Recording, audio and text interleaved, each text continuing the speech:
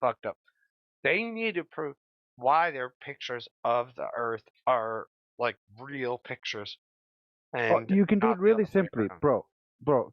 Just take when they post a picture, you just look at the picture and say like, look at that edge where it's curving the water over there, and they're like, yeah, it's curving, and then you're like, where's that in reality? The checkmate right there. They don't have that. Checkmate 'em. I'm gonna checkmate him by saying, "Hey, do you see that? How this isn't really real life or real water?" What if it was an image of the Earth, right? And they showed the Great Lakes in Mexico City. Right? We can go to Mexico City and see if the Great Lakes are there, right? Yeah. We don't need to prove how that image was faked at all. We go, hey, dude, we went to Mexico City. There ain't no Great Lakes there. That image is bunk. Yeah, but are you saying like we can't go to like your average person or like maybe nobody can like go to space and like take a picture of the Earth, and so you can't like objectively see that with your own eyes? Whether you could or not, even those images still need validation with the Earth.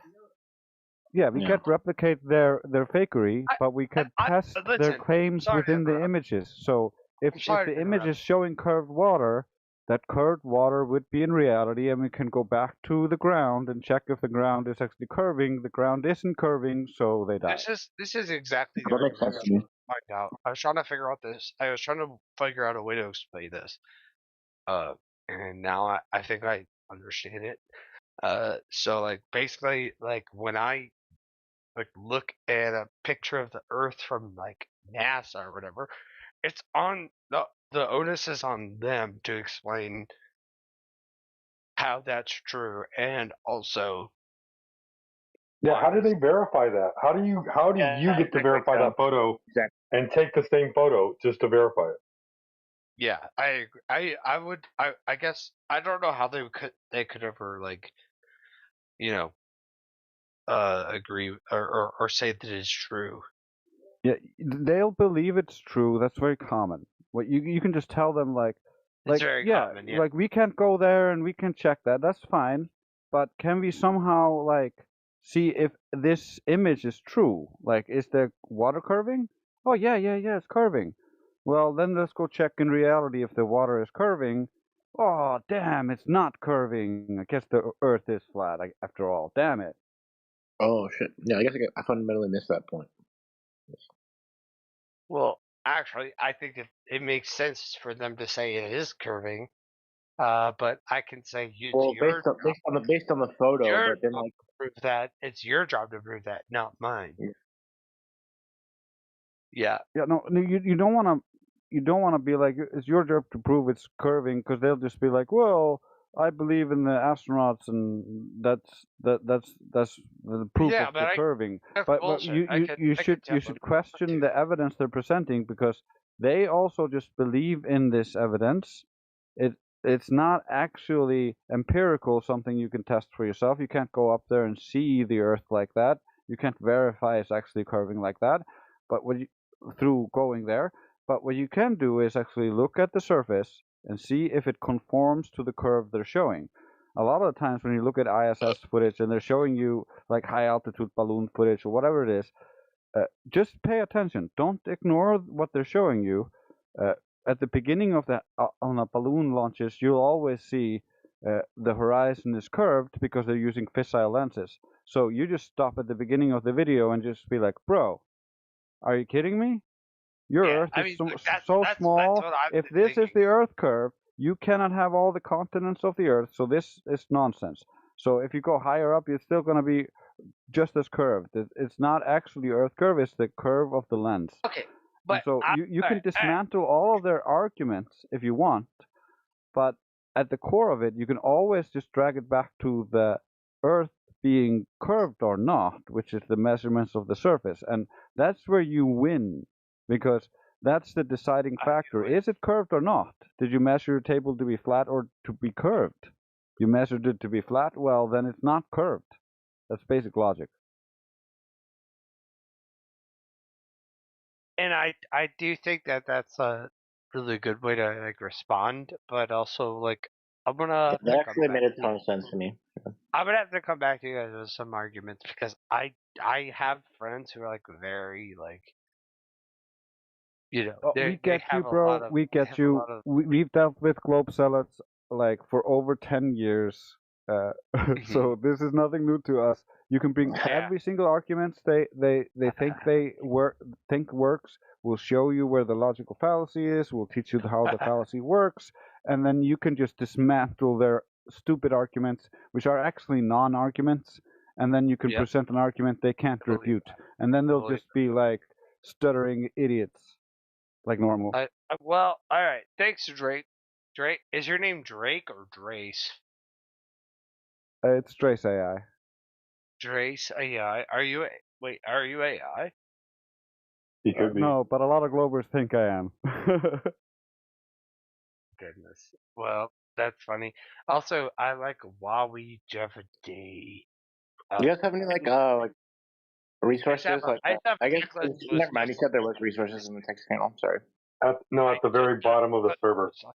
All of Uh, that Flower of Life circle that I had. I used to have that whole thing made out of silver as a necklace on my chest. Then it got broken. Oh, he left. Oh man, what the hell? Is Dr. Jordan Peterson in this too? Okay, well, anyway, I think that's we'll talk later. Thanks for helping me out. I don't really know what else I would. Yeah, you can always invite your Globe Zealot buddies in here, or Well, that's like what I Drace. don't want Yeah. to do. That's what I Oh, you don't don't want him in here. Okay. Well, that know. I'm Drace's gonna be plan able was to talk good. to Yeah. myself. Yeah, Drace's plan Say, was good to practice. You could bring in if they have a decent, if what they think is a decent argument, then you could bring it in here, I and we don't could think they have a teach you decent. how to dismantle it. Yeah. Don't think that. I think that I have to have a good one to them. You know what I mean? So I'm gonna do. Oh shit! Yeah. I dropped my guitar. No, don't do Ugh. that. Oh no, it's fine. Okay, good. But anyway, Don't all right. break I'll it. Have a good night, Joan. thanks for talking to me. I really appreciate that. Yeah, good to talk to you. Come back again.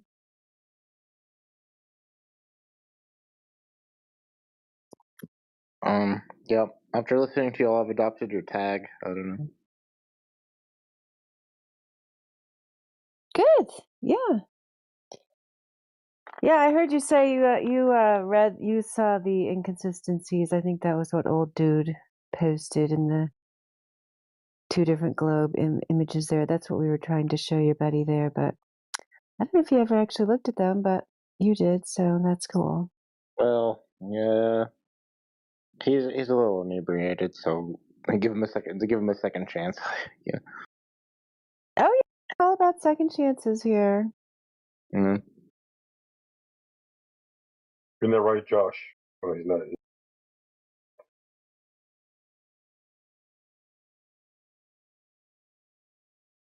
But yeah, no, the devil's in the details, really, at the end of the day, right? Like the more you dig into it, the more you start seeing how they went about, and sometimes they take the short way around, sometimes they take the long way around, and they always try to put a bunch of smoke screens up. So you just got to pay attention to the devil's in the details. Yeah.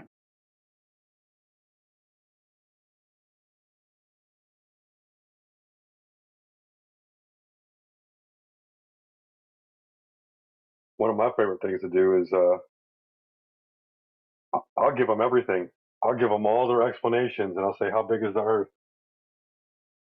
Like, what do you mean? Then we have to go down that whole rabbit hole about how big it is, and then the next question is, how far away is the horizon from a 6-foot observer? And then that's really what screws people over after that, because most people who believe it's a globe, they understand that when they've gone out to like large bodies of water, they've seen things like 15, 20 miles away. Yeah. Isn't And that becomes an issue. Isn't like the measuring of the coastline, like bodies of water, kind of all about what, like fractal geometry is about? How so? Well, I mean, I don't know. Like that's just always what I've heard. Like fractal geometry is like how you measure like something that is immeasurable, like just kind of Yeah, made up, that's you know? just that's why they say the coastlines are immeasurable, is because the water keeps rising and falling and the coastlines keep changing, and so uh, the the the closer you draw in the boundary along the how when the land recedes inwards. I don't have good English for this. Oh, you're good. Yeah, the closer you go High to the tide, low actual tide. landmass, longer the distance around the landmass is. So it becomes retarded uh, way. You can't really define it by its distance without having an arbitrary standard. Yeah, that makes sense.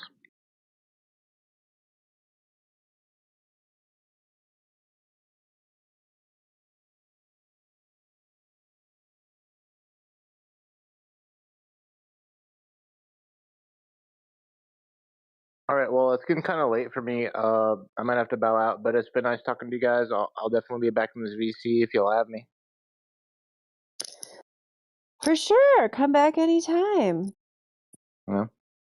Yeah, we also have the English Hub and Politics server where we have outposts and we go out and talk to as many globe believers as we can, because that's kind of what we are, the globe outreach community where we try to help the globers accomplish some form of rational thinking.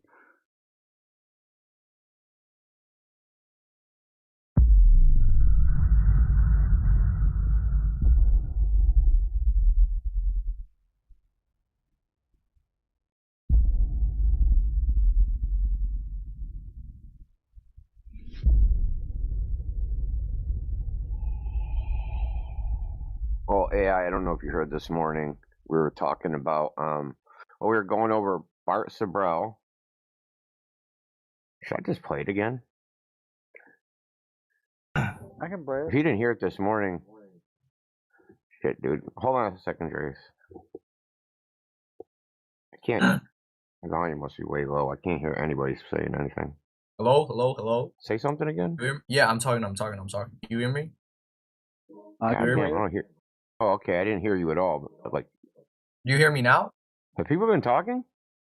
Yeah. People been I'm talking. just losing my mind. But No, most I people are was muted. It typing seems most people are something. muted. Okay. Are you hearing voices? Yeah, I'm I'm talking right hearing now. no I'm talking right voices. now. You don't hear me? Wait, am Yeah, I play it muted? again. It's so good. It's worth I'm playing muted. again, man. It's classic. So how many to You don't hear Mars? me right now? Is my If mic it's not 20, working? I think they settled on 22 for the moon. Wait, why you keep talking So over how many me? for Mars? Huh? 22,000. Oh wait, do you actually not hear me or what? Saying it himself. There's not enough fuel to leave Earth orbit. Let's hear It is commonly believed that men will fly directly from the Earth to the moon. Yeah, But to do this, we would require a vehicle of such gigantic proportions that it would it's prove called an economic they do it through impossibility. the rocket. The NASA rocket. Calculations have been carefully worked out on the type of vehicle we Wait, y'all would don't hear need me or for the what? Y'all don't non-stop hear me? flight from Earth to the I moon know you're and saying that return. like people aren't The talking. Like figures most people are speak muted, for but like themselves. you hear me? Do you? You hear me? Yeah, you hear me. You hear me. Oh, Okay. there's a freaking recording playing, dude. Yeah. It like it's called the rocket. We do like the NASA rockets, and then they go up to the moon. What about it? Well, is anybody available to talk right now? You said what? I got Anybody? this, bro. All right, cool. Thanks. I watch this, bro. This guy's gotta get cooked, bro. Hey, yo, Diddy. What? Does water stick to a ball? Depends. Does water stick to a ball? No. If you spin the ball, would the water stick to it? No. Welcome to Flat Earth.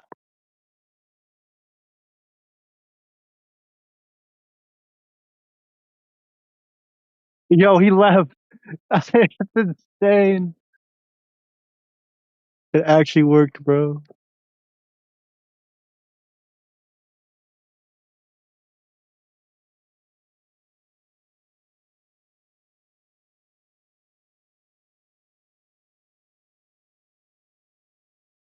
That was funny.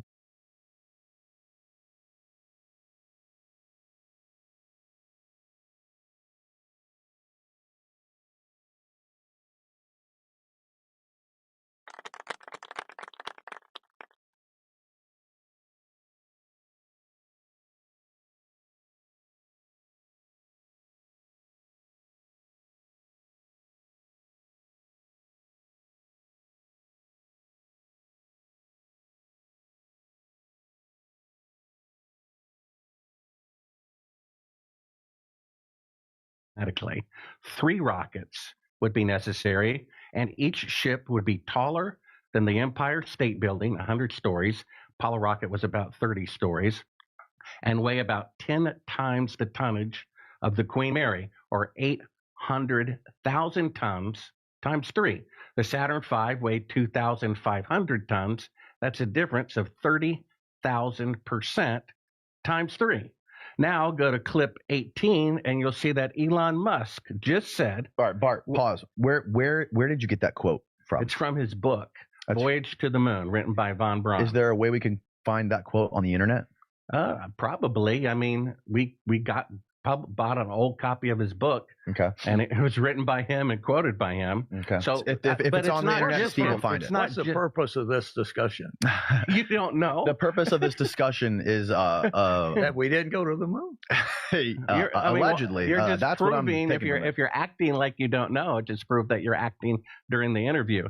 So he's not the only one who said you need multiple fuel trips to go to the moon. So von Braun, he's saying von Braun himself was quoted saying that the Apollo missions would need multiple fueled 3 rockets, each one 30,000% heavier than the Saturn V rocket. Yeah. And then Elon Musk said about 6 months ago, if you go to clip 18, he said the Starship, which is 3 stories taller than the Apollo rocket and with the boosters on the side, carries twice the fuel as the Apollo rocket. He says it will take 15 launches, or the equivalent of 30 Saturn V rockets, in order to leave Earth orbit. We even have a video clip of von Braun saying everything, the best rocket he can build, can only leave Earth orbit. Let's play that clip. Let's play the clip of von Braun from the horse's mouth. Let's get what he's saying. What clip number is that? So see if you can find it. What clip? That one I didn't include, but how can we find it? Just go to Sabrel.com. It's one of the links of the book. I don't understand this conversation. Well, read this article. We did it. I understand that's your position, that you did it and you went and you walked on the moon and you brought back the moon rocks. But why would von Braun say that it was impossible to get to the moon without multiple fuel trips? I don't know.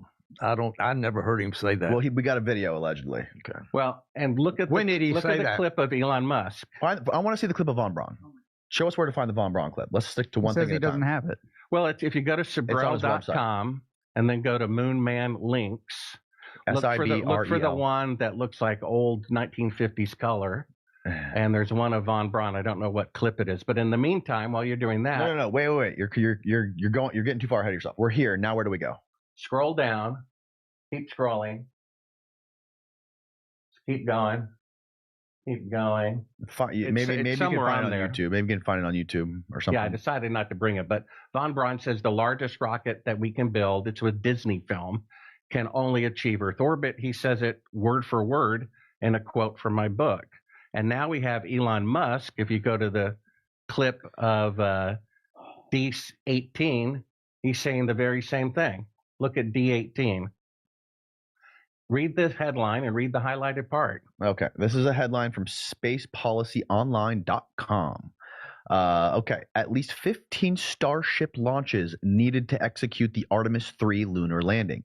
SpaceX will need to launch at least 15 Starships to execute the Artemis 3 lunar landing, NASA said today.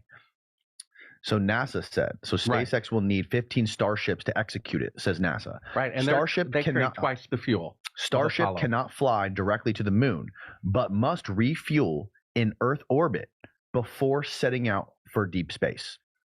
Yeah, that's what the clip of von Braun says that I didn't include, that you can go to the moon if you do multiple trips of fuel and ferry the fuel first. Mm-hmm. And now you're going to love this next clip. Go to clip 19. This was said less than a year ago by a rocket scientist who works with NASA.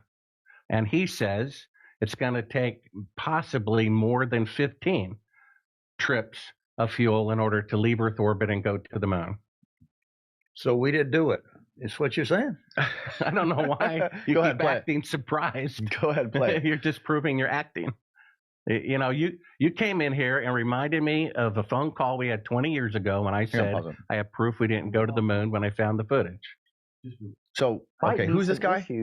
in how people communicate about it. Like there's some architecture problems that people are unwilling to talk about these days because of how they got there politically. And I was like, you know what? I just want to go say the thing that nobody's saying. So that's what I decided to do. Now, a lot of people I respect, when I was doing my research and asking these questions, they said, be careful, Destin. If you say certain things, this might change your relationship with NASA forever.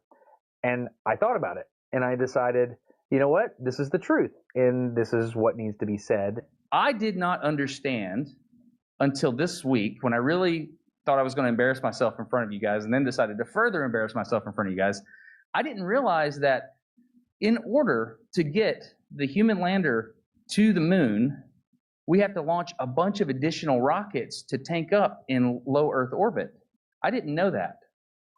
And I'm like, well, how many rockets do we have to do that with? And they're like, 6. And then I start, because I... Who is this? He's a rocket scientist building rockets for NASA. What's his name? I don't know. That's would be important. To know. That guy, he's a YouTuber. He has a channel called Smarter Every Day. Smarter Every Day on YouTube. Okay. So he's saying it's going to take multiple. Let's finish playing the video. Yeah. I know people. I start calling people. I was like, dude, really, how many rockets is it? They're like, well, boil off. And okay, so I was like, some people are like, well, it's looking like 8. I was like, 8 rockets? We have to fire 8 rockets to fire 1 rocket to the moon? And then they're like, I mean, that's what they're saying, but it's probably more like 12. Really? And then I was like, I'm an engineer. I know how to do this stuff. So I started to account for like nominal schedule slip and boil off. And this is how many rockets it's going to take to fuel up that thing to get it to the moon. I've done the math. If you had any questions? I found the Von Braun clip. It's D17 there, Steve. Okay. Von Braun says the biggest rocket you can build can only achieve Earth orbit. You need multiple fuel trips to go to the moon. Okay. Says it on camera as well as in print. All right. This will be good for Charlie to see. Charlie, watch this one. Here to reveal a plan for a trip around the moon is the chief of the guided missile development at the United States Army's Redstone Arsenal, Dr. Werner von Braun. A voyage around the moon must be made in 2 phases. A rocket ship taking off from the Earth's surface will use almost all the fuel it can carry just to attain a speed great enough to balance the pull of gravity. Unpowered, it will then keep circling the Earth in an orbit outside of the atmosphere. This is the first phase. However, if we can refuel the ship in this orbit with fuel brought up by cargo rocket ships, it can set out on the second phase, the trip around the moon and back. So 3 people just said, Von Braun said it twice, that you have to make ferried fuel trips to have enough fuel to leave Earth orbit. You had him say it on camera, you had Elon Musk say it, and you had a rocket scientist building rockets for NASA saying it. He also said, I just discovered this, because he is taking the Apollo launches on faith. My bank web page says that my money is backed by the faith in the United States government that kills their own presidents, kills their own soldiers, and fakes moon landings, right? So, Charlie, what do you make of that video of Von Braun saying that you would need to refuel in Earth orbit to get all the way to the moon? And because he said it would take all the fuel in the rocket to get that orbit around the Earth, and then you would need to refuel again before going to the moon. I've never heard that before. Okay. Actually, they built the Saturn V. Yep. And the Saturn V. Mm-hmm.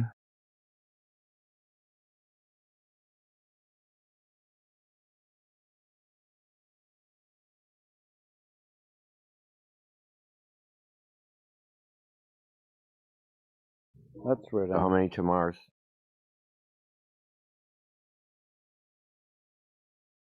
Well, a lot more than to the moon, that's for sure.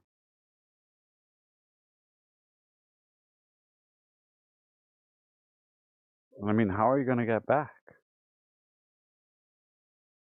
Well, I guess you just need twice the rockets. Yeah, but how are you going to get those rockets to the moon to refuel? You need 20,000 rockets for each one of those rockets. You just make a string of rockets between here and Mars. right? And you just go along the string and you just fuel up every couple million miles.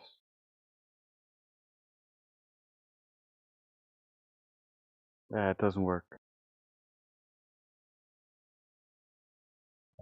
Well, we got a couple new guys in here. Postorama, he was in the debate text earlier. You might want to speak. Oh, he's a character. He's in my DMs. Maybe you'll quit yourself better in here. He has questions about the rocket issue that they were just talking about. Oh, okay.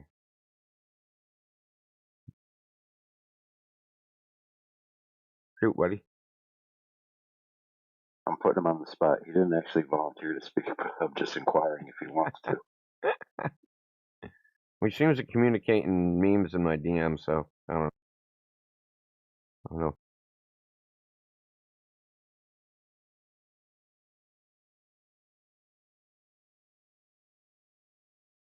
Now we got Cider Philip.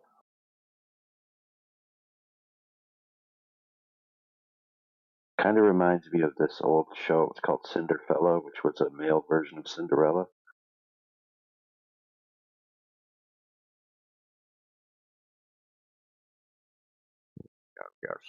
In case you guys don't know, Cinderella she had a magic thing where she was dressed in a gown and she had this pumpkin carriage.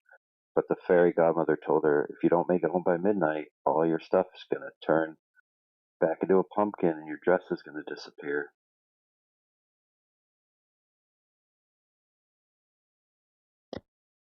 Yep, I remember that one. Yeah, kind of like when you're on your way to the moon. Like if you calculated 16 rockets, but you really needed 17, you're dead. You just blame it on your wicked stepsisters.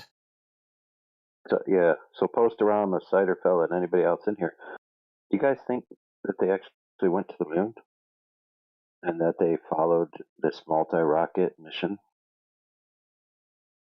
Or do you think that they just took one rocket straight to the moon?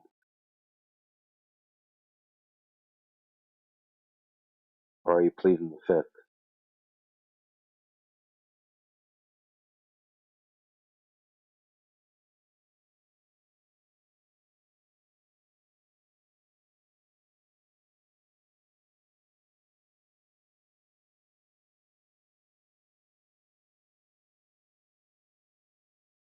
Yeah, when you guys were playing that, I was thinking, I wonder what it must have been like living in, the 50s and the 60s, and you'd hear something like that and you'd think, oh yeah, these really smart guys are doing this stuff and they're figuring it all out. And like, I feel like if I lived in that time, I would have been like fairly inclined to believe them, I think. But then like these days, you wonder, how could you possibly still think these people have any idea what they're doing or that they're serious in any way, shape, or form? Like, the government has just lost all credibility on all fronts. I just don't even get it how in 2025 you could still take them seriously. I just don't get it at all. So yeah, if any of these people take them seriously, please speak up. I need to hear what that's like, because it sounds like it'd be fun, like to actually think, oh yeah, we've got people in charge and they're doing stuff, and they know what they're doing. Like that would feel really secure and safe and stuff, It must be fun. Well, got to remember what was all going on in the 1950s and 60s, all the technological improvements. We had, everybody started buying automobiles. They could afford to buy an automobile. Indoor plumbing became standard in housing. We went from radio to television. We went from prop airplanes to jet age. So everybody was like, oh, we're doing all these great advancements, right? So they all Yeah, that's what I bought mean. into it. Yeah, it seemed like, we really were doing stuff. Yeah, and we were cool. Yeah, Yeah. I hear But you. it's different today. Today we already have all that stuff. We were born with it from day one. And then we look at the moon landing and go, wait a minute. We've got computers now that fit in the palm of our hand. How the hell did they do this in 1969? when the fastest computer they had there filled an entire room.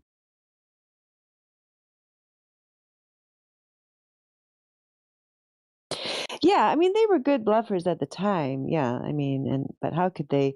Yeah, but obviously it did not stand the test of time. I mean, most clearly their story does not hold water in any way, shape, or form to any thinking person. I mean, it's just completely absurd. Yeah. Well, Dandelion, that audio came from an interview for the first time, a debate. What kind of debate? Though they kind of weren't debating. Was Bart Sibrel, the guy that did Astronauts Gone Wild, and a guy that claimed he went to the moon, right? The Apollo 17 or 18 or astronaut. And the guy just kept saying, "What are you saying? We didn't go?" Like he was like stuck in a script, man. Like he couldn't. And then when he talked about the moon landing, he talked about it in the third person. It's the weirdest thing. It's like he's almost like I wouldn't even call it acting. Like just like I don't know, Rain Man level, just saying like the same, just repeating the same things over and over again in the same way, very inorganically, I might add.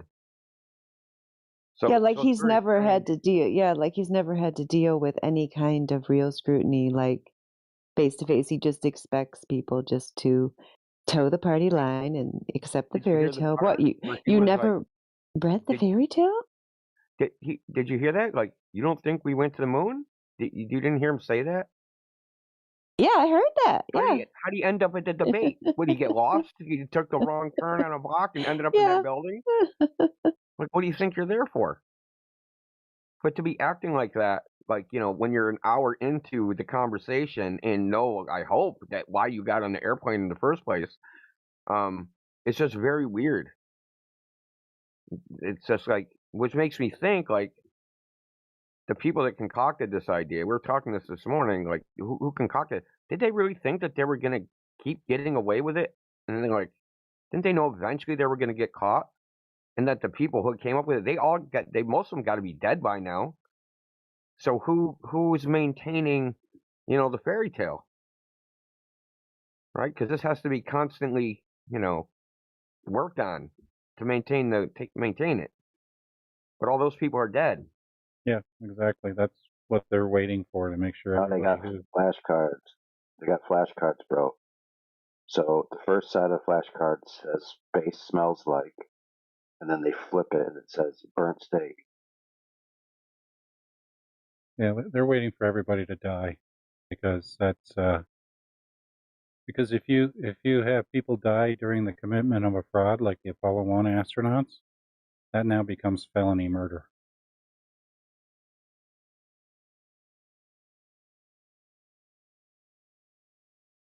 Oh yeah, they totally. Yeah, someone should definitely be adjudicated for the Apollo 1 Yeah, felony murder for and sure. Florida has the death penalty still, so they would be subject to the death penalty. As they should be.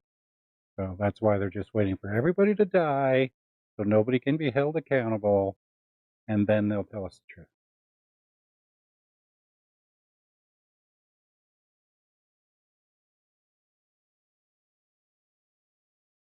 And that was just part of it. That was just the one part I heard. They also go over the moon rocks. They go over the radiation and some other stuff. So I don't know. I don't know about that. I'm gonna post a link to the interview / whatever in the chat. But the guy, his name is Danny Jones. I've seen some stuff he does. He interviews some, he interviews some wackos, people with some crazy ideas, and he does entertain them, no matter how the crazy thing they say. But if they claim that like they have evidence of something, he actually makes them produce it. So in the case of Bart Sibrel, he said Werner von Braun said blah blah blah. He made Bart actually produce von Braun saying it and everything he was claiming. So like, good on that guy for actually holding everyone's feet for the fire. Unfortunately, astronaut guy gets to make a lot of claims he can't back up. But he's old. We'll We'll let the elderly people get a free pass, I guess.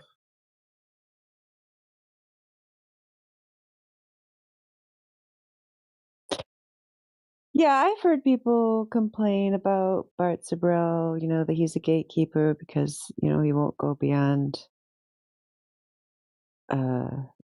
explaining the obvious fraud of the moon landing, the clear deception that has zero basis in reality, but won't go beyond that to, I guess, Flat Earth. I don't know if he's made a direct statement about Flat Earth or not, but I'm not going to be too mad at him or, be cool if, anyone who would actually continue on from the obvious NASA fraud to see that they're, yes, obviously producing these fake globe images, and the whole purpose of the whole Apollo fraud was to perpetuate the globe delusion. It'd be cool if everyone got to that point, but, people are willing to do whatever they're willing to do. I'm not going to be too mad at them. Did Bart Sibrel ever make like an actual statement about Flat Earth, or is it just his silence that's the problem? I think he has said it's a psyop or something stupid like that, or it's a distraction, or he won't even address it, as far as I know. But is it like, Bart Sibrel said a lot of dumb shit over the years. He's tightened it up, I guess. At least in this interview, he tightened it up, because he'll say a lot of things. Like he said, I remember he said like a year and a half ago that he had information, a confession from somebody that he was going to release, and it was never released. So he does make some crap up from time to time. So it's not that I don't think he's just a guy that got lucky and came across some information. I mean, a lot of the stuff, like anybody could have come across it. It was in the public. It's publicly available. What Ron Braun said, what Musk said, what this other guy said. All that stuff's publicly available. The only thing Bart Sibrel did is he stuck a microphone in their face and asked them the question. That's the only thing he did. That he had the balls to ask them. As far as like, there's people way better than he is as far as debunking the moon landing. I mean, I don't idolize Bart Sibrel, let's put it that way. So whether he's for Flat Earth, against Flat Earth, I think Bart Sibrel's for Bart Sibrel. That's what I think. I think this is a money-making operation for him, and always has been. I like that and there's a lot of people like that. I like how that clip was presented without saying who the players were, really. And then finding out that the other guy across from him was an astronaut that supposedly went out there and did it just made it all the sweeter. Because he sounded so stupid. He's talking in the third person. That's the weirdest part.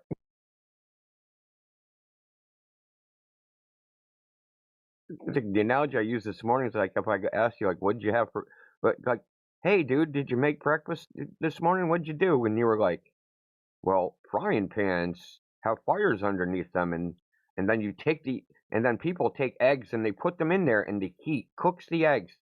No, dude, I asked you what you did. I don't need you to tell me the mechanics of frying an egg, right? Like from the third person point of view, and that's what he does when pressed on everything. He just gives like this, like he's given a seminar on the technical details instead of like, well, this is what we did. It's like from just like reading the manual, it's really weird. Right. Strange. Well, you know what? I got to give him props. Listen, I got to give him props because at least he read the manual. Unlike that one guy when he was asked about a leak and he said, well, I guess you have a leak. And the same guy that was talking about the rocket smarter every day, he's the one that asked Don Pettit that. It's the same dude, the exact same dude. Hilarious. And that dude, we're rehashing a lot of stuff we talked about. Reality Criterion is probably banging its head against the wall because we already talked about this morning. His dad worked on the James Webb Telescope, and he grew up with all these NASA people, like his dad's colleagues, and going to company picnics and all that crap. So he knows all these people personally. They known him from since he was a little kid. You know what I mean? So he's connected. He's part of their little subculture or whatever.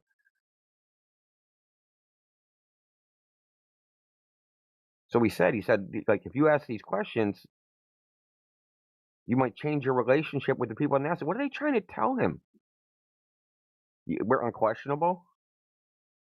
Danny, you're part of the secret club, dude. You can't question the secret club. Can't make the secret club look bad, Danny. And Danny was like, fuck that, red rum.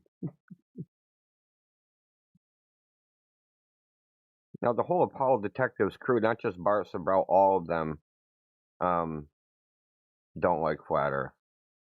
It's just very funny, like, how they can sit there and go over how NASA basically faked the initial 30 years of their operation and fooled the entire public, but, they can't keep it going. Like, what made them turn the corner where they stopped lying, right? When did they stop lying? 72? Was it 77? What year did they say, oh, now we're going to start telling the truth? We actually are doing these things. When was that?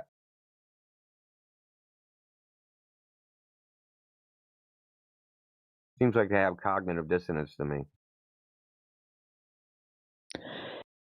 Yeah, they're probably just doing what's comfortable, convenient, or profitable for themselves. Like you said, there's a lot of partial truth tellers like that who they perceive flat Earth as a hot potato or something that's going to invite ridicule and so on, and they don't want to do anything that's going to challenge, the operation they've currently got going on, especially if that's profitable.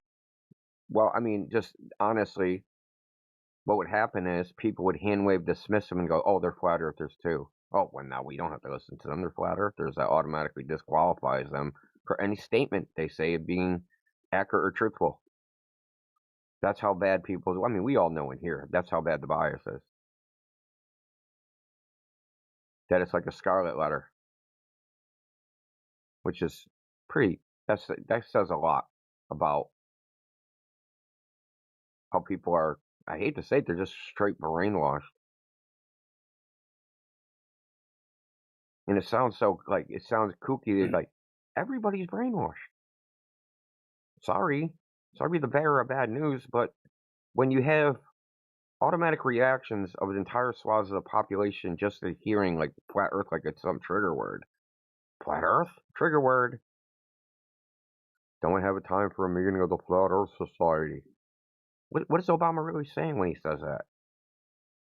What does that mean? What is he alluding to? He means dissenting voices don't count.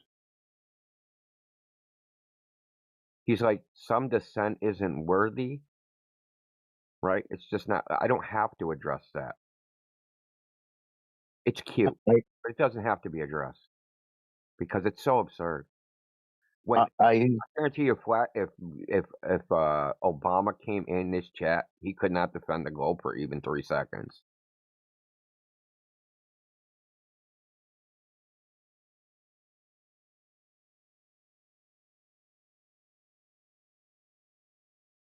Now think about it.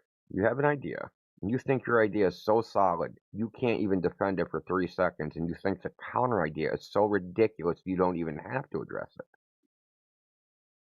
And you don't think you're brainwashed.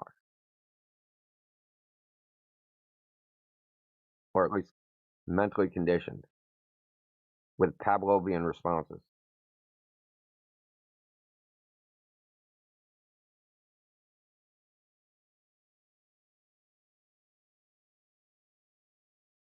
Yes, why would they lie? Look inward, dude. Look inward. That's where the answer is. Look inward. That's really. Your people in here lying that they saw Kurt from a plane all the time. And they go, why would they lie? Look in a mirror. Look inward. Ask yourself. Yeah, your government lies to you constantly, and have been doing it for hundreds of years. Why would they lie? Why would the sociopaths lie?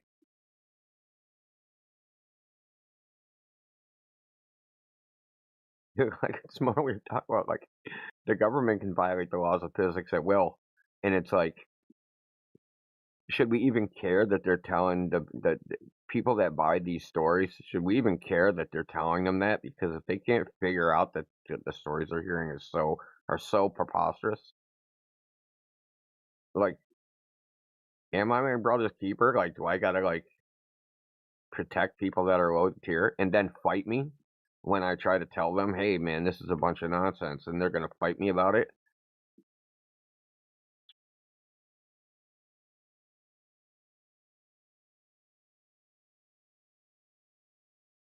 I mean, we sit here just give out information for free, our time, and get disrespected, ridiculed, name called. Like,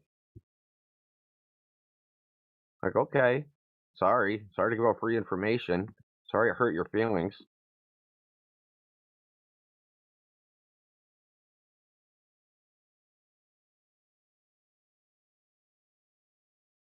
Yeah, Post-Norama. You're pretty much expert at frickin' whining. So why don't you uncork your mic,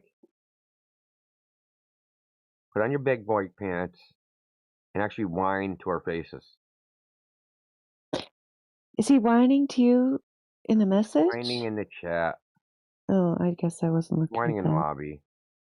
Oh, okay.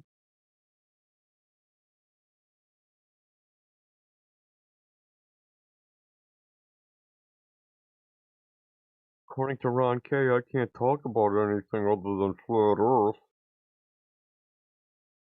He DM. I don't know if you heard earlier. I mean, I'll just take a screenshot of my DMs because it's so freaking retarded.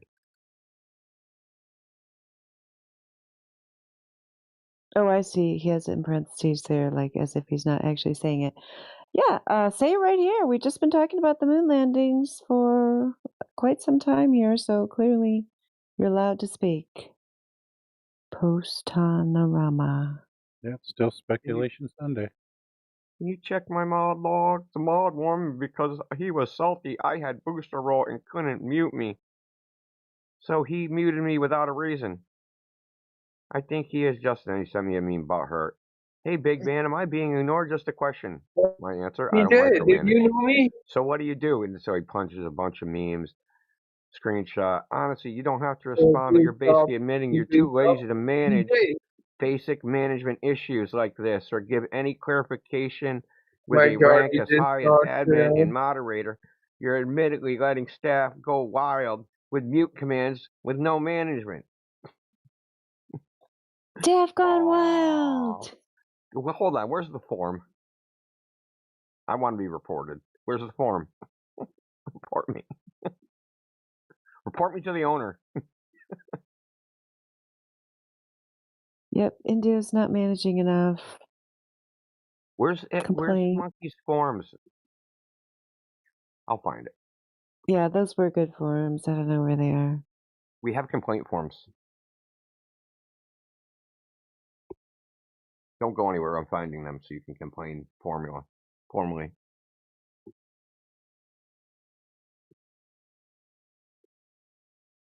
Here we go.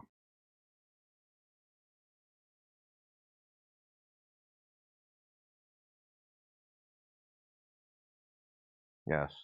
I will DM you the complaint form.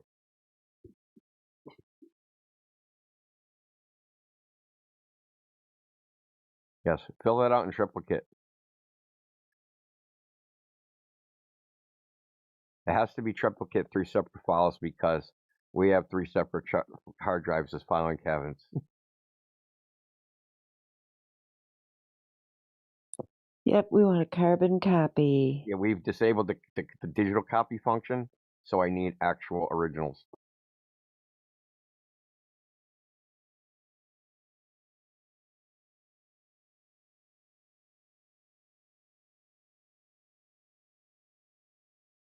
And we'll get back to you once all your papers have been processed. Yes, has to go through the proper channels. Up the food chain, so to speak, to the right office.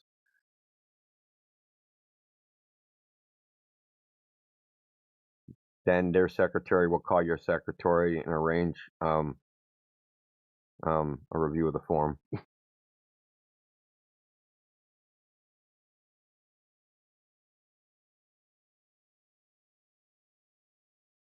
I don't want you to think we don't do anything around here.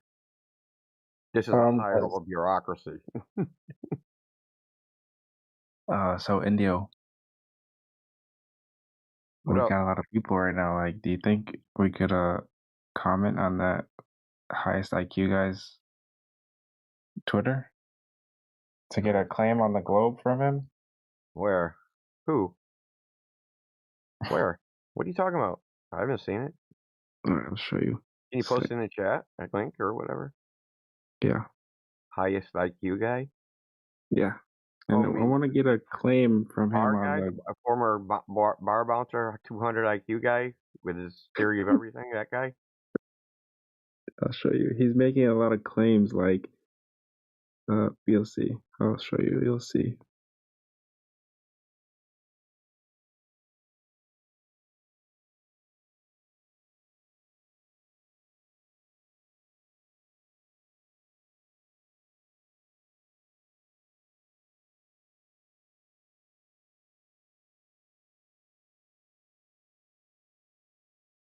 He knows that IQ tests were developed to detect retarded children. Getting a high score only means you're likely not a retarded child. Oh, that just reminded me. Yeah, like the high score that made me think of arcades. Like, wouldn't that have been cool if they had like an IQ video game and then you could have like the high score? It'd be so fun. You could have your little initials up there.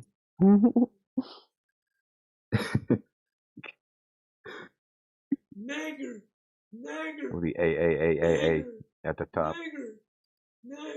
So we're going in live stream voice text. Yes.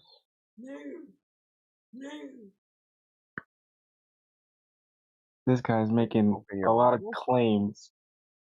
Well, his main claim right now is that we believe on Jesus Christ because I'm the highest IQ and I claim that Christ is God. So he's making other claims, but that's the main one. But I want to hear him claim either globe or his proof. Is there any validation his IQ is actually 276? Yeah, there is. On his account, you can see his. How old was he when he tested? Let's see. And where did he get tested? Okay, so verifiable below. Here's the verifiable link, apparently. Yeah, I'm looking. All right, right there is that verifiable.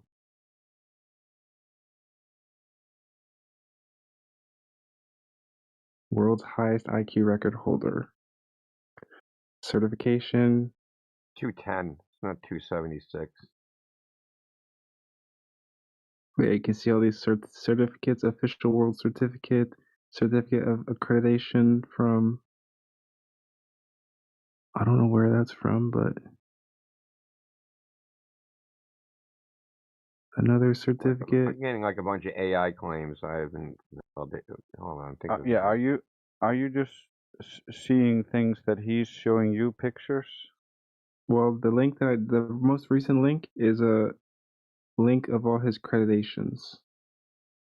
Credits. Yeah, and Andrew Tate was also the most searched guy on the internet, so like that shit doesn't matter. Hold on, let me look on Yandex for this guy. I mean, they got maybe contaminated frickin' Google. The International Non-Olympic Committee. What does that mean? The International Non-Olympic Committee. And it goes to some frickin' junk website. So I went from CBS42.com. Says a link to the International Non-Olympic Committee, which is the URL is i0.wp.com /gigasociety.net. Stop the cap. Exactly. Yeah, this looks fake as hell. Not to mention, like 360,000 I think that Twitter post is an IQ test. Yeah, I played around with the IQ tests, and if you're gonna get score that high, you basically don't have time to read the questions, and so you just have to like choose the answers as fast as possible until you get to the end. And so you kind of have to memorize the pattern, and you can get really high that way if you memorize the pattern. And it's a newswire story, a press IEN press wire, but CBS and a bunch of these networks scrape those news sites, but you buy the article. These are paid articles, usually for businesses to make announcements about products. Jaeger Society, Facebook, LinkedIn, Korea Times. Let me say Korea Times. Trying to validate this. But if he doesn't make a claim, like, he's full of shit anyways. He has it in, he has it in his profile. He has it in his profile that he has the highest IQ in the world record holder. I mean, but if he doesn't make an Earth claim, like either flat or round, then it's fucking useless, bro. The World Memory Championships. What the hell is that?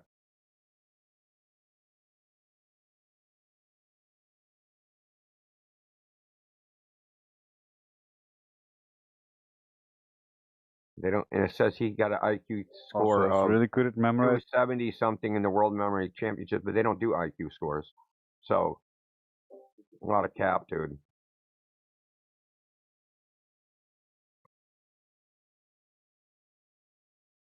Let's see if he's in Mensa. We'll just check, dude. That's pretty much the standard of whether you're have genius level IQ if you're gonna claim it. Oh, he's literally what? He reposted. Proud to welcome the world's highest IQ holder to the team, RealBet.io. He's sponsoring gambling. That's insane, and he's saying he's a Christian. Like, yeah, that's insane. Look at this.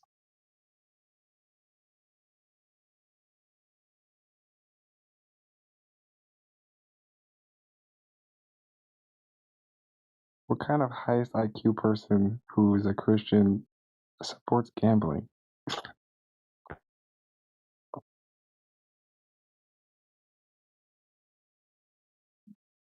IQ is not a good standard for intelligence, and when you're dealing with these really high numbers, like I said, most of it's fake.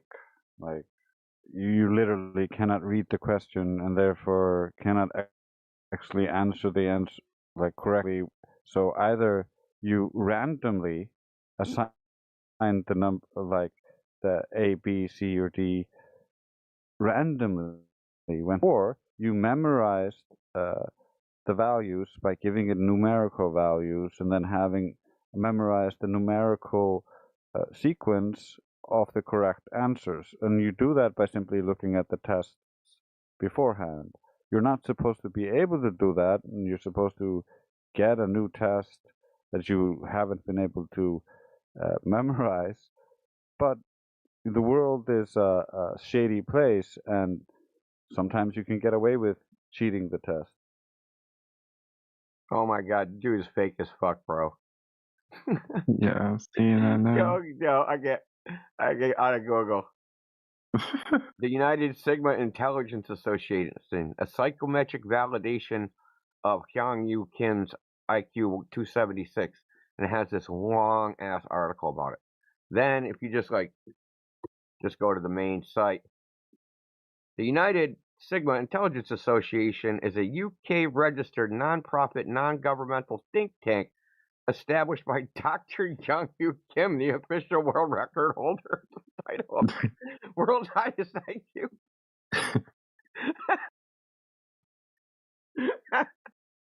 Dude,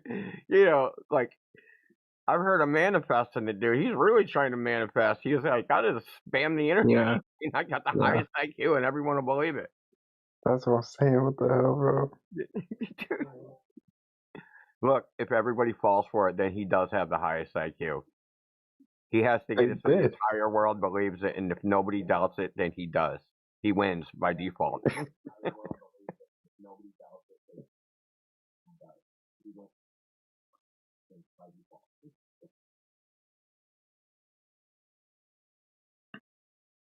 Yeah, he's betting on crypto odds. Yeah. Like, what the fuck? Oh, dude. Thanks for bringing that in, dude. That's pretty funny, man. That's almost as funny as that astronaut.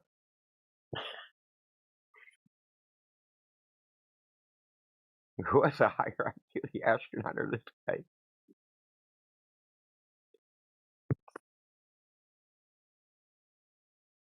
Hey everyone.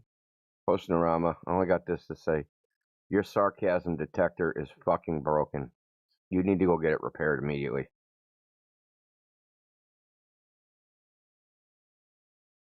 He thanked me for the forum. Unbelievable.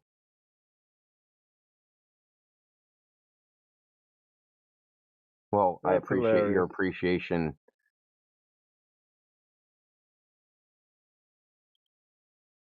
I look forward to filing his form.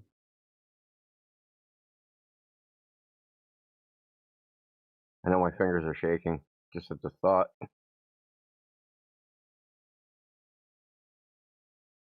He said he doesn't need it now. He said that he needs it for the future. He said thanks for sending it. He might need it in the future. So he was at least polite. But you're not text sarcasm for shit. Well, yeah, and because cool. you proved that you proved you're a good manager by producing a form. Yeah, so now he doesn't have to complain anymore. Another kind of question is any of us this guy? Rest in peace, Globe on Twitter. Is that any of us here? Nope. Okay. I like his content, but some of it's kind of like wacky shit, bro. Yeah, some of it's kind of wacky, flat Earth shit.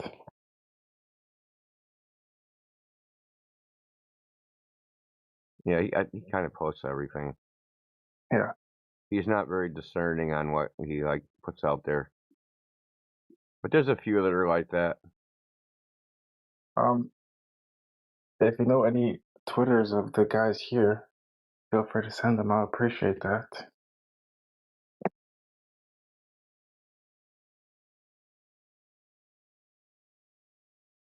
I like his name. Yeah, at the Globe is Dead. That's cool. It's real definitive. I like it.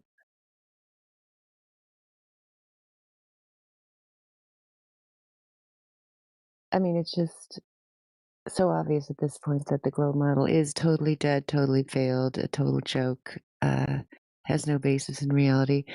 But, like what you were discussing earlier, like how much should we keep providing free information to people who don't take it seriously and who continue to produce the response they were trained to, which is ridicule flat Earth and worship NASA. I mean, they're just doing what the majority's doing. They're just following the crowd. I mean, they're not doing anything special. They're just doing what they're expected to do, like little trained SEALs, so that's what most people do. I don't know. That's how it always has been, and I guess that's how it will be for the foreseeable future, that most people prefer to go along with the crowd and take the comfortable path, even if it's clearly wrong, and they don't want to question anything. So, I mean, I don't get as upset at those people as I used to.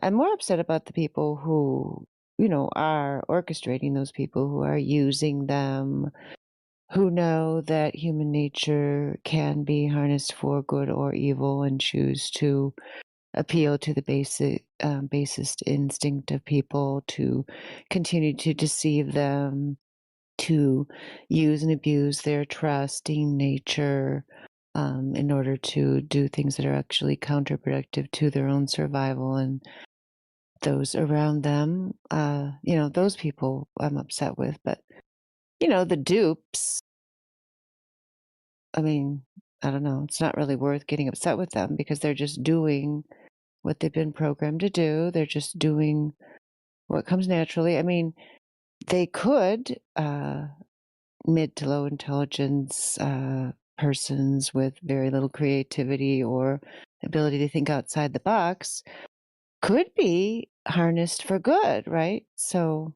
I mean, they could, with a decent leadership, they could be, that same tendency could be used for a good purpose. So it's not inherently bad to want to go along with the crowd, to want to follow authority blindly, and so on. It's just with that same trait, you're unable to actually evaluate that authority to see whether it should or should not be trusted. So it really is up to the people who are leading them. It's them who should be held accountable. The ones who are leading them off a cliff, those people.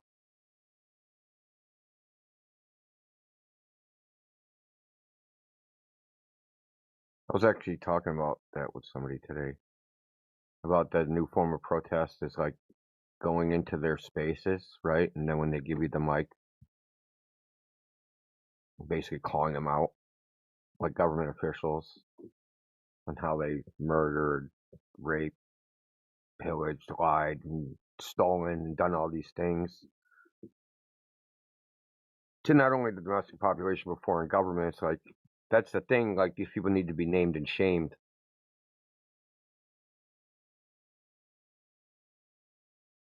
They're insulated from actually having to answer for what they do. I mean, even that astronaut that we were listening to earlier, he you know, they're not treating him like he's a he's a liar that deceived generations of people into a fantasy. Like, they're just like, oh, he's just an old man. Yeah, we're questioning what you did. It's okay, Grandpa. Drink your tea over there, right? Instead of berating him, interrogating him, just because he's old, don't mean like he's still a man, right? Bro, if they did that, he'd probably break. Like, if we got him in a room and recorded him, yeah, it'd be insane.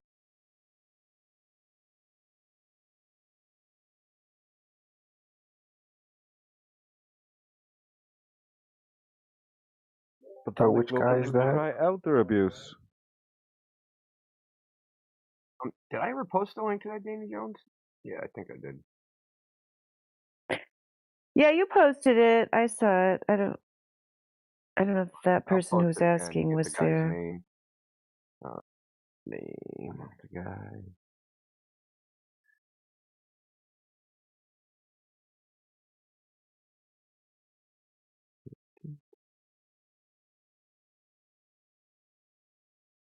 Charles Duke.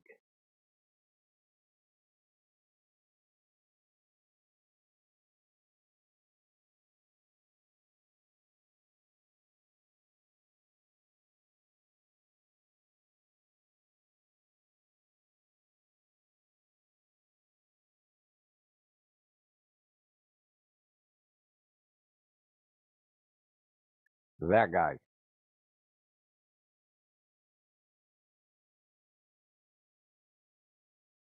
The youngest person to walk on the moon.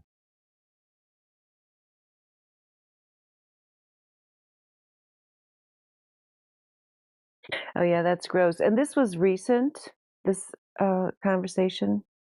On December 1st. How old is he now?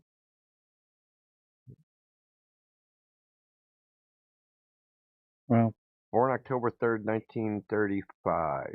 He'd be like 91 now.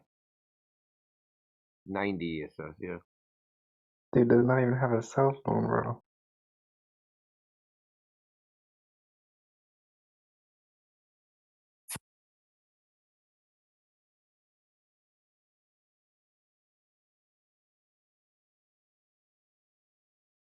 In 1965, NASA announced it was recruiting the 5th group of astronauts. Duke spotted a front-page article in the Los Angeles Times and realized he met all the requirements. He went to see Yeager and the deputy commandant, Colonel Robert Buchanan, who informed him. This is a wiki article I'm reading. Quite the tale. And you can do anything in America. You can even go to the moon. They were Yeah, informed 'cause him that there were 2 astronaut selections in progress for NASA and 1 for the USA Manned Orbiting Laboratory Program. sure, NASA just randomly picks people for this program instead of carefully choosing them. Yeah, so they just took it out of the general population.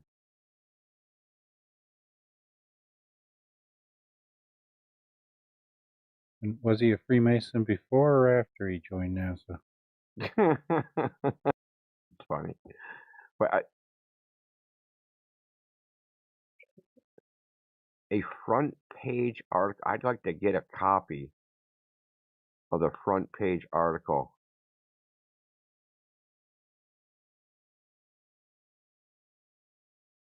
This is a job for AI. It's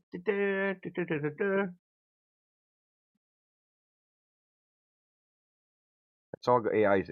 They're already planning. They're already saying the search engines are losing revenue because people are using AI to basically do the search for them, which is what I'm doing right now. So Yeah. The AI can collate the information a lot better. and not be distracted by ads, little flashing lights that like people.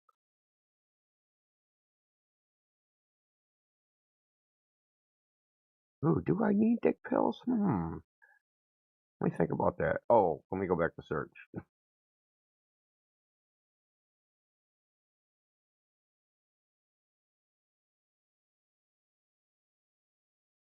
So I didn't get an image, but I got a synopsis. Oh, actually, no, I got a link. Let's see if this works. Yeah, maybe. It's not looking good. Papers.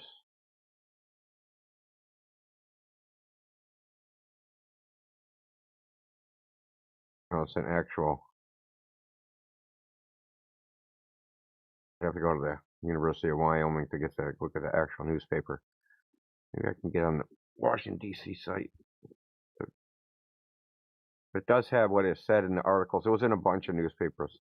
Headline read, NASA's recruit new pilot group, or NASA recruiting new astronauts, and it was in a bunch of major newspapers, the same way they do it now, where they repeat the same story over and over again everywhere, and said, citizenship, U.S. citizen, age, no more than 36 years old, born after December 1st, 1929, height, no more than 6 feet tall, education, bachelor's degree in engineering, physical or biological sciences, experience, jet pilot experience, at least 1,000 hours.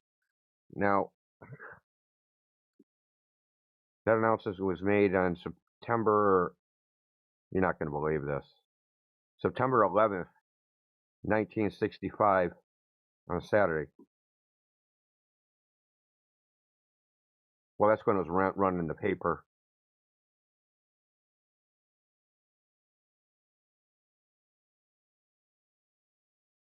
How many jet pilots could there possibly have been in 1965?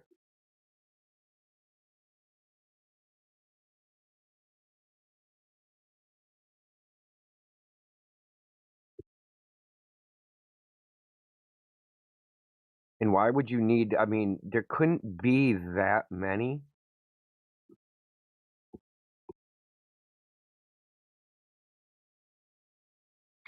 Yeah, it makes me think of the Sherlock Holmes story, The Red-Headed League. I don't think I know that one.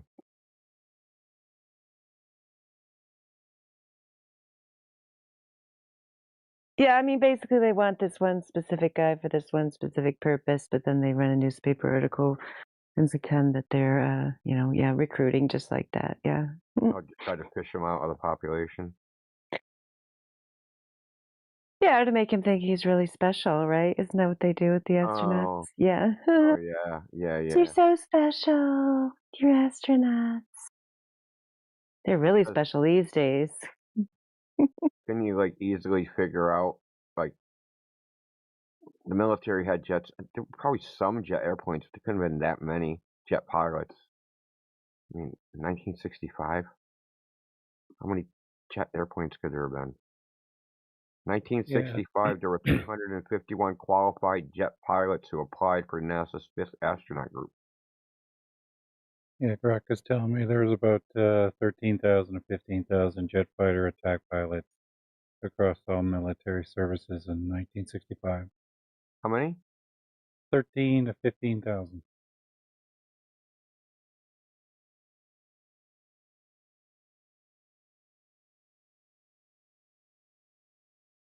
But Dude, that number Gemini's telling me rose during the Vietnam War. 55,000 active duty pilots. That's cap, dude. There's not 55,000 pilots, bro.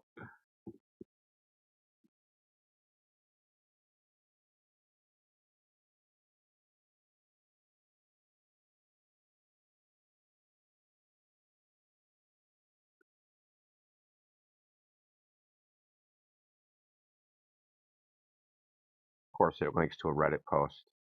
Ugh. Sometimes you have to turn off Google search in Gemini. It gets a little stupid.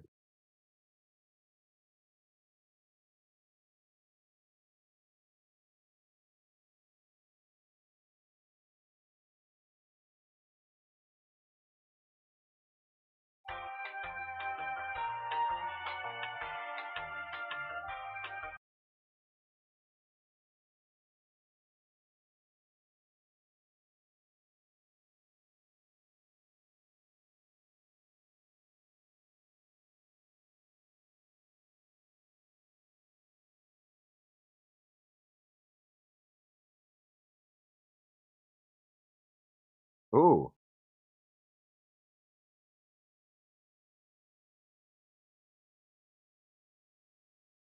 There's a working at NASA Reddit /wiki /working at NASA /wiki astronaut. Are you looking for a job?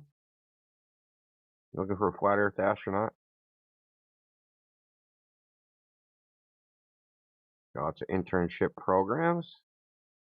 Contacting NASA. Education at NASA.gov.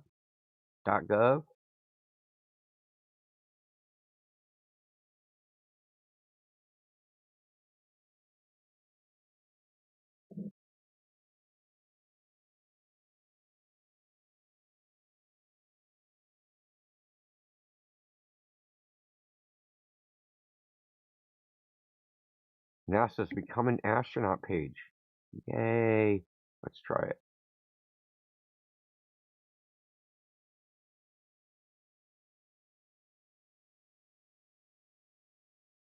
Yeah, this is good stuff here.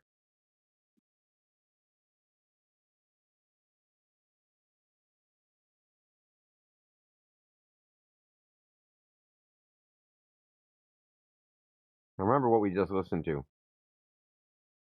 Become an astronaut. NASA's astronauts have been traveling to space for more than 6 decades and living there continuously since 2000. Now NASA's Artemis program is preparing to land the first woman and the next man on the moon. The Orion spacecraft atop the Space Launch System (SLS) rocket will carry. I guarantee they named that because they just want to use the acronym all the time, so it becomes meaningless crap. The SLS rocket will carry humans farther into space than they have gone before, and boldly go on the Starship Enterprise. Oh, that's another script. Permissions to the moon and eventually Mars. Requirements: be a U.S. citizen. 2. Have a master's degree in a STEM field, including engineering, biological science, physical science, computer science, or mathematics from an accredited institution. Have a minimum of 3 years of related professional experience obtained after degree completion or 1,000 pilot in command hours with at least 850 of these hours in high-performance jet aircraft for pilots.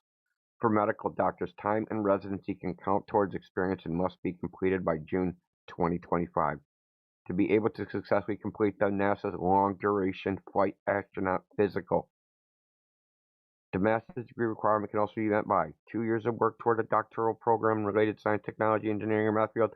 Completed Doctor of Medicine, Osteopathic Medicine. Bob the Science Guy. Come on. Bob, the science guy right there, osteopathic medicine or related medical degree. Completion of current enrollment that will result in completion by 2025 of nationally recognized test pilot school program. Must have skills in leadership, teamwork, and communication. India, do you know how much Generation couple astronauts will explore and conduct experiments where humans have never been before. The lunar South Pole. India?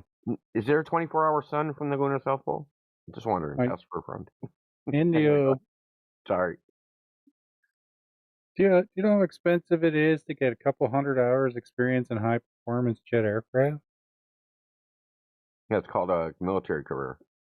Yeah, because some of these military jets are anywhere from $20,000 to $50,000 an hour in maintenance and everything, flight timing.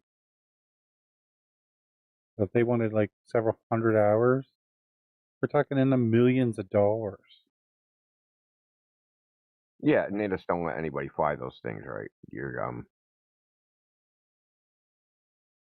Yeah, you got to pass the simulator tests quite well before they'll put you in a real cockpit. Well, there's also other airplane that they'll have you fly, right?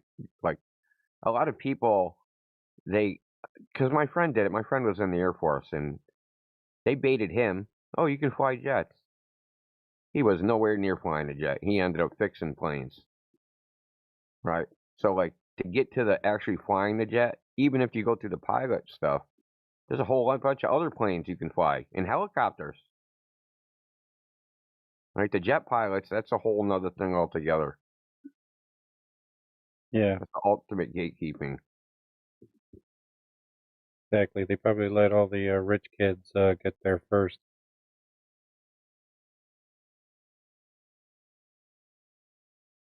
My daddy knows the senator, so I'm going to get into this program. Exactly. I know the secret handshake. Or I can give good head, or something like that.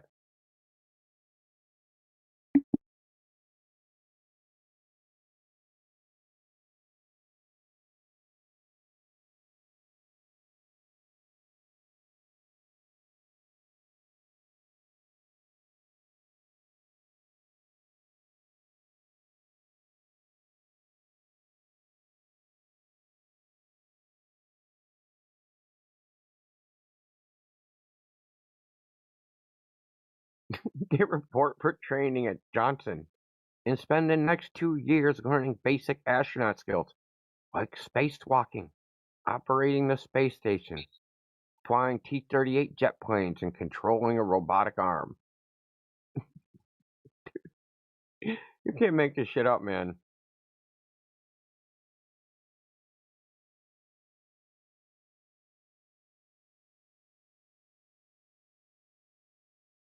Ooh, frequently asked questions.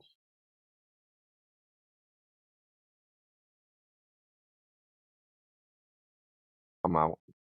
Age restrictions 26 to 46. I'm done.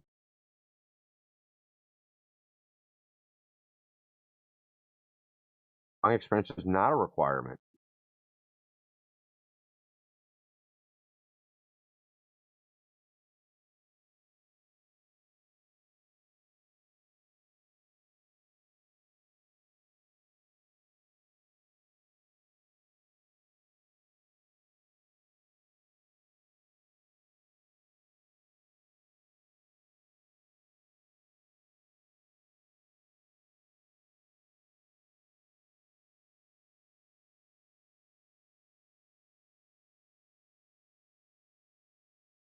Oh, there's a different path for military applicants and civilian applicants. Who would have thought it? Active duty military personnel must apply to the astronaut candidate vacancy announcement via the USA OBS and follow the instructions provided by the respective military branch. If selected, military personnel are detailed to NASA for a selected period of time. They make $152,000 a year. I wonder what's that in the federal payment. You know how they got like G7, G11? I wonder what their designation is.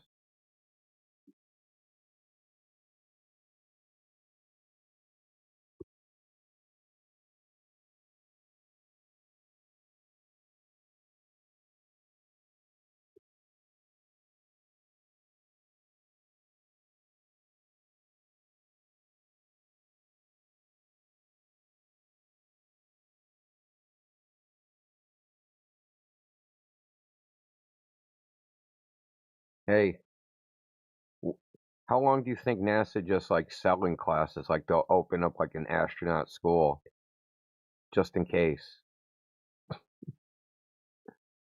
Elon Musk flight astronaut school. Maybe I should just open the astronaut school. Flat Earther astronaut school. Teach them how to swim, how to use scuba gear.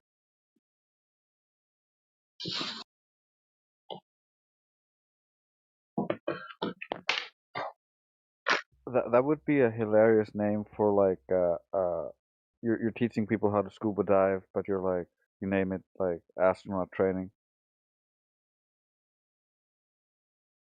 What's up, Elijah? Where the fuck you been? What's up, y'all? Yeah, In here and not be seen, man. I see you. I've been popping in and out looking for you guys. Everything good? Yeah, man. Oh, cool. Just chilling, had a good weekend. Out with some friends. Oh yeah, here you, man.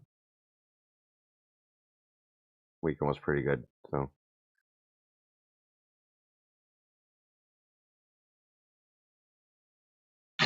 Out with those godforsaken globe earthers, you know.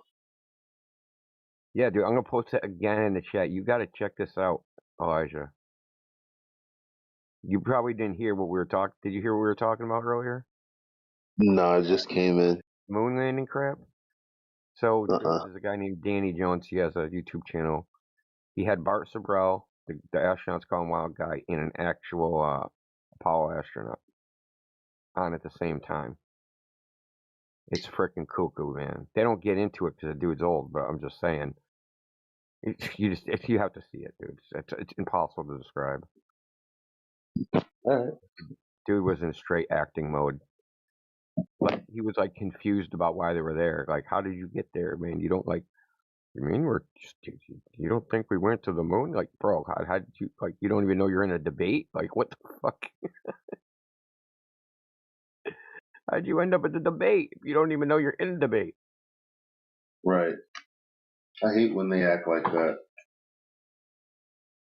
And he kept doing it. And then when he talked about like the astronaut stuff, he was like talking in the third person. Yeah, that was supposed to be an Apollo astronaut.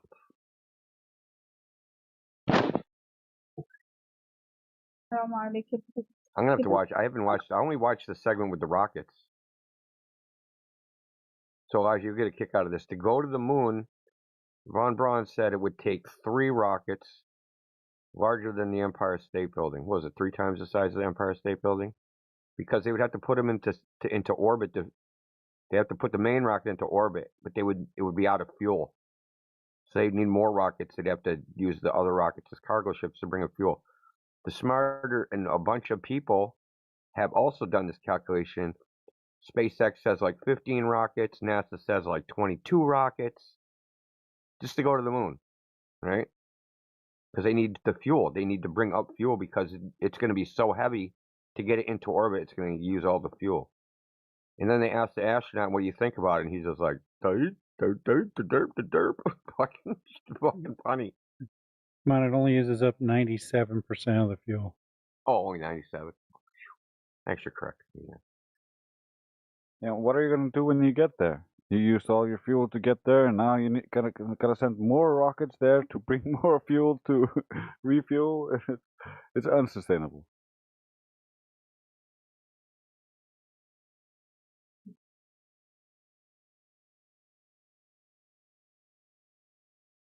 I'll DM it to you. I put it in the chat, but I'll just DM it to you.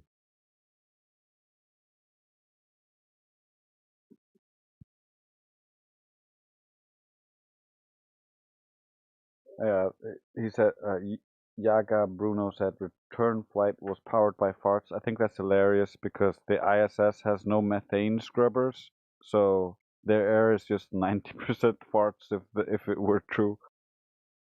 The dirty fishbowl, man. That's the best analogy. ISS should be a dirty fishbowl by now. Yeah, humans shed so much skin cells and hair. That stuff would be floating in front of the lens of the camera all the time. You wouldn't be able to get shots like they get.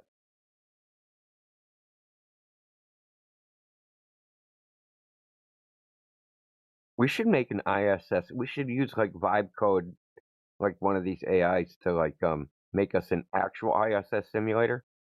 Oh, that would be great. How it would actually look.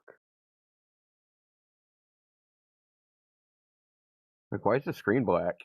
Oh, because this is like 9 years in.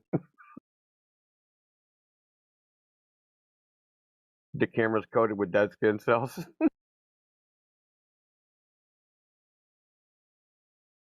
The whole station would be disgusting.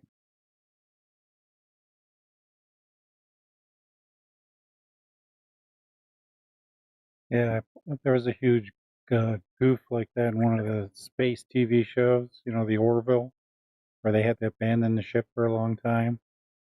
And he picks up a bottle of booze or something and blows the dust off it. Well, the dust typically comes from human skin cells. So why would this bottle on an empty spaceship have dust on it?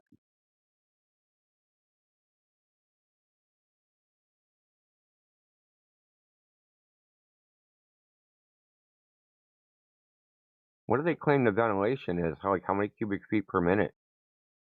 How long does it take to exchange all the air out?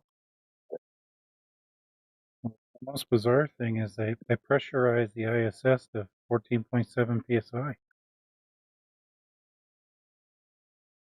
thought they used the lower pressure. I thought they were saying they use like 10 psi or something. Yeah, they claim they use That's lower what I would have thought, but nope. Well, then they could just have contradicting statements, because I've heard NASA people say that they use lower pressure, but they're all over the place anyway. Yeah, never a straight answer, as always.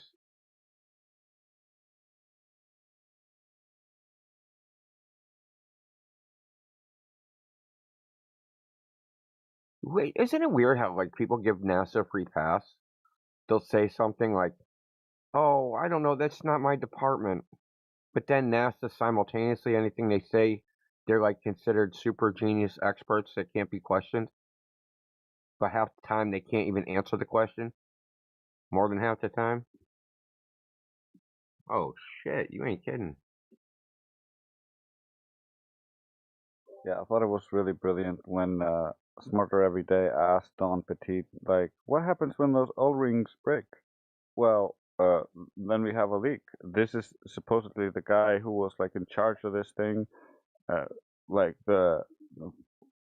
like accredited for having been the most amount of like on the spaceship, the ISS, supposedly at the time when he asked him, and he was like the chief engineer and was supposed to know all this stuff, but he didn't know anything, and he was like, I guess I'll have to like, we have a manual or some protocol for that. These are rubber rings. The heat, the cold, the temperature you're forcing this through would eventually lead to failures, but they don't need to account for that.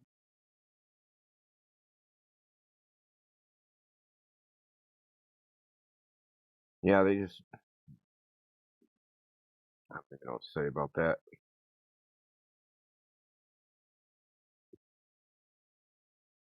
They probably accounted for it somewhere in the manual. We don't need to learn that to go up and be in charge of this thing. We assume it's somewhere in the manual.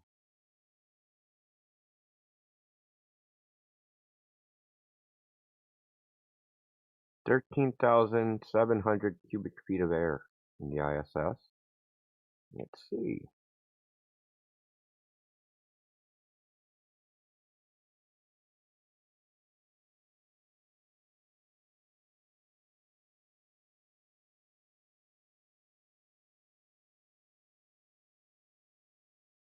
And that logical is bringing a really funny point, or the chugga chugga chugga, how they claim all of their bodily fluids are recycled so that they can drink them again the next day as coffee.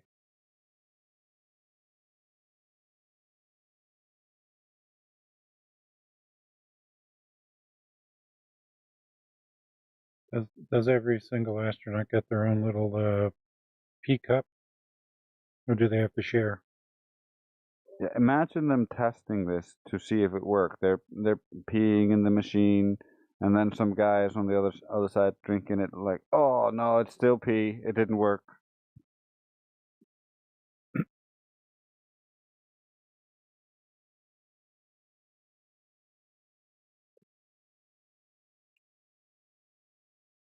It's just funny.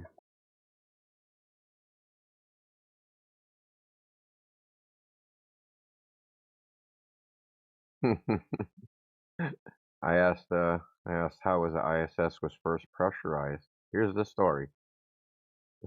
They were first pressurized by launching its core modules, Zarya and Unity, already pressurized, then connecting them with pressurized mating adapters to create a sealed Earth-like environment, allowing early crews to live and work inside using systems like oxygen generators and CO2 scrubbers for life support after docking.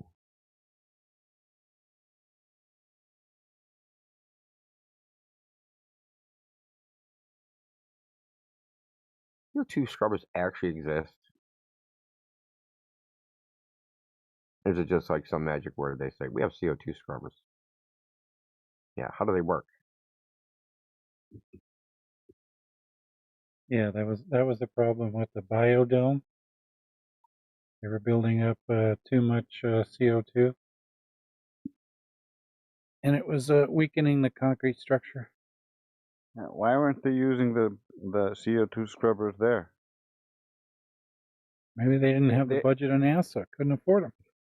Yeah, they have all sorts of weird technology. Like, you look at their suits, like the gas tanks they use supposedly lasted for like 20 hours or something, but they're tiny. Why aren't we using this super magical gas tank technology to dive?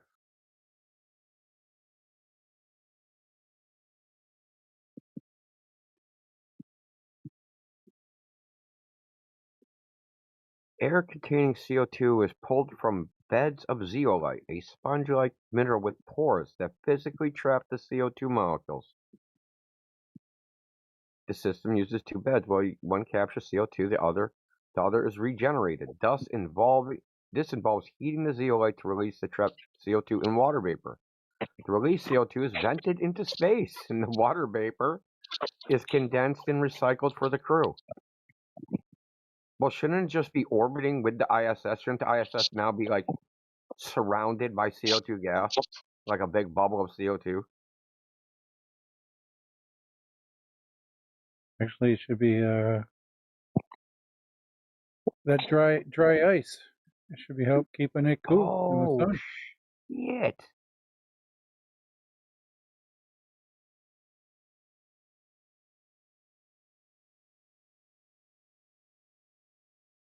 Yeah, should be covered in dry ice and then outgas every time it enters into the sun. So the ISS should look like a comet every 90 minutes. Or Yeah. every 45 minutes, sorry. Yeah. How are they regulating the heat?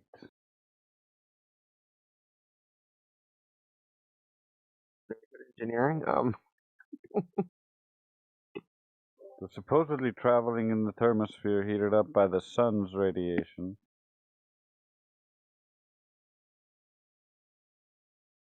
So there's no external way to vent that heat.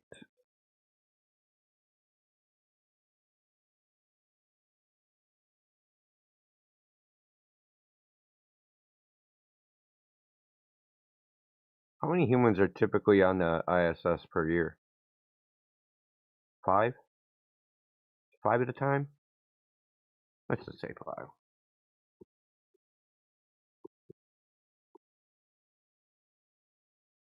Was the ISS been up there 20 years?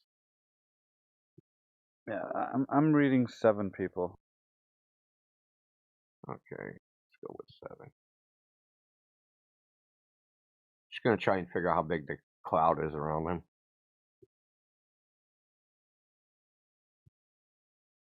This was started in 99, so 30 years, 25 years, let's say.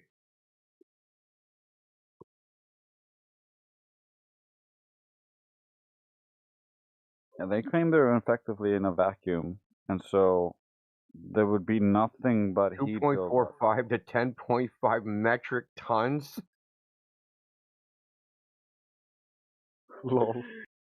That's how much 7 people would have exhaled in 25 years. Depending heavily on diets, carbohydrates versus fats. A person exhales 1.5 kilograms of CO2 daily, equating to 250 to 550 kilograms yearly. So 7 people over 25 years is a significant amount, but still a small fraction of total human impact.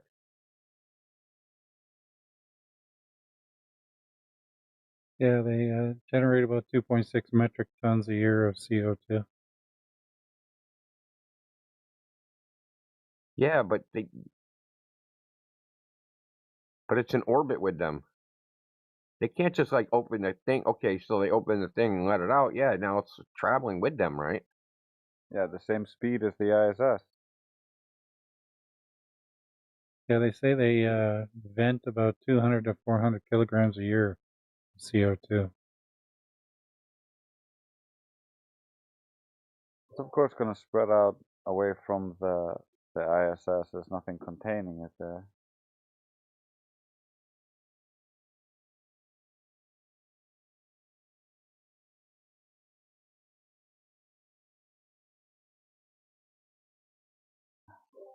Platter, they claim they're using electrolysis to get the oxygen, but that puts them at a net negative for water. They just don't actually. I've never seen them account for that negative. Dude, the freaking AI answer is hilarious. Yes, the CO2 that the International Space Station vents does go into orbit, but it's immediately dispersed and doesn't stay as a local cloud. It's either processed and recycled, converted to water and methane, or vented as a gas, becoming part of the tenuous outer atmosphere that the ISS orbits through, effectively joining the same orbital environment, but quickly diffusing.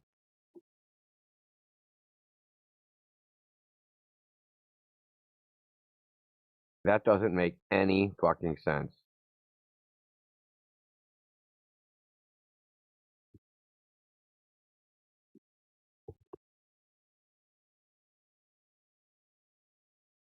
That nonsense makes a lot of nonsense.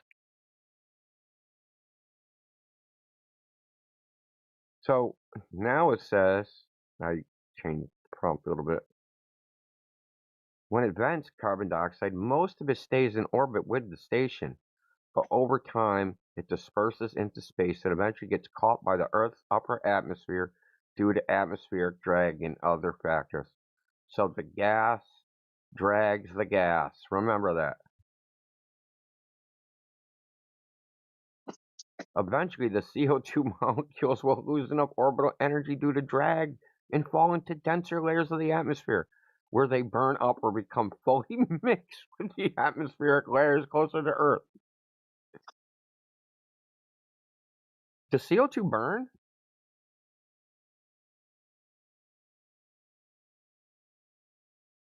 The vented gas initially travel at essentially the same orbital velocity as the ISS. This means the CO2 molecules do not immediately fly away, but initially form a diffuse cloud around the station's orbital path.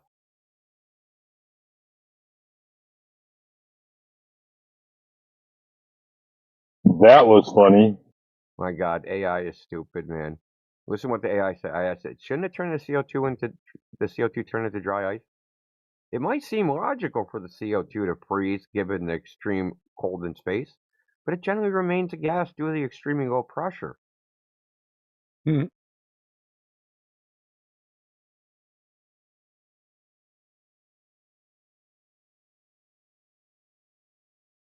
Because water under low pressure turns into ice.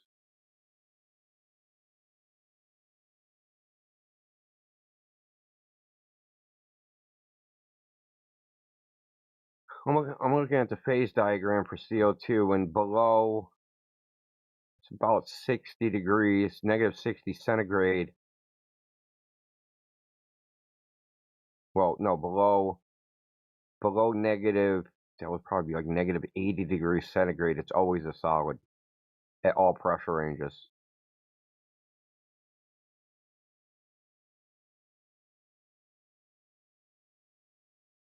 Getting a lot of different phase diagrams for CO2. This is kind of whacked out.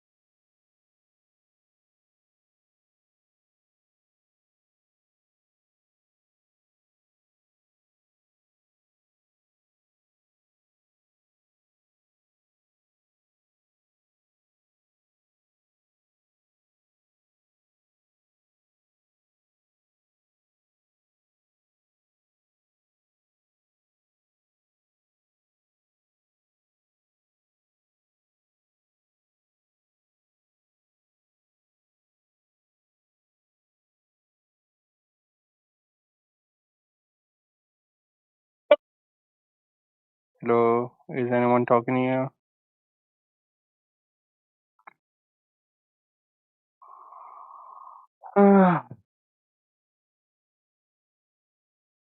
Yeah, I could Bro, talk for like, just a second. that guy Is he left gone? like instantly, bro. Yeah, he left instantly. Oh What well. the heck? Hmm. Oh man.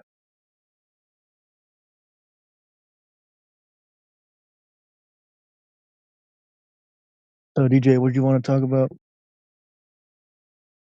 Not much, man. I just think the tennis ball spinning thing, it's just easy for the globers to poke holes at, you know.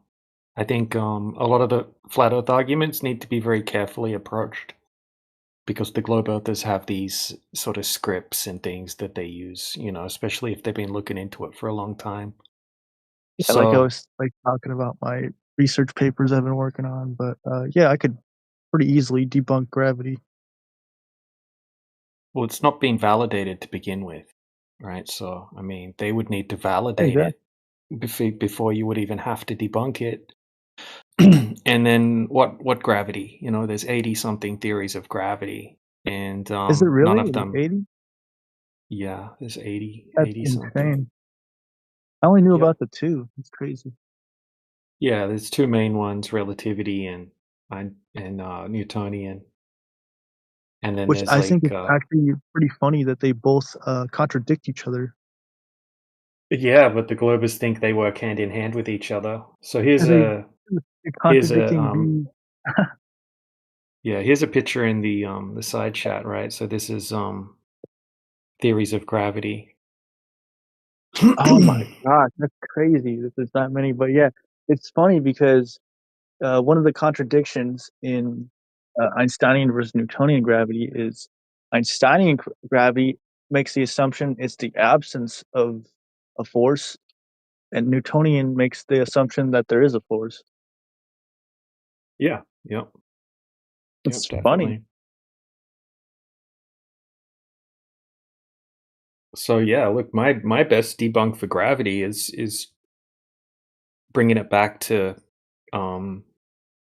you know, this, right? If you have a look at this diagram in the side chat, I mean, this is what they claim on a globe, right? If the Earth were a globe, then gravity would be pulling everything towards the center of mass. And that means that the surface of the water would have to have a very specific rate of curvature. So if that were true, then we would just go out and test to see if the water's curving. And if the water's not curving, then what they're claiming, right? Gravity pulling everything towards the center of mass on a globe has been proven false. And they can't they can't deny that.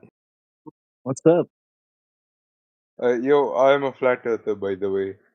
Okay, yeah, I used to think that Earth has gravity, but I think that gravity doesn't exist. yeah, same. That's my view. I don't think I exist. Yeah, Yeah. like you know, gravity as we get taught, you know, Newtonian or Einsteinian, etc. But we can agree that there's like a, you know, a downward acceleration that we can measure and observe.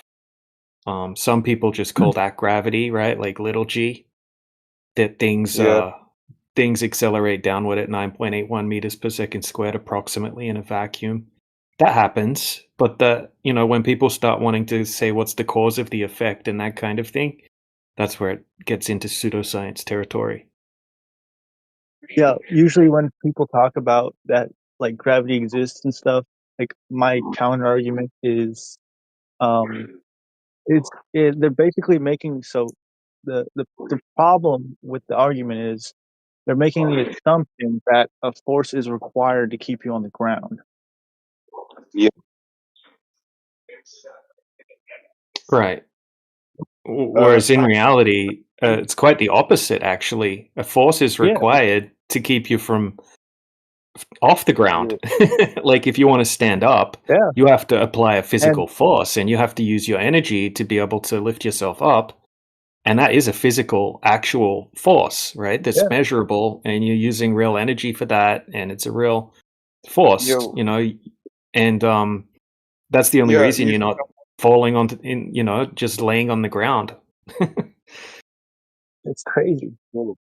If someone asks me if prove that the Earth is flat, I would give them a picture of the picture of Earth, okay, and the picture of Earth taken outside of Earth is look looks exactly fake. It's like AI generated image. you can't even get one real image of Earth in Well, like Here's they all you claim. gotta ground. tell them, bro. Well, Here's they all do you gotta tell claim. them. Go All ahead. you gotta say is, the Earth's over 70% water, right? Water is Yeah. inherently flat or level. There you go. So why don't those guys go to Antarctica? They fear going to Antarctica because that is the end of the world. I don't think that Antarctica is the end of the Earth. Antarctica is just, it's very far away, but I Yeah. don't think there's no evidence that it's the end of the Earth. No, Antarctica is the end of the world because there I should would be a agree wall. with TJ. Yeah, what evidence do you have that Antarctica is the end of the Earth? So basically, there is a theory going on. Okay, uh, so whenever they ask about the Great Wall of Antarctica, they would keep quiet. You can see Joe Rogan podcast about Great Wall of Antarctica. Even Mr. Beast went there and he's silent about it.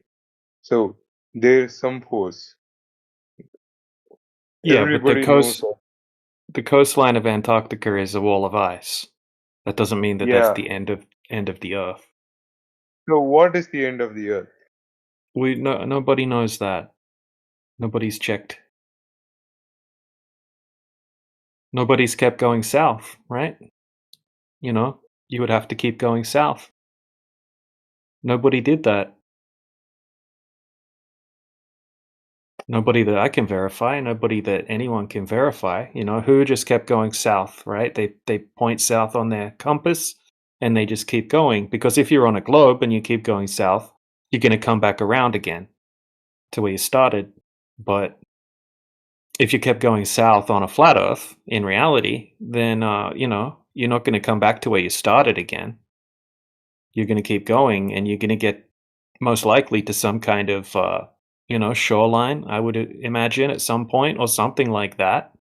I'm not sure exactly how it works, but no one's just kept going south. So the thing is that we got the thing is that we got to experience it. Okay. We Well, we have to could experience exactly, it. yeah. We would need to experience it, or be Yeah. able to test it. Otherwise, it's Yeah. just speculation. So some things we can test, and then other things we can speculate about. So when it comes to how do the stars work, what's the sun, what happens if you keep going south? These are all speculations, and it's fun to speculate, and I think it's important to speculate. But we need to be careful and not claim speculations as facts, because the globe earthers will pounce on that, and they will ask you to back up your claims, and then if you can't back your claims up, then it's not good. Yeah. So so many like people say that if you want to prove that Earth is round, they would show that the boat is going in a curve and suddenly boat disappearing. So unless I experience the boat disappearing, I won't believe it. Well, So sometimes it does do that, and it is easy to explain how that can happen on a flat Earth as well. Things disappearing, can happen for different reasons, right? So yeah, sometimes we can have different types of refraction, like sinking refraction, and it can make it look like the bottom of the boat's missing. Sometimes we can have waves, and the wave can be blocking the bottom of the boat. Sometimes we can have an effect called shoaling, where you have a sandbank out in the ocean, and as the current flows over the top of it, it lifts that water up a bit higher. So if you're close to the surface, right, standing at the beach, that shoaling effect can block the bottom of the boat. So there are different reasons why sometimes it can look like the bottom of the boat's missing, but most of the time it doesn't happen. Most of the time the boat will get smaller and smaller until you can't see the boat anymore. It's still there, but you can't see it anymore. Or sometimes it will get blocked by the atmosphere, by the air, right? By the Yeah. weather. So it's exactly what happens when you like see in a flat ground, okay, which is like um which is so much which has so much space. When you look at the flat ground, at the end of the ground, the atmosphere is you could see the atmosphere. Like, can you relate that? You know, Yeah. Exactly. Yep. That happens. when you see from a view. So Yeah, the visibility. Sometimes the visibility will only be 5 miles, and once the boat goes past 5 miles, you can't see the boat anymore because of the yeah, haze. exactly. Oh yeah, Because because it of perspective and all that. Yeah. is it what refraction is, bro? Yeah, Yo, well, all sorts of different reasons why it can happen. We can replicate all of these effects on a flat floor. When we do experiments, we can replicate the bottom of something disappearing very easily. Look, yeah, here's an example. Here's an example in the side chat. Okay, so if you have a look at this image, right, this is just a flat floor at someone's house. Okay, and if you have a look at this image here, we can see the bottom bit of the image is yellow. Okay, on the right-hand side, there's a little object that has a white top and a yellow bottom. Now, all they do is they change the temperatures in the room.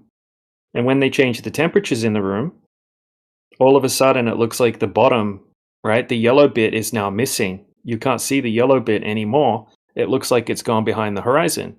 Even though this is just a flat floor, it was just an effect of the weather that caused this bottom-up, appearance. Okay, and you know what? here's another example, just quickly.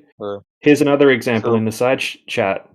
Right, here's a yeah, big ship, right? The big ship sailing out, and it's just going into the weather, into the haze, and now it looks like the ship's gone, but it's still yeah, there. It's just the visibility. In fact, if you look closely, you can see on the left-hand side the silhouette of the ship going into the haze. So different reasons, different effects.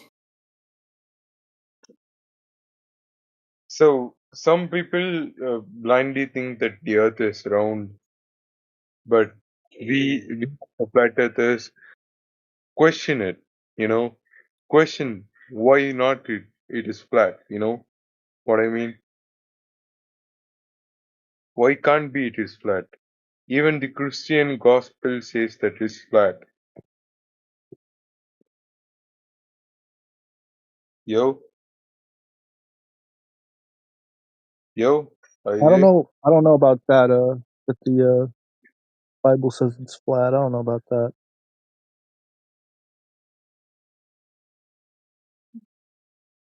I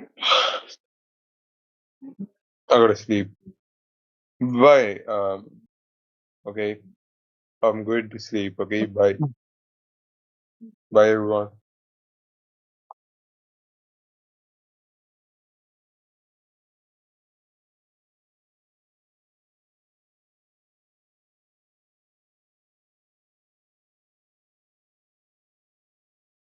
So, DJ, when are you going to be back?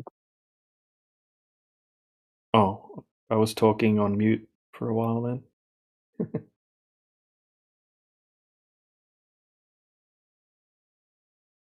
Where you're at, Yeah. like at work or something?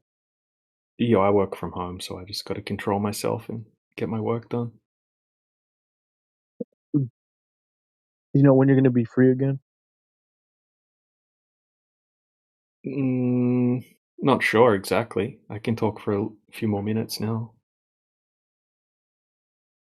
Yeah, well, like whenever you got like a bunch of time.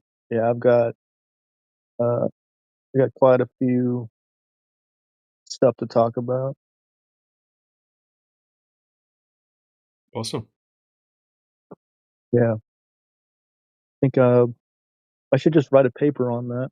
on just the debunking gravity thing, and I could maybe post it in the side chat after I finish writing it, and then then whoever wants to talk about their globe and stuff, just point that out and be like, well, since gravity's debunked and your globe doesn't exist.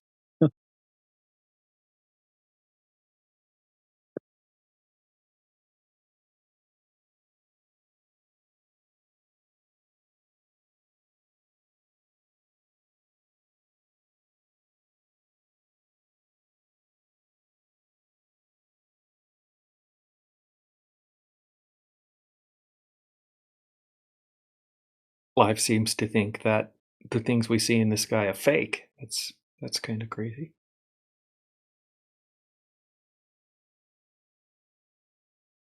Oh, what? Who thinks the one guy? He thinks that the sky is fake or something?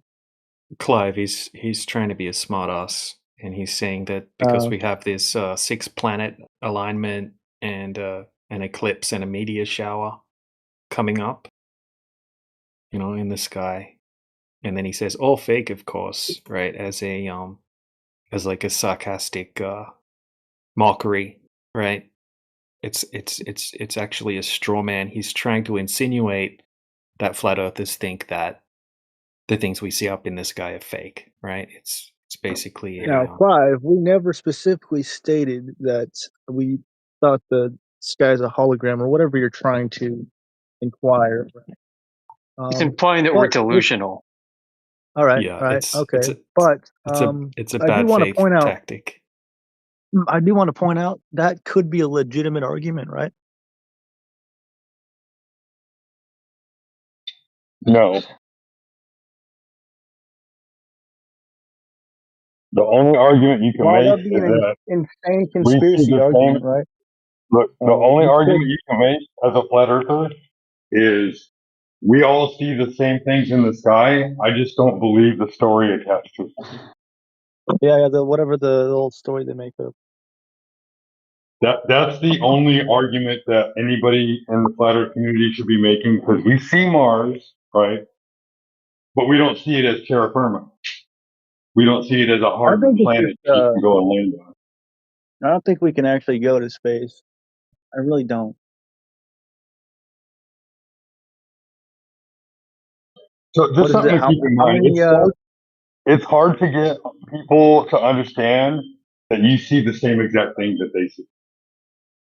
The only difference is now they have a cartoon embedded in their brain. When they look up and they see that little twinkling red star, they have this entire story fashioned to it.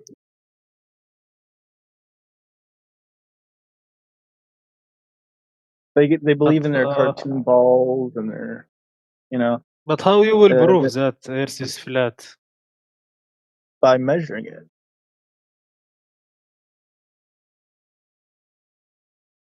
Even easier one. Is the Earth 70% plus water? It is. It's 71% water. Okay. And water is inherently flat or level. Therefore, the Earth is flat. Yeah, but how did you know that there is 70% of water on the Earth? That's what they tell us. They tell us it's 71% water. Yeah, but they also tell us that Earth is not flat. Right. So if it's a globe, right? So if the Earth is a globe that's covered in 71% water, and then when we test the water, it's flat. Therefore, it can't be a globe, right? Exactly. This is we're testing your claims. We're not claiming that we know that the Earth is 71% water. We're claiming that you guys claim that the Earth is 71% water, and that water is curving at a specific rate. Yes, because you are agree on some argument, and at the same time you disagree. No, we're with not other agreeing. We're not agreeing. That's why it's We're very not careful the way agreeing. we word things. Right? We're not agreeing that it's 71% water. We're agreeing that you claim it's 71% water. And if it's 71% water and that the water is curving, and then when the water is tested, it's not curving, therefore it cannot be a globe. we are not claiming it's 71% water. Yeah. Or putting your ideology to the test.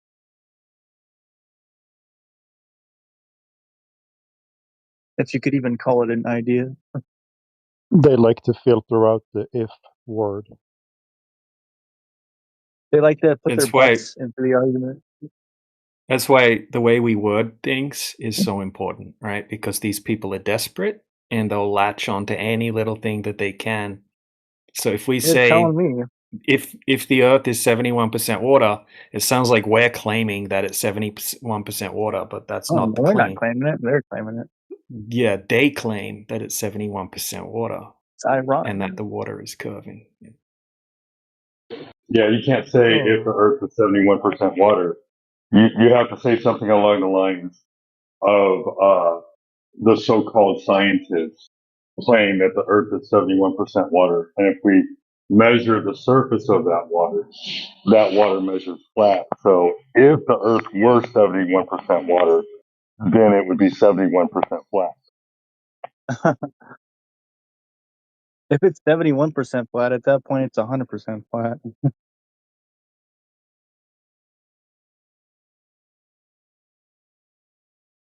Because if everything it's on is flat, it's already automatically 100% flat.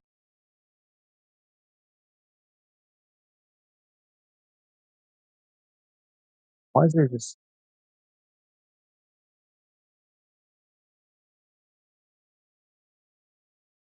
I'm not sure you can argue that, but I mean, we don't know the entire Right. surface. Well, okay, let's think about it like this, right? If the Earth is 71% flat, right? This argument that you're making doesn't make any sense. How can the Earth only be 71% flat? That means like what? Like 30% of it's curving? Come on now. No, but technically they could say they're going to have to throw out the cosmic distance ladder, obviously, but they could say we live on a giant ball, and the known water. A giant ball. Yeah. It's 71% flat, guys. The other percent is not flat. Just like, I don't know. I've heard the giant ball theory a bunch of times. So that one I think 71%. is the funniest because they try to say because it's bigger, therefore it looks flat. That's actually like, I don't know. It just sounds so dumb to me because like even if it was a giant ball, you would still be able to visibly see curvature. Yeah, it's kind of moot anyway, because all we are doing is we're talking about the mainstream claim, so they can't bring their own ball in here anyway, because that would be a Yeah. different room, right? It's not bring I your can own give like ball day in here ever. a million scenarios. Like we'll get here's what we could do. We could get so there's a giant ball in Las Vegas. This is a really good idea, like to test the globers or whatever. And we could get a super small, like not even like a drone, like a tiny little like remote car or whatever, and put like the tiniest of cameras on it, right? And we could drive it on top of that, and it's gonna show like it curving, right? And so if No, it shows it curving, not if you scale it down to the size they say the globe is. Like if you do it mathematically, and let's say that's what I'm saying. hypothetically we have a globe and you have a person and they're standing at the beach. That person's not going to see the horizon curving from the beach. From their perspective, it would look flat. Mathematically, that checks out. So if you I scale think we down should. a I think we person, should right? test it. Yeah, it can be tested just through mathematical. It can be tested in like GeoGebra, right? In like 3D, in AutoCAD, and it's been done. So what you can test it in 3D software, and when you test it mathematically, yeah, it's true that even if it was a globe, it would look flat from our perspective. Even if you went up, to the top of a mountain or something like that, it would still look flat. I think we should. I don't know. I feel like I want to test it. Like I used to have You can test I'm it gonna in get 3D yeah. software and mathematically. I'll have to get a computer and test it. Yeah. Yeah. I used to have one. Yeah, I'll just have to get a If new I computer come and across a like test test that's been it. done, I'll send it to you. Yeah, yeah. I'd like to at least evaluate it, see if I can spot any problems. It's All right. it's Well, I kind of posted the math in the side chat. 16 minutes past the hour from my spreadsheet.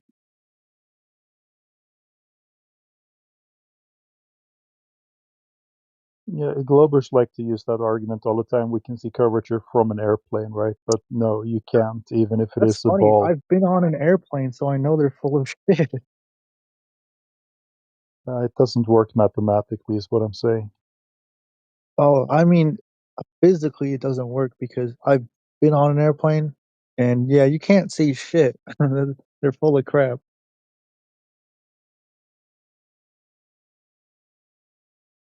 I've got let's see if I can look at the photos I have. See. Yeah, they're full of so much shit whenever they say that. Airplane.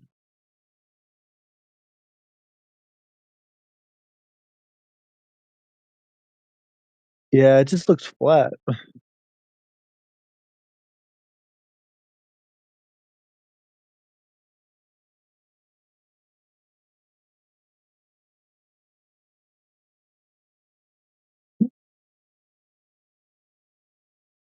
I should post some of the pictures like where I was in an airplane, and you could literally see it looks flat. Yeah, I really don't get when they say that you can see curve from a plane. You know, I you think don't see it's that. honestly like ironic. Crazy. Yeah, I'll have to let me see if I could find the photos and I'll post them. But I quite often I see our side entertaining that for some reason, and then starting to post pictures of how plane windows make it look like it's curved.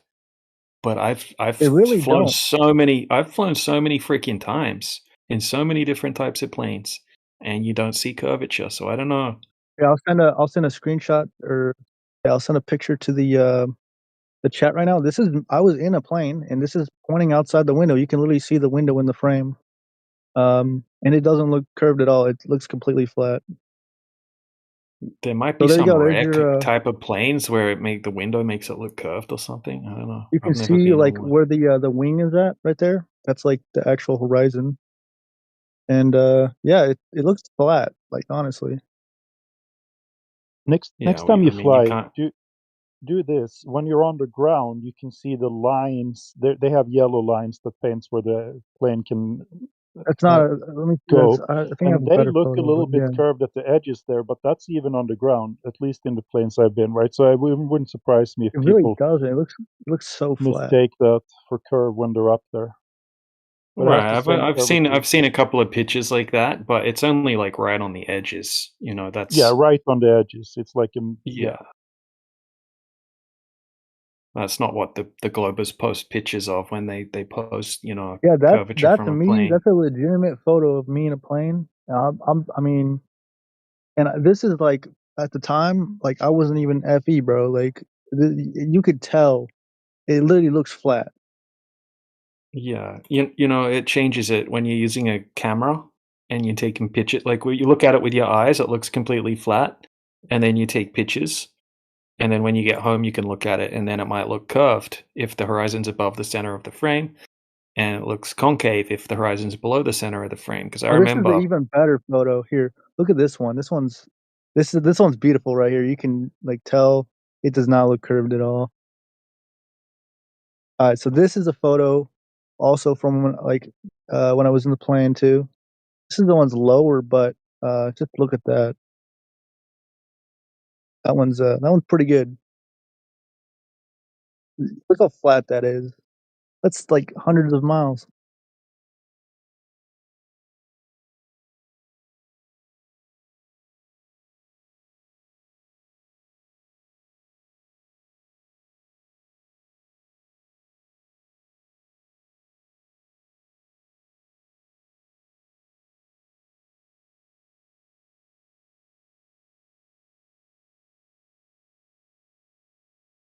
That one's that's like the best one, I think.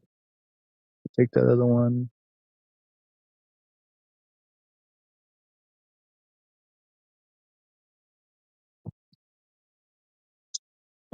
To show them that video, be like, or picture, be like, where's the curvature?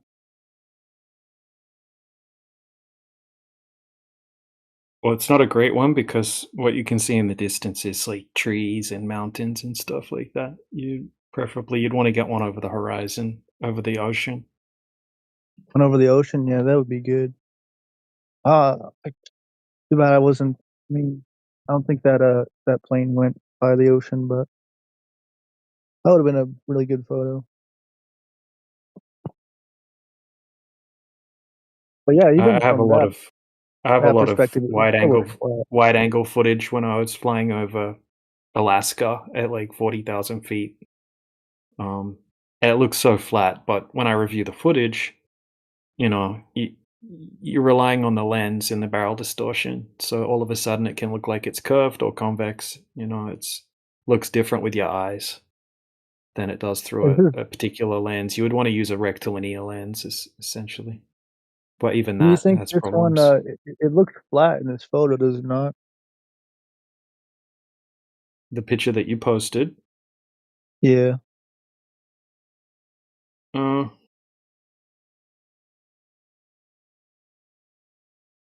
it looks like the horizon's like mountains and ranges and stuff like that.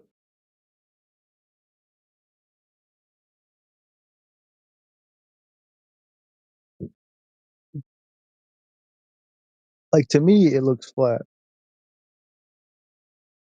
Yeah, but if it was a globe, it would look like that anyway.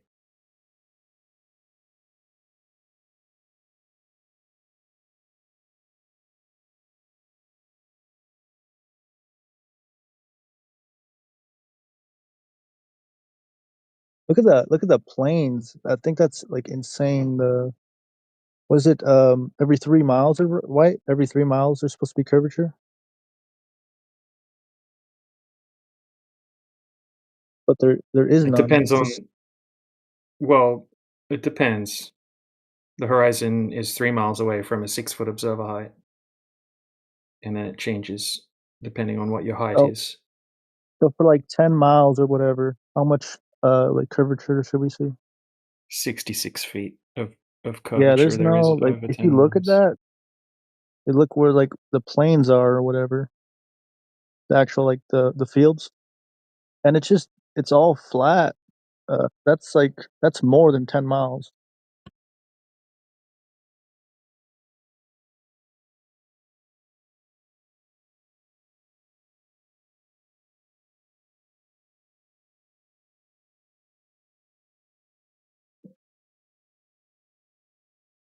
Like those squares or whatever, those are like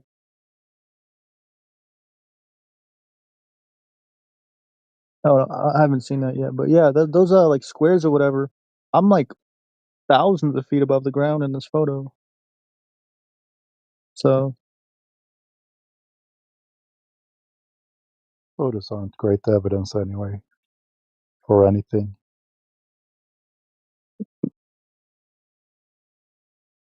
Do a laser it's test on crazy because you could probably take the that ground photo as well.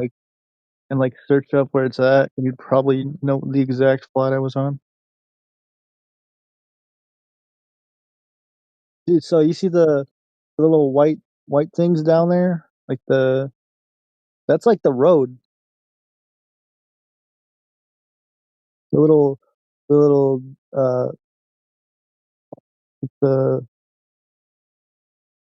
it's like right above the wing. That line, that's the road. It's freaking crazy.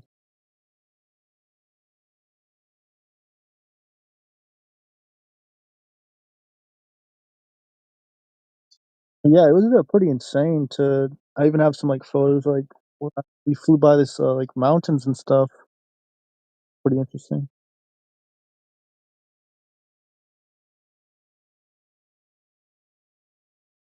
I remember looking outside the window, and it was literally like I'm not even kidding. It was probably like the flattest thing I've ever seen.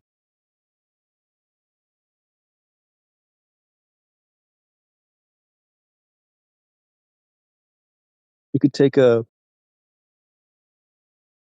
if you were a giant, you could drive your car across it, bro. You could drive your giant car across it, and there'd be no bumps.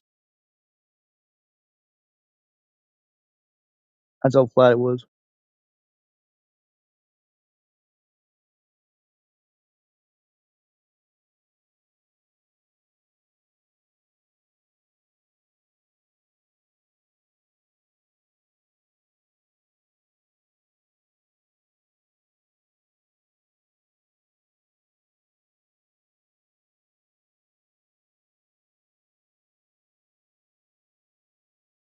Sheepdog, you ever been on a plane? Yeah. I mean, What looking at about that you? picture, estimating the height there, the road widths can do that. I would say maybe 2,000 meters up, and if you're above a ball that's 12,000 kilometers wide, you can't see curvature. So it's not a great argument for or against it. You can see um I'm pretty high up. Like that, what you're looking at there is not like that's not like just a field. I'm just saying you can see the width of the road, so you can probably mathematically calculate the height there. I don't know. Run it through AI and see. Next time, if you want to take a picture like that, just take one of Oh the yeah, good screen idea. in the seat in front of you, and they tell you the height on the flight uh, thing, the airplane detail screen. I'm guessing 2,000 meters.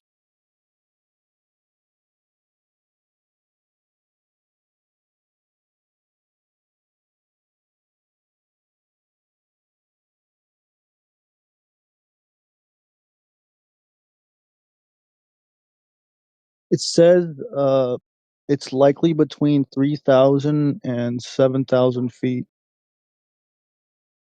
And what's that in meters? 7,000 feet to meters. That's roughly 2,200 meters. All right, so pretty close to my guess there. What was the lowest number? Let's see what the lowest number was. That's what it said it likely is, but I remember that was when I was on the plane. I remember that was like we were pretty freaking high up. Looks like a So I don't takeoff think it's though, or I maybe don't a think it's landing. because it's saying it's low altitude, but uh, like when I was on the plane, uh, I remember when I took this photo, we were really high up.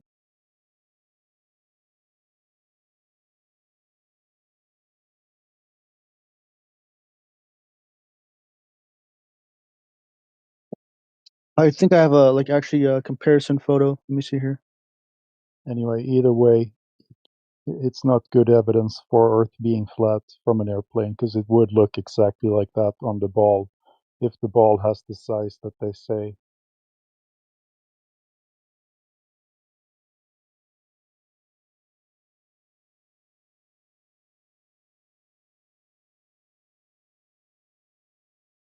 Let's see, where is the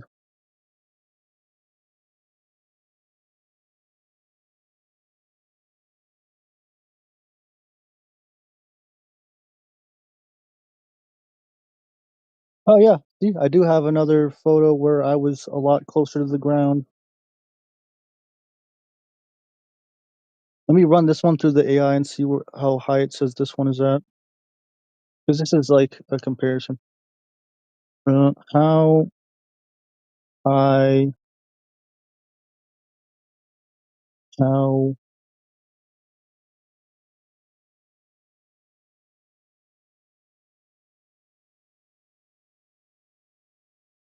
okay, so this other one here's to give you an idea of how high up I am. Okay, so I took this other one, which is a lower photo, into the AI, and it says that it's likely between 5,000 and 12,000 feet up. This other photo I have. and it's lower to the ground. So yeah, that goes to show you exactly how high up I was. Here, I'll show you the other photo, but yeah, it says it's likely between 5,000 and 12,000 feet up. So here's the other photo to give you an idea exactly how high up I was in the photo that I sent.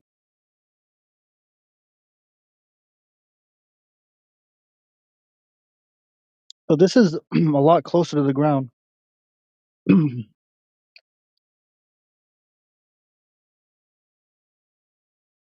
They're right by each other. Comparison.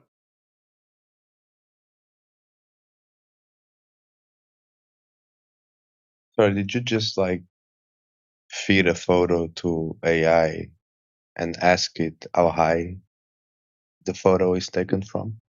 Yeah, it's saying this. The one on the top is 5,000 to 12,000 feet. My friend, do you think AI is like magical or something? I on Earth with AI look at a photo and know the altitude is taken Well, from? Google's I don't pretty think good that at this. works. It can Google can look at the image and it can tell you based on the image how high it thinks it was at. Did it give you a range of 5 to 12,000 feet? That's pretty useless, if you ask me. Like distance to the horizon. How's And what does Google the going to AI tell know you how anyway? high the aircraft is? How? You said Google's pretty good at these things. How does it do it? We could actually ask it that. Yeah, let's do that.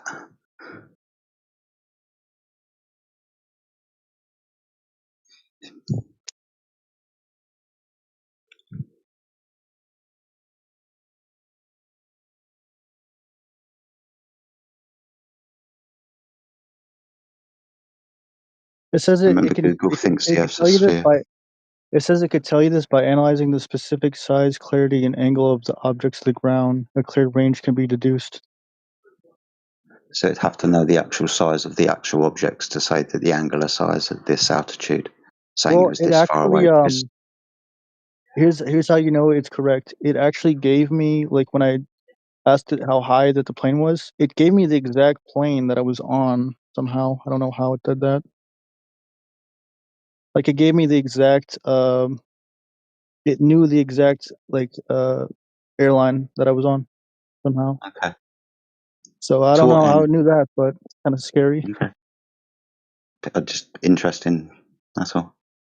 Yeah, To so what end this do one these it's photographs of the saying horizon fall, this though? one at the top is Right, okay. 5,000 to 12,000 feet above the ground, and just look at the one below that. 5,000 to The one I sent. 12,000 feet. I mean, that's not really accurate, is it? AIs hallucinate. It's 5,000 to 12,000 feet in that ballpark area, give or take of what? A few thousand meters? Dude, it literally gave me the exact aircraft that I was on. You just said it was 5 to 12,000 feet. That's not accurate now, is it? That's a rough estimate, isn't it? If it was accurate, it would say 12,000 feet. It wouldn't give you a between, would it? The deafening silence is killing me, dude, right? That's not accurate, is it? Oh, it's actually given an explanation of what it thinks it Hello? is. 5 to 12,000 feet isn't accurate. It's a rough estimation. I've been talking about this for 30 seconds. I'd like a response.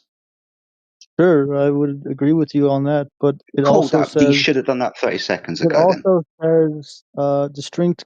It says right here that specific buildings and sharp and visible, which typically blur together once you pass 10,000 feet.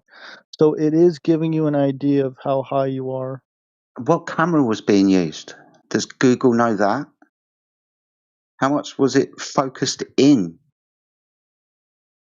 Was it zoomed in at all or out? You could ask it How does Google know this? because Actually, what Google does You is it. understand why I'm bringing up cameras and how they make images look, especially when you zoom in or out. I'm asking you how it would know.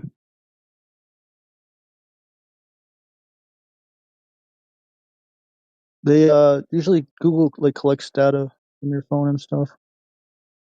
Okay, that's kind of ambiguous, dude. You trust Google a lot, yeah? I don't trust it at all. They do. You don't trust it at all. Yeah, But like it's just told you exactly what aircraft you're on, and you're saying that it's giving me exact numbers, even though it's a ballpark figure. Now I've just asked you, is it interested in the lens or technology that was used when taking the image? You just seem to be, it's all right. I don't trust it. I do trust it. I'm confused, wizard. Why are these images interesting? I think they appear flat. That's why. Oh, yeah. That's lovely. Even if the Earth was a sphere in an aircraft, you would only have a circle of equidistant radius around the observer when you did a panoramic view, even if the Earth was a sphere. So, whenever we talk about curvature, right?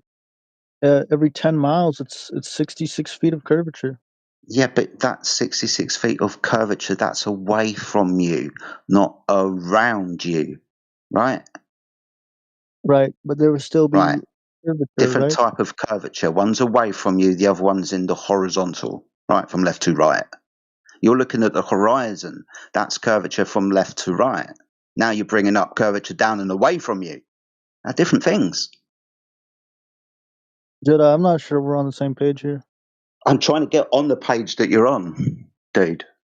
The images are interesting because they show a flat horizon. Well, yeah, of course they did. And like I said, even if the Earth was a sphere, it would look like that too.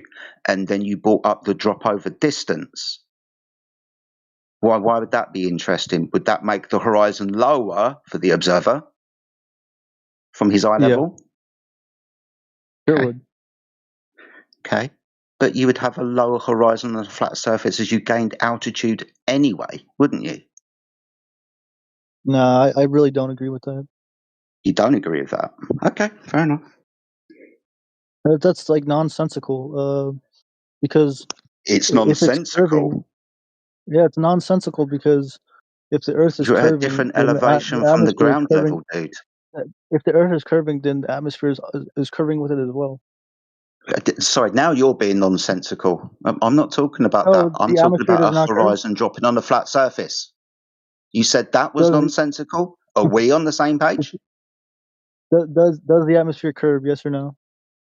He's not answering me. That's non-responsive to my point of Like, inquiry. yeah, your point of inquiry is We're irrelevant. talking about, you brought over drop over distance. I asked you, would that make the I did, yeah. horizon drop? You said, what, on a curved surface? Yes.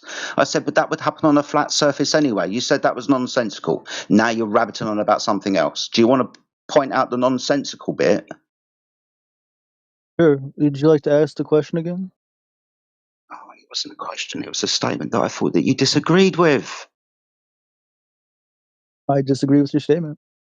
Okay, so you remember the statement then? Yeah. Okay, what was the statement? Just so I know we're on the right page. Because I was saying that No, just tell me what my statement was. you were disagreeing with the drop over distance thing. No, I wasn't disagreeing with the drop over distance. Try again. So what was your statement then? Because I'm For not fuck's your sake. like personal. The I'm not horizon your would drop on personal a curved fucking. I'm surface not with gonna. altitude and on a flat surface with altitude. You said that was nonsensical, wizard. It is. It's nonsensical. Why? Because a flat surface doesn't have curving.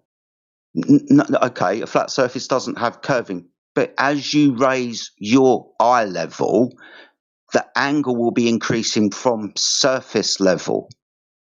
No. Right? No? No. How's that nonsensical? That's not going to happen because it's flat. So your eye level with altitude being parallel with the surface level below will always meet the surface as at your eye level with distance on a flat surface. Really? I don't see Do you what you're trying to say. understand that we can measure a dip from from eye level of the There's horizon? the problem with what you're saying is there is no dip because it's flat. So we measure it. You measure it? Yeah, with a nautical sextant. Well, not a nautical sextant, but a sextant at altitude. You measure altitude? Dude, you're not listening to what I'm fucking saying. We I measure don't a get what you're trying to say. declination of horizontal dip, that's the horizon dipping from eye level, with altitude when we navigate with a sextant. It's called a height of eye correction. It's literally measured. You're saying it's nonsensical Height even of though eye it's measured. correction.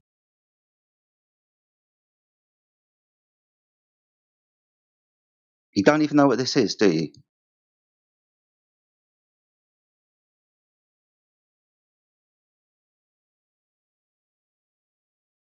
Okay, no problem.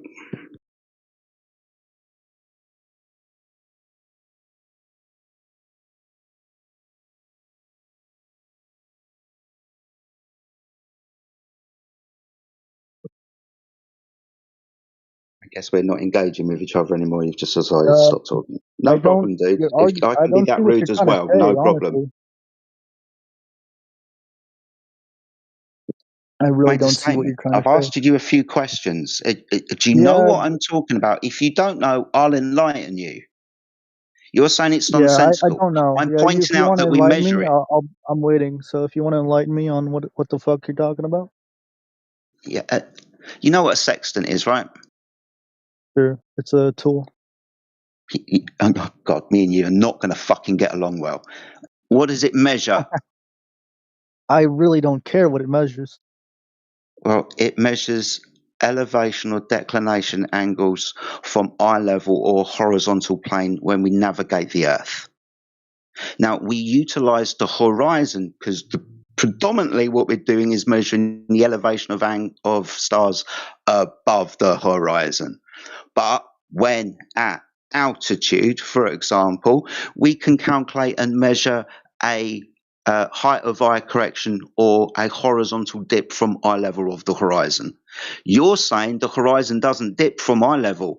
I'm telling you we measure it. Yeah, I would say that naturally you have a limitation to your eyes, so That's that not is literally that's irrelevant. I'm yes. talking Your about eyes measuring it. have natural When we limitations, use a right? sextant to navigate the Earth, are you now telling me that we can't use this because we got a limitation to our eyes? What we do We is do. We measure an have limitations angle. of our eyes. Arsehole, we measure an angle. So, are you saying we don't have limitations to our eyesight? I'm saying it's fucking irrelevant when we measure a dip angle correction to the horizon. Unless you want to I throw nautical navigation under the fucking bus as well. Because we're going to I'll be tell you what. using our I'll eyes for believe this. it if you can show me this in the side chat. Yeah, sure, no worries. I've got about 6 citations. I've been waiting for you to at least fucking ask. Give me a minute. Let's see this. Yeah, dude. Right, this is celestial navigation. This is the type of thing that we do to prove that the Earth is flat because we're measuring angles. Unfortunately, it dispels the myth that the horizon always rises to eye level, no matter the eye height of the observer, because we literally measure a dip correction to the horizon. It's known as a height of eye correction. Now, I will go and get you the literature. When you've read through the literature, you can apologize.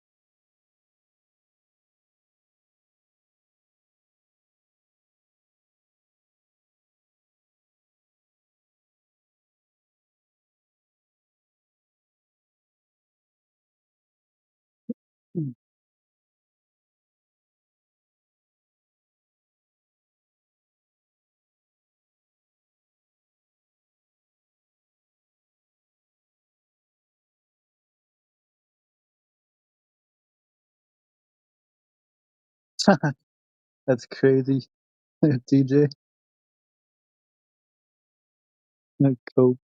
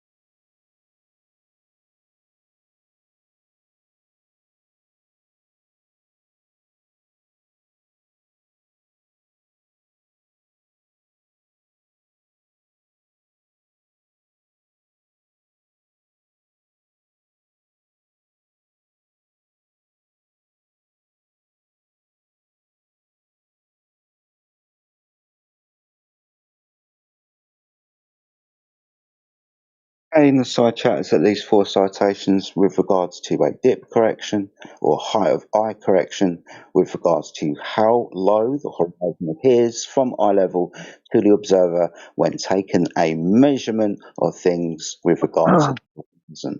So You forgot. I'm pointing out because there's a lot of crap, again, I'm having to warn you, that gets attached to flat Earth. Like the Eric Debay video, 2015. No matter the height of eye of the observer, the horizon always rises to eye level. This is not true. It's measured not to be true. And it isn't nonsensical. Actually, when you think about it, obviously the surface isn't always going to reach your eye level, especially when you're looking through that amount of atmosphere. My goodness me, man. You forgot to mention the assumption that it's already flat.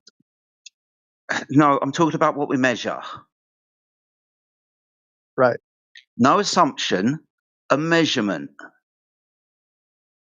All right. Your Specifically measurement has angle. to also account for the surface that's below it.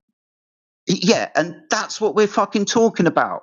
From eye level with altitude, the horizon drops from eye level. Measured. And what else you gonna say? I bet it's not gonna be relevant.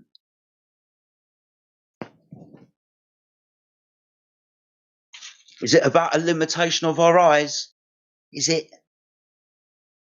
Maybe it is. Dude, I'm just talking about what we measure. Right? You said it was nonsensical. This type of thing annoys me with flat earth because it's bullshit. And flat earthers go around, keep saying it 12 years later when it's been demonstrated not to be true. Like stupid looking stars with out of focus fucking cameras. It's bullshit. And flat earthers who say it make the rest of us look stupid. Please stop doing it.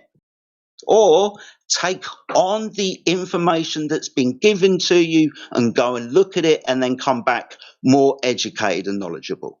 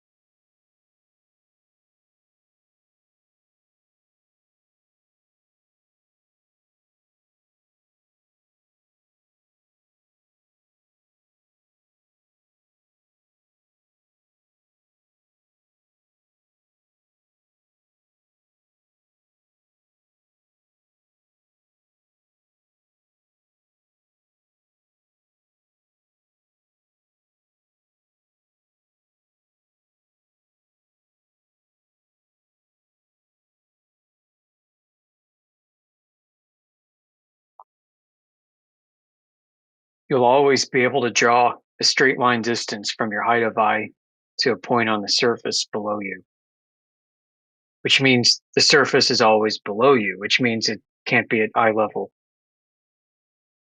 unless the surface is rising relative to where you are currently positioned.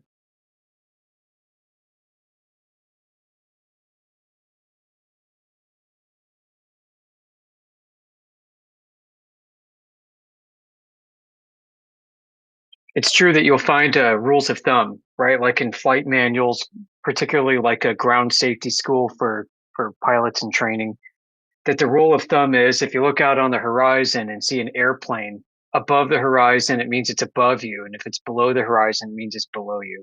I mean, but these are just rules of thumb. This isn't a precise measurement. This isn't something that's always applicable in all instances.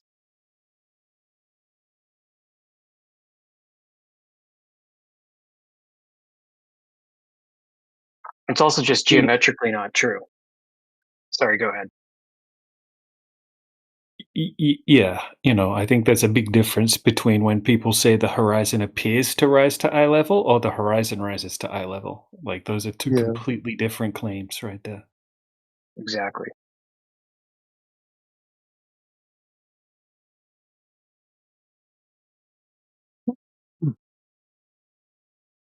And then, like, what even is the horizon? Like, the horizon varies so wildly. Yeah. It's just the Like, limitations of your eyes. well, it can also just be the limitation of the terrain.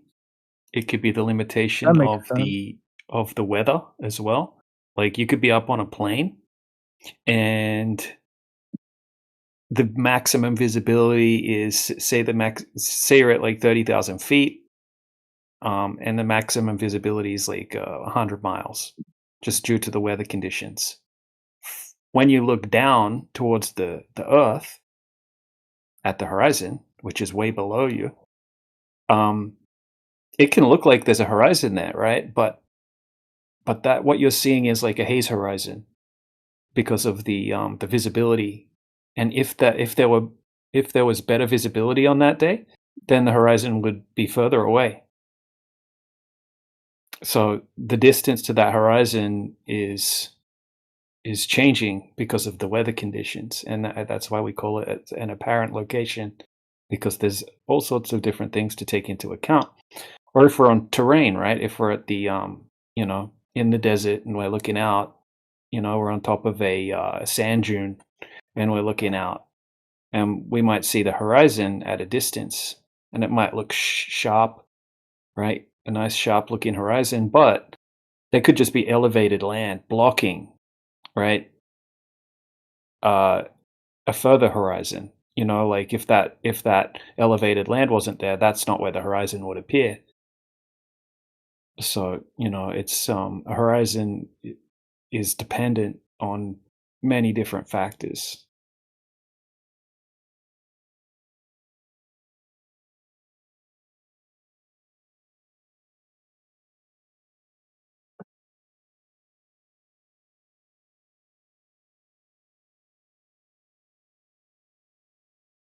I saw some cool drone footage once. I haven't been able to find it yet. I remember it was on Phuket Word's YouTube channel, but I've been scouring his videos and I can't find it. I'm sure it's in there somewhere. But he's got cool drone footage where he goes up and down like huge distances, straight up in the air and straight down, and the drone stays nice and leveled.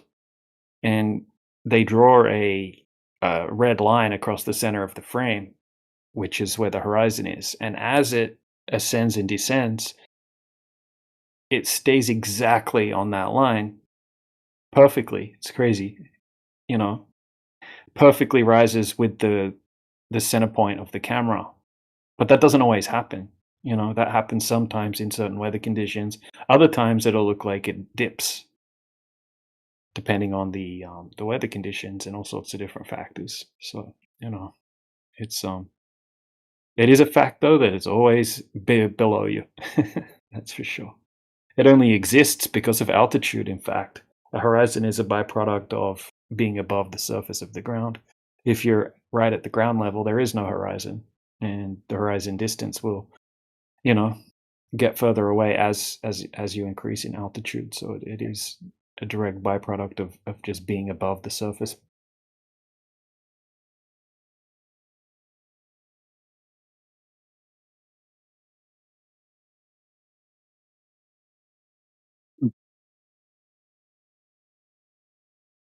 I'm writing my paper right now on the. I got all my stuff.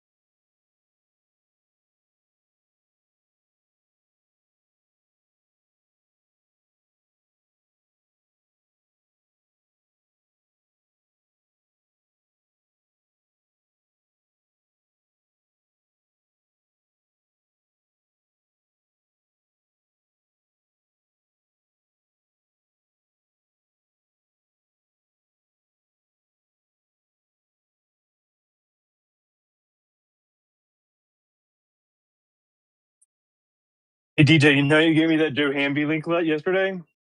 Mm-hmm. Dude, I've been bouncing over to the Earth Awakening servers to tell different people and stuff like that and hear different crazy things. And I went in there last night, and Witsit and him were both in there, and he was showing all kinds of cool things. And Witsit was talking about TFE and stuff like that. But he has some really cool stuff going on, man. Some really cool things he's doing. Hamby does. Yeah, I don't buy any of it, but it's good that people are speculating as long as they're not saying this is a fact. This is how it works, and I don't think Joe Hamby does do that. I think he says, don't trust any of my stuff. I'm just showing you different things, speculating and that kind of thing. And that's fine. Last time I was listening to Witsit the other day, he was talking about how the sky behaves like a kaleidoscope. And the Globers were having a good laugh. But yeah, That's exactly what he was saying last night. He was talking about the rainbow. They had like a 2-hour discussion on rainbows, and he was talking about it, the dome being like a kaleidoscope and stuff like that. Yeah, but like just Hamby, that is what it is. But Hamby, dude, somebody's got to do this stuff, right? If we're just like blah, then nobody does anything, then nothing gets done, and nobody knows anything. So it's cool that he's putting so much hands-on work. So and he's putting like little Lego characters and trying to get Sigma Arctanus to get over there on the reflection and stuff. He's just doing a lot of cool work. It's just fun. I mean, that's just like somebody's got to be doing it. And he's going hard on it. That's what I like. He puts a lot of work into it. He's not just bullshitting around. So that's cool of him. Yeah, like I love it that people are doing all of this speculative stuff. As long as but what pisses me off is when you're trying to have a conversation with a globe earther, and then one of these people comes in that's been doing all this speculative stuff, right? And they start preaching that this speculative stuff is a fact, right? That's where I draw the line, and that's where I'll jump in and say something, and it won't go well because we need to separate the baskets, right? We got the the testable, repeatable, empirical basket, and then we got the speculation basket. And the speculation basket needs to be very, very well labeled as a speculation basket. It's like, we don't know how the sky works, but hey, check out these cool tests. Here's something that, I don't have any empirical evidence for, but check this out. This kind of works and explains how we can see this certain thing, but I'm not claiming it as evidence, blah, blah, blah. But I think it's, like you said, Yeah, true. Making it as a possibility, because for Globers, they just deny like there is other possibilities. So you can suggest the thing like the collider. I was there yesterday all the night. I didn't leave till like 4 a.m. So yeah, you can assume the existence of a collider or something like that, but not as a fact, just as a suggestion that can be. Maybe it's the thing that makes the sun appear the same angular size, even if it's moving away on a flat Earth. Yeah, you can suggest that. Yep.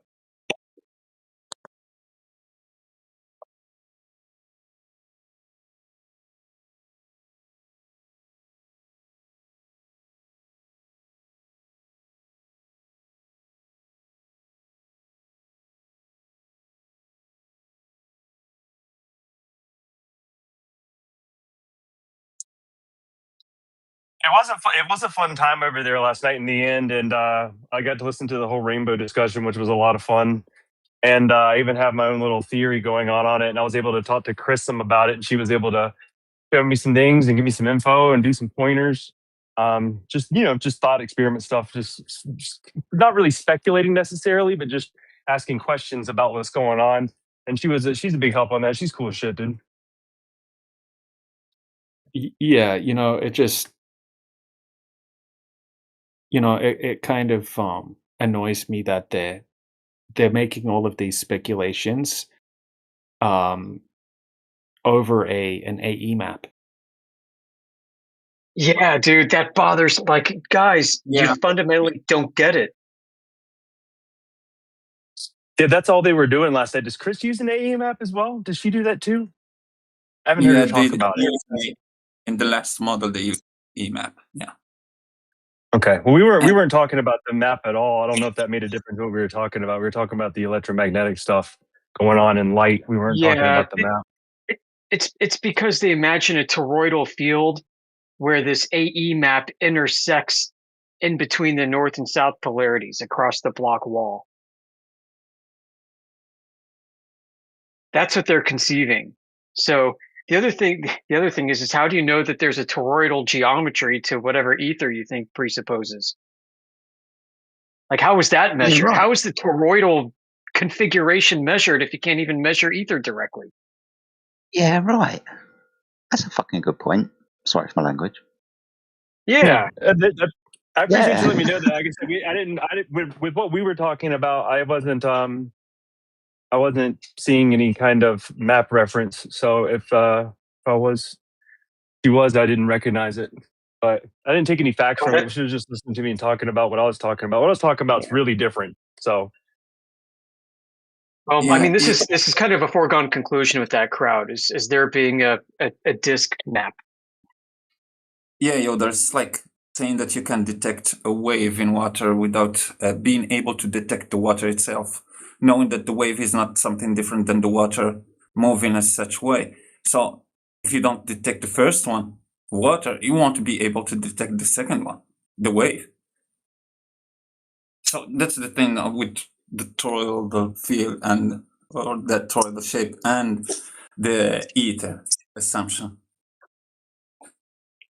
That's cool. Like I said, I'd heard from you guys already that they posit that, and like I said, the whole argument with Witsit last night was he was literally talking about how rainbows are an effect of the firmament and stuff like that, and stuff like a kaleidoscope. So I knew from you guys and knew about that stuff. She was just helpful to my questions as far as what I was asking, as far as projected rainbows and stuff like that, and the light refraction and stuff like that. I don't know if she was accurate. I trust DJ on refraction more than her for sure. Well, to be honest, like comes from. I see nothing wrong with the mainstream description of rainbows, even though it's still not fully understood.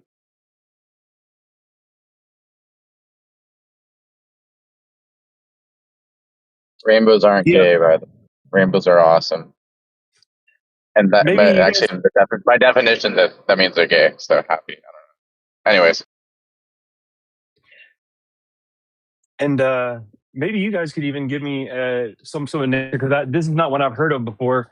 So my question was, what if rainbows, instead of being the sun coming down and bouncing around in the droplet and coming back out, are actually the electromagnetic light coming out in a circle, like in a cone at you, of whatever's behind it. And so the rainbow is actually coming from behind the rain to you instead of coming into the rain and back out. Could that be a possibility?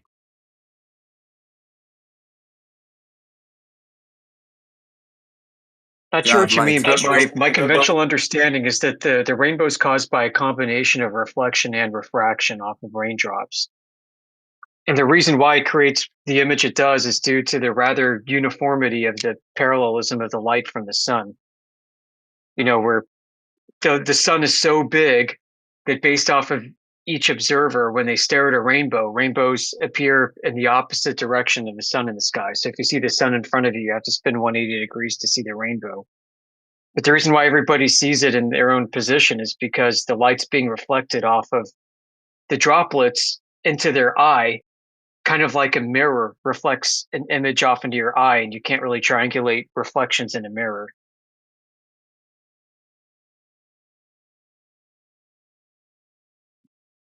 Yeah, I even And the sun is double so researched. wide. I'm sorry, last thing you said.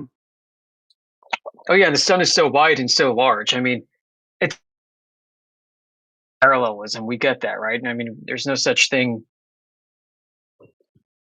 but it's a huge object. Whatever it is, appears to be pretty big.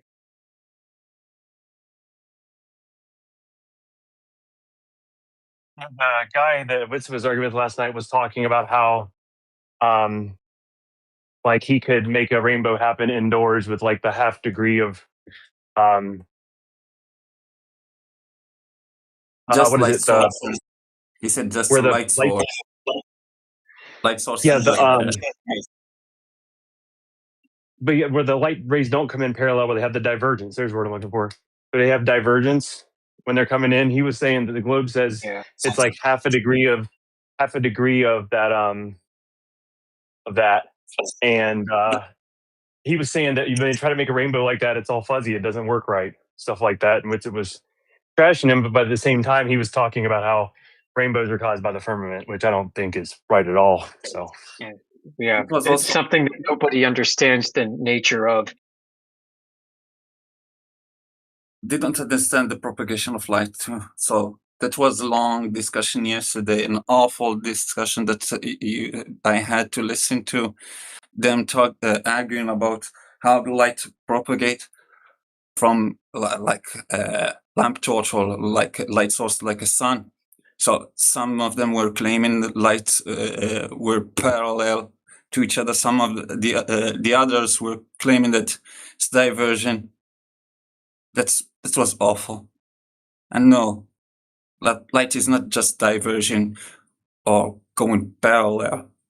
Light is going all directions or from every point of that light source. Like if you have the sun as light source, every point source of light in that surface of sun is emitting the light radially, like an explosion going outward, like a sphere growing in size. So it's not parallel or diversion only. You have those, you are able to see this entire disk of the sun, and that light coming from the top of the sun, and all those edges of the sun and the center and all surface, they are entering your eyes. So can we say that they are conversion? Yes. The light coming from the sun is conversion, is diversion, and it's parallel because it's not lines, it's just propagation. It's like a spherical propagation, like you have an explosion, a grenade exploding in a free space. It will be just a sphere getting bigger and bigger and bigger and bigger and bigger. I think you're on the right track, Necros. I like what you said, and I think to expand on that, like every point of reflection becomes a new point of origin. Just like you could set up 100 mirrors of the sunset, and you could see 100 suns, one in each of the mirrors. It doesn't mean there are 100 suns, and you can't triangulate all 100 images because they're all coming from separate mirrors. Correct. And also, your camera or you looking at the sun and moving, that's the sun conversion into inside the light coming from the sun conversion into your eyes, into a single point. This is your eyes. And you keep moving. That's not the sun following you. That the light propagating from the sun like that, from every point source of light. And if you have two people standing, one in the other in the side of the earth and the other one on the other side of the earth, they will see the same thing. That the light coming from the sun will converge in both eyes of those two people, even if they are far away from each other. So can we claim that the light is just conversion? No, it would be stupid. So So we won't be able to talk about conversions or diversions or parallel light when you are talking about propagation of light coming from a source of light. And not lines. You imagine them, you conceptualize them as lines. So that's why you think that they are parallel, some of them diverging.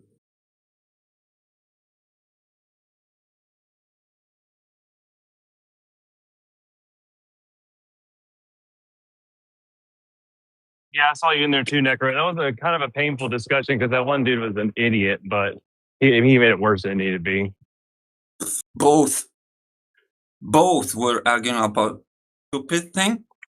So one were saying light diversion. The other were claiming that light were conversion. Yeah, but you're stupid guys. You were both correct. It's doing the same exact thing at the same time. Light is diversion, conversion, and parallel to each other if you consider it as being like particles, like photons.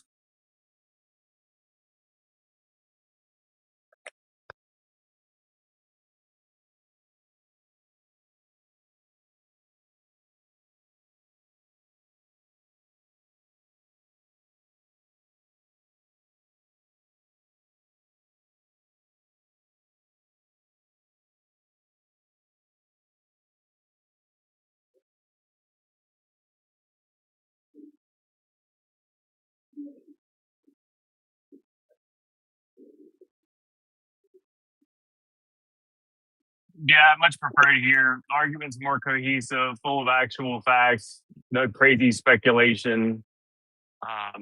And the room gets really messy over there too. And they kind of let some of these people just kind of just go and go and go for a while, where you guys pull the reins back. So I definitely stop by and see what's up and see what's being talked about. That's about it.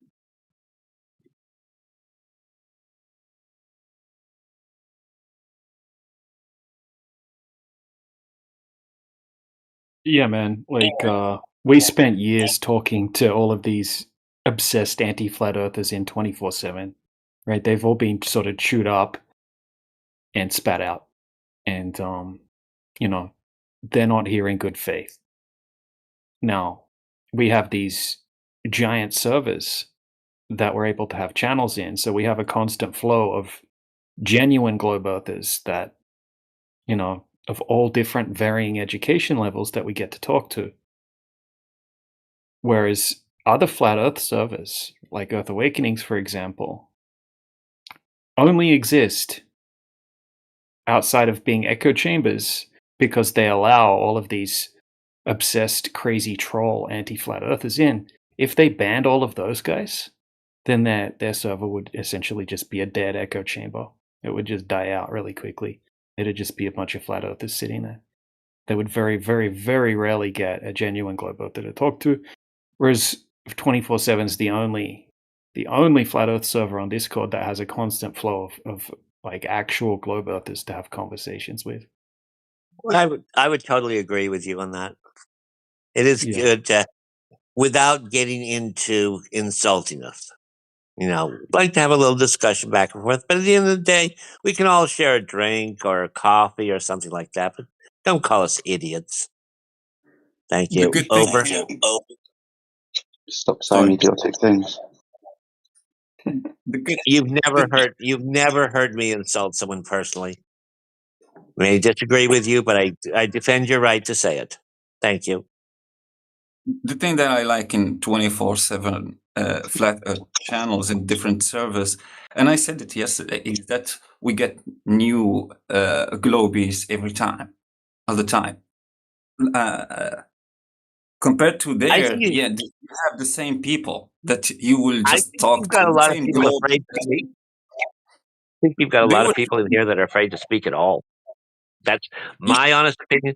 Like I said, I'm nearly 70 years old. I'm a boomer. Okay, I'm not your the majority of people in this room at the moment are actually flat earthers, and they're just listening to the conversation.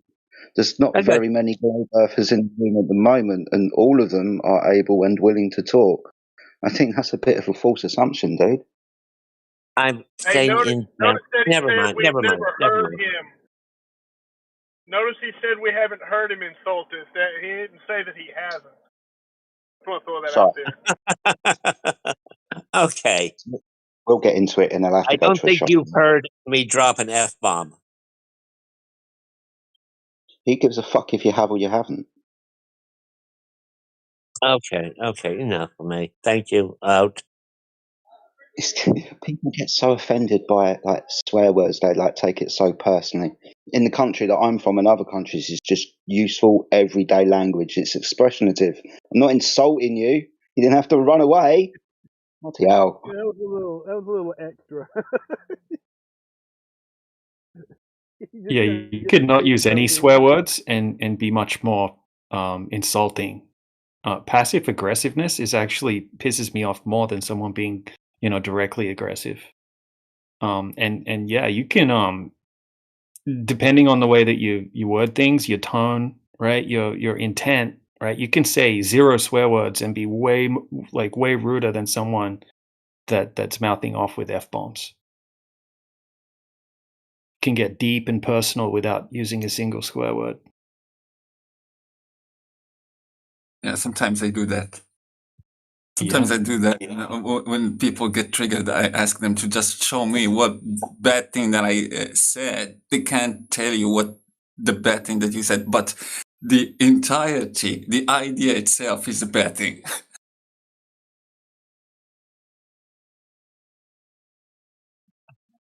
I still remember. Get Baguette was talking to you guys one night, and some dude started spurging on him, and he's like, "Excuse me, I'm talking to a scientist. You are incapable of being a scientist, so please be quiet." And the guy started yelling at him again. He's like trying to argue with him, and Baguette was like, "No, your mind is at rest, so it's a waste of my time talking to you." And I was like, "Fucking burn, dude!"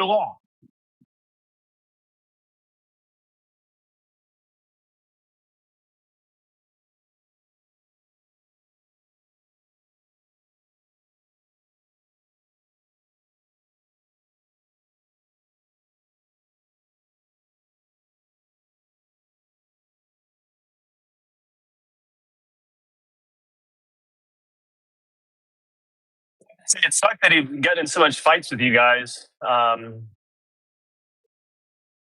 when that happens. Yeah, man. Even if it's a flat earth, they're just claiming a bunch of shit that they can't back up. We're going to call it out.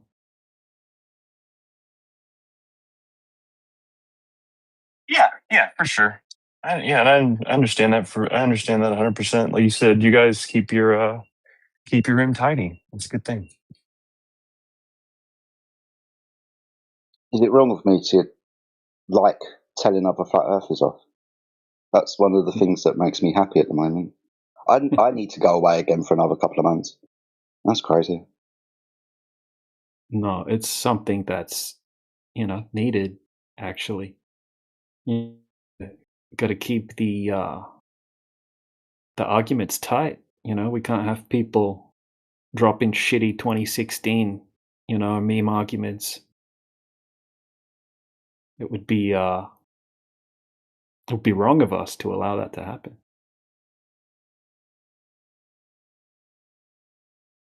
I think I've said this a few times in the past. It's one of the main reasons that we're here, because the internet is full of shit. Flat earthers get caught up in that shit, and I'll hold my hands up too. Been a flat earther a long time now, and I got caught up in a lot of shit a long time ago. But it's now pointed that we point that shit out. The flat earth isn't just the flat earth. There's the whole social media aspect to it and the propaganda and bullshit. And there's a lot of propaganda and bullshit out there, and it makes flat earthers, me, DJ, other people in this room, look really, really stupid, and I kind of detest that. So that's one of the reasons why we're here. I'm a flat earther. I'll tell you why the earth is flat, not some idiot on YouTube, on TikTok or whatever. Yeah, the way I look at it is there's constant updates, like a software. Whereas, there's bugs. There's a lot of bugs, right? And you need to constantly update your programming or whatever you want to call it, right? Your knowledge base. And a lot of arguments that I even used 6 months ago or something like that, I would never use now. I've scrapped them. I've updated. I'm going, all right, that didn't work out well, right? After looking into it more, yeah, the globe earther was right that was a bad argument, etc., right? Or something like that. Whereas some people seem to just cling on, and it's like that. I don't know if it's like a sunken cost fallacy or something like that. Yeah, tribalism. It's really bad when you do come across these bad arguments because globers have pointed them out to us. And then people on our side keep it going, right? They keep coddling people who keep bringing up these bad arguments, and it just makes for bad faith all around. Mm-hmm.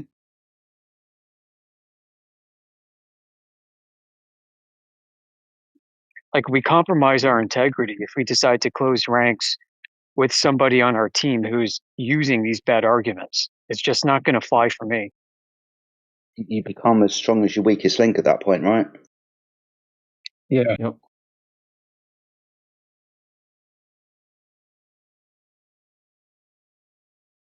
That's what I did with that Mont Blanc picture the other day, DJ. You know, a couple months ago, I had been blasting all over the place. Look at this waterproof, but y'all showed me that I need to be more judicious. That's why I gave it to you, because I don't have the knowledge or time to do that, but that's what you do.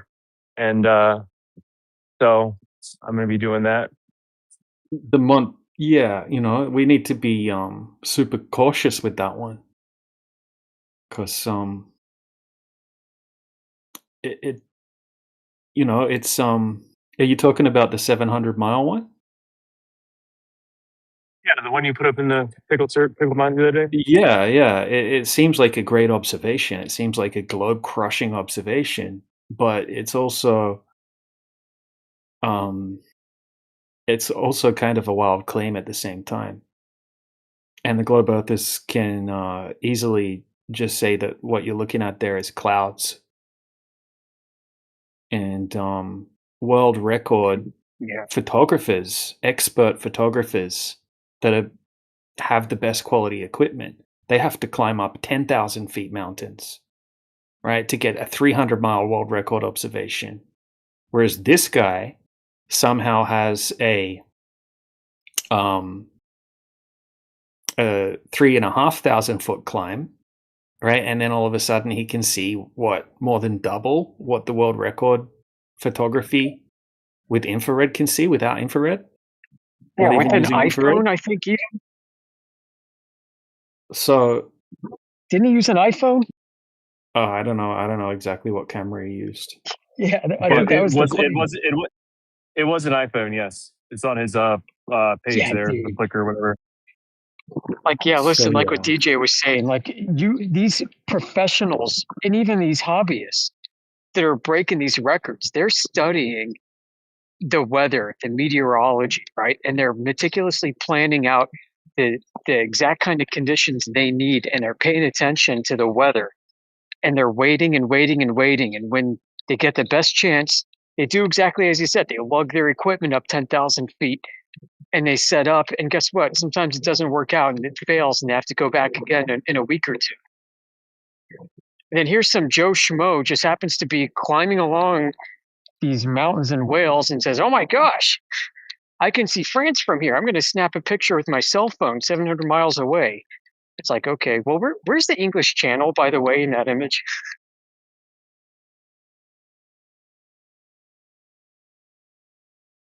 But yeah, you know, while he might be able to see those things, you know, there is some compelling evidence, you know, that it kind of looks like the French Alps that you're seeing, but it might not be, because, you know, it is kind of blurry. I mean, when you, like, I can post some pictures right now and make it seem extremely convincing, but right, have a look in the side chat. Here's Mont Blanc, whatever they call it. Mont Blanc, I'm going to call it. Right, here's a close-up picture, right? And then here is the picture from the photo. Looks pretty similar, but when you just put them side by side, it looks kind of similar, right? But, you know, is it really? Could that just be a cloud? And then what they do is, they kind of show this kind of thing. This next thing that I'm posting now, it's like, oh, that's Mont Blanc, that's Grand Combine, that's these other mountains, or are they just clouds? Where is the comparison that shows that they're in the right locations? These could be not the correct distance apart from each other, maybe not quite the right shapes. Maybe it's just clouds. I agree. Like, I agree. And it, the Alps is like a wall of mountains, right? Where is that wall of mountains? These mountains look like they're standing all by themselves. Yeah, that's what I noticed because I was in Google. I was in Peak Finder, the Peak Finder website, trying to find the shapes of these different mountains, and what I encountered was a wall of mountains, whereas I couldn't make out there was just so many. It was just a giant, endless wall of mountains, and it wasn't these distinct, particular mountains popping out. And this kind of looks like clouds, this last one I posted here. So, I'll probably, in my channel, in this section, I'll probably put a disclaimer at the bottom. I need to go through them all, and to really be sure, you need Several a video years ago, over I time, went on a wouldn't hunt. you? Sorry, buddy, carry on. I was going to say, sorry. Several years ago, I went on a hunt to find the highest quality resolution image of that particular scene. And I found one. I forgot how big it was, maybe 500 to 800 KB. I posted it to 24/7 with that exact caveat saying, here's the best quality image I can find. I'm not endorsing this. This is be very suspect. Yeah. This is like a super globe killer argument if it was true, right? When you've got a meme like this one, the top of that mountain should be 46 miles below the horizon on a globe. It's like, well, that would be a globe killer. But that's a huge, right? That's a huge distance. That's a huge discrepancy. Maybe it's just a cloud. Why no scientists say it's flat? Because scientists don't measure surfaces. Scientists figure out what causes phenomena to happen in the physical natural world, don't they? So say they left it to you to measure it, right? Measure. Scientists, when they do experiments, figure out what caused something to happen. For example, why water evaporates. That's due to heat. They figure that out because they heated water and watched it evaporate. That's what scientists do. They don't measure surfaces. People who measure surfaces, they're surveyors, people who build upon the land. You wouldn't ask a mechanic about biology, would you? You wouldn't be asking a scientist about surface descriptions, would you? Can you find me one scientist that measured the Earth? Yeah, I just posted one in the side chat. Uh-oh. And he became a flat earther because he couldn't find the curvature. And he wasn't necessarily doing science. He was going out and testing for the Earth curvature. So yeah, there we go. What do you think of them apples?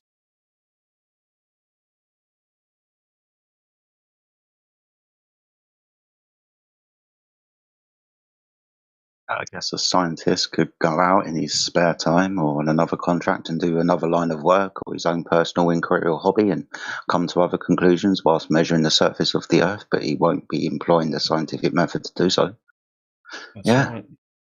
Even Dr. John D., who is a scientist, says that in his videos. He says, look, my credentials have nothing to do with this. Anybody could do these tests. Anyone could go and repeat these tests.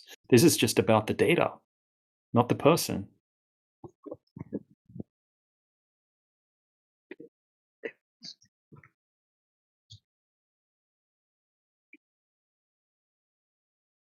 So I hope that answers your question about why scientists haven't measured the surface of the Earth. They wouldn't.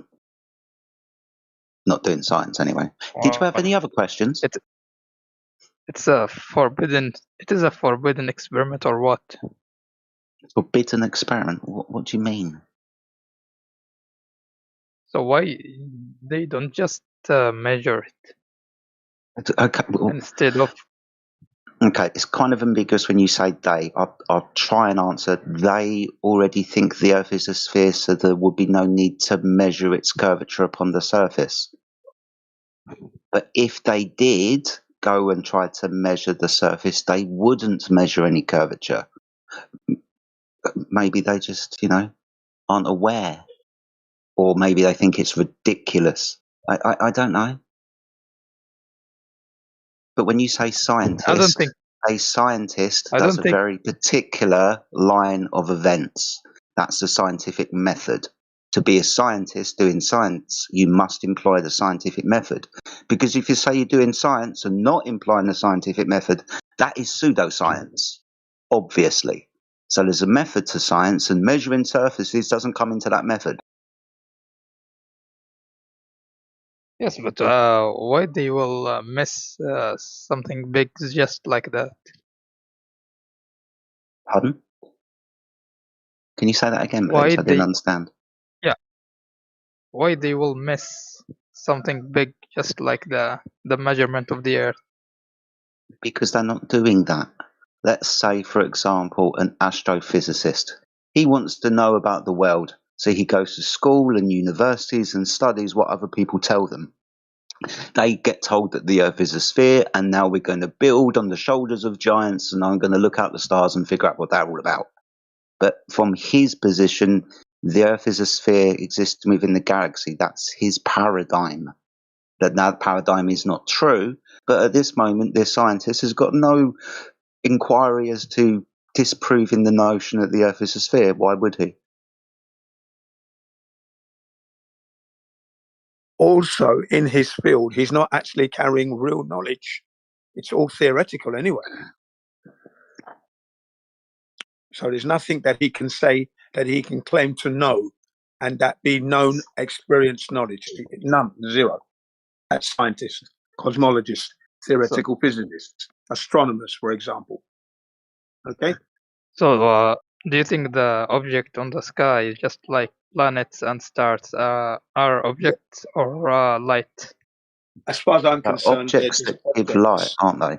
We Yeah, can see them. They're obviously luminescent. It appears that some of them give light and other surfaces reflect light.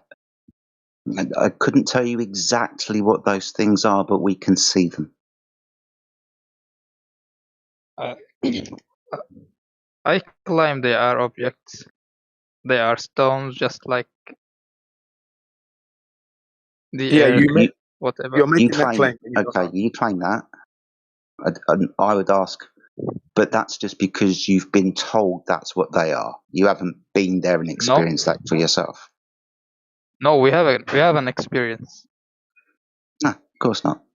So at this moment, it's just a belief. You believe that those things are rocks in the sky, and the Earth is a rock in the sky, for example. Yeah, okay, I can appreciate that. How can you explain the meteorites? Pardon me, sorry? The meteorite. I don't know how to say it. These objects Meteorites? that fall. Yeah, that objects that fall down on the Earth. Okay, things fall down on the Earth. What they are? I don't know. Let me put it like this.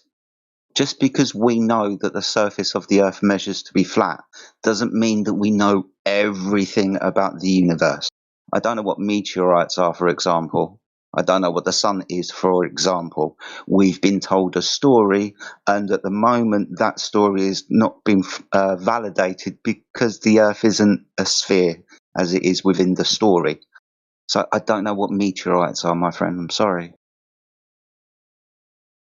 Yeah, meteorites, comets, and what's the other ones? Asteroids. These are objects that I've never actually examined to say, yes, this has come from space. I've not done that at all in my life. So I don't know what they are, as I haven't examined them, seen them. So it's a difficult one to answer, isn't it? When you don't have the material to hand.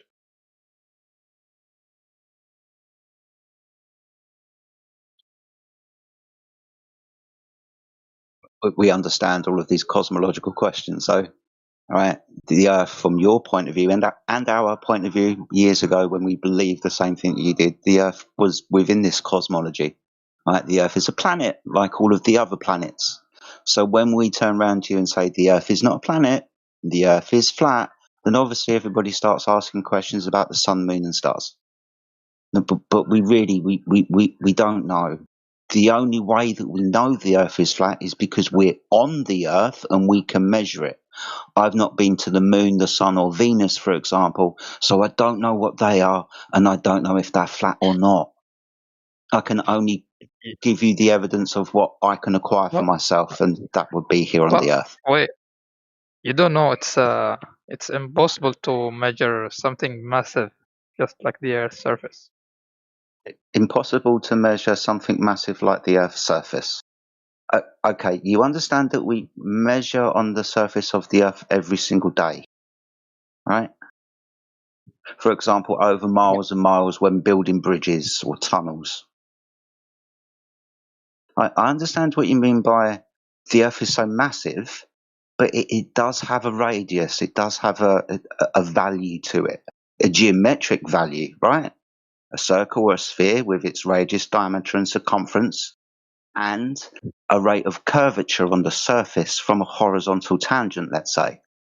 Now, according to the mathematics that we're given, based upon the size of the Earth, then over a distance of a few short miles, then we should measure a rate of change of slope, because the mathematical equation is 8 inches per mile squared. There are other variations, but that one's pretty good. And that means there's 8 inches of descent from point A's horizontal tangent over 1 mile. Over 10 miles, that's 66 foot of descent. It gets worse. You understand. So, although I appreciate what you said by the Earth is so huge that we can't measure, actually, with the radius that we're given, we should measure a rate of change of slope on the surface in the short distance of a few miles. It's just mathematics and geometry. Yeah, they can't give us the numbers and then say we can't measure it. That's silly, okay? So if they're giving us the specifications, by logic, we must be able to measure it. It can never be that big that we can't measure it. That's impossible. And it also brings into question, well, how the hell does anybody know what Earth is then, if nobody can measure it? Why do we now know it's a sphere? Has that been measured to be true? You have to think about what you're saying, my friend. If we can't measure the Earth, then who knows what it is?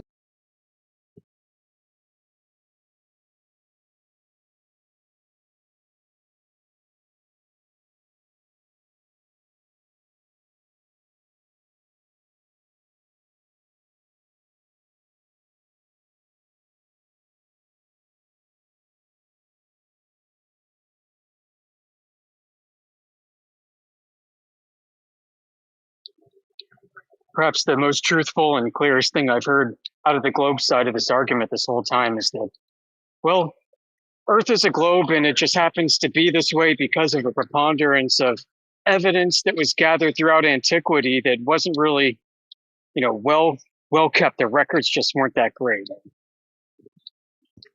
We just happened to basically get a little bit lucky this whole time. You're saying that we should be blind about other phenomena just because we measure the surface.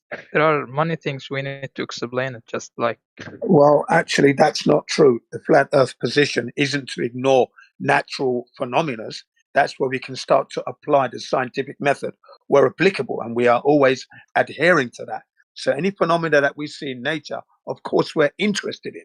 When it comes to the shape of the Earth, though, that is not a scientific endeavor. It's measurements, geometry. That's all it is. It's simple. Children of 8 can acquire the knowledge of whether or not the Earth is flat or an oblate spheroid. That is not a difficult thing to do. And flat earthers do not ignore natural phenomena and do not ignore these scientific methods. So please don't say that. We're not asking you to be blind at all. That's your misunderstanding.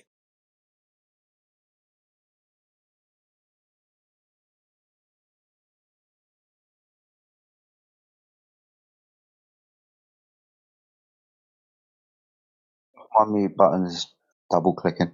It's really good to see lots of people in the channel today, guys. The room is really, really packed. So it's good to see you all. Good to see you, Jin. Hope you're doing well, my friend. Cheers, Jedi. Yeah, great to hear your voice as well. Just want to be just backing up, just the influence of it, because you've got it all covered anyway. You know, just helping you out. Yeah, you're doing a great job. You're blinding. I was just looking through the list, see if we've got any new people in the channel of our regular flat earthers. Great, Bruno yeah. in the house. Truth by Proxy and Snowflakey, quite noobs. Good to see you guys. We Yeah, got man. Harrison. Hello, my friend. How are you? Over Fences has joined us. What's up, Fences? Good to see you around. Morvis and Yoda are here. What's up? What's up? Mia Platter's joined us. Obviously, Jin is here. Moody, what's up, my friend? Good to see you. Ganja Rambo's in the house. And Flat Lord Wright. We got Flat Wizard has joined us. We got Flat Earth Music Bot.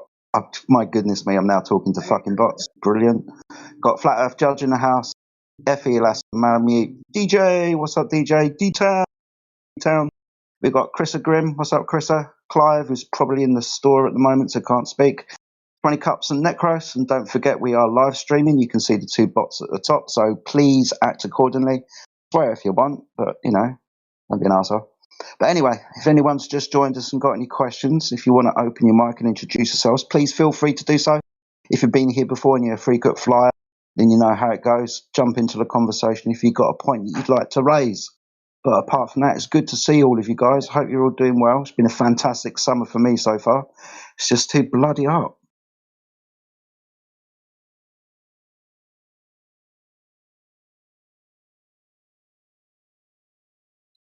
You know, I was just thinking about if you're at the equator, watching the stars rise and stars set in front of you and behind you,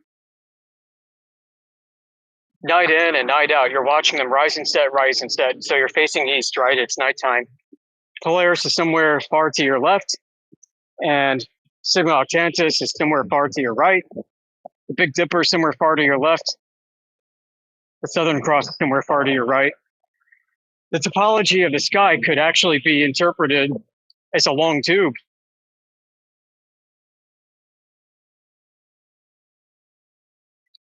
And coincidentally, isn't that what the UTM projection is? Yeah. What? Sorry. To an extent. Yeah, and I want to talk about it. A long tube? I need to see that, dude. You know how visual I am. What do you mean? Yeah, so if you're looking to your left, okay, you got the whole star field in front of you, you're at the equator, you're facing east. If you look to your left, Polaris could be like a light at the end of the tunnel.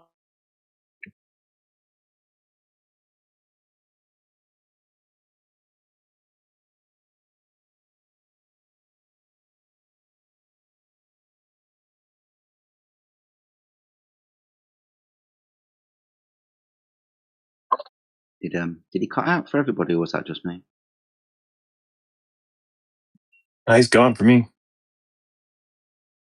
Yeah, he's cut out at the moment. Back, yeah. I was saying Polaris would be like a light at the end of the tunnel. From that point of perspective, right? Like looking down the long tunnel. But when you get to the end of the long tunnel, it's still above your head. Yeah, weird, right? Yeah. Right. So every point on the equator, when looking east and watching the star field rise and then set behind you in the west, is North Polaris and South Sigma Ontatis always 180 degrees opposed to each other with you in the middle? I.e. 90 degrees to your left and 90 degrees to your right. Are they always in that position? No matter where you are on the equator? Was that a question? If so, that's an intriguing one. It is a question, and I don't know if I can't answer it because I don't know. But it's one that I've I can't had answer either. Yeah, it's the one that I've had in my head for about a year now. Yeah, that's a good one, man. I've wondered about that too. You know, are there places on the Earth where the star field is not symmetrical whatsoever? We seem to have some evidence of that. Yeah, some kind of historical burning of books with regards to astrological observations done by ancient cultures, things in the sky that don't appear on our star charts anymore, that whatever. But yeah, that question of having the polar north and polar south 90 degrees to your left and right at every point along the equator as you circle, well, then we're going to come into the question about what the equator is. But if we're talking about, standing at the equator, then obviously that equinoctial point of time. But yeah, is polar north and polar south 90 degrees left and right of the observer when facing east at all points along the equator, if we're going to take that equator to be a circle around either pole, but we'll choose north. Because now I've come into a quandary about what the fucking equator is, and if that's a circle, because I don't know anymore.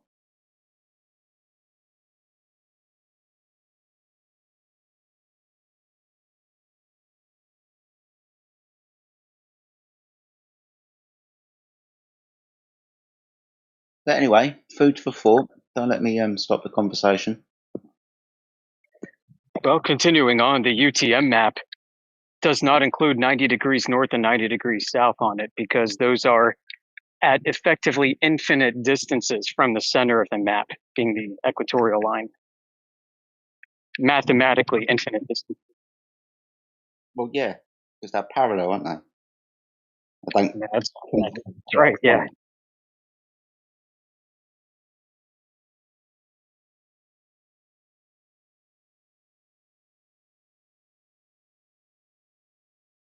Yeah, I don't know.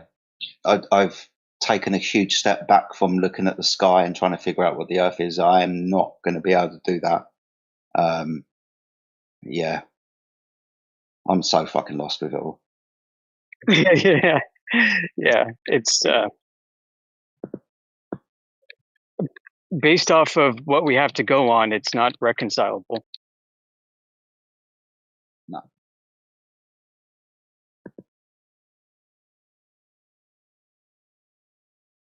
Damn those rebellious angels who changed our courses in the heavens. They did that to confuse us, surely.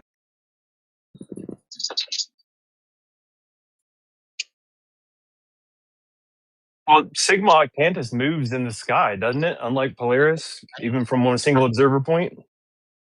They're both circumpolar stars.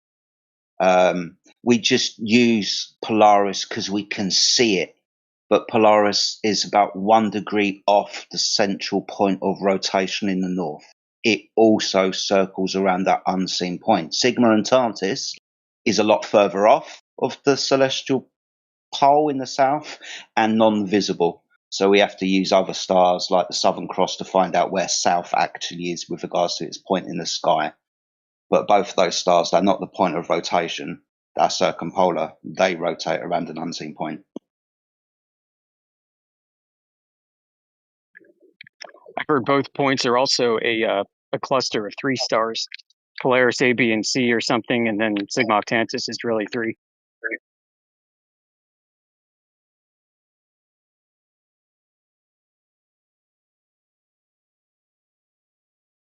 I think they not know that, but what I was asking about is I saw pictures about like a single observer point, and over time, like Sigma Octantis was moving like down in the sky, while Polaris doesn't do that.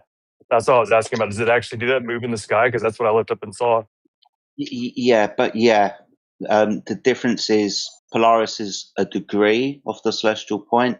I think Sigma Octantis is a lot more. I think it's maybe 15. I might be incorrect.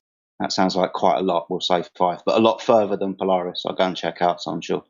But yeah, the angle's different. That's in the separation from the celestial. So you'll see it more with Sigma Octantis because the distance in angle between the celestial point is greater than Polaris. You know what grinds my gears too, Jedi? The flat earthers with their disk projection say all the stars rotate around Polaris. And I'm like, who in the South observes that? Right? Off, man. More and more That's one of the reasons why I had to leave it, because things were making me angry, dude. It's like flat earthers were basically calling other flat earthers in the south. It's like, no, this is observed, and you want to talk about celestial navigation. It's freaking measured as well. But yeah, disc earthers who say everything revolves around Polaris. You're fucking liars. No, it don't. Pisses me off, mate. Right. And all the people in the audience who've been around a while, many of whom we actually know at a very close level, who sit quietly and even coddle this bad behavior, these bad arguments, bad cosmologies and concepts, that pisses me off.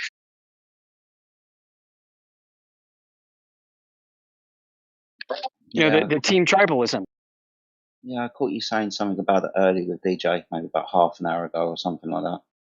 Yeah, I get it. I understand completely. It's like I said earlier, you then strong as your weakest link if you're going to bring these people into the fold and mollycoddle them, because they're going to be around while you're talking. They're going to say shit, and you're going to have to cover for that. Or what you're going to do? You're going to then act like that shit is also your shit? No, you can't do that. So unfortunately, you have to have people singing from the same kind of hymn sheet. I hate saying the word script, but there's really only a few beat points that you need to hit. You can talk about that being scripted if you want to, but ultimately, if you move away from those points, you're going to end up in an awful lot of trouble. And especially if you start bringing up old arguments that have been completely ratified over time. Yeah, those people. We do a good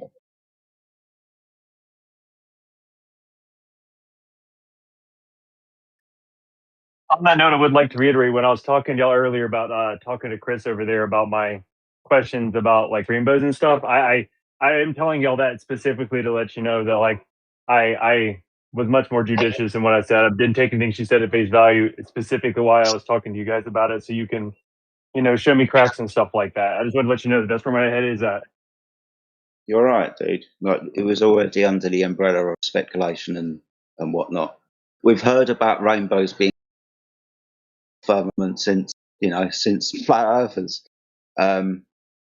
Obvious fact being is we really don't know. It's good to experiment and demonstrate that you would most definitely need some kind of solid medium to act upon the light as it passed through it, but without actually going there, you've got no actual idea, just a really good idea that you can't prove. Yeah, like I said, my specific questions were actually about it not being the firmament causing the rainbow effect and the bend effect. My thing was she was the only one to answer my questions. She's just a lot of fun to talk to as like a person. She's wild and crazy, so I enjoy talking to her. But I do take everything from most everybody now with a grain of salt. Thanks to you guys, so I appreciate that. The word might is seldom used and can be brought up in sentences to help conversations. The firmament might be causing this, or it might not. I don't know. But yeah, it's why we have speculation Sundays to talk about things that we can't always talk about when we're talking to other people about the facts and the figures and whatnot. But amongst friends, when there's downtime and stuff, we should always talk about these things because they always come up. So we should always, keep up with the argument if any changes have happened or if somebody thinks of something new. And update one game, as was said by DJ earlier on. Yeah, I just got a question, and it's this: two. One, if you're in the UK where Jedi is currently, and you look up, the stars appear to be rotating above your head in a clockwise fashion, right? Now that versus Australia. Doesn't that phenomena happen in Australia also? When they look up? Yeah, in the opposite direction.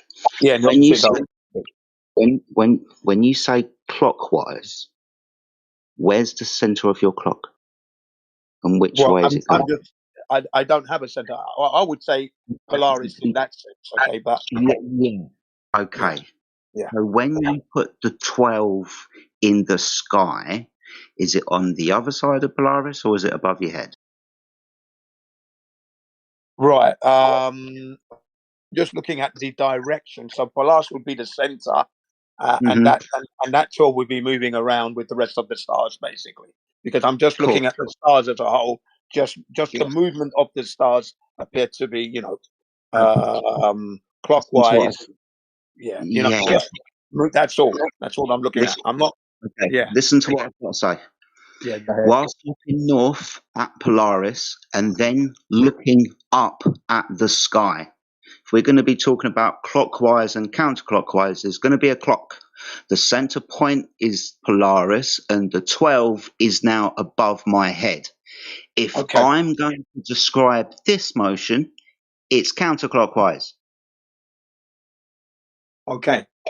Right. If I stand in the Arctic Circle, underneath Polaris, looking out at the star field, they are going around me clockwise if I put the 12 out towards the horizon somewhere. So it's always going to depend where you are observing it from and where you stick the 12 with regards to clockwise and counterclockwise. Because we've just really it's counterclockwise. Right? If you're in the north, facing north, looking up at the star field, right, whilst facing north, but if you were to turn round, well, you put the 12 up above your head, which direction's that now? With the center of rotation Polaris behind you. And now it's clockwise. Do you understand? Yeah, vaguely. Because I'm thinking, well, in England, the UK is not too far from the perfect circle, the Arctic Circle itself. So when you look up, I think the stars were moving in a clockwise fashion. The whole bunch of them all together. Which way are you facing north? Or are you facing south? I'm facing north. Okay, so and when you look up, the 12 is above your head, and the stars are coming from the east to the west. That's counterclockwise. Okay, that's anti-clockwise. Okay. Depends which way you're looking and where you put the 12. Now, let's go to the south and do the same observation. You'll notice it's completely reversed. Yeah, I haven't experienced it, but I'd have to imagine that. Yeah. Yeah.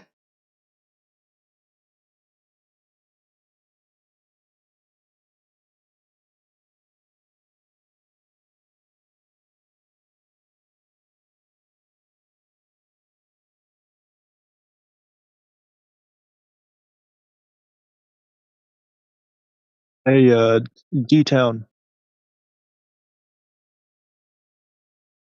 Yeah, what's up? I sent you something on your DMs.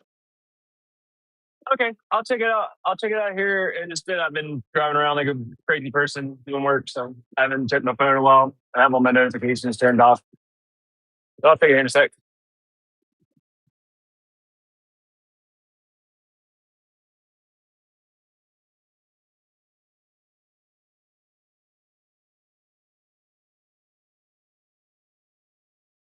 So if anyone's still thinking that the AE map is a good representation of reality, I recommend that you watch Antonio Suberate's videos.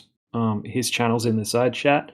Here's a couple of specific links to videos where he shows you that it's been proven that this map does not match reality at all. So I would recommend people watch that. It's this guy was way ahead back then, making this content back in in the early 2020s.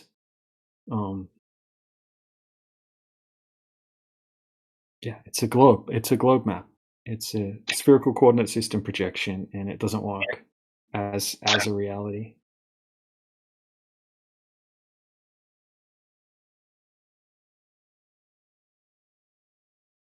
I don't know why it's still getting pushed.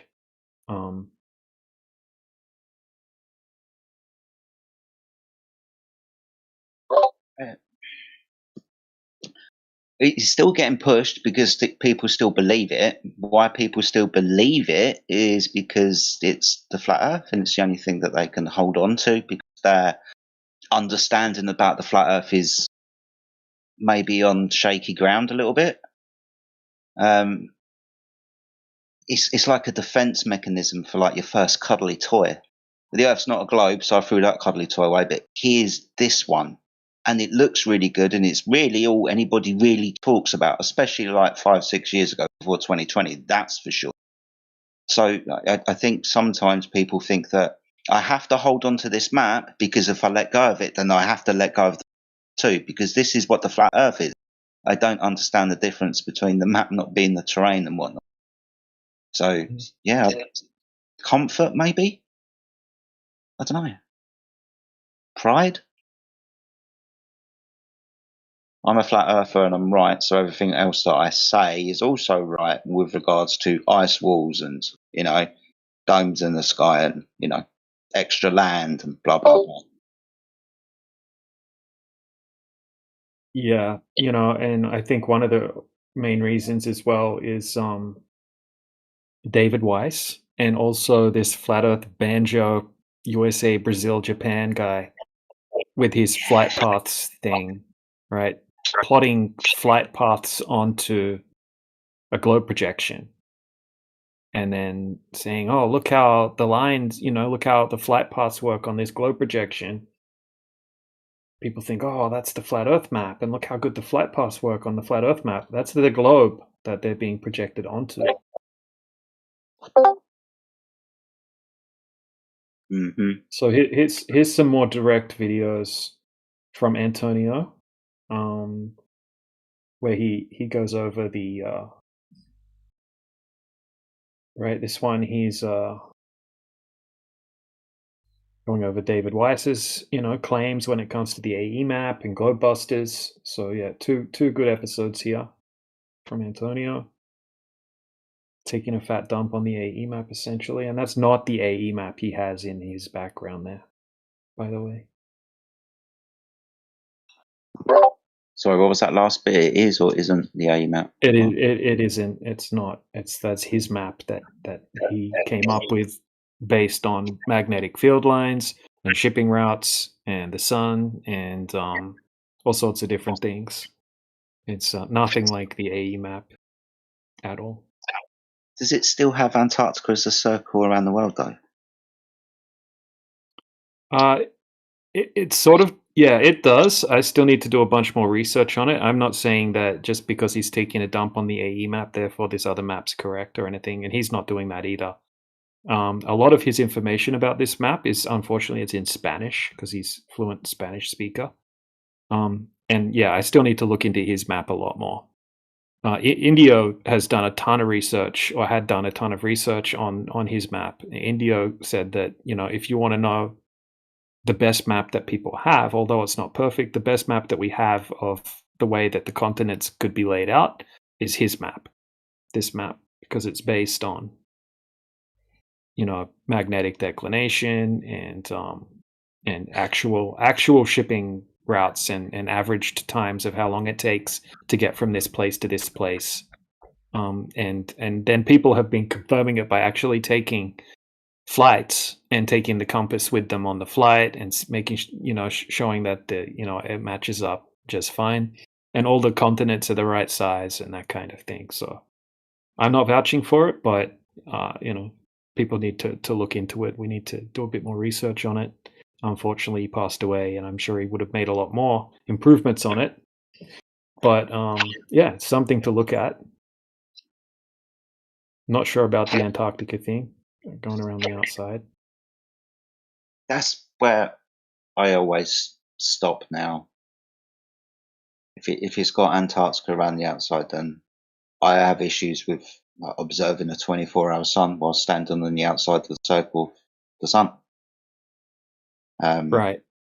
Yeah, me too. But I think that maybe the way that the sky works is something far beyond our current comprehension of reality altogether.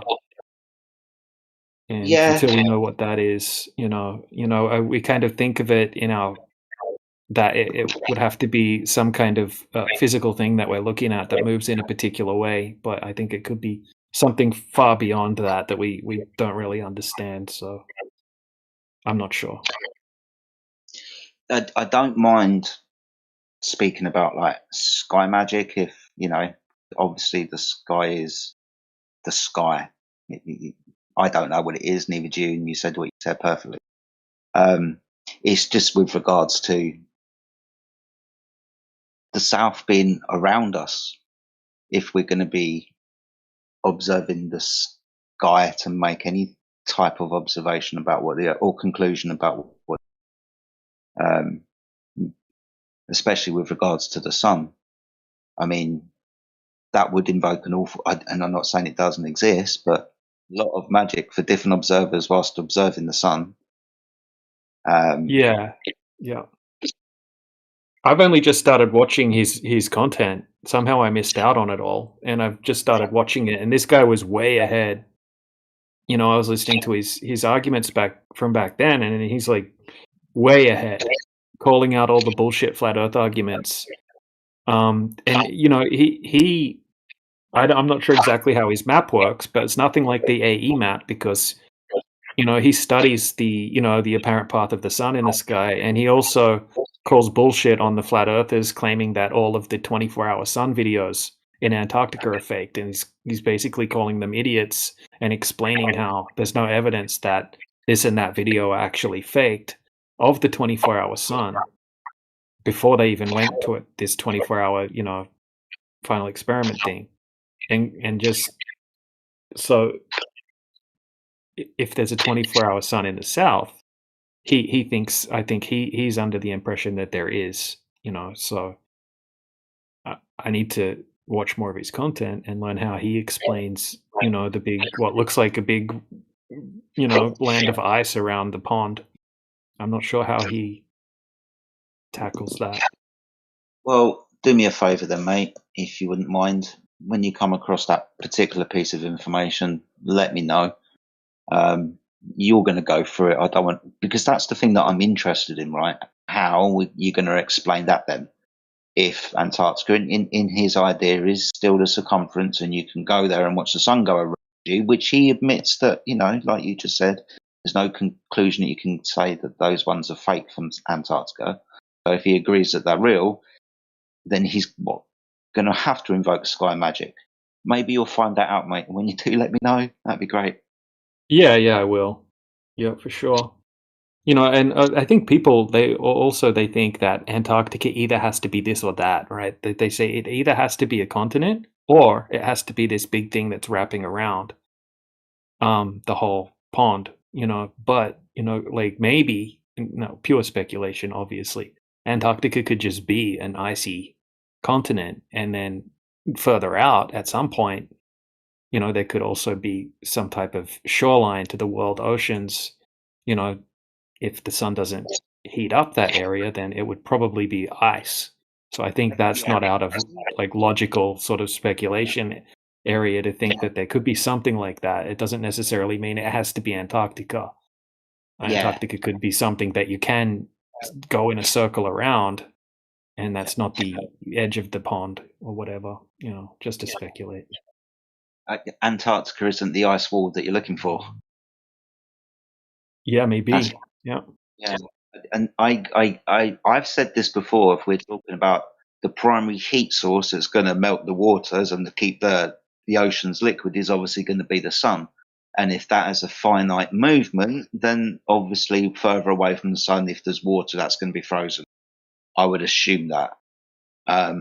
Wouldn't say that was a complete circle.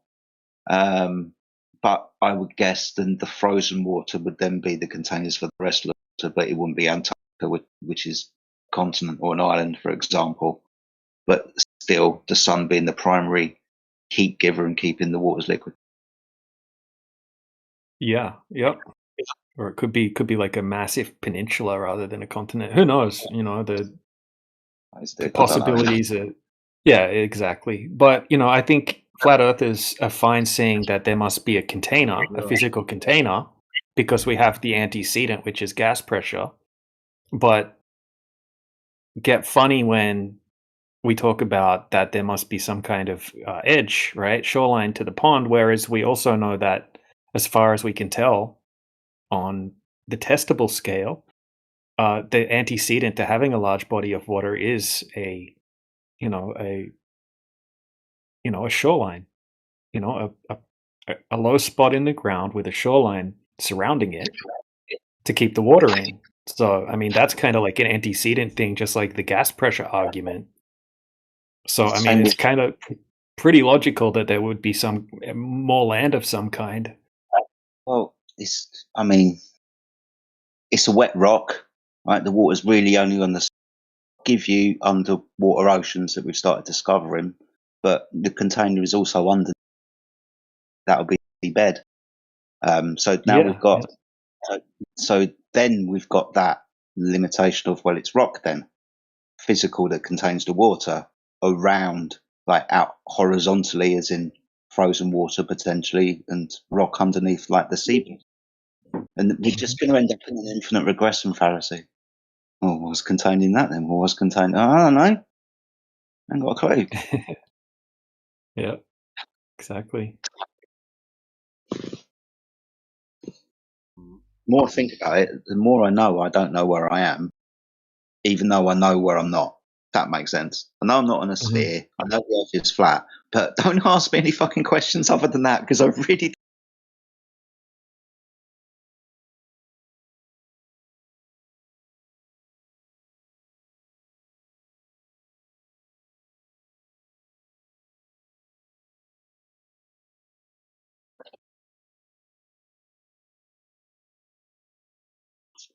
Right, let's have a look through the chat. See who's joined us. See who's new. See who's old.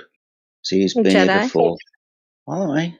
We have someone named Max who says he's an atheist and a science student. And Awesome. yeah.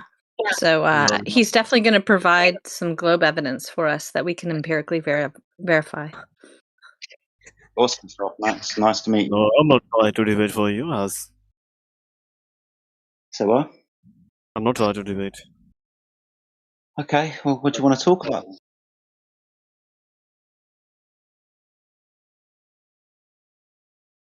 Offensive. You don't want to talk about. Yeah, he says we're dumb because we don't agree with his particular belief in the globe.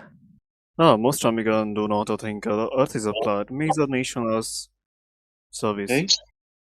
Who? Who? Where?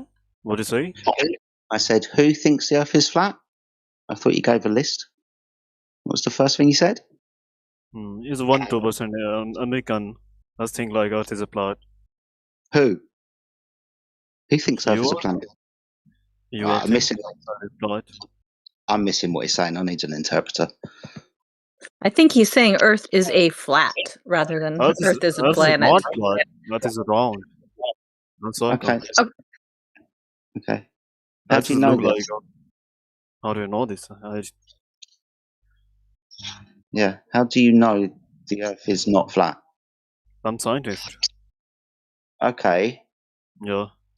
How would you employ the scientific method to come to the conclusion of a flat surface? You know, I say Earth is not flat. Earth is a circle. What do you say? Yeah, I'm asking you how you employ the scientific method to come to that conclusion about a surface, Do you a know shape. horizontal zone? Okay, I'll ask you again. Yeah, horizontal, that's great. How do you use the scientific method? We know environment. We know environment. What is environment? What is a horizon? Horizon. I not say horizon. I say ozone. I'm sorry, my friend. I'm missing certain words that you're saying. Maybe somebody else. I say ozone. Ozone layer. You know ozone layer? Yeah, can you speak clearer? Yeah, he's not speaking clear enough. I'm having difficulty as well. Yeah, can you speak slowly and more precise with your pronunciation? There's a problem there. Okay, sorry. Ozone layer. I'm not understand this guy. JD. You said ozone layer. Yeah, ozone layer. I'm not understand you, man. You move on. Okay, but that isn't the scientific method. Yeah, You're a scientist, right? Yeah, I'm scientist. I'm studying science. So you know what the scientific method is. I will wait.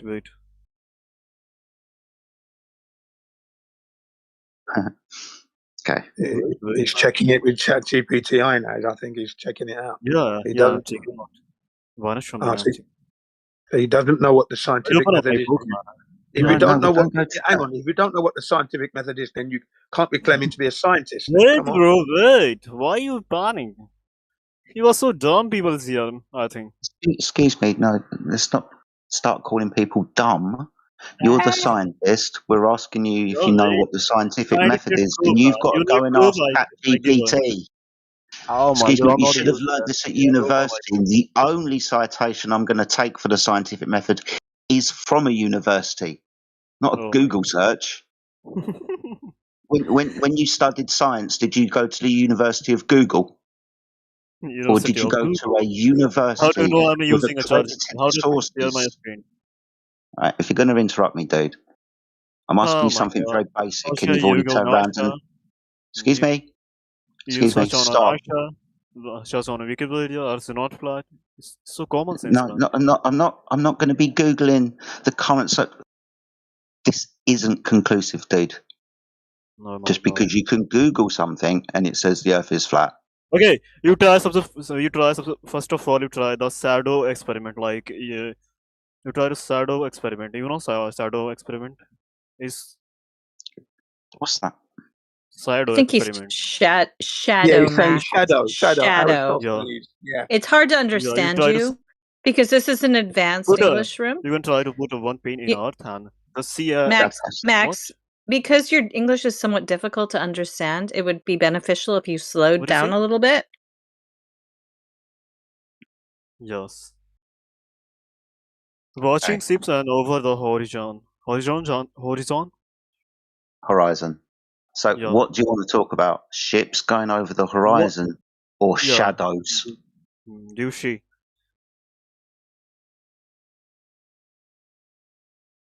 Do you want to talk about shadows? Yeah, it's so easy, man. You try this. Okay. I have Okay. several I have times. one question for Dude, you. please. Which reason Thank you follow you? No, Which dude, reason you follow please you? stop.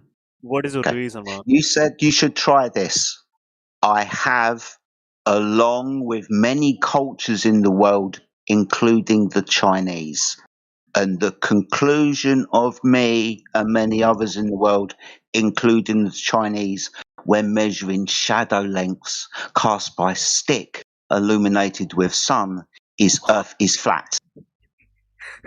Now, can you tell me, please, how gathering a shadow length from a Why are stick? you including Illuminati? Why are you including Illuminati? What is the meaning, man?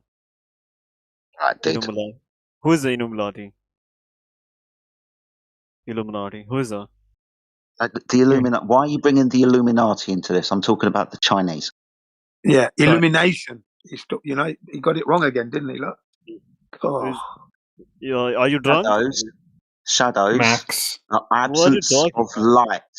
Light is illumination. In this instance, the illumination, the light, comes from the sun. Right? Like uneasy, man. Light is uneasy. All Okay, right, I'm dude. If out, you're just man. going to sit and I'm giggle, out. dude, I'm stop. out. Yeah, please, I'm just out. go. Good. Yeah, Bye. I need English, man. I need English. You need better English before you start laughing, for sure. Yeah. Yeah, don't mark yourself as fluent in English. I would change that to beginner and go to one of the beginner channels and learn how to speak English and manners as well, right? What your parents didn't teach you manners. So go learn the basics of English and the basics of manners, right? And there's some friendly people, right, in a different channel that can teach you that. So I'm going to send you to them right now. He's a disgrace as a scientist. He's not even a scientist. Doesn't know the scientific method. What a disgrace. I heard something like manners before education. Some people really don't have manners. This is true. Even though if we don't agree on the same idea, Well, in some cultures, manners, right, are very different than other cultures' idea of what manners are. Right? Like in some cultures, it's not considered bad manners to say interrupt into a conversation. or to push into a line, right? Or to stop your car in the middle of the road and get out and do things while all of the traffic gets blocked behind your car, right? It's not considered bad manners to do these things. So a lot of these people are from these countries that have bad manners and they don't realize they have bad manners because it's normal in their country to have bad manners. Exactly. Yeah.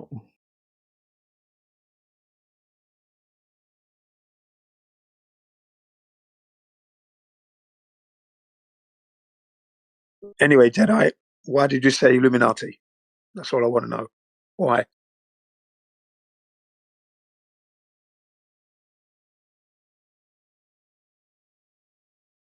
Yeah, you clearly said illumination, and he went Illuminati.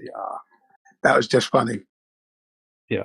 Jedi was just talking about Illuminati and Nazis, according to that guy.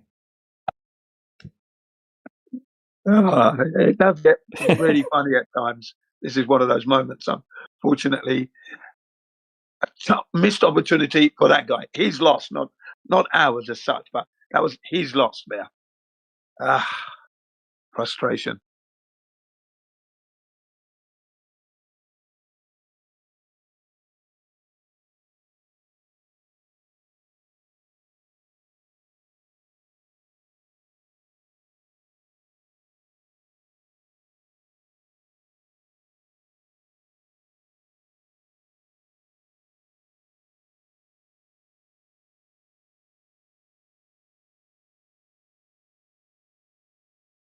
Now we vape.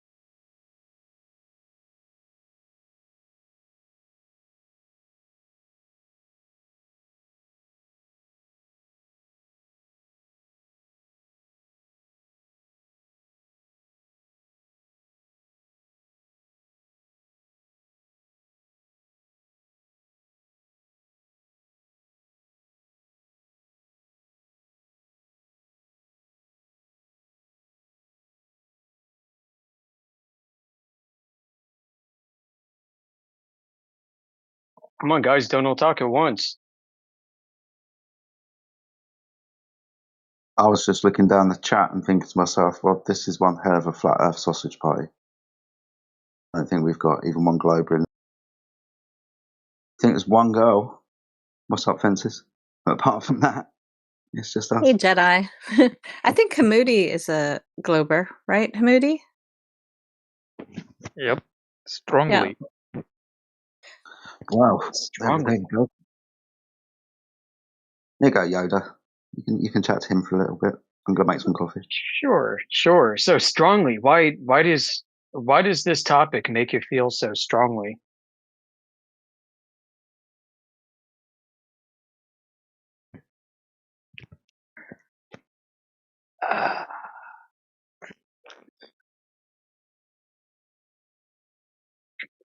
Okay.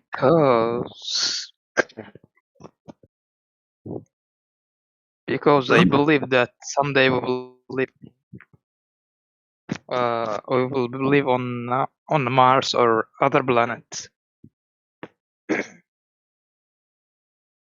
So when you Because say the you Earth want is to flat, believe that we can do these things in the future. What other topics do you no, feel this strongly about?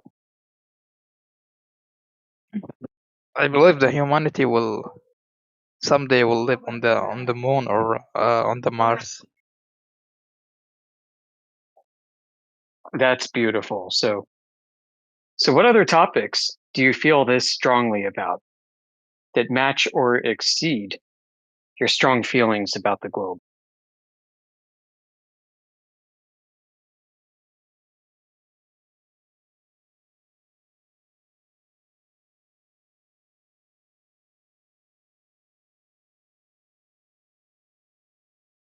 He doesn't have any more. Well, unfortunately for you, we don't have the technology to go to space currently. Today, right now, today.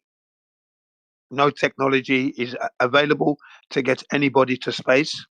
Moon landings never happened. We do not have satellites deployed into the space. We don't have any of those things. So you're carrying a very strong belief, which is a very weak position. You have no proof, no evidence, no confirmation, no validation.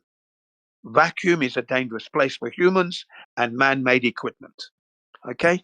Then there are the other obstacles therein. Yes, go ahead. You feel strongly? Well, wait. Don't you believe in satellites?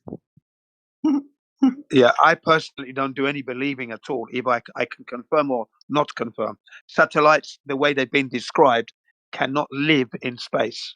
They will be killed and destroyed by the vacuum itself, and then the other obstacles supposedly there: radiation, cosmic ray particles, solar flares, etc., etc. So we don't have the technology to surmount those problems. Yeah. So what do you know of satellites? Do you work with satellites?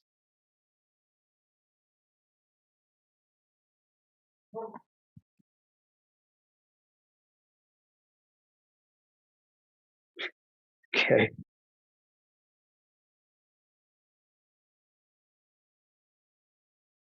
Yep, Yoda, he strongly doesn't know that. Strongly. Yeah, and that's where this conversation was going to go. Thanks, Jen.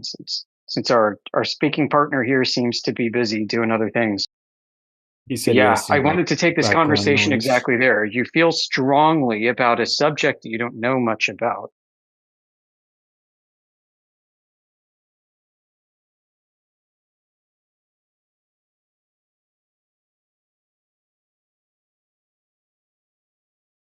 So, what other subjects in life do you feel so strongly about, of which you know very little?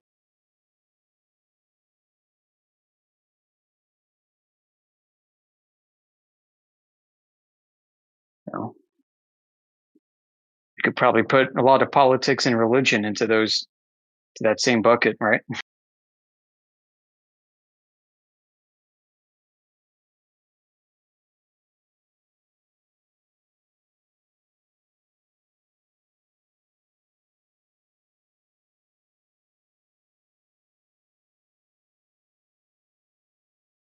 So, if you feel strongly about a topic, would you also say that you are emotionally invested?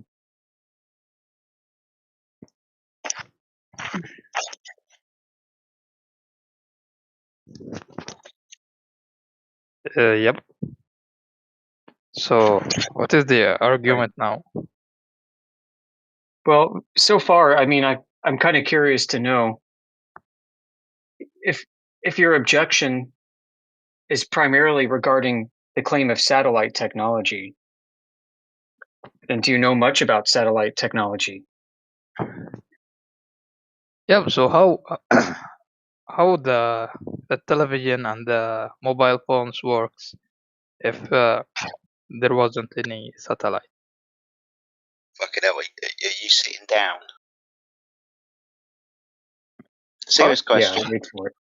Are you sitting down? Because this is going to shock you. The majority of communication from your mobile device, or even how you get your TV, is through some kind of cable or wireless connection to a local router or a local station or tower. Then from those towers, you have connective cables to connect land masses and continents over the sea. Those continents and land masses are connected by cables. There are millions and millions of miles of cables underneath the ocean floor. This is how me and you, I guarantee, are communicating at the moment. No need for a satellite, mate. Just your local router and local service tower or station. That's it. A couple of cables here and there. We've been doing this for over 150 years. Communicating, let's say, between Europe and North America with undersea cables. We're still doing it now. So when we pay a satellite TV dish and we make it into the sky to receive. It's a radio signal. It's a radio antenna.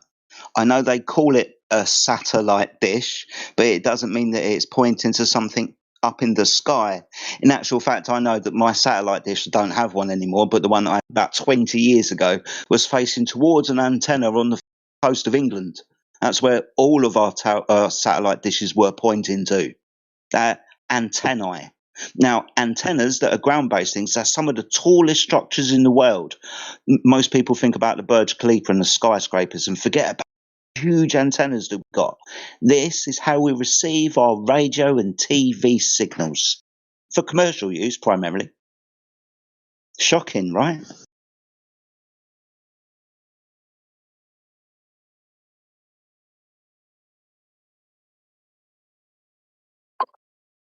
I'll give you this. You may have some kind of aerial platform at altitude in the sky, but it doesn't need to be in orbit around a sphere in a vacuum to operate and repeat a signal that it sent. We've been doing that for over 70 years as well.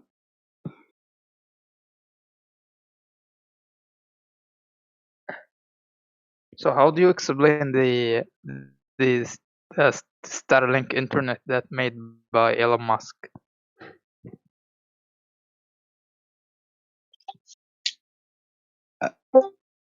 Why would I need to explain it? It's just something in the sky that sends and receives signal.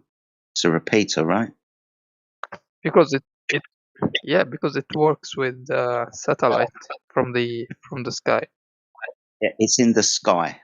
And when you say satellite, you mean something that's falling around the Earth in orbit, don't you?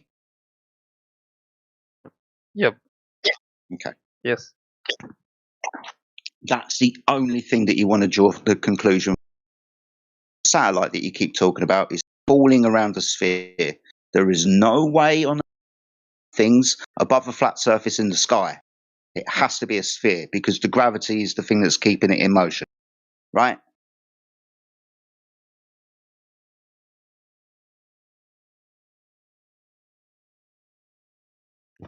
Yes, go on.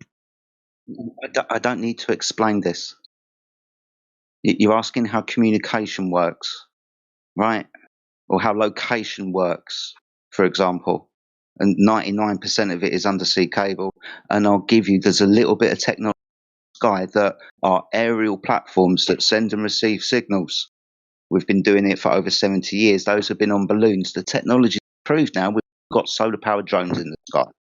You can even have repeating balloons going around tracks in the sky because of the repeating wind patterns at different altitudes. You can even have stationary balloons above a stationary flat surface. Shocking, right? But this is just communication. Where are you bringing this informations? Well, or because claims? there are claims that can be backed with evidence. If you want the evidence, it's really easy to find. If you're just talking about how we communicate, because you want to get to satellite. Now, I can just ask you, I'll give you satellite, but can you prove to me that it's rotating 360 degrees around the Earth sphere? Can you do that? No, I can't. Okay, cool. So neither can I, and I appreciate your honest answer. Some people would lie and say that they could, but no one can, right? You'd have to go to somebody very, very special to potentially, maybe, probably not get the information that we're asking for. But the invocation of satellite is going to bring you into a claim that you can't prove. At the moment, it's just things in the sky that can send and repeat signals. I don't know what exactly they are, but there's a lot of technology before we get to the need of a satellite in a vacuum in orbit around a sphere that doesn't exist. Yeah, Jedi, if you can direct him to the side chat, I've posted 3 bits of material there that he can look at that'll help him along a little bit, backing up what you're saying, okay? Especially with the cables, all right?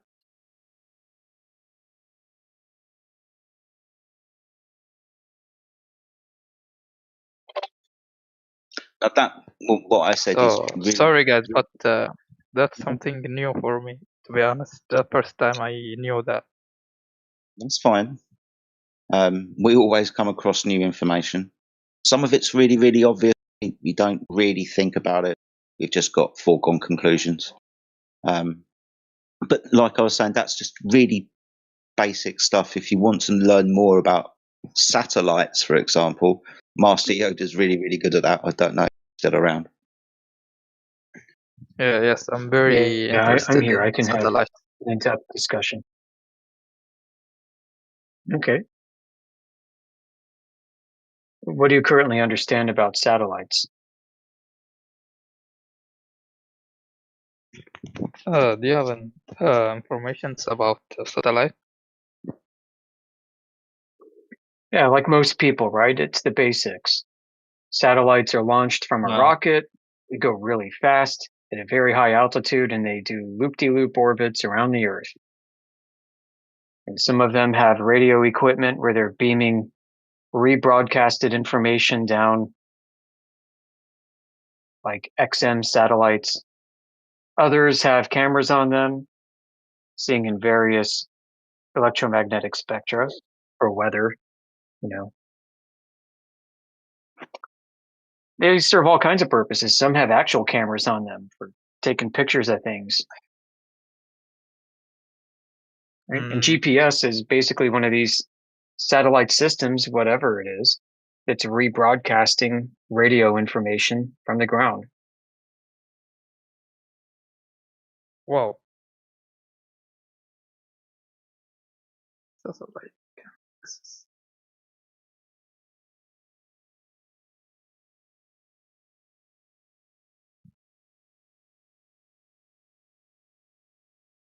Right.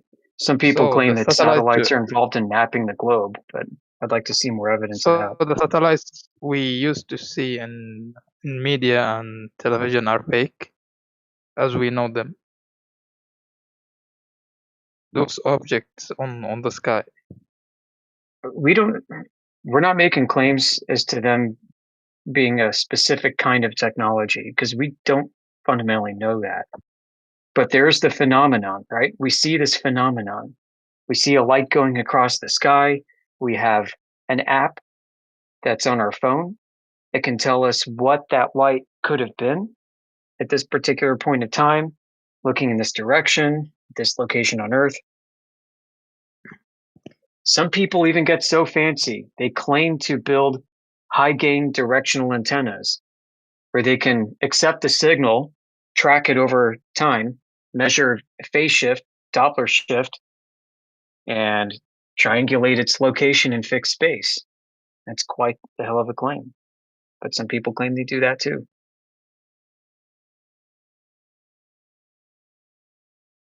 So the question is, what's really going on? How many people would actually know?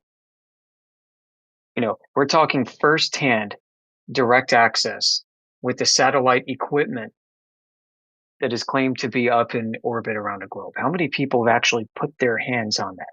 And maybe more importantly, how many people actually put their hands on it to go load it into the fairing of a rocket and was there to watch the cowling close and was there to watch the depressurization?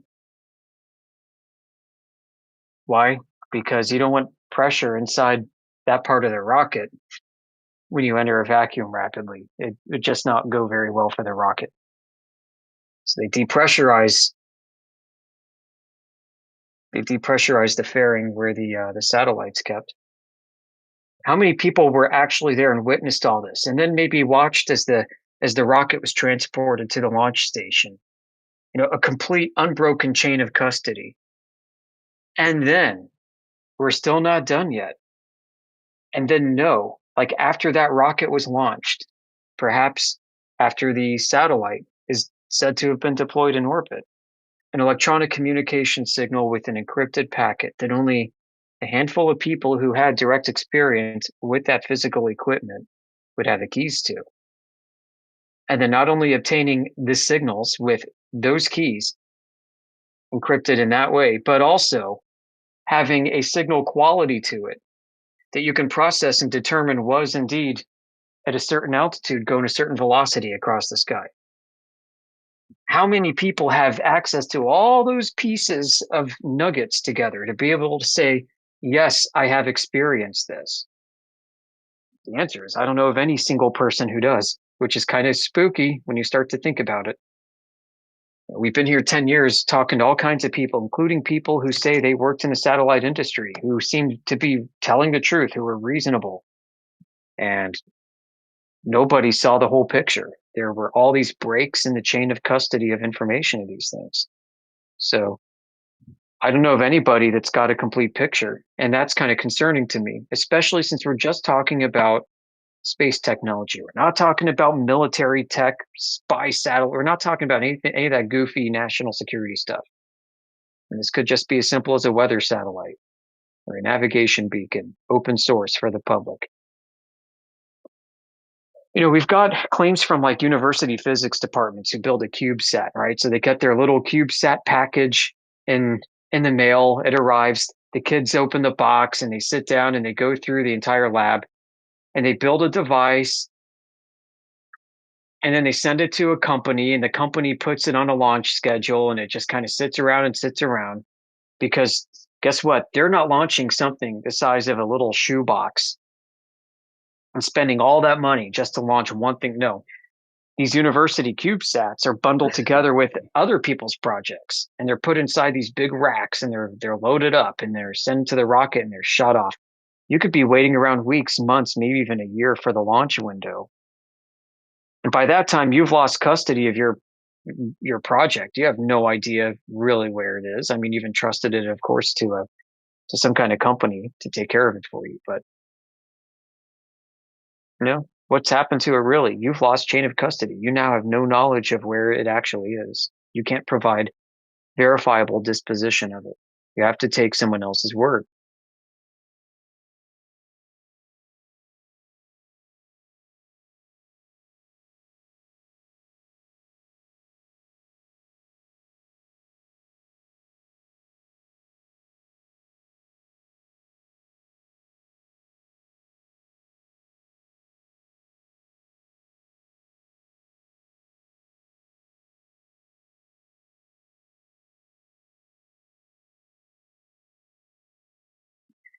And if this claim regarding satellites is the proof that is needed to determine that Earth is a globe, then it just means that the number of people who do have firsthand direct access to this knowledge of a globe are far and few between. They're hiding out there. Nobody can seem to find out who they are or even if they exist. Isn't that interesting? It also means that you globers are in the same position we flurfs are. You Globers can't be so cocksure you know what's going on yet. Even if Earth is a globe and its satellites are the reason why it is, chances are, because you're not one of those special privileged people that have this direct knowledge, you don't know shit either. That's right. You're in the same position as everyone else.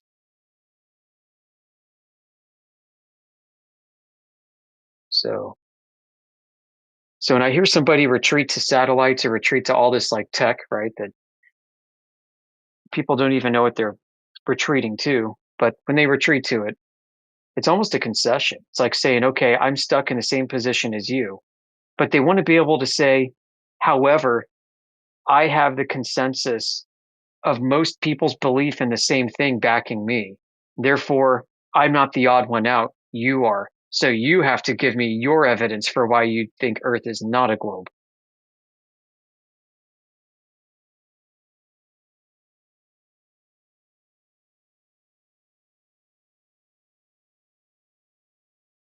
Well, I mean, you might feel justified saying that. It might make you feel good. But guess what? At the end of the day, you're trusting your opponent to deliver homework, to deliver the evidence you need for your belief to be true. Are you really outsourcing that to them? Come on, guy. Come on. Come on, guy.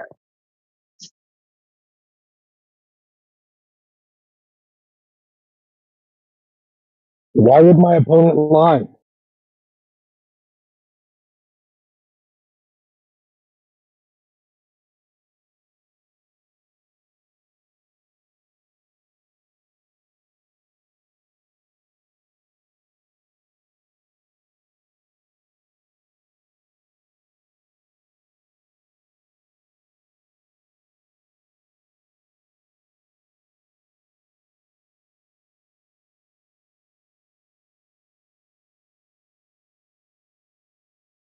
It goes with everything else we hear, not just with satellites, but when people say, well, airplane flights, it's okay.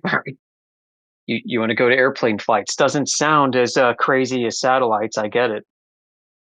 Okay, what do you know about airplane flights? What can you independently verify and find out about these? There are people out there who do fly for a living. They file their flight plans. They know how to navigate, right? They may be very keen on maps and topology.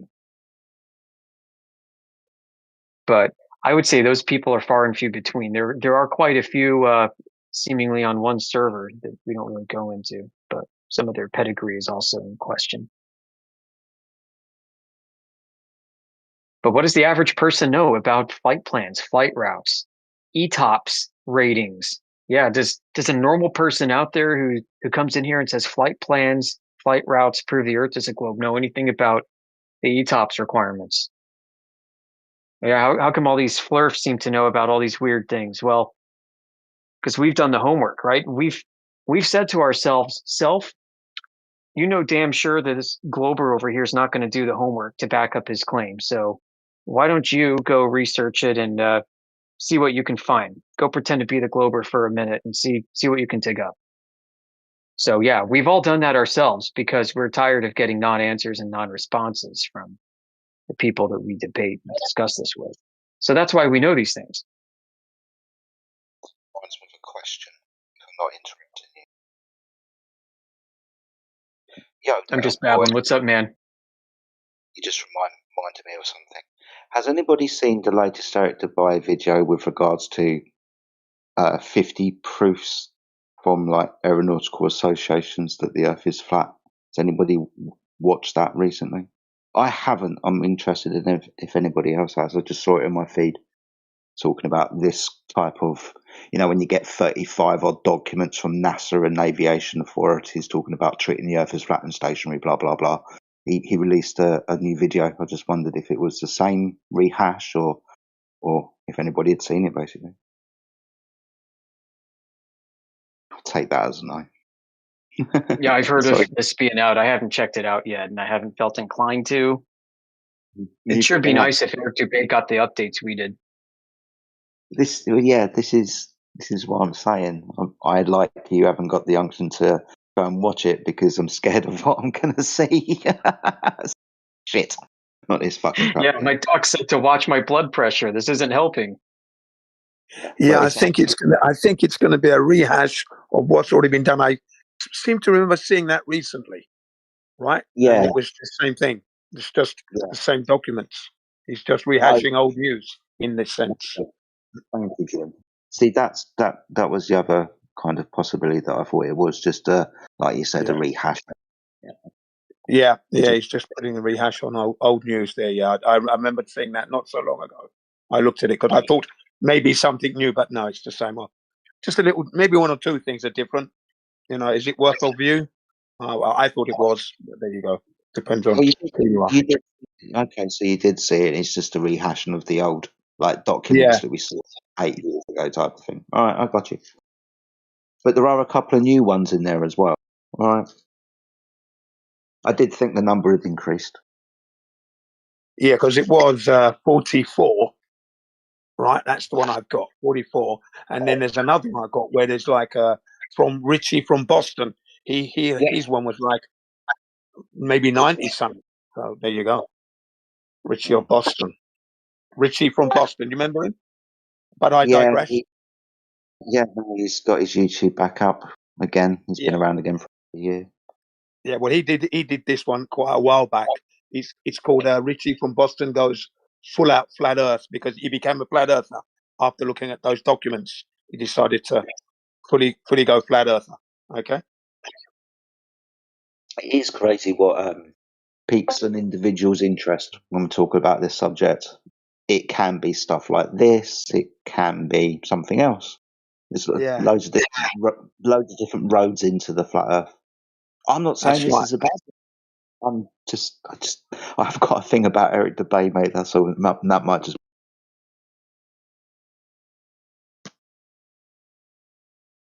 I almost feel like I want to go through the Yoder's list again. Yeah, it sounded like it earlier on, about an hour and a half ago when you were talking about all the old crappy flat Earth points that we used to have. They're not so good now. Yeah, did sound like he was going to do the list again. Reminded me of when Miggy and that were here doing that.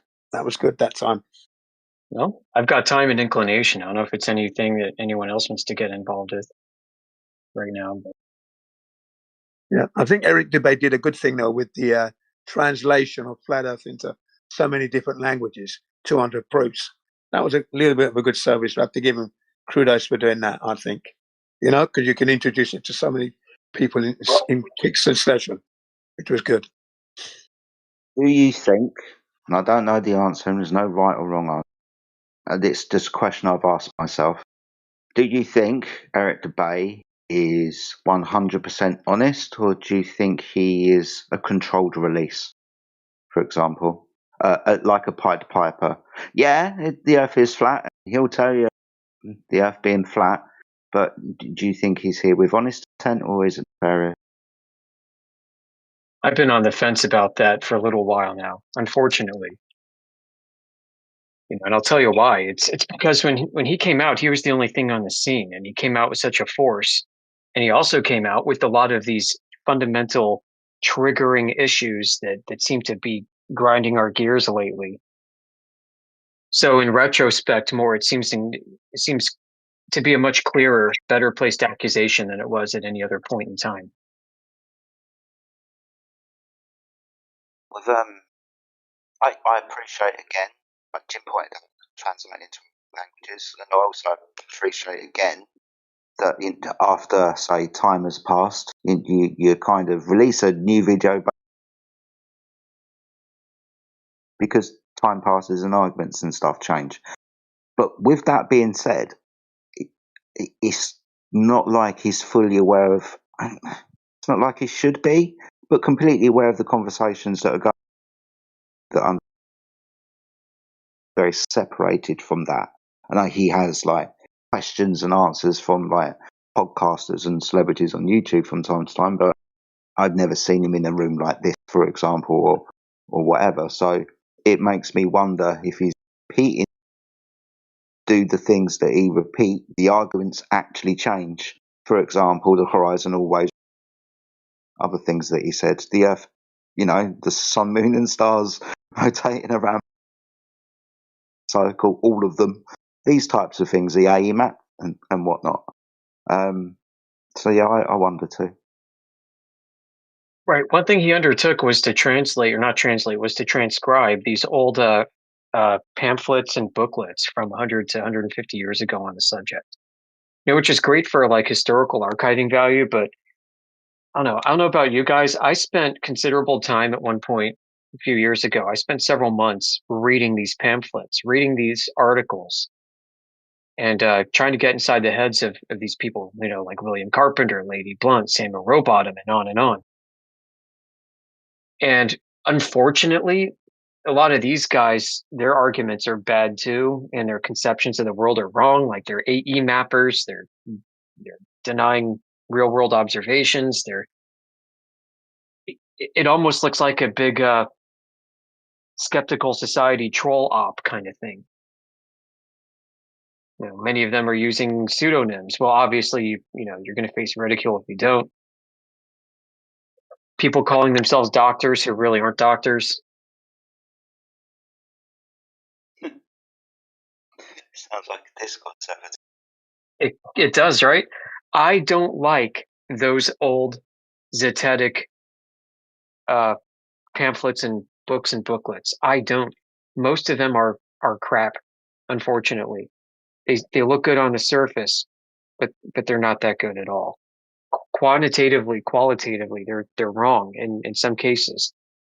Many of the claims in them don't have verifiable citations and references. Like you'll read something by Samuel Rowbottom or Lady Blunt that will say, Dr. So-and-so, a geologist, wrote this or said this at a recent lecture, blah, blah, and we'll quote, and there's like nothing to follow up on. There's nothing there. Like they may as well be making up these quotes about non-existent fictitious people, which happens today. And I'll give you an example today where this is done. The so-called Australian or New Zealand scientist, physicist who claimed that the moon was plasma and said so on TV. Oh yeah? Try tracking down that guy. He's a phantom. There's no evidence that he actually exists. I tried to look for him. I did. I don't know what that is. Maybe 2018, 19. Like you're talking about in like 1963, the Australian professor doctor who claimed that the moon was plasma, right? This guy. I look for him. Yeah, that guy. Yeah, I can't find anything about him. Nothing. I think God should tell us about the shape. Well, all this to say is look, like the scene has fundamentally not changed in over 100 years. And we've got arguments that look good on the surface at first glance, but then you start digging and scratching them. Some of them scratch more easily than others, but I find weaknesses in almost everything that I've come across from this, as well as some of our older content going back 10 years ago. And it's why we need to update. But that's a good thing, though. I mean, you mentioned like shit we used to say 10 years ago, we can evolve, learn, and right. Well, most of us that are still around that I know that are here. But yeah, at least we can do that. And this brings me like a circly back to Eric Debay, where sometimes it feels like that this is just a stagnating kind of repeating of arguments that don't actually hold that much water. Or when you start picking them apart, you're going to get wet. You understand? I worry about that. This is why I question like Eric Debay. I don't know what his intent is. Doesn't just because you can see somebody on the screen, right, on YouTube, they're just a person doing that thing, and his information, he might be somewhere, and he might be on another path and lost down that path. Whatever it is, I don't know his intent. I find it funny that Flat Earth landed, right, and it came out through a handful of people, Eric Debay being one of them. Other people that we know about, portraying the Earth as an AE map with their clocks and sundials and apps and whatnot. So it's always worth reminding and talking about that. Sometimes it's, even though there are people giving information, you question the information, or before you know it, you're going to be giving pictures of people's of planets and stuff that don't look like the ones that NASA have given us. I just wondered what he'd said, really, that was all. Yeah. For me, the whole AE map thing rather early on never sat well with me because I was in a position to have prior knowledge about some of this stuff and knew exactly what I was looking at. And the bad arguments that fell from it were just concerning. But perhaps not as concerning is that many of the people on the other side of this argument that we debate with also don't understand it, including people that call themselves pilots, which are navigators, professional navigators, don't understand what they're dealing with either. That the AE map is not a flat Earth; it's a globe. Like, it's just bonkers.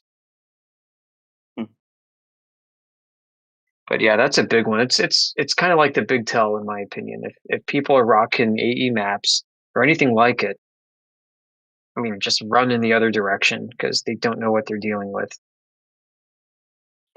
I've had to learn how to separate flat earthers who've understood the Earth is flat, moved on 5 years ago, and now talking about and when they talk about flat Earth, there's an AE map somewhere in there. I've learned to forgive those people because they moved on flat Earth. It's the people that are still in flat Earth, propagating flat Earth, like they're some kind of, like us, talking about it, and to, people on the internet or on YouTube and whatnot. Those are the ones I got an issue with. But the ones that are moved on, I've learned to forgive them. That's fine. In case we got some newcomers in the audience, I just want to clarify real quick what we're talking about. The azimuthal equidistant map is centered on the North Pole, which is a celestial coordinate that has Earth mapped to it. And the reason why it looks distorted compared to a globe is because the paper distance distortion has to be for this projection, for this mathematical projection to hold true. And so there have to be taken certain liberties, right? They've taken a globe and they've stretched out the South Pole into a gigantic ring instead of converging to a central point. So naturally, everything, particularly out from the center, the equatorial line, is going to be distorted compared to a globe. However, the AE map, being a projection, comes with a map scale. And this is what people on both sides of the argument forget to look at. That distortion, the paper distortion on the table of a globe that's been flattened out as a gigantic circle, that distortion is mitigated by that map scale. If you apply that map scale, you get a globe again.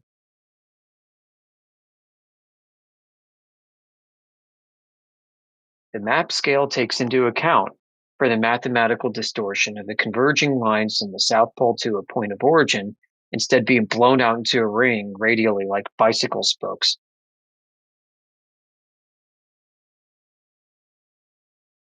So, yeah, it's crazy. The out of focus stars you mentioned too. That when that thing comes up from time to time, I'm just like, oh, Captain Picard facepalm, here we go again. It's out of focus camera bokeh. It's with turbulence. I was speaking to Flat Earth Wizards about that conversation, and I remember scrolling up and down the chat hoping you wasn't, you arsehole. But because I knew that you've got quite a good way of speaking about out of focus stars, cameras and shit, tried to tell him that it was out of focus and stuff, but you're a little bit more technical than I am, my friend. So, thank you. If you see him around, no, you're right. If you see him around, and maybe bring it up.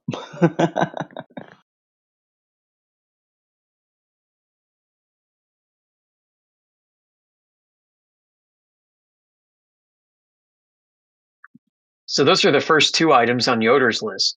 Number 3, in no particular order, the parabolic rocket arcs. You've seen the memes before, haven't you, Jedi, where they show the rocket trail and it looks like it's going up and then going down.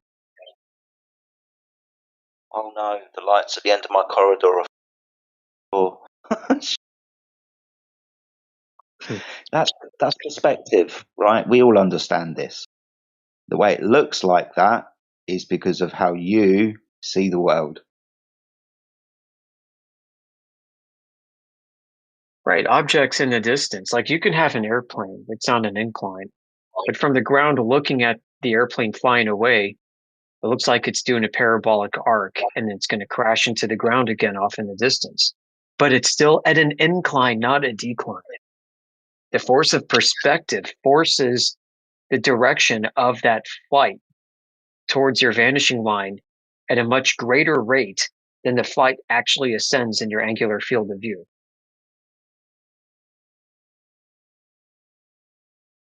Well, those parabolic arcs don't prove anything. Does anybody else want to say anything about parabolic arcs or anything that Yoda's already mentioned? Y'all can't hear me very well, but I put a meme in the chat.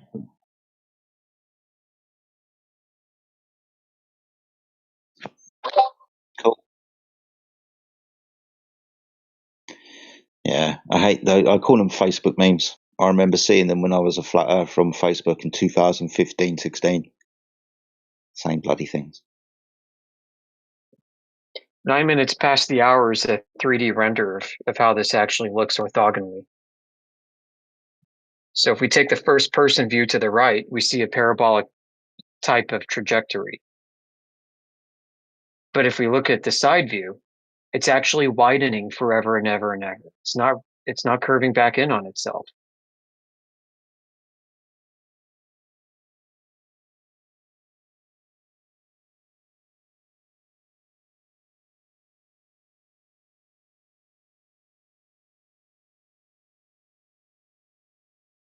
Right, number 4. The elevation angle to the sun proves that the Earth is a globe. Oh, sorry, I meant the elevation angle to Polaris proves the Earth is flat. Sun. Okay, elevation angle to anything proves the Earth is flat. Right, that one. Well, the elevation angle to anything just proves that your conceptual horizontal plane of reference is flat.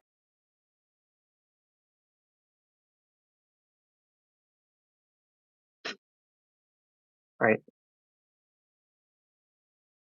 The elevation angle itself doesn't prove anything unless it's carrying truth from a premise to a conclusion, as if it's a vehicle for determining truth, right? This becomes your measuring stick. You still have to measure distance along with drops and ascensions of angles. You still have to measure distance. Yeah. So the acquisition of an angle in and of itself is just an acquisition of an angle. You're going to need more information. For example, the distance of one of those lines, at least. Like, say, from your observer point to, say, I don't know, the ground position of something. Let's say a mountain, when we're measuring the angular size of a mountain. To figure this out, okay, we're going to measure the angular size. But we also need to know something else. There's always another piece of information that is going to need to be verified and measured. Probably the distance in this case, right? Would I be wrong in saying that? Yeah, you have to have the distance, and you have to do more than just that. You also have to perform a triangulation. And this has not been done. Like here's, I don't know where to start on this. 69 miles per degree, right? That's the claim. If you go 69 miles in any direction, then any star, if it from its fixed position is going to ascend or descend 1 degree if you travel forward or backward 69 miles in any direction. Well, there's some problems with that, obviously, right? Because all the stars, except for Polaris, are obviously visible and fixed in this, or not fixed in the sky. Only Polaris is fixed in the sky. These others actually do pretty complex geometric moves throughout the heavens over the course of a night, depending on where you are. The geometry is different. So you can't easily say that you can go 69 miles south by southwest and measure this star to move, 1 degree. You're actually having to do multiple sightings of that star over your course of travel and calculating and then kind of doing some guesswork. And then you still don't really have necessarily a degree of error that you can use with any confidence to know that your 69 miles are exclusively only topologically accurate on a globe. Because then what you have to do is you have to go into different directions. And the idea is you need to make an enclosed shape like a triangle and make sure that you have not only done 3 curved sides, but also ensure that the distance and angular relationships maintain consistency throughout that. And nobody's been able to prove that.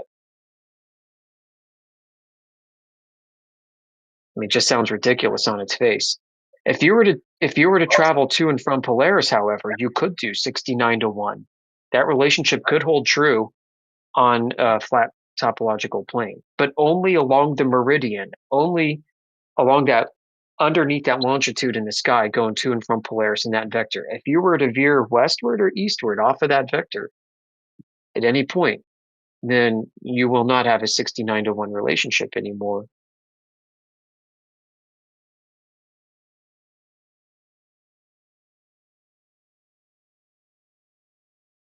And that becomes very complicated. So, but if it were true that there was 69 miles per degree in any direction, and this was true anywhere on Earth, then what you are forming is a topological sphere. And then you would have an argument, not necessarily proof yet, but a good argument for Earth's surface being spherical. But nobody's been able to demonstrate that that's true. So the elevation angle itself is not enough. You need more information to determine the topology, right? Because I could be surveying a valley that I could be actually surveying a step at a long decline, my position, and I'm using a horizontal reference plane and doing depression angles to the surface. Right? I could be using a horizontal reference plane from on top of a hill to measure the dip of the valley below. The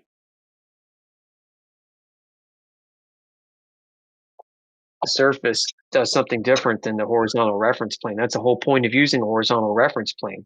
So you can measure the surface doing something different than it. So you got an elevation angle, but you don't have a distance. So you don't have a measurement over the surface of the topology in question. Yeah. And this is where I started having arguments with.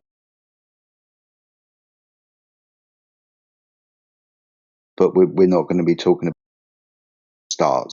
Not going to be doing that. But it's still a right angle triangle when we make an elevation angle A star, for example. When you bring up things like distances and you bring up things like triangles, then triangles have distances along their lines. It's part of what makes a geometric shape. It's because it's closed. It's finite in 3-dimensional space, right? So it is limited in its length, for example. So when people started converting elevation angles into right angle triangles and reifying this into existence, but definitely not being able to give anybody the distance to the sun or the star, I started having issues with people like quantum eraser and so on. Because we know what a triangle is, and if you're going to say, well, we're not of any of the fucking lines, then it's not a freaking triangle anymore. But I digress.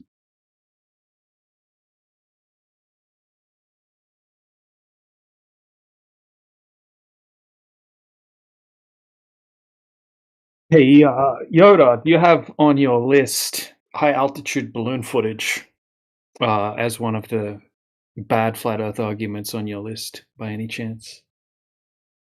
It's one I've been picking at lately, and I see it getting shared every single day. In fact, it just got shared in the side chat 5 minutes ago. You know, if you listen to our friends who talk about elevation angles all day, every day, and nothing else, those that are most adept at using this argument actually leave out the distance part all the time. They avoid it.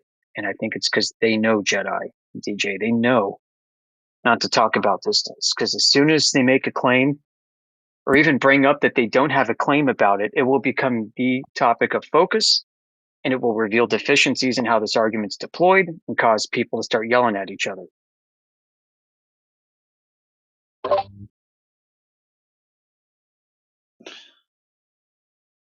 Then it should remain on the list of not good arguments, because it means that you can't reach a conclusion with it.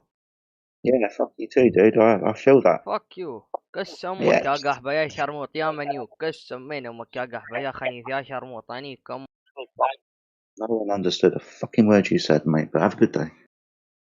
The aliens are invading.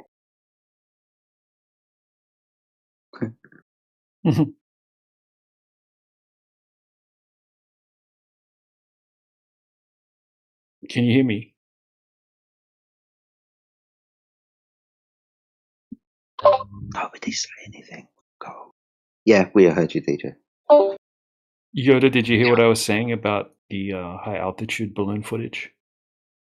No, I had to step away for a second and missed it completely. I didn't know I missed something. Yeah, so look, unfortunately, right, and no offense to you, Al-Mikdad, right? So he's laying meme after meme of basically, flat earth arguments that are on your list. But I was asking if this particular one was on your list at 10 minutes after the hour, which is the high altitude balloon footage that gets used almost on a daily basis for some reason still. I've been picking on it Yes. lately. I was wondering, is that on your list yet? Yeah, it is, and it's You not in the way sure? you think. It has with high altitude arguments in general. All right, I'm going to look for it. But in the meantime, off the top of my head, the idea is look, even if you believe that the Earth is a globe, it should still look flat from that altitude anyway. Well, So people share this cherry-picked high altitude balloon footage where they've cherry-picked a balloon that's looking at the horizon when the wide angle lens, right, is at a particular point where it looks like it's kind of flat. And then they're taking that footage and then they use the argument, oh, when you send up a regular lens that's not a fisheye lens, from that height it looks flat. And it literally doesn't in any footage, right, where we send up a non-fisheye lens up above a certain height, right, let's say weather balloon height, there isn't any footage where the horizon looks flat unless it's cherry-picked. It doesn't exist. In fact, when we use a rectilinear lens and an infrared camera, or both, right, like Dwayne Kellum does when he does his launches, we actually see a convex horizon, right? It's curving convex, whether it be at the bottom of the frame or the center of the frame or the top of the frame, it stays convex. There isn't any footage where a flat earther has used a non-fisheye lens and they've launched up a weather balloon and we see a flat horizon as the camera pans around, pans up, pans down, pans around. It doesn't exist. The only footage that exists of this so-called flat horizon from altitude is just cherry-picked clips. I'd love anyone to find me the clip where the flat earther sent up a non-fisheye lens and it's flat from high altitude and we see the whole launch, right? We see what camera was used. We see the camera panning up and down. It doesn't exist. It doesn't mean that the Earth's a globe, right? And it's to do with the fact that the horizon isn't a straight line. It's not a flat straight line. It's a big giant circle below the observer. That's what the horizon is. And a better argument would be to look into how rectilinear lenses take this big giant horizon that goes around the observer below us and then converts that light essentially onto a flat, rectangular sensor in the camera. Or,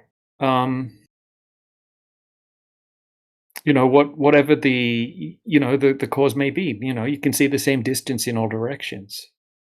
It's a big circle around the observer. But, I keep seeing people sharing this footage, right? Like at 10 minutes after the hour. It doesn't even look flat, by the way. There it looks concave. We live on a concave Earth. Yeah. And Nathan Thompson got his ass handed to him by Ruhif because he tried to do this. He brought up some cherry-picked footage And he said, when we send up a non-fisheye lens, this is what the Earth looks like from high altitude. Ruhif was like, hey, I know that footage. That's not a rectilinear lens. He's like, and he pulled up the full footage, and it's warping all over the place. And instead of Nathan Thompson admitting that he was wrong about that, he tried to double down, and he looked like a lying piece of shit in the process. But I would say that none of the footage that we have, right, unless it's maybe cherry-picked 360 camera footage or something like that, kind of like maybe what we're seeing used in a couple of the clips that we have. It looks like 360 footage. We can make the whole horizon look abnormally flat, but just a regular rectilinear lens, right? Show me a flat horizon from a weather balloon. It doesn't exist. We see a convex horizon as we go up to that height. And Dwayne Kellum, right? I'll post receipts to back my claim up, right? He's a flat earther as well. And he puts rectilinear lenses on his cameras, on his balloons. He'll put 3 or 4 different rectilinear lenses, some of them infrared, thermal cameras, all sorts of different things. And you don't see a flat horizon from that height. You see a convex horizon from all angles of the frame. The only time you could see it warp a little bit is when the camera twists, right? To when it twists left and right dramatically, like it spins around, and then right at the edges of the frame you can see a bit of barrel distortion or something like that. But the general horizon throughout the frame is convex, whether it's at below the center of the frame, above the center of the frame, upside down, it's convex. So in some of the literature I've come across, there's a famous David K. Lynch 2008 optics article on the minimum height you'd need to be above the Earth to see convexity of the globe. We should probably do a takedown of this. It's actually not hard to do, but I mean this is the reference. This paper is why all the search engines and all of the AIs that we interact with seem to say that the altitude is around 35,000 feet. Because in 2008, this paper established this as truth. Well, I mean, in the literature, they call that left-right curvature. They call it a sagitta, right? It's like an arc length of a circle, or of a parabolic arc, or something else. But it's a bow. And to our point, you're going to be seeing 360 degrees around you. That sagitta is laying flat on the ground as part of your maximum extent of vision, right? If you were to take a bird's eye view of yourself and look and draw a circle around how far you can see, then that circle, that boundary of the circle, is the sagitta we're talking about, which is not the same as curvature of the surface. What people who think the globe is, when they see that sagitta, they think that's the curvature of the surface itself, when it's really just the furthest extent that they're able to capture with their optics, whether human or camera or whatever. Because especially with this high altitude imagery, right, you're going to have the difference between night and day in one case, right? You're going to be seeing, in some cases, potentially a Terminator. You're going to be seeing the light no longer be able to reach your eye at a certain point in the distance. You're going to look around you 360 degrees, and there's going to be that edge of the abyss differentiated between the light reflecting off the surface below. I mean, you're seeing a 360 degree circle around you. Maximum extent of your vision is described as radially. So yeah, a circle, not globe. But there's no evidence of the surface curvature, which is what we've been talking about this whole time. Yeah, you can show us sagittal horizons, right? That doesn't mean that we're looking at a flexing, convexing globe. We're looking at the maximum extent of what's visible. Really, the best way to determine this is if there's drop over distance from your position outward. That's where you're going to see evidence of curvature, if there is any, the most. I mean, maybe in some cases you can do a setup where you can look at like a laser beam being shot across a vast distance left and right and look for bowing that way of the globe. I mean, that would certainly exist if that were the case. But nobody's able to show that, that's for sure.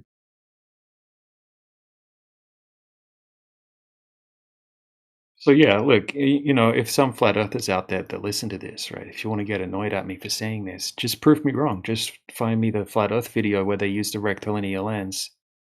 You know, just any launch, right, where they use a non-fisheye lens and they launch it up and then it pans around, where the camera actually has the horizon, you know, going, you know, up and down within the frame, and it's flat.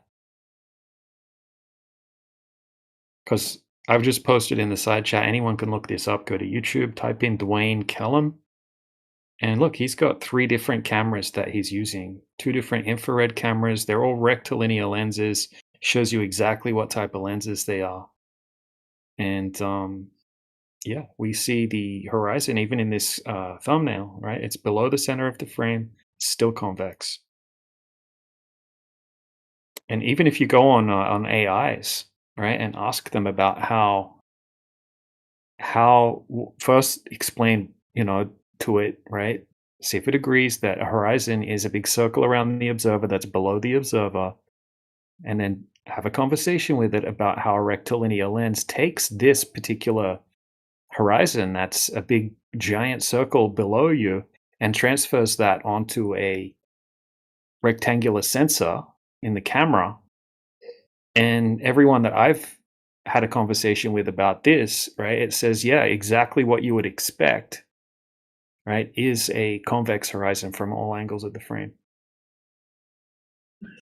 Doesn't mean that the Earth's a globe or that the horizon's curving or anything like that. It's taking a big, you know, rectilinear lenses are supposed to preserve, you know, lines. Right? The horizon isn't like that. It's not a straight line. It's not trying to preserve a straight line. It's a big giant circle underneath the observer. And it's got to process all of that information onto the sensor. I don't know if Rayleigh Criterion's here at the moment, but he explains it very well, better than I can explain it.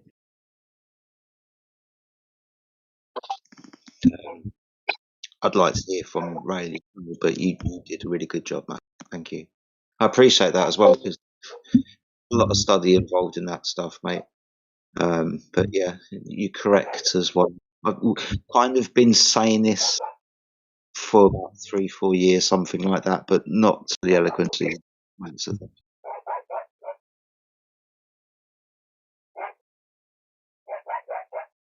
Yeah, you know, I mean, I've been guilty of sharing these bad arguments and sharing this cherry-picked footage of what looks like a flat horizon from weather balloons, and it gets shared, you know, it's as this is what it looks like from that height, and it's not true.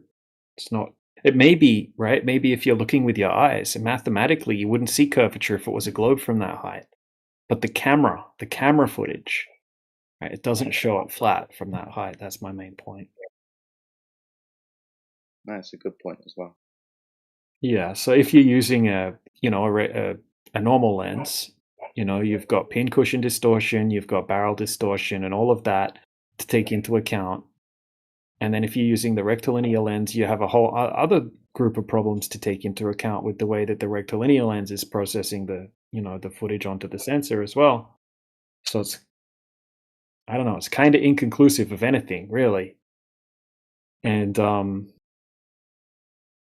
you know, if you look at that horizon anyway, you know, and then you pan around 360 degrees, and if it does look like it's curving up in the center, right?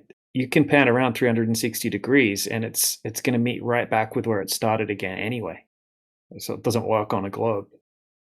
So obviously there's something else going on, and it's probably to do with the way that the sensor is processing that information.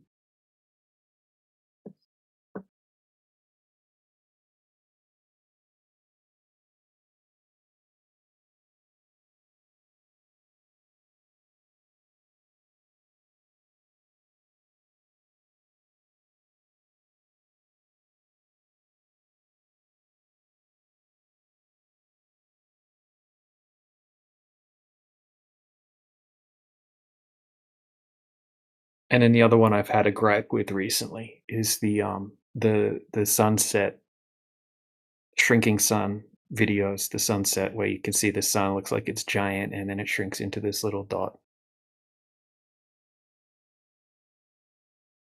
And the challenge is for this one, right? Show me one that uses a solar filter where it does that. And it doesn't happen. What's happening is that when the sun's higher in the sky, its light is way more intense. And it's causing like this effect. It's like a blooming effect. I think it's called blooming. And it basically like too much light's going into the sensor, and it blooms. It blows up the light source. It looks giant. And then as the sun goes down due to perspective, you're looking through the thickness of the air, and it acts like a natural solar filter, so that blooming effect goes away. And I don't know if anyone's noticed this, but if you take footage of the sun with a camera that has a low focal length lens, like a phone camera generally, or a camcorder or something like that, when you take footage of the sun looks like a tiny dot in the sky. You look at it with your eyes, you're like, wow, the sun looks freaking amazing. You look at it through your phone camera and take some footage, or through a camcorder, and it's this unimpressive little tiny dot in the sky. So if you're taking footage, a time lapse of a sunset, right, and it looks like it's a big giant blob of light in the sky, and then it shrinks into this tiny little dot and fades off into the distance, that's not because the sun is shrinking in size as it's moving away because you're in a desert environment or something like that. But that's not what you see with your eyes. No one's ever seen that happen with their eyes, right? You see that because you've got a low focal length lens in the recording, it's blowing out the sensor, and as it moves away, it's like a natural solar filter, and then you see it more the actual size that it should be seen through that focal length lens, and it looks in the footage like it's this giant sun that's reducing into a dot. But all you have to do is just put a solar filter on, and then that doesn't happen anymore. If you're using a low focal length lens, it will just be a little tiny looking dot in the sky that will just go down, down, down, and it will barely change in size at all, maybe 0.5% or something like that. And I'll show an example of where the sun looks like it's giant, and then the guy just holds a solar filter up to it, and then bam, it looks like it's tiny.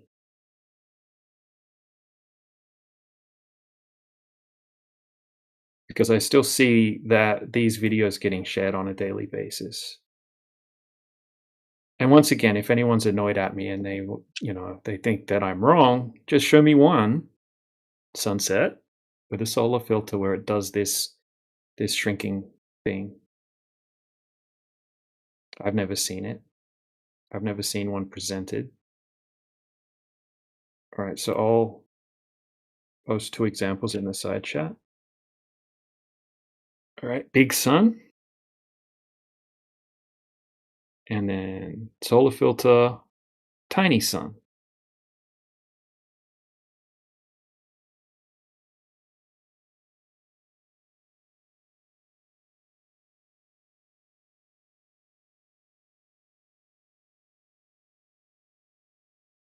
I just want to say I have been looking at the sun a lot, DJ, and it has not changed angular size for me like that one single time via my eyes. Yeah, it doesn't, and the argument is that, if you're in a different weather conditions, it does this thing. If you go into a desert and it's a dry environment, you don't have this lensing effect and it shrinks into this little dot. I don't think that's true at all. I think this is just a blooming effect. It's overloading the sensor on the camera. And then, looking through all that air as it goes down in your perspective, then bam, it's a natural solar filter applied. Looks tiny because you're using a low focal length lens.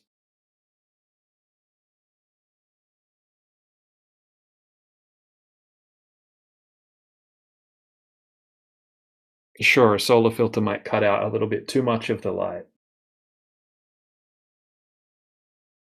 But, I used to have this problem myself, right? I would, film awesome sunsets and things like that with my camcorder. And then I would look at it, I'd be like, what the hell? Looks shit. The sun looks like this tiny dot in the sky because it was like a 18 millimeter focal length or something like that.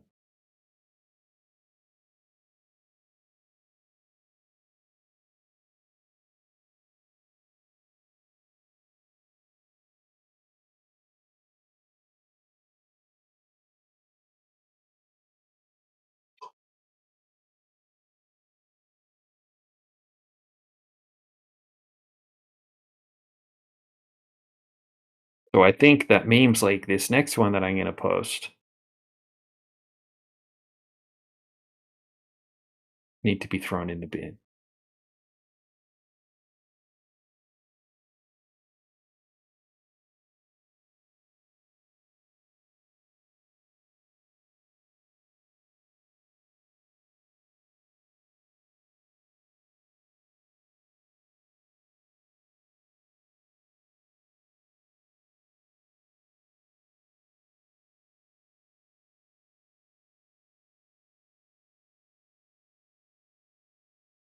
Along with gifts like this one.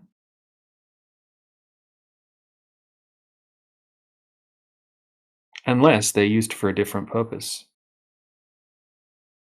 But to say that that's what the sun does, right? It shrinks from this, it goes from this big, like that's, that's like if you hold a tennis ball in front of your eyes and you throw it away. That's something like that would act in your local range of perspective. Like if you get down on the ground and put your eyes right behind a tennis ball, it looks giant, and then roll the tennis ball away, and then it's going to shrink into a little dot.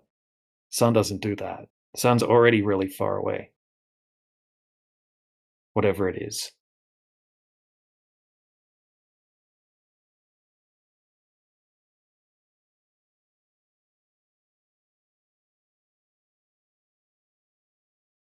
Hey, DG, remind me to tell you later, not right now, about my sun licking stuff, please.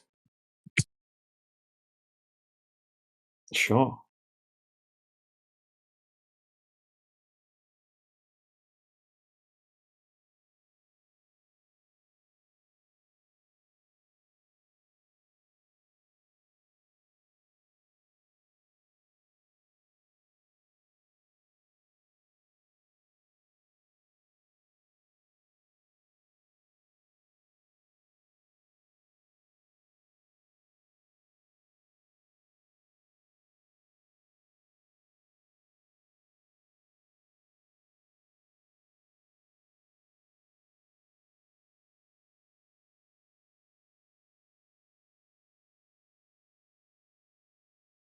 Hey, man, and I felt compelled to ask because I know David Weiss and our feelings about him, but did you see his last balloon footage that he put up with like 6 or 7 cameras on his balloon or whatever?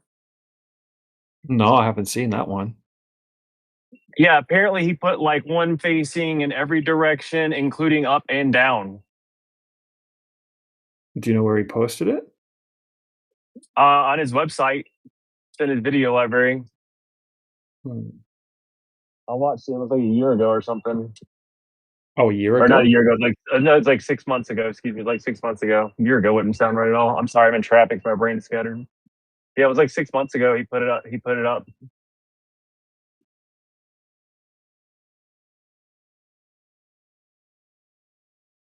even know about that. It was a year ago. Couldn't have been that.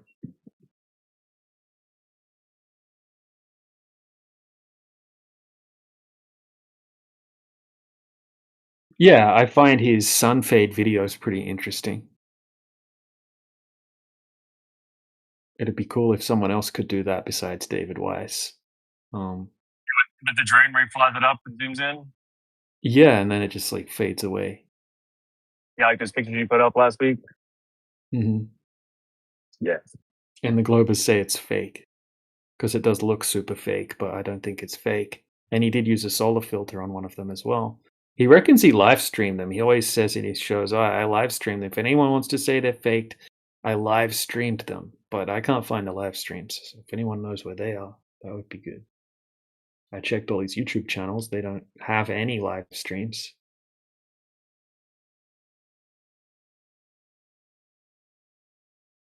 Yeah, so I have noticed back when I was searching for his stuff and searching for particular videos, kind of like on YouTube, especially like YouTube itself, dude, you can't find some of his videos. Like you search for like the title and you can't find it.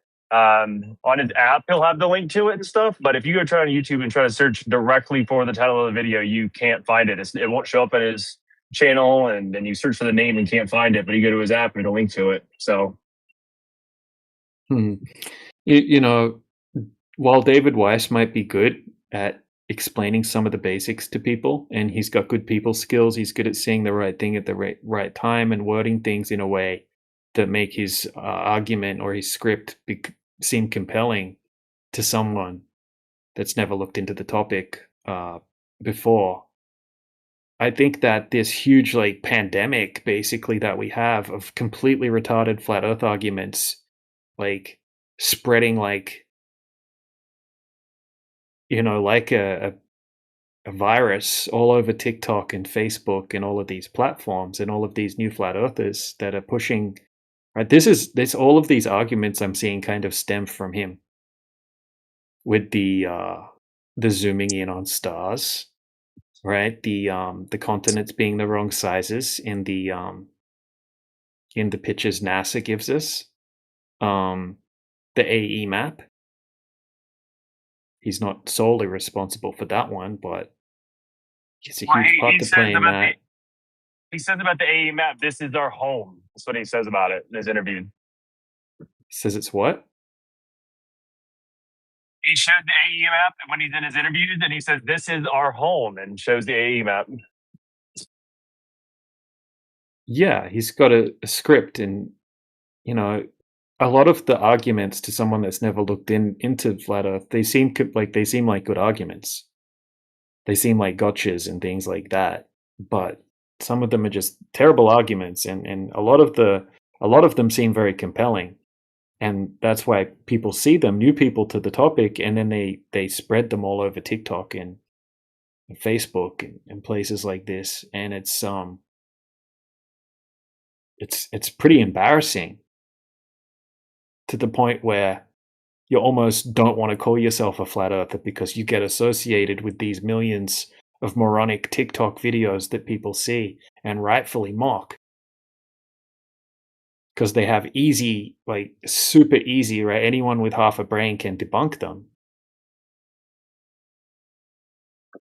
It goes back to Yoder's list, man. We created this out of this frustration, just trying to document it and then put it out there. We see this going on. We're not part of it. The shrinking sun, for example, you were talking earlier, I think is number 50. What's another one? Another one is like the 19 time zones in the north and the 33 time zones in the south. So it's bad for multiple reasons. One of them is I've heard people within the same paragraph say time zones are arbitrary because they are set by government policy, and then say, well, there are 19 in the north and 33 in the south. You can only have that on an AE map. Yeah, how ridiculous that's like a 3-for-1 fallacy fail. Can you explain that? I'm not sure I follow you on that. Go ahead. Yeah, if you haven't been around this discussion, you probably don't know exactly what I'm referring to. But yeah, I don't. First off, Go ahead. Yeah. All right. Well, the first problem is people have a mindset of thinking that flat Earth is represented by the azimuthal equidistant map as a disk, like a bicycle wheel. I got you. And then they count the time zones in the north and say there are 19, and then they count 33 in the south, and they think, okay, because 33 is bigger than 19, and because on the pizza map, the outer ring is bigger than the inner ring, that makes complete sense on a flat Earth, doesn't it, guys? Oh, I got you. And then they say, but I imagine China throws that whole thing off. Yeah, I mean, those are the issues with it. So you got flat earthers that make this claim about the number of time zones, and then the same discussion bring up China as a refutation for time zones in a globe. Like it's insane. And then so people sitting on the sidelines listening to this conversation immediately think those flat earthers are idiots. And then you got flat earthers like us sitting on the sidelines also thinking those flat earthers are idiots. Anyone that would advocate that. I mean, it's obviously government controlled and its boundaries, et cetera, et cetera. You know, they even had ones that were 15 minutes at one time, I think, in Afghanistan. Yeah. They've been more normalized now, but we still have, I think it's Arizona has a half hour. And somewhere else in the world, a half hour. I forget who it was. Australia does. I think so. Yeah, that's it. Australia's got Gosh, 2.5 time zones. But yeah, Yeah. I'm with you on that. Yeah, but for China to say Like there's one these, time zone, I taught at University of Tokyo, yeah, and fine. yeah, you just don't get used to that. Over. Yeah, I just don't like these in isolation as arguments to prove. Most of the time, people have misconceptions about ideas in conversation, and that proves the Earth is flat. Okay. Oh, by the way, is weather still hot down there? We discussed before. Still having the heat wave? Yes, my friend. Yeah, Okay. we're I got in our fourth. What we Weird. mean by heat wave is 3 consecutive days where the temperature is above 3 degrees Fahrenheit for you guys in Europe. We went for about 3 weeks. Now, right now, it's the storm. I got a huge storm coming up here that's going to really inundate the area, and then it's going to get all humid tomorrow. Oh well, good job. Thank you. Over. Yep. We had almost 45 degrees Celsius here in Poland the other day. Wow. It was a nightmare, man. The hell? We all had headaches. Yeah, we all had that's splitting gross. headaches. It was annoying. Is Poland a country that has air conditioners as standard within your homes? No, not really. No. It's not in the country. Maybe in the cities. Yeah. We don't have air conditioning here. Yeah, it's all about heating because it gets freezing in this winter. Yeah, because you only absolutely. get small. You might get a few hot days per year or something like that. Yeah. Like Same a as the week same of here. it, 2 weeks of it, or Yeah. something like that. But today was Yeah. cool. Even though it was 31, it was like a beautiful day compared to 45. 45 is just killer. Yeah, that's ridiculous heat. And the thing is, without being a country that has air conditioners as standard within residential homes, there's nowhere to escape to. That's the thing. You have to. Yeah, spray bottle and a fan. It's the only exactly. solution. Yeah, absolutely. Small little things like that. A couple of frozen bottles of water on the back of a fan type of thing. Yeah. Yeah.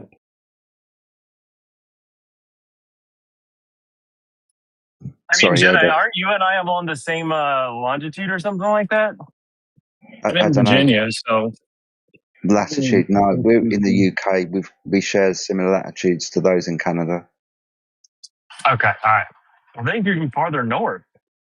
Yeah, we're Today's only surprisingly been like far our north for fourth the day weather above we have. 90. Pardon me, sorry. There's that lag. Yeah, I said today is like our through the whole summer so far. Today is like our fourth or fifth day over 90 degrees Fahrenheit. So Wow, it's just odd. This year is so much 90. hotter. We're That's crazy. 110. We're 110, 115. Oh no, dude! What Rayleigh posted yesterday that the low in Death Valley was 100.7, dude. Oh, we were higher than that.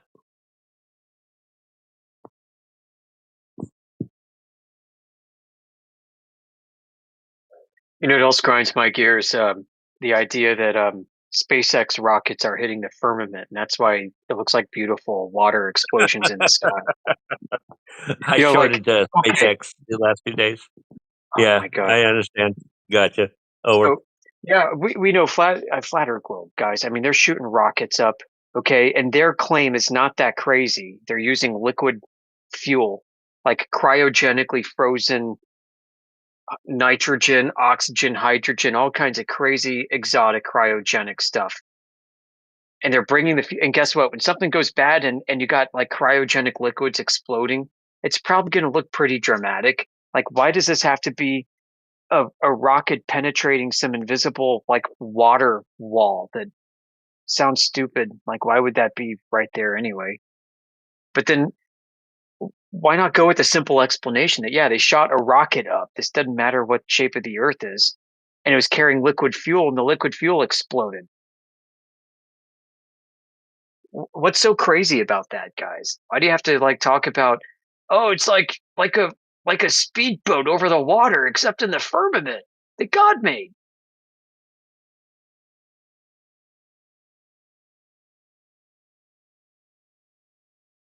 You know, and along the same lines, the Go Fast rocket in 2014 that launched from New Mexico or Arizona or something. And first off, it's a bad claim that they saw the moon and therefore it could not be a globe, because the geometry actually does work out. Guys, they figured out how to make the coordinate reference system variant, and that you could do transformations and things work out geometrically. You could work that out on a globe. But that's beside the point. What they then claim to say is, oh, well, the rocket stopped twirling because when you heard the thunk sound inside the subframe, it went kerplunk, and obviously it poked through the firmament, guys, and that's what stopped it. That's what stopped it from slowing down.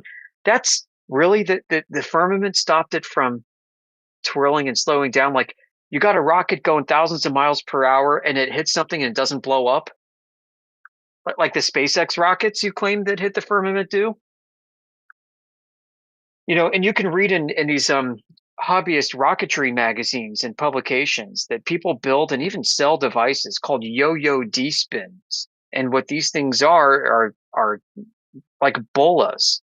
They're weights connected with rope, and the rope is wrapped around the fuselage.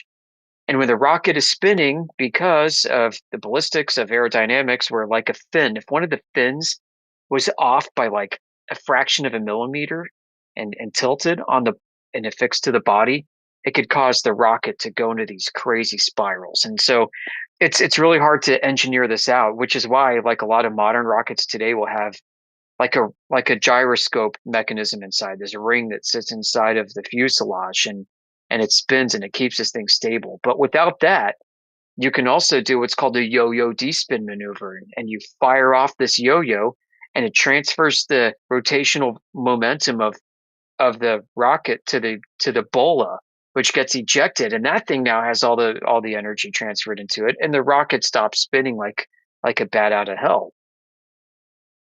But people say, nope, what you heard was the firmament, guys, and the firmament slowed the rocket down and caused it to reach its peak without exploding.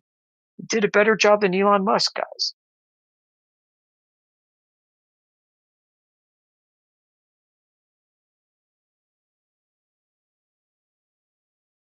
So no, I don't buy the go fast claim. You know, you can put that in the bin along with all these other bad arguments. This is why I wanted to do this. I did not know that the seeing the moon thing was covered. I appreciate that. Yeah. Yeah, you can diagram it out on a globe with the heliocentric geometry, and it works.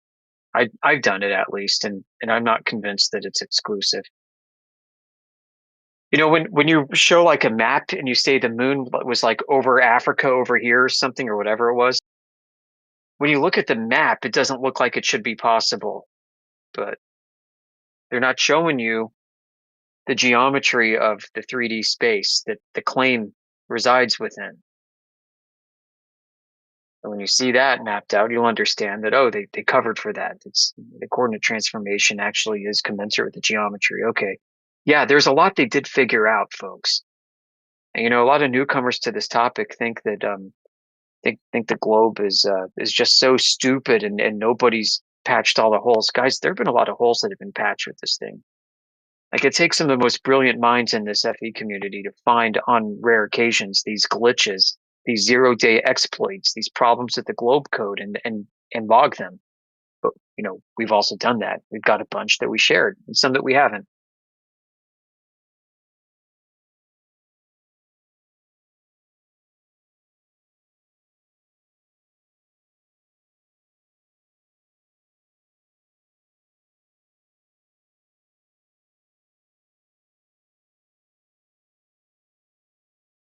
See what else is on the list. I'm not going to go through all of them. Just pick a few out. So that was SpaceX. Oh yeah, the moon that gives off light that cools. You know, I'm just not there, guys. Like, first off, I need to propose, convince me it's possible, then prove it was done. So how are you going to convince to me before we even get to the proof? What's convincing about this? You know, so first off, I haven't heard a convincing argument. It's usually right to the demonstration. Guys, we're not going to make an argument. I just show you this. I'm going to show you this thermal reader. I'm going to take a reading from this piece of cardboard that's been sitting in the moonlight. Now I'm going to take this other cardboard that's been sitting in the shadow of the moonlight. Oh, look, the temperature's different. Well, I mean, there's just so many variables that need to be accounted for. Like, where was the cardboard before all of this? Where are the two pieces? Like, how did you calibrate temperatures? Did you take any controls? What's the variability of the readings for other things? Like, can you do this with other objects and get similar results? And then how consistent are those other results compared to this? I just have not seen a lot of rigor. I've seen a lot of cherry picking of observations to support the idea, but I've not seen a lot of rigor. It's no matter where you go along anywhere, walk around the side of your house, test everywhere, and it'd be exactly the same. Yeah. Let's see what else. How about there's no proof of gravity. Oh, this one's going to hurt some flat earthers. There's no proof of gravity. I don't like to say that, and I think it's dumb to say that. Now, if someone said there's no proof of the cause of gravity, now that's a much better, much tighter thing to say. Because what is gravity? I mean, at this point, we just have a word for an observation, right? Things like solid things drop, liquid things drop. I can pour water out here in the air, right? But I can't really pour water out in water. But we got this phenomenon, right? I dropped a phone. If you want to call that gravity, more power to you. If you want to be pedantic and say that's buoyancy and density, well, that's fine too. I mean, but you're not really going to get far with people if you're going to be pedantic all the time. So sometimes there are, for the sake of the conversation, certain concessions you can make with your vernacular and move on. But saying there's no proof of gravity just sounds like there's no proof that the observation even exists. Like nobody's ever dropped anything before, which sounds dumb. But maybe say instead there's no consistent definition of what gravity is. Like mass. There's no consistent definition of what that is either. So there's no consistent definition for gravity, might be the best way to say it, but there's also no proof of the cause of gravity. But say that there's no proof of gravity itself when we're all talking about dropping stuff all the time is just kind of dumb. It kind of fits in with this flirt denialism that we get accused of all the time. Well, don't feed the stereotype by saying stupid stuff like this, guys. It's also not accurate to say Einstein's equations debunk Newton's gravity. It's more like it's the ultimate add-on pack.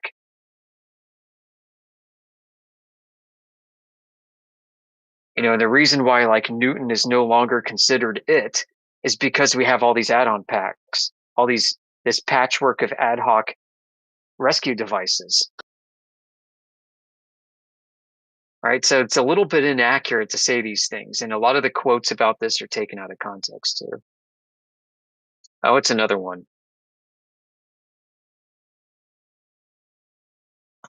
Oh yeah, debunking the globe by pouring water on a ball and say, look, this wouldn't happen if Earth is a globe. That's a total straw man of the globe claim, by the way. It's kind of like a poor showing and dishonest.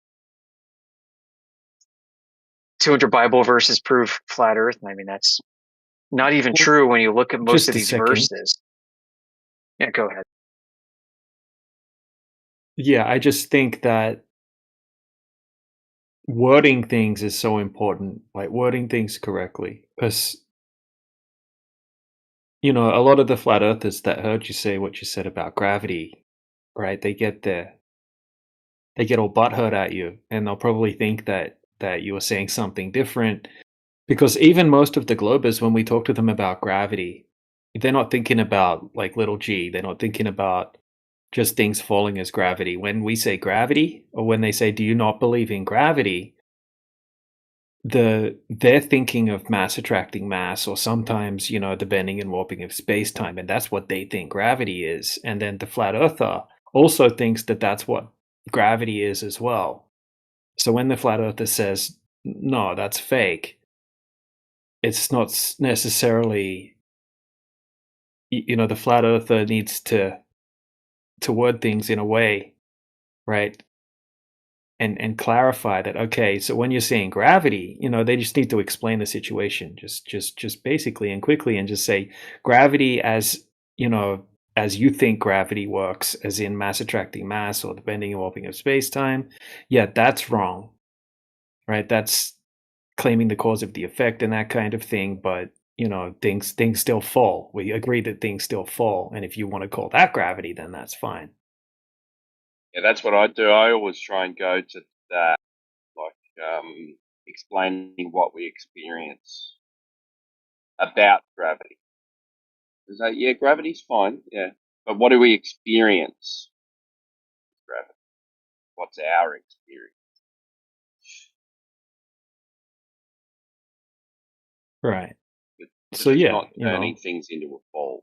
But yeah, keep going, Yoda. Sorry, man. Oh, that's cool. I got one. We haven't talked about this in a while, but maybe it could be removed. When was the last time you've heard flat earthers claim that refraction is what creates a curving horizon? Because it used to happen. Flat earthers claim what? A left to right horizon? Left to right curving horizon? No, I don't think left to I've right, ever. and all the curves. I don't think I've ever heard left to right refraction. Yeah, I haven't heard that one. No. Right? How about the elevation profile diagrams? Right? They'll pop open Google Earth, take the measuring tool from New York to Paris, pop open the elevation chart, and say, "See, this proves the Earth is flat." You guys want to talk about what's wrong with that? Well, yeah, because on it coming from a globie, it would be the same thing. It's just that the direction of down is into the center, so they just make that from sea level anyway, so it doesn't really matter. Right. The horizontal x-axis on this graph depicts distance, and that distance is calculated from the arc length on WGS 84 using latitude and longitude to get points of interest along the way.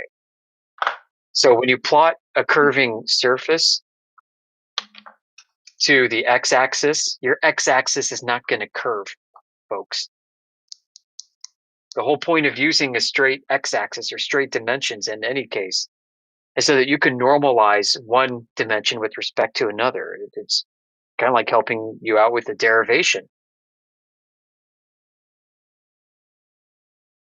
So if you have a surface that is curved like an S or like a sine wave, up and down and back up again, and if you were to measure the length of that sine wave and come out to like 100 miles, you could take 100 1-mile increments and plot that on the x-axis and represent your location along the sine wave on the x-axis in a linear scale. Because you're excusing and excluding the distance traveled in the vertical direction, up and down. So now, if you're saying that the Earth is a globe, well, what they've done in this case for the orthogonal depiction is they've normalized the curved surface of the globe, the entire thing. They've normalized it to a flat plane so that can be plotted on the x-axis. Has anybody at any point in time, maybe with the exception of a polar radius chart, see like dimensions of a graph curve? I mean, Smith chart, I guess you can exclude, but these all have very specific purposes. So if I want an elevation profile, if I was a glober and I wanted an elevation profile, I would want it normalized to a flat scale as well, like because it's more useful.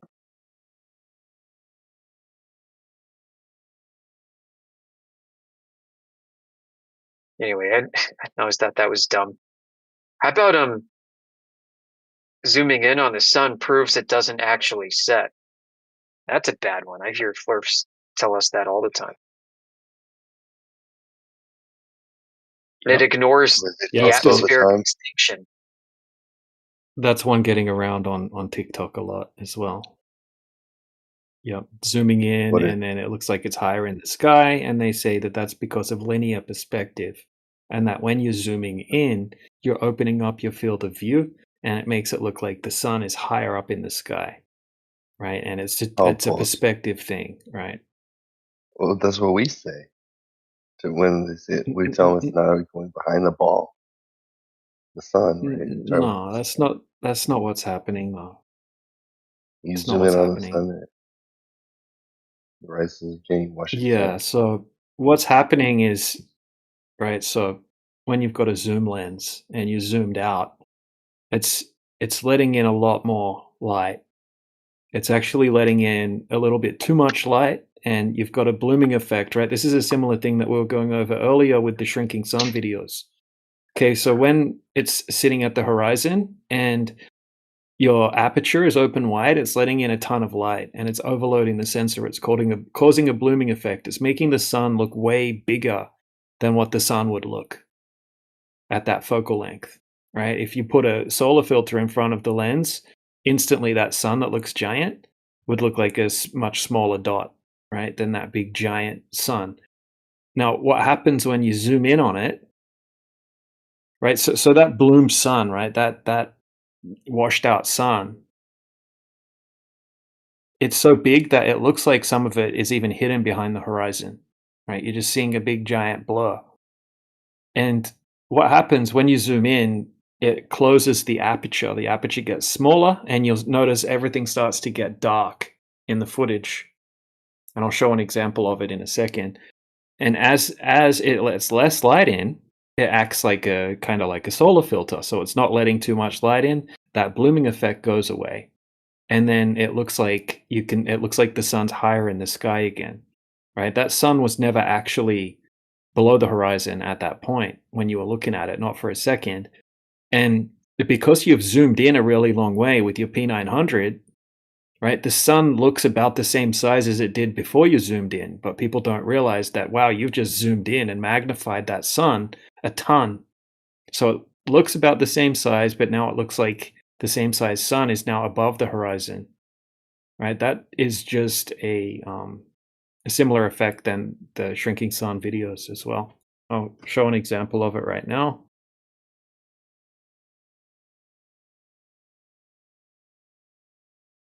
So yeah, it's an effect called blooming. And if you use a solar filter, you'll never ever see that happen. Same with the shrinking sun videos. Put on a solar filter, right? You'll never see this big giant sun shrink into a little dot as it moves away. Put on a solar filter, you'll never see a sun that looks like it's half hidden behind the horizon, and then you zoom in and then you can see the whole sun again. That'll never happen with a solar filter attached.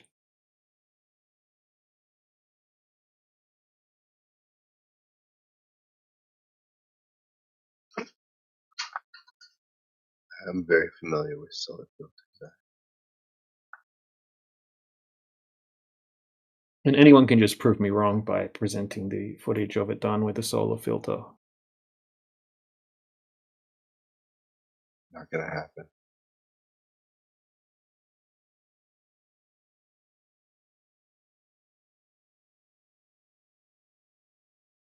What are we doing? Going over bad So I'll arguments? just yeah, it's essential. We need to do it more often, I think. Yeah. I'll just try to find one of these sun zoom videos. I got a ton because I used to use that argument myself, like, quite a while back.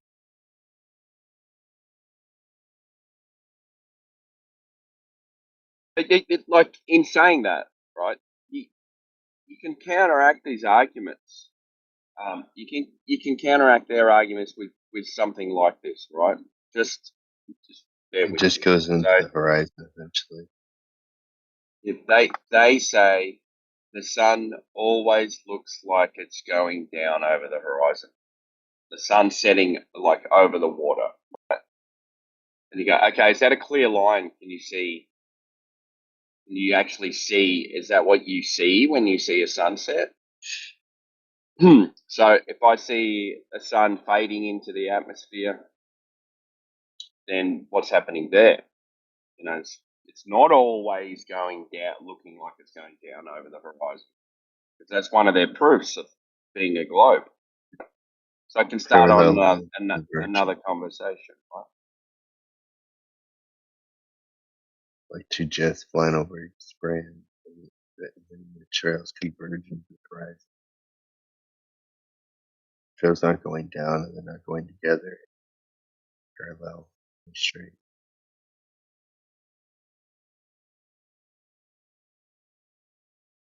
How about this? We can see the sun inside the clouds. Ooh. Yeah, from the ones from the plane. That one. Yeah, like people were, or even from the ground. Like, look at the sun. Like, it looks like clouds are going behind the sun. Never minding the Yeah. overexposure. Yeah. Yeah, and therefore that's proof that that we don't live in a solar system. Like, that's another one that grinds my gears. Yeah. It's like people being distracted by optical illusions. Yeah. Remember those older ones with the planes flying through the sun? Remember that? Yeah. Yeah, I do. It's like, oh, look, it went right through, and then poof, and then it looks like there's like speckles of sun that got pushed out the side. Yeah. Yeah. Like 10 years ago, yeah? Or how about misquoting Admiral Byrd about the hidden land? Yeah. Right, so just quickly, on Longines. Oh, sorry. I gotta go in a sec. I just wanted to, so two videos of the sunset zoom in the side chat. So what you'll notice in both of those is how much darker it gets when he zooms in, right? That'll happen 100% of the time. So basically it's blown out, right? When it's zoomed out, there's too much lens entering into the sensor and it's causing the blooming effect and it looks way bigger than what it should. When he zooms in, it lets less light in. You'll see it look like it gets dark just as he zooms in. And then you can see the sun where its apparent location actually is. If that makes any sense. Anyway, thanks. Thanks, DJ. Yes, that's exactly what I was trying to say. It goes into the horizon. Parallel lines. Above going down. So yeah, look, it can still be an argument that's used, right? Yeah. Because it does look, right? That's Let's what say I'm you were saying. standing there filming it. It looks like the sun is partially hidden behind the horizon. And then you zoom in and it's actually not at all. It's and if you not. didn't have that zoom, right, maybe it would look like it's like dipping behind the horizon, more than it actually is before. Right? So it can be used, right? But if you say that Well, it's that's what I because of mean. linear. When they yeah, sorry. Go ahead. No, you're right. You're right. I was just going to say, it's like if you're claiming that the reason that it looks like it's right, really it's at the horizon, and then you zoom in on it because of linear perspective. Therefore, you've opened up your angle of view, and it makes it look like it's higher again. That's the bad argument. But if it's like, all right, sometimes it looks like the sun's dipping behind the horizon because of a glare effect, right? It's it's not always what it seems. Can be used as an open right? argument. They're just using their vision. So you're using vision back as a counter argument, just to say, okay, well that's inconclusive. Yep. Like sometimes you see it like this, sometimes you see it like this, but you're using the sun going over the horizon as proof of a globe. So what's happening in this instance then? So it's inconclusive, like you got to throw out the argument. They have to throw out the argument. Exactly. Like if they're showing the footage saying, look, why can't we see the bottom of the sun, Fluff? It's like, well, hold on a second, right? Everything's not what it seems, because when we zoom in on it, you'll see that none of the bottom of the sun's missing in this particular footage. Yeah. Exactly. Yeah, then it's a good argument. It just hasn't gone down enough yet. Yeah. Yeah, but it looks like it has, right? But when we zoom in, it actually hasn't. Right. So if you do, what's the interesting thing is it can actually be a good argument, because if you do actually zoom in on it, right, and take that glare away and stay zoomed in and watch the sun set, right, if you don't have any waves, right, you're not looking at a sunset over mountains. The horizon anyway, it's going to start horizontally vertically compressing, right? And it's going to turn into like a squished sun, and it's going to fade away above the horizon. That's what seems to above that, happen nearly where that all the cloud time. layer is. Yep, I'm still waiting Yeah, for that one you globe can't really earther to. see. Yep, this is still the challenge out to any globe earthers. No, not one of them's been able to present it. Right? We want to see a calm day on the ocean where there's no waves. We want to see a zoom footage from the shoreline, right, of a sunset, where the bottom of the sun uniformly starts to disappear behind the horizon, and then the whole rest of the sun, right, the sun keeps sinking down and disappearing behind the globe Earth horizon. I've not been able to find any footage that shows that. You're gonna die waiting, clear brother. horizon, right? Clear, crisp horizon. Yep. What was The only this? time it does disappear nice and cleanly from the bottom to the top is if there's something blocking the horizon, or blocking where the horizon would be, like a mountain range, elevated land, or even big ocean swells if you're low to the ground. Yeah, because they're closer to you, and then create a sharper line. Yeah, like if they weren't there, that's not where you would see the horizon, basically. Yeah, my mountains are about 10 miles away, and you can see that effect every single day. It just goes cleanly down past the mountain, doesn't fade out like that picture. So it would look very, very, very different if it was going behind the globe. Like this, for example, in the side chat, this is what the globe earthers will cherry pick. They'll cherry pick an image like this, and they'll say, checkmate fluff, where's the bottom of the sun at? But if you watch a time lapse of this, you'll see that what happens is it behaves very differently than what it should on a globe. And it actually, this will start to happen. The bottom of the sun will start to compress, and then it will fade away like well above the horizon. And even in that top footage, you can see it's squishing at the bottom. And if you have a look at this next bit of footage, where we can see an eclipse rising or setting. I think it's rising above the horizon. Just a second. We can see how the bottom of it is squished. Second. Here it is.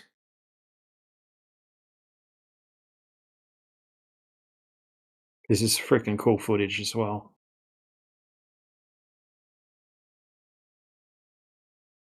So yeah, here we can see, it doesn't now if there was an obstruction there, thanks, Yaga Bruno. Yeah, if there was an obstruction there, you wouldn't see that bottom compression of the sun. It would just look like it's cleanly setting. But it doesn't do that.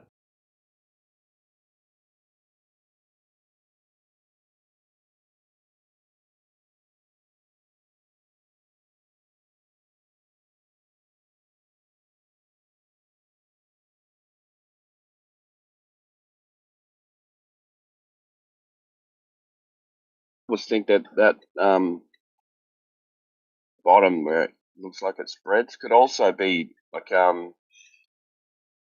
the area of the clouds that it's lighting up, that it's setting behind. But it's so far away that you can't discern any lines. So it's just got an area like that's spreading out of light down underneath it through the clouds or on the clouds. It's lighting up that area. You know what I mean?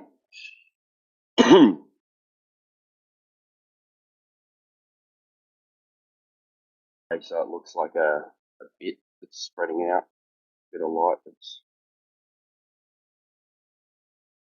Anyway.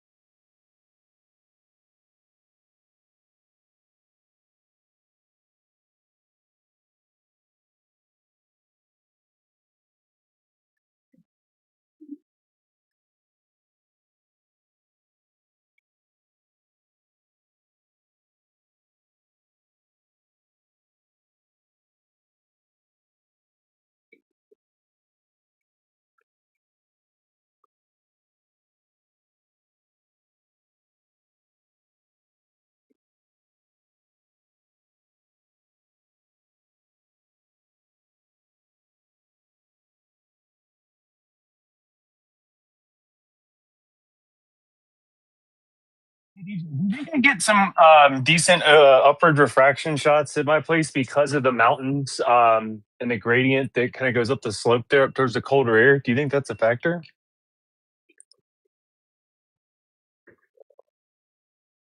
Or could be You a get factor? I think warmer air rising up through the valley, right?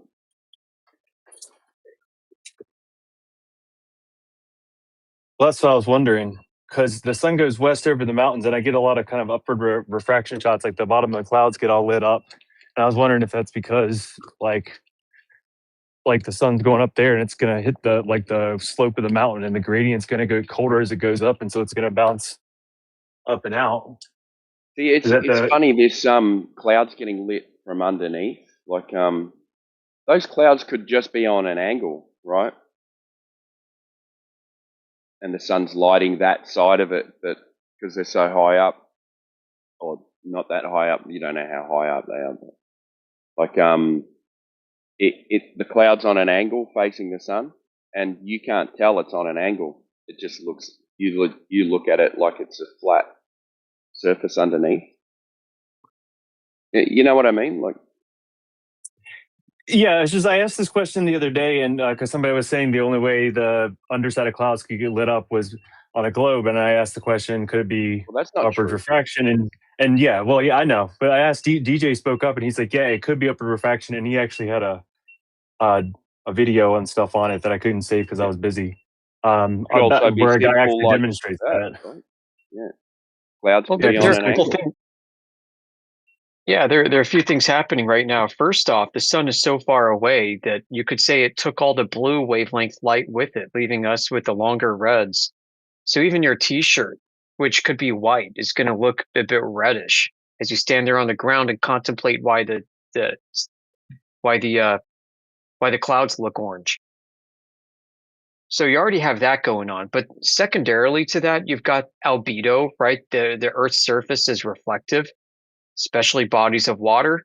And if it's reflecting that red wavelength back up at the clouds, I mean, you're getting that red earth shine underneath the clouds. Same with under planes too, right? Yeah, under planes too, like you were saying. Yep. About 11 or 12 years ago, I actually had a really cool instance of that where it was in the summer, and I was in my old town where I lived, and it was pretty much dark. Like it had gotten all the way dark. And then all of a sudden, I was out at my local grocery store, and there's a bunch of people there, of course. And all of a sudden, it was the entire area lit up in completely like washed pink light. It was like instant. It was like a light switch. It was like boom, and everything turned pink. And it was so bright that it looked like it was like like the sun had just set. Like that's how much light was out there, and it stayed for maybe like 30 minutes, and I couldn't even see the cloud where the light was bouncing off the bottom of it. But I know that's what it was. It bounced up, reflected off that cloud, and shot all that pink light down onto us. But it was the most surreal thing. I've only ever had that happen one time that severely. It was really cool. It was a really cool thing. But like for half hour, everything was lit in like straight hot pink light. The world's a mysterious place. It's so cool, bro. So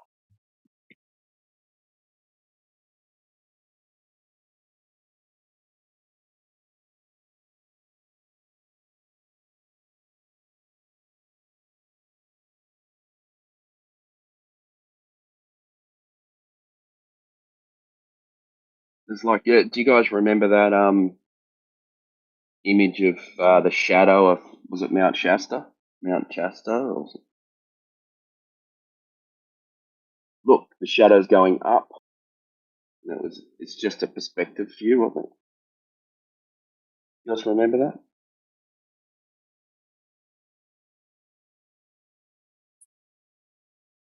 yeah, that one's pretty famous, right?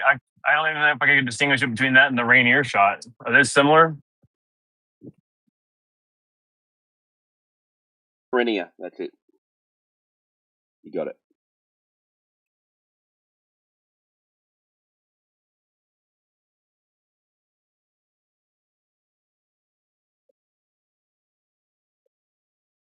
Something else I think is a weak take, guys, is when when people post all these NASA and US government documents that have the word flat earth in them. So they say, look, guys, there's a big conspiracy out there to hide this from you. And it's such a big secret, the biggest secret in the whole world, that they've actually published the secret in all these documents.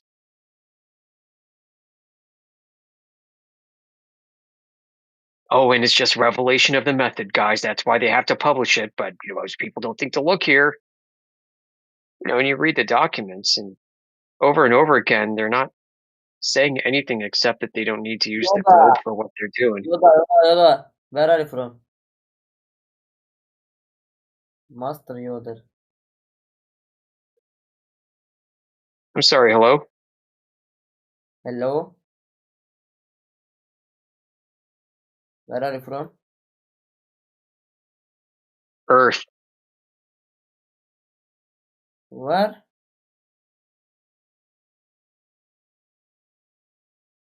Repeat, please. Earth. What? What? What? Repeat. Earth. Earth. Yeah, if you don't know the word Earth, then you're going to struggle in this conversation. How old are you, bro?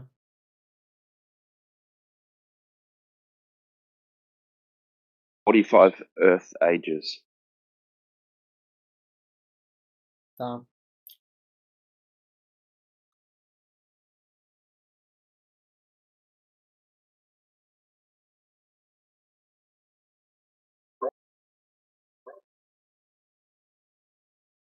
And 45 trips around the sun.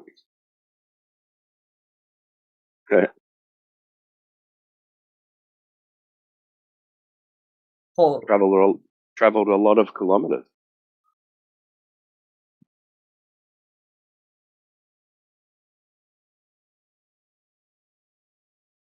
Billions.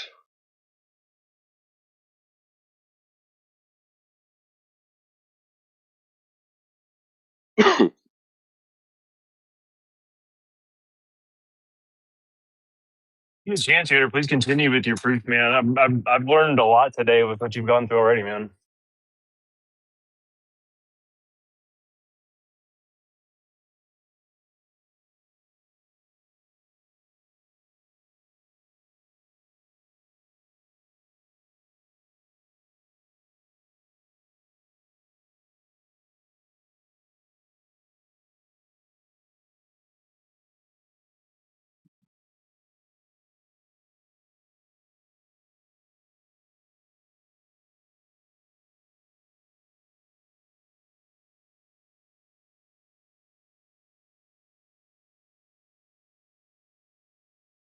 List or something. You just got your head.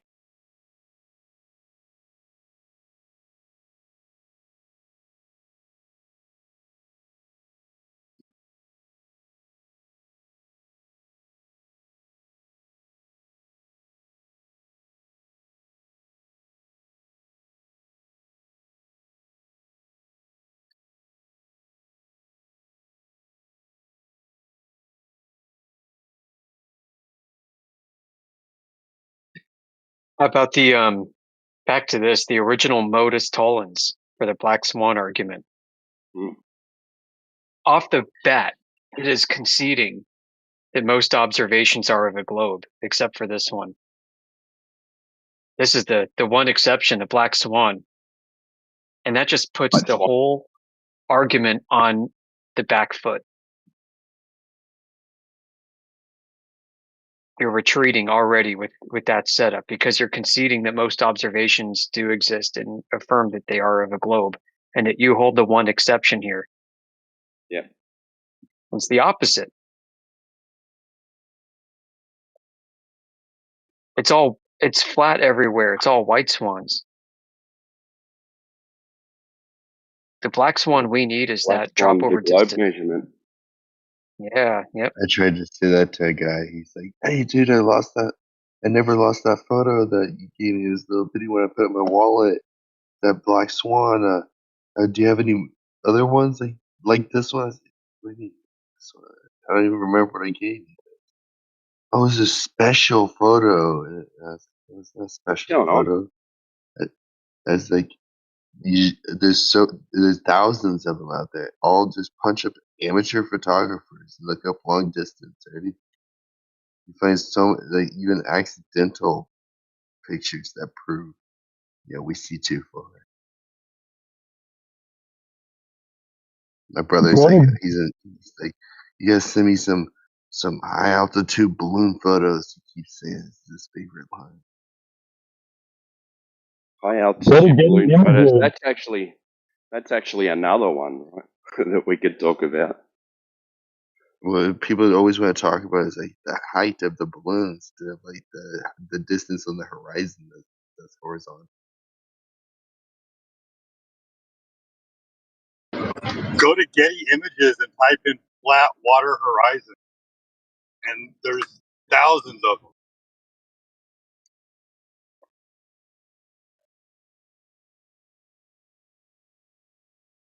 So with the high altitude balloons, some images you have a curved surface, and some images you have a flat surface.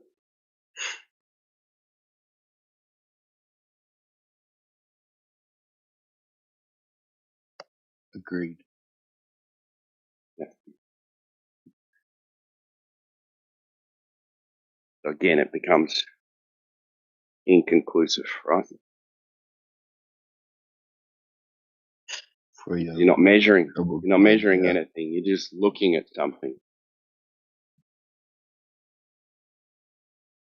Yeah, that's why you don't talk about those things. You don't ever lean on that as like a go-to proof when you're trying to. Oh, I got this meeting coming up. I need to bring some pictures and show it at the meeting. It's like you just flat smack. Words are more powerful. These pictures. Because we'll How be about saying, another one? Pictures from space you can't use, and someone will bring up it from a high altitude. And we can't use pictures,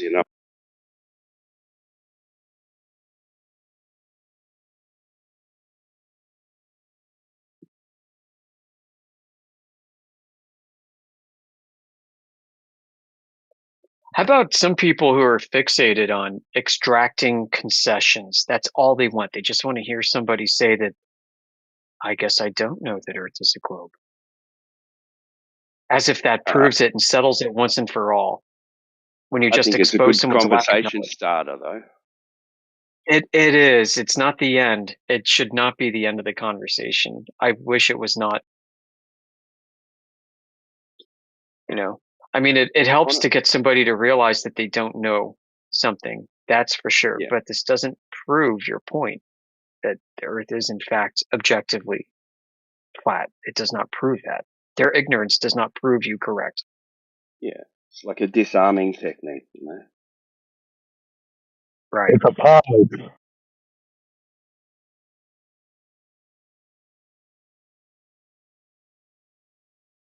Is my audio bad? Yeah, really bad, like usual. I was saying that it's a pause from the conversation, not the end. Yeah. A moment of clarity.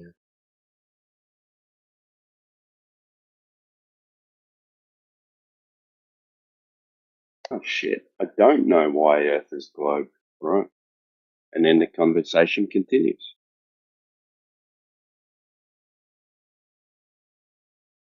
Or I go and look for more information.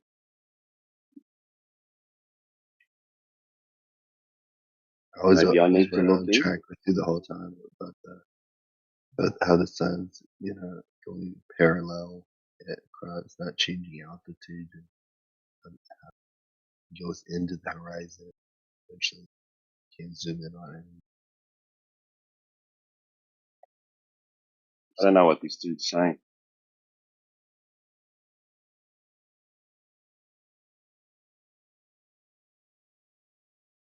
Are you asleep?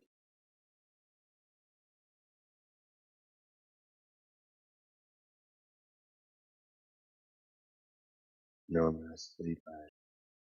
You guys fall asleep because you can't remember the conversation I was just referring to.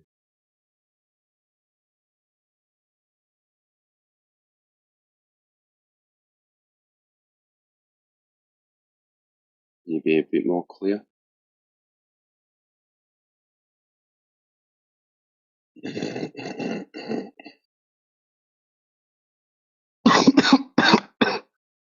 Yeah, I can raise my volume.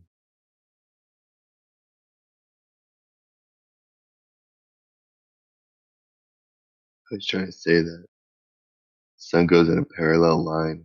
So I was trying to say I agree with the whole conversation. That was one of my main points, was that it goes into the horizon. Eventually, we just can't zoom in on it anymore. And then someone went along to say that once you use a solar filter, it's the same thing. So, of course, that's what I'm saying.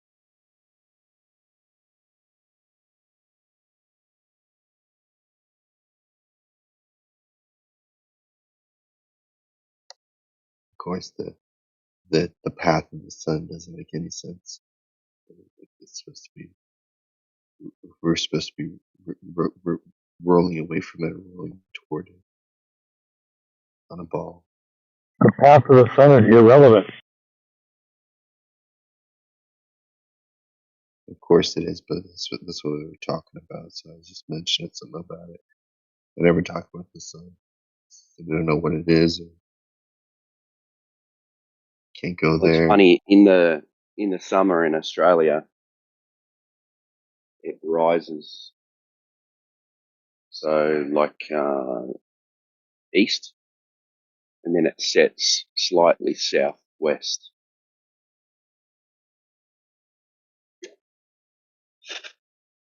Like it takes this weird arc at the end towards the south. There's not a straight line. I don't know if it's just an appearance or what it is, but it happens.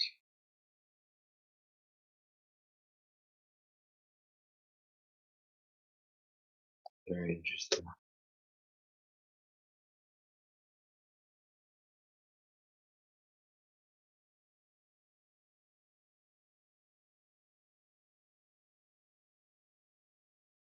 And then it does the opposite in the winter.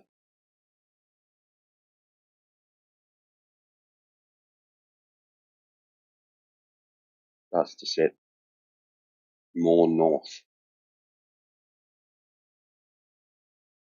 but west, but slightly northwest,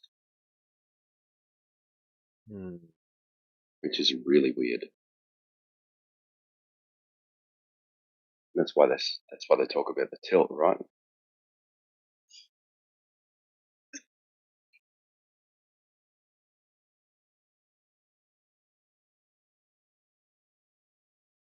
Like I said, it's based to work on like globe.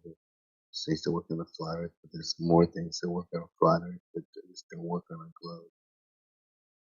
Yeah, like every practical use is on a flat surface. Everything practical. More is more, so there's obviously not one proof of the globe.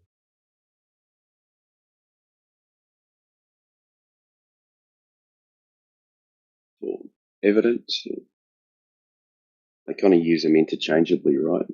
Proof and evidence, globus.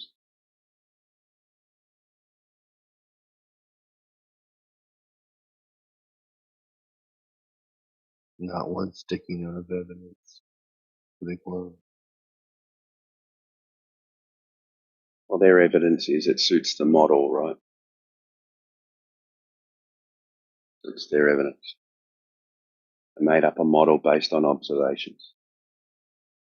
And what their observations are, they support the model that they got from the observations in the first place.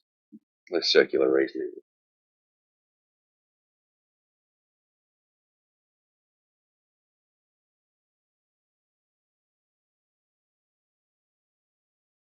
Only things in the sky, though. That's it.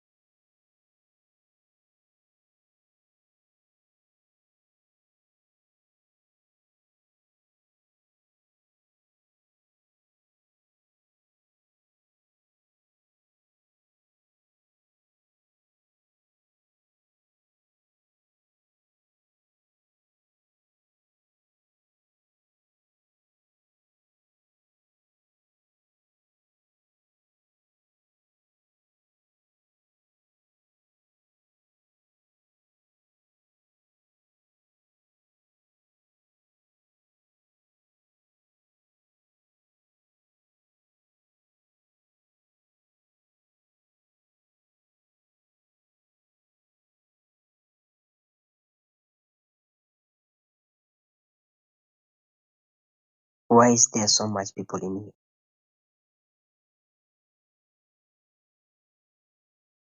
What? Hello? Because it's an interesting topic. Huh? You say what?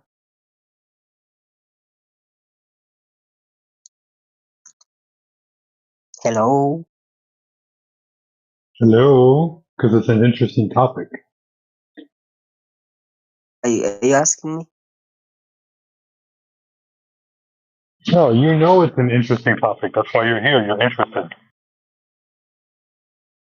But everyone is silent, muted.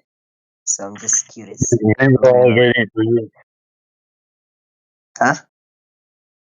We were all waiting for you. Oh, they're all here for me.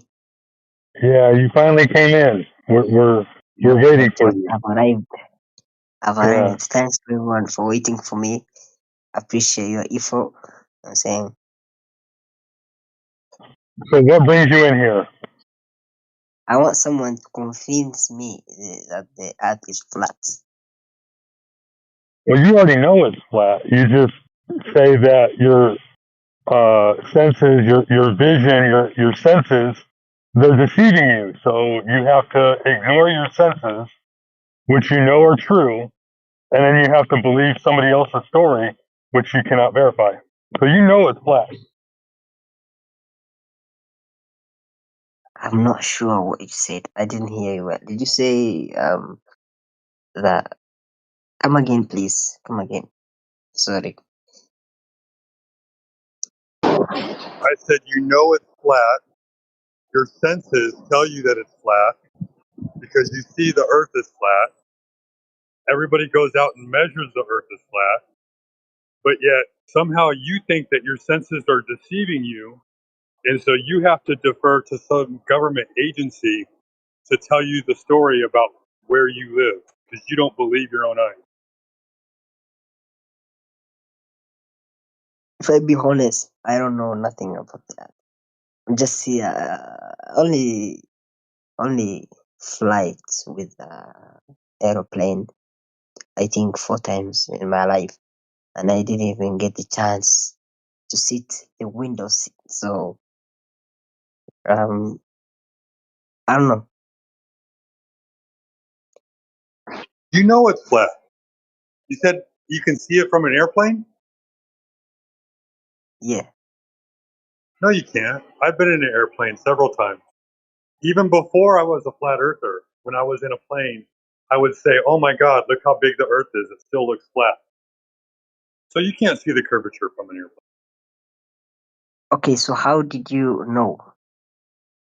How do I know it's flat? That's a good question. Yeah. So the reason why I know it's flat versus just believing what my eyes tell me is because when I shoot a long straight line like a laser out over the surface of water, the water does not curve down and away from the laser like I would expect it to do if the earth were a ball. Right? Because they tell us that gravity is holding water down on the surface of the earth, right? Yeah. And they tell us that that's why the earth is a ball is because of gravity, right? Yeah. Right. So if the water is not curving like it would need to do on a ball, then if it's parallel to the straight line that you're making like a laser, then you then can say that since it's parallel, that the surface is flat in accordance with the laser. Right. Okay, so yeah, I got your point. So what about the ice wall? What about the ice wall? Yeah.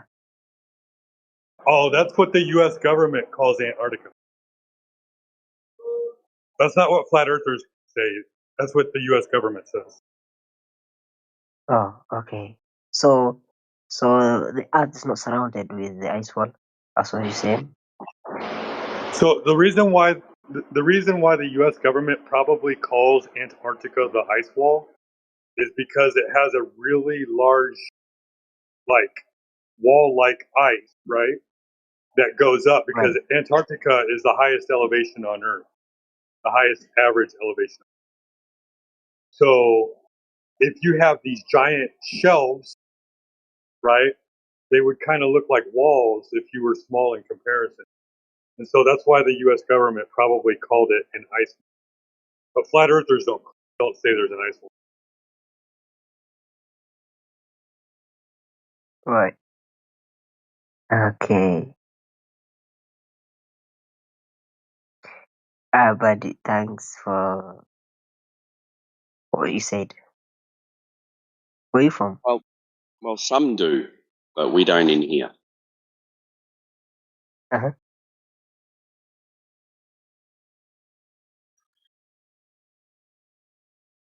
You asked, what is it? I think he asked where you're from. Oh. I'm from America. Why? Are you from Africa? Oh. You. Yeah, I'm from Africa. How did you know? I can tell by your accent. Oh, do I have the African accent? Yeah. I know it's a big place and everyone has different accents, but, you know, the English way of speaking when you're African is kind of telling, right? If I had to guess, I would say Kenya. Damn, bro. How did you know I'm from Kenya? Flat Earthers are smart. How did you know? Is it labeled in my bio? Let me check it. How did you know, though? I have lots of friends that are Kenyan that have similar accents to yours. Oh, really? Oh, okay. Nice. I don't know you could tell my accent, though. But I pay attention. I'm not. Huh?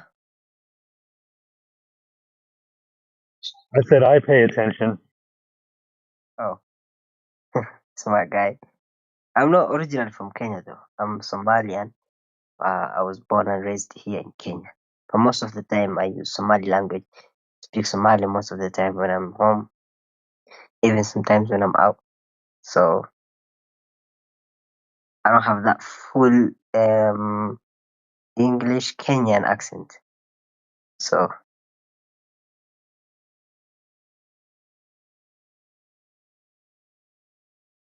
No, you're good, man. You sound like a pretty bright kid, like a smart kid. Keep it up. thanks.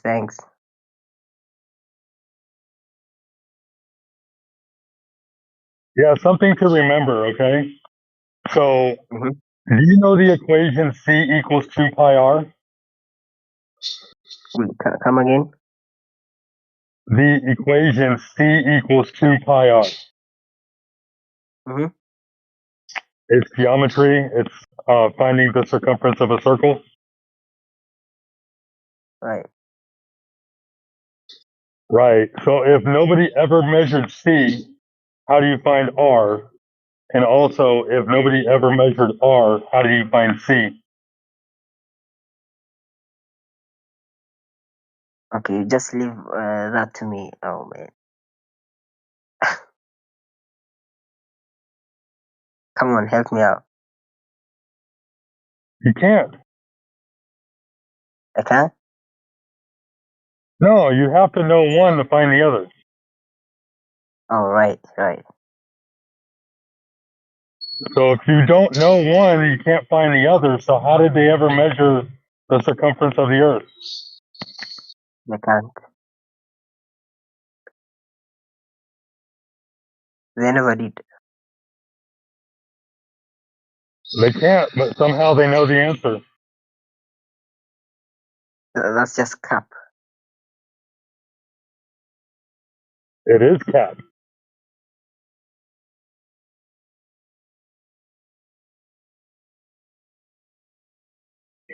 Sorry, I can't talk at the moment. If anybody else is able to talk. But yeah, just so you know, like nobody needs to convince you that the Earth is flat. You know it's flat. You're just ignoring your own senses. True.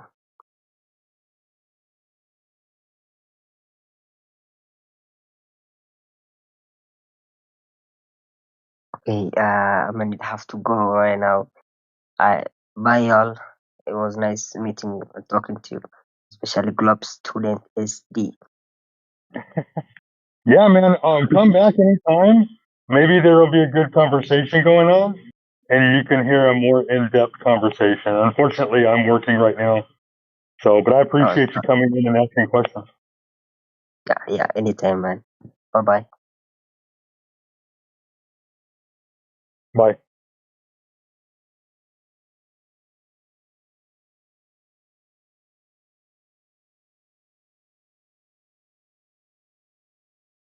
I'm sorry about my audio, but for those that are listening, see how easy it is when you're honest?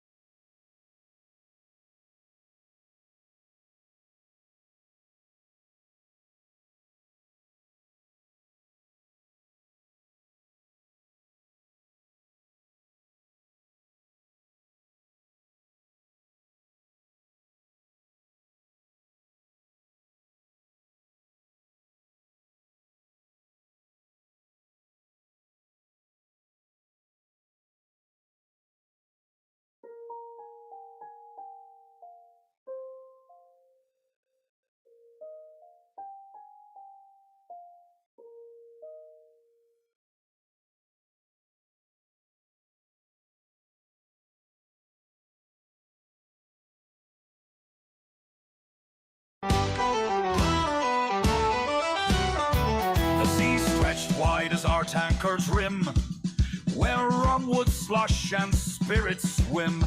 Our compass point as sharp as gin. We sailed where no sane man had been. With whiskey's fire and sailor's thirst, we drink until our bodies burst. The sextant gleamed like polished ale. Our charts were stained with every tale. Yo-ho! Drink deep and fill once more, where every cup demands an encore. Each league we mark with fierce delight will drain these seas from dark to light.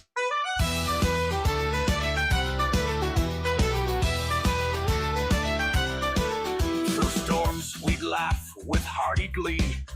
Our laughter echoed o'er the sea. With jugs of grog and mugs of cheer, we faced each wave with not a fear. Yo-ho! Drink deep and fill once more, where every cup demands an encore. Each league we mark with fierce delight will drain these seas from dark to light.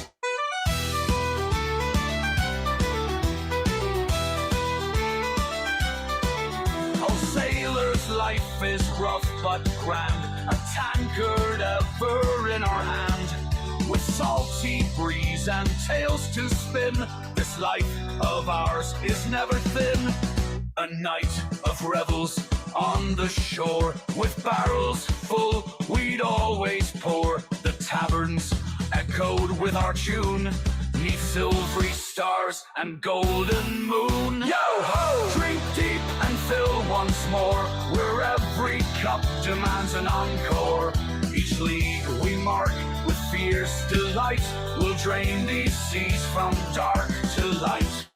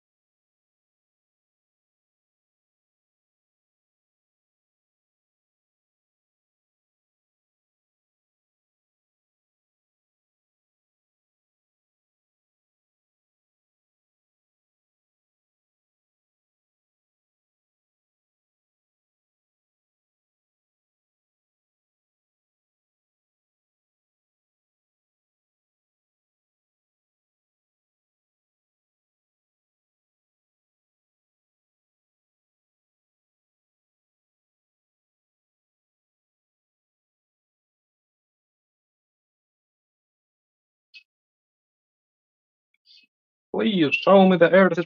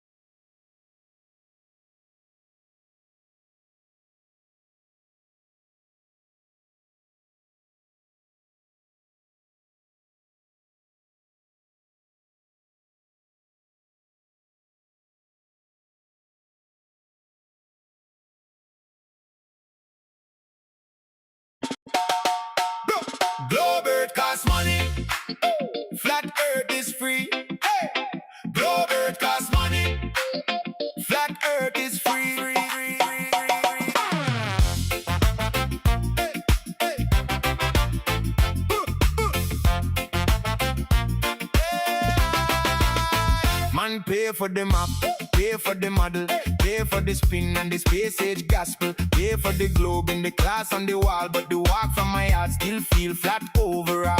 Them sell you a sphere, them sell souvenir, them sell hemisphere, them sell atmosphere. Me just take a step and the next step see the road still level like you waiting for me. Globe Earth costs money, flat earth is free. You buy that story, but this one free. You pay for the movie, the merch and the screen. Flat earth is free, my friend. My friend. Free like a dream. Teacher got charts, graphs, big equations. Still can't find change for the bus station. Pilot fly high with a million dial. Me barefoot boy just a count each tile. Them round up tax, round up rent, round up world, round every cent. Me round the corner for a fresh cool breeze. World feel flat when me bend them knees. Love it, cost some money. Flat earth is free. You buy that story, but this one free. You pay for the movie, the merch and the screen. Flat earth is free, my friend. My friend. Free like a dream.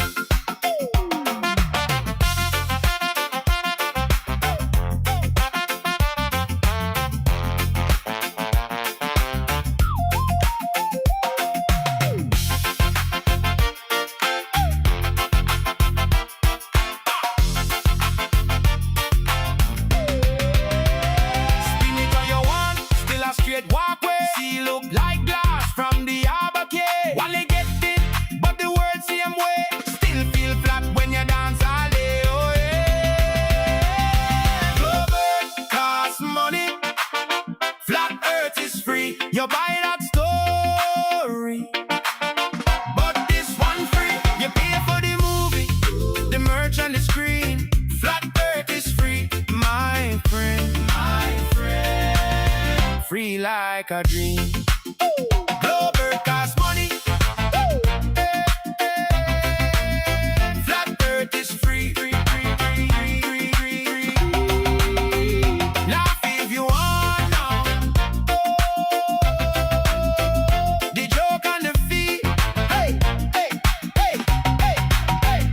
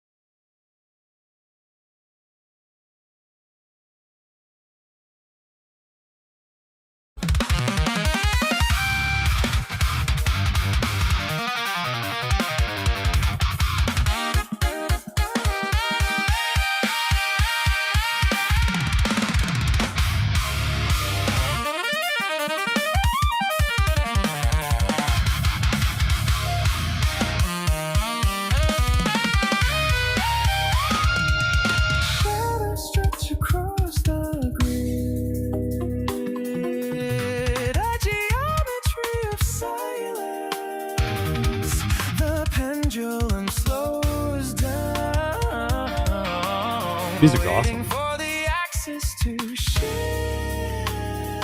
just breathe in the negative space.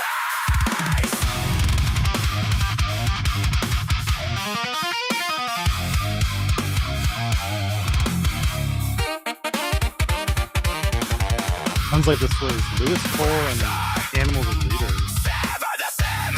Really cool button. 0.0.1 algorithms choking on the downbeat. Count it out, bleed it out. Asymmetrical, paralyzed. The metronome is a liar.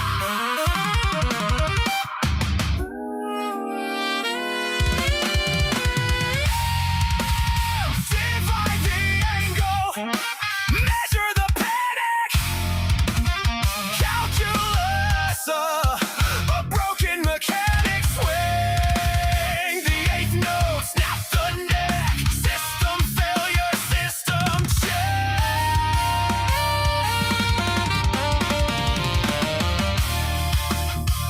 We are spinning in the parallax, drawing circles in the static of the mind, trapped inside a fractal made of glass, where the rhythm leaves the melody behind. Golden ratio, silver light.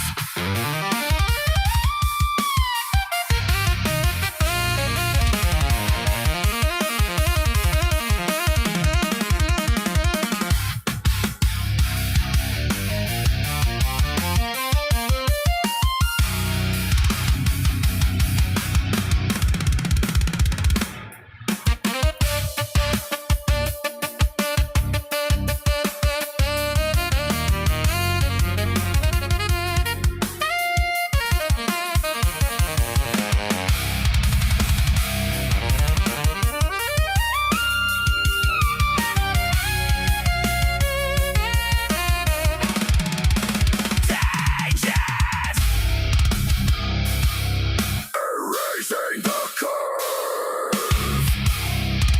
Danger. Destroying the nerve. Calculate the distance from the cradle to the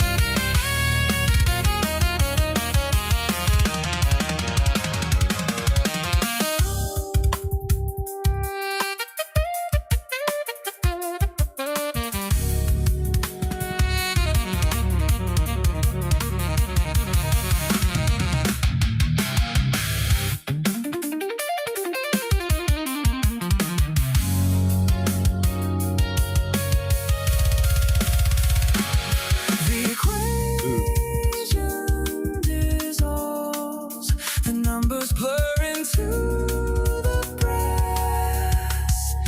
You can't quantify the swing. Just let it.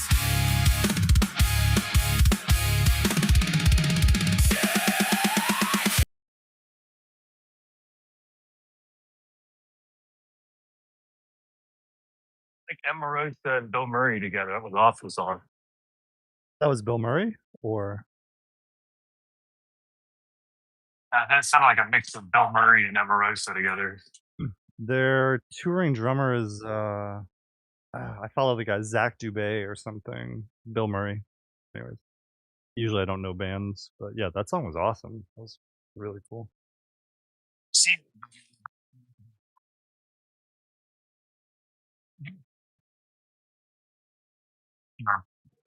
Ciao, ciao. See you.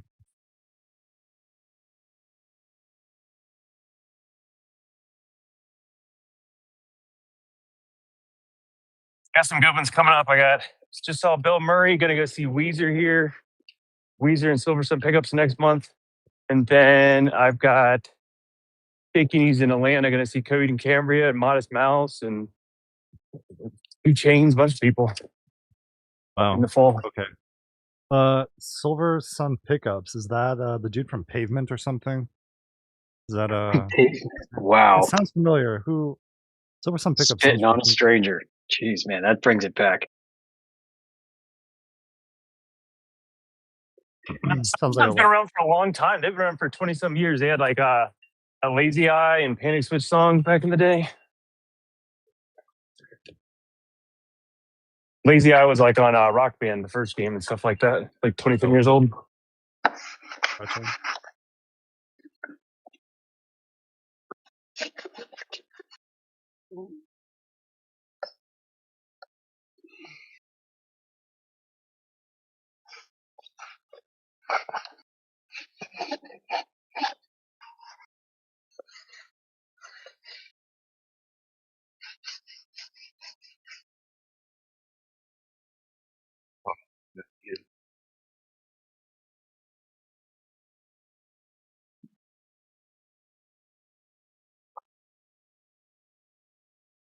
Sorry, guys.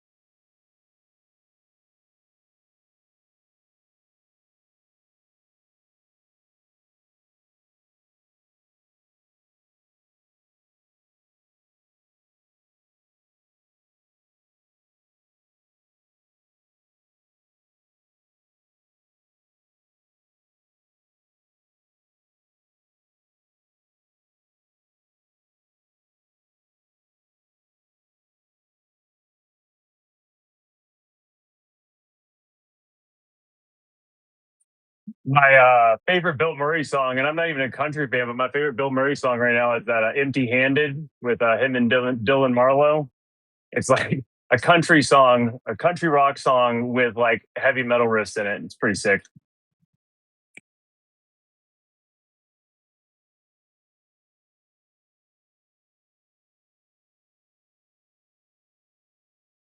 Oh yeah, like they have a saxophonist, right? Because they're opening their shows by playing the Halo theme lately. Their saxophonist is like when they. That's what I'll see on Zach's Instagram is a person playing the Halo theme on a saxophone in front of like 50,000 people that are all like cheering and humming along. So yeah. Yeah, it's the girl in the band, dude. She's incredibly talented. She can fucking sing too. She plays the saxophone like crazy.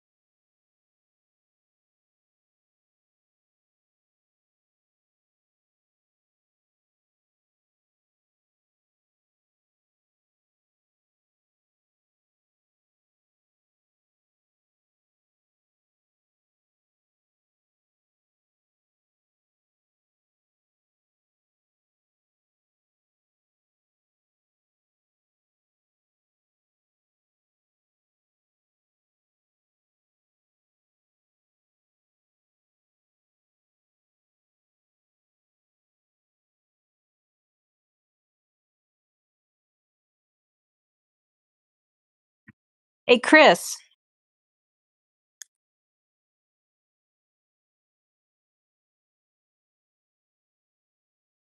Open up your mic.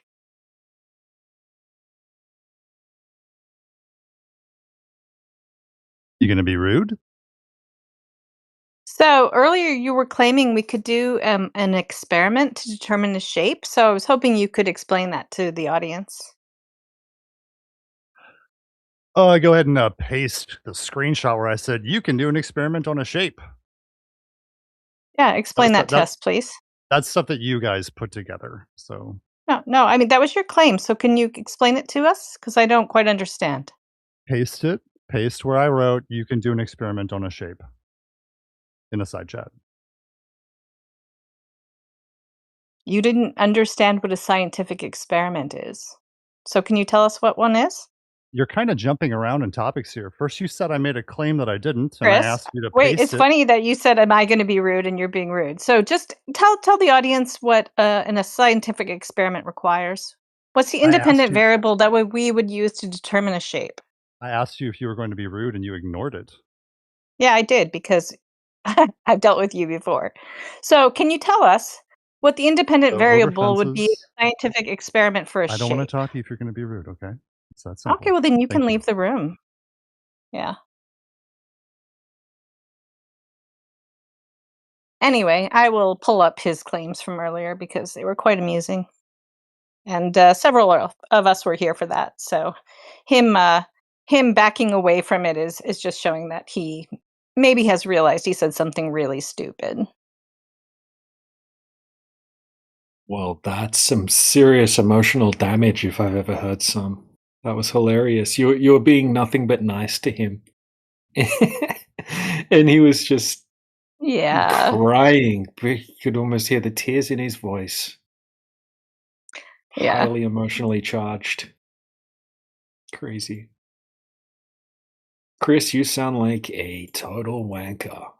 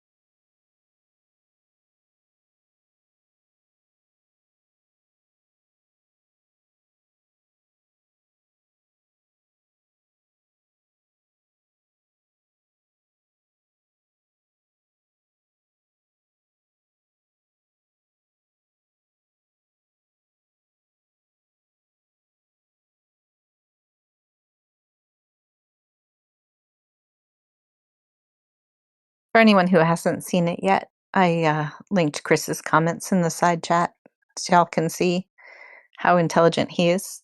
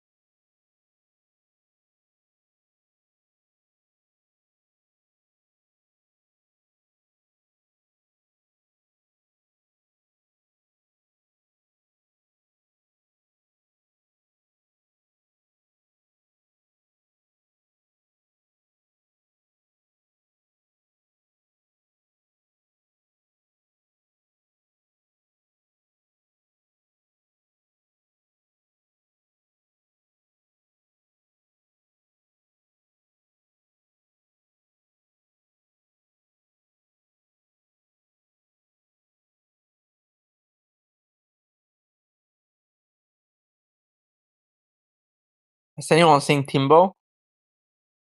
Has Timbo been here? Batman? DJ? You know where Timbo is? No? Timbo?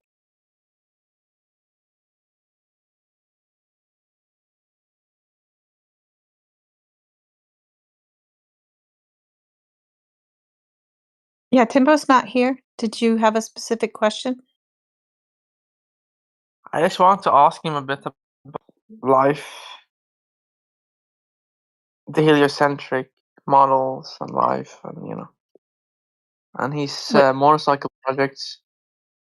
Ah. He's he likes to buy restoration projects, dirt bikes, and fix them and sell them. Are you on our home server? No, I don't think so. No, is there a home server? You could. Yeah, 24/7 Flat Earth Discord is our home server. You could always ping him cool. over there, and we have rooms where you can talk about anything. You like motorcycles as well? Yeah, I don't know a whole lot about them, but yeah, I've spent time on motorcycles, so yeah. Cool. Yeah, I took my girlfriend out on a motorcycle day. The first time we met. Yeah, what do you That was have? cool. Well, back then I had the MT-07 Yamaha naked bike, and now it's a BMW S1000 RR sport bike. Oh, nice. Yep. Be safe out there. Thank you.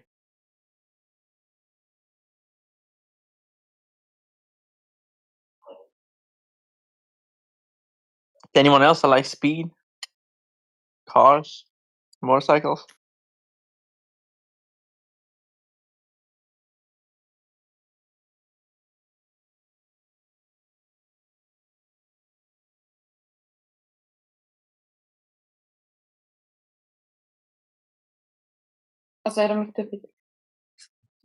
I know I've gone faster than you ever will. Yeah. How much have you gone, bad boy? 500 kilometers an hour. Well, that's cool. I have gone faster though. You know what I've been on? A firefighter. It's called a firefighter. A jet plane, not a jet plane. What the fuck is it called? Those they use for war. The like the F-16s, but like a Scandinavian version. The Gripen.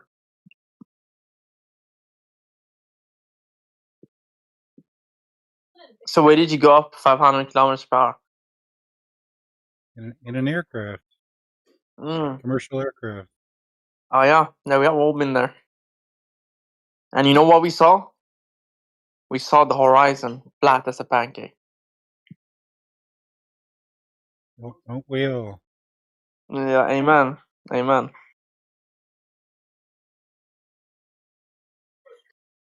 have to ask yourself, like, there's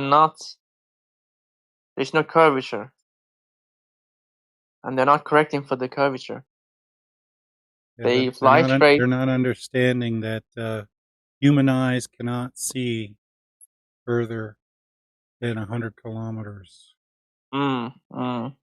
Something doesn't add up.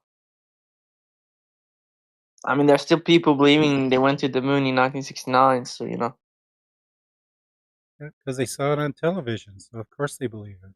Yeah, same with the towers coming down, Yeah, Jet they fuel. saw that on television too, so Yeah, of course it and had to be real. somehow the documents survived in the rubble without burning. They're still all melted, but the documents survived in pristine condition.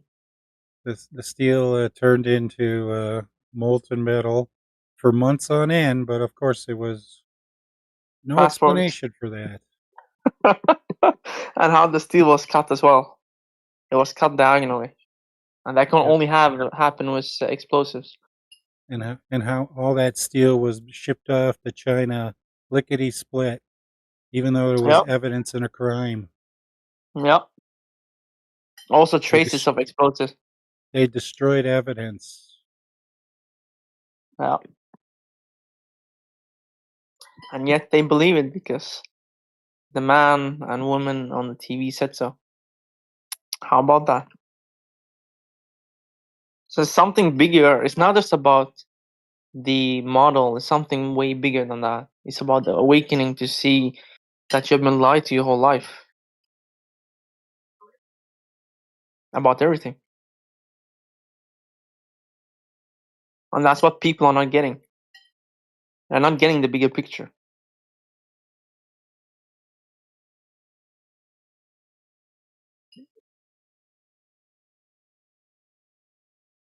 So are you into some motorcycle action, Riley?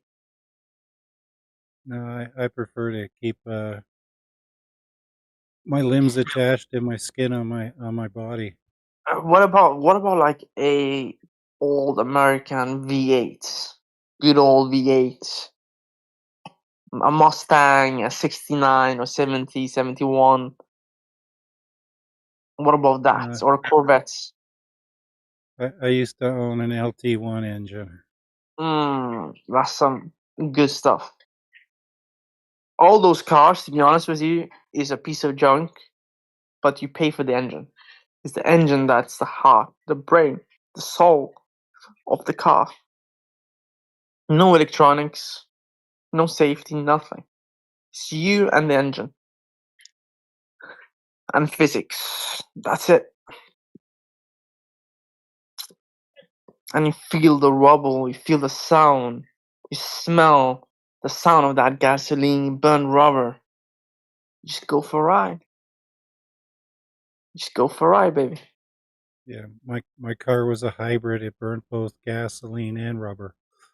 That's a good one. Today I was on my bike, and I come every light stop I stopped at, and I saw some hybrids in the vicinity and around me. I start revving the engine. It was so fun to see the look on the face. Every stop, I'm revving the engine, is screaming. That inline 4 engine, German engineering, just screaming. And they have no sound, they have nothing. All these electric cars are completely soulless. It has nothing, literally. It feels like it's a computer. You're sitting on a computer, and it's just driving you. And they can shut it off when they want to. They can shut it off. They can stop you from charging. They can Then stop what you do you from do? charging. They can lock you out of your own car. They can make an accident happen, if you talk this or that. They just make so the car doesn't stop, or, bam, the batteries explode. They can do anything. So what you guys have to understand is all about control. They don't want you to own your own car. They don't want you to own your own computer. Why do you think the prices of RAM and computer components have gone up so much? They don't want you to own it. They want you to rent it. It's like a subscription model. Same with these AIs. They want you to subscribe. You have like 5 free prompts, and then you have to pay for it. You have to pay and lend the computing power. But you don't own it. You don't own the servers. You don't know what happens with the information. Nada. Everything is becoming like that.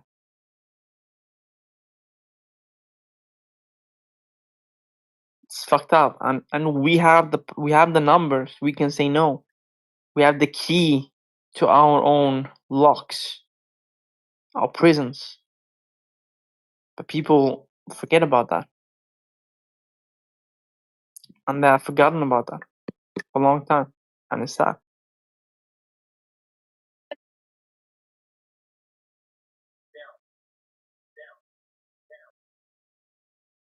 But yeah, it is what it is.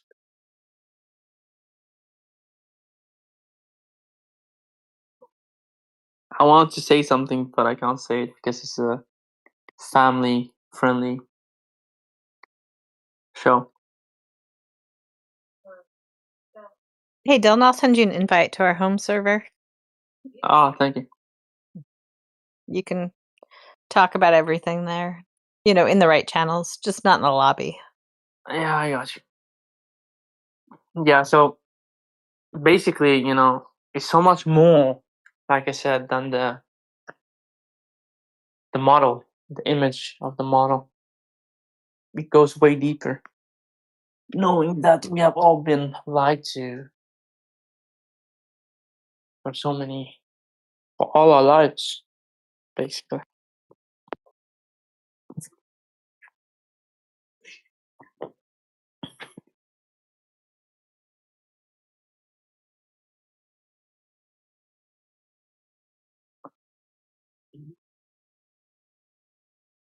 But you say this to some random people, some people can't take it.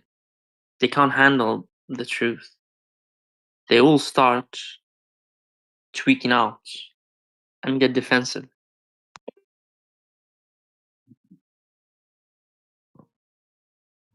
They just can't handle the truth. They can't be unplugged either. So, but it is what it is.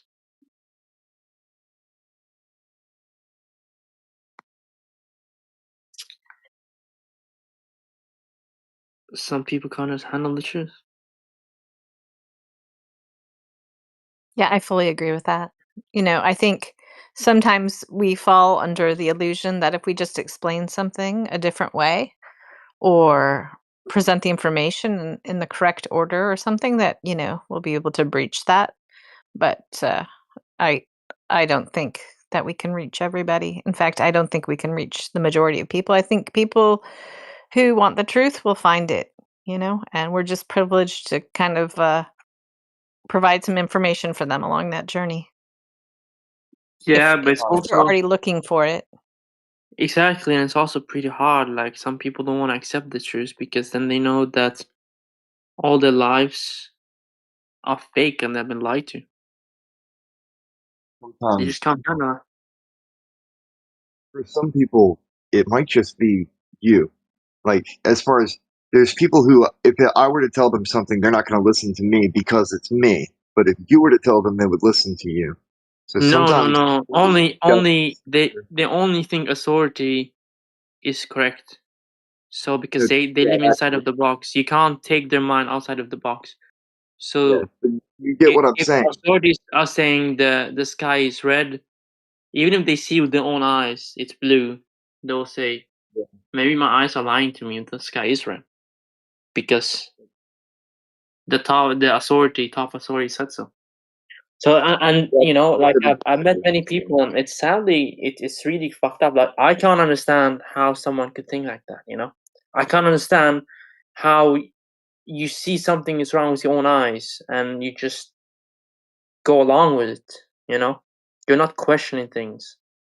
And people that are like that, that's what the system wants. They are good people for the system. Yeah, because they don't pose any threat. If I'm on my phone and I do a 9 to 5 job and I come home and do nothing with my life till I'm like 70, I don't question anything. I'm just happy with what I have, and over the years, right, my living status had become worse and worse. The money isn't worse as much.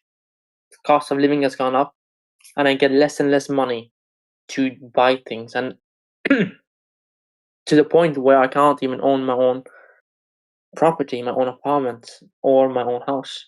And even the house that I've paid for is not fully paid, so the bank owns my house, and the government owns the land under my house. So even if I pay off the whole house, the mortgage, right? Some people won't even be able to till they're like in their 70s. But say that you somehow a miracle happens and you pay off the mortgage, you still don't own the house.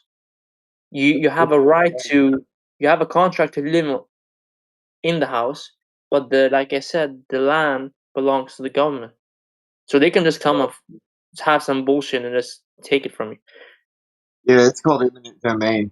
Basically, they don't give a shit. You're pretty much just paying the taxes or you paying rent for permission to stay on the land until they decide Exactly. And it's really so I'm so amazed that people don't see the Ponzi scheme for what it is. And they just don't say, no, I don't want to live like that. No, I don't want to go to work. Why should I be a slave to the system?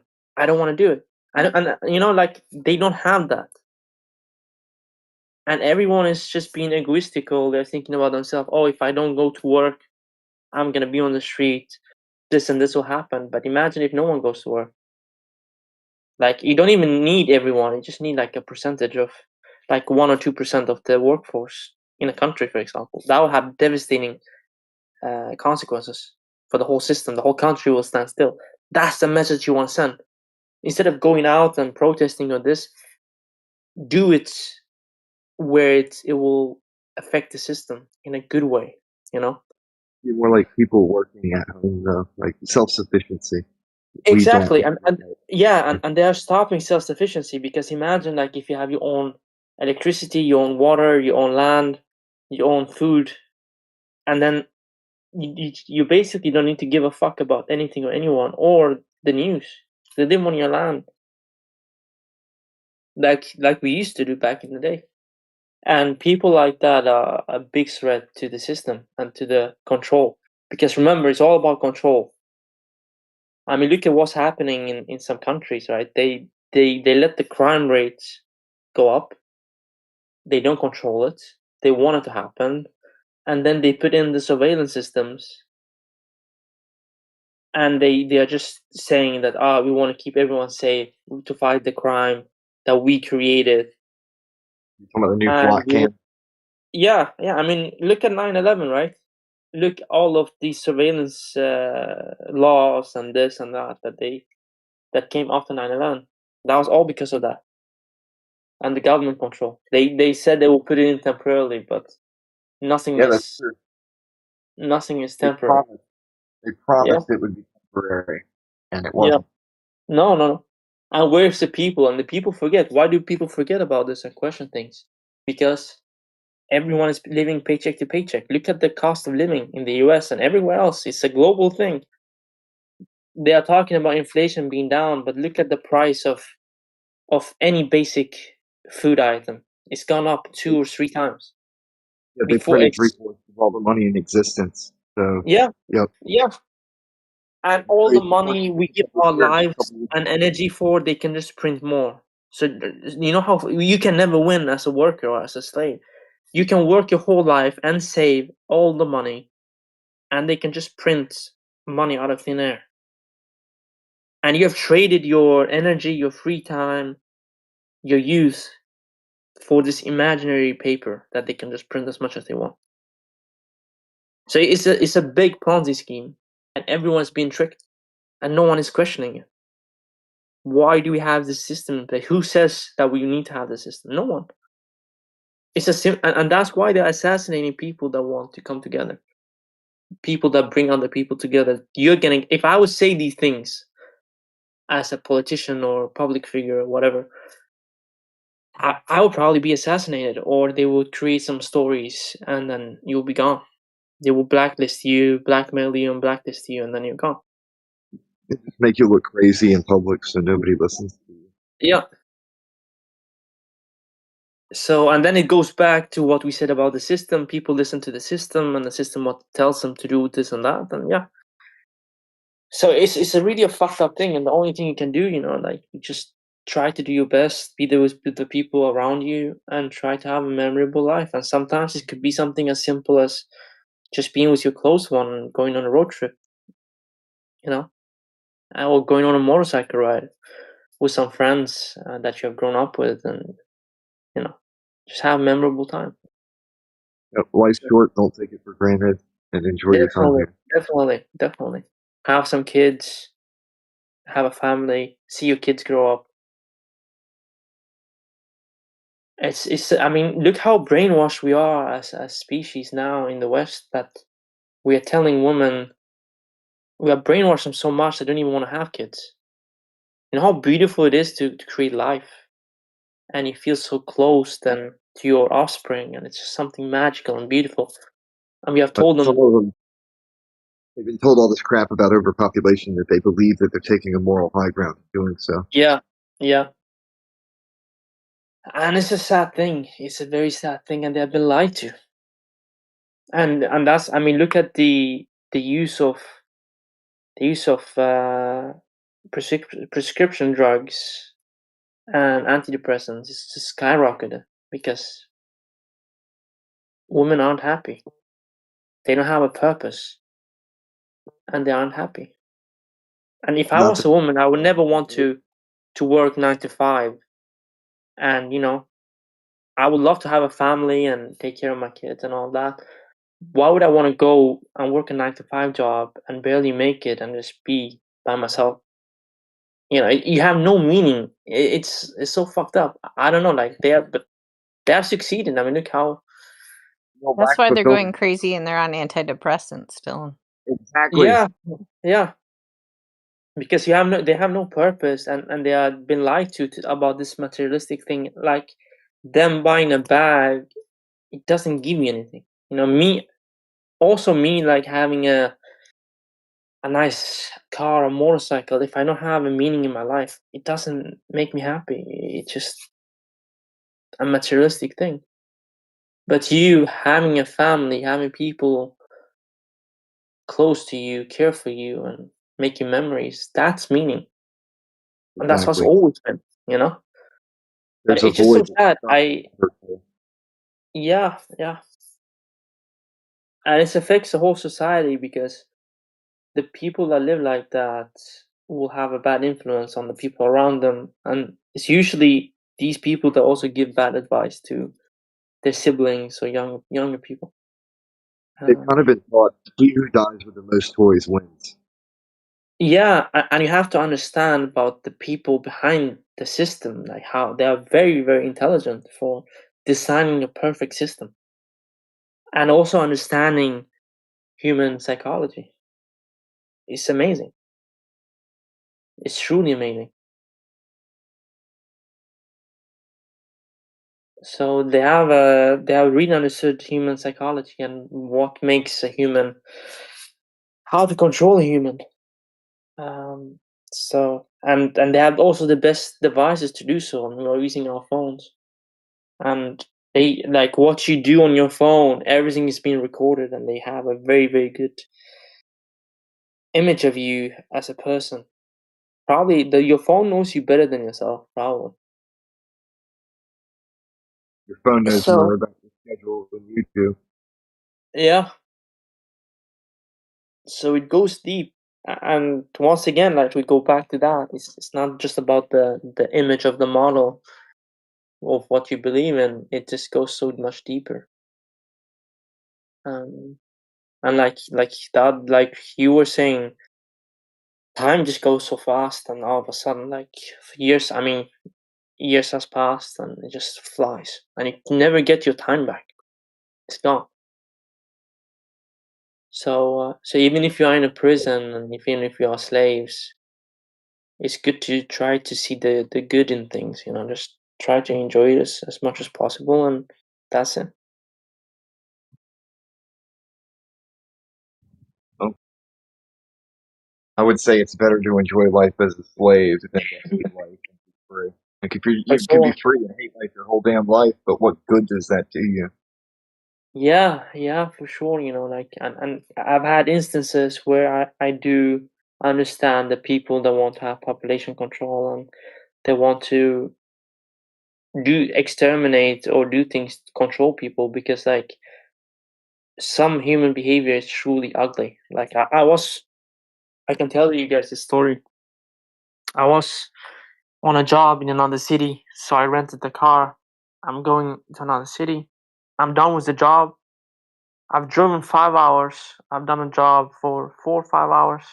So 10 hours in total. I haven't slept. I'm tired as fuck. So I'm finally done. Me and my girlfriend, we go to a place to just check some things. I park the car on a parking lot. We go in, I come back. Some family has parked the car beside our car. And I can read them that the mother is anxious and the kid is still inside the car and hasn't opened the door. And then I tell my girlfriend something is fishy, like I can see she's worried or something. Go out and check the car. She checks the car. There's a scratch on the side of the passenger seat or passenger door. And then I confront them with this later, like 5-10 minutes later, and they just start swearing. They say I'm crazy for accusing them. They swear to God, this, that, never happened. It was never them. And yeah, like shit like that, and how they behave, how humans behave, normal or some humans behave, it just makes you lose faith in humanity. There are people that are just disgusting how they behave and no moral. They have no morals, nothing. Egoistical pieces of shit. So I completely understand them for also having those agendas, trying to control people and limit the population, all of that. And you can never make someone like this understand or change. I don't think humans can change. Like you can't change them. They can't change. It's just how it is. Individual. It's hard to Yeah. And you have to just accept that some humans are like that. One thing I learned as a child was control yourself, or somebody else will control you. Exactly, 100%.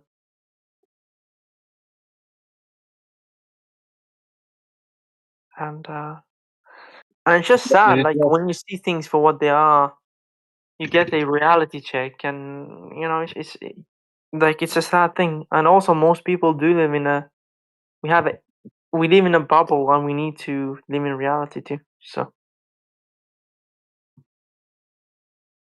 Brother, you cannot just judge all of humanity because someone scratched your car. I mean, No, of course not. I'm not saying everyone is like that. I'm saying there are people like that as well. You know, there are people that go and kill someone or do fucked up shit for money or for something else just because they can. But there's also a lot of good in people. I met a lot of good people as well. So I'm saying there's a variety. So you haven't lost your faith in humanity completely then? No. I no matter what happens, I will never lose it completely. And I will never be like them.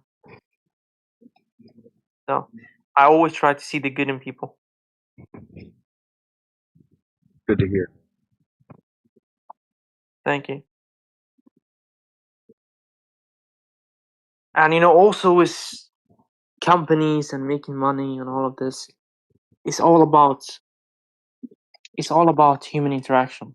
If you understand humans, if you understand human interaction, you know how to sell things, because we live in a consumption-based economy. So we need to consume things. So if you have a following or if you can connect with people, you're going to make money.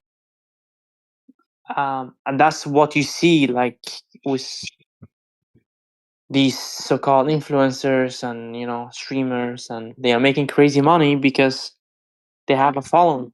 That's it. You either fix a problem there's different ways to make money, right? So you're either a slave, that's the bottom of the food chain, or you fix a problem or solve a problem you have a fix to a problem. That's another way to make money. Or you have a knowledge or expertise, or you have a following. So yeah.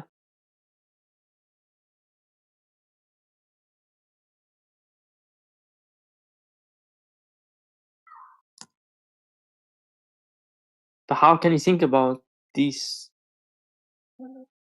things like this when you're living paycheck to paycheck and you're barely surviving? Most people can't even think. You come home. I mean, look at how it is. You go to work, you come home, you're tired, you're eating, and you sleep, and then you go back to work.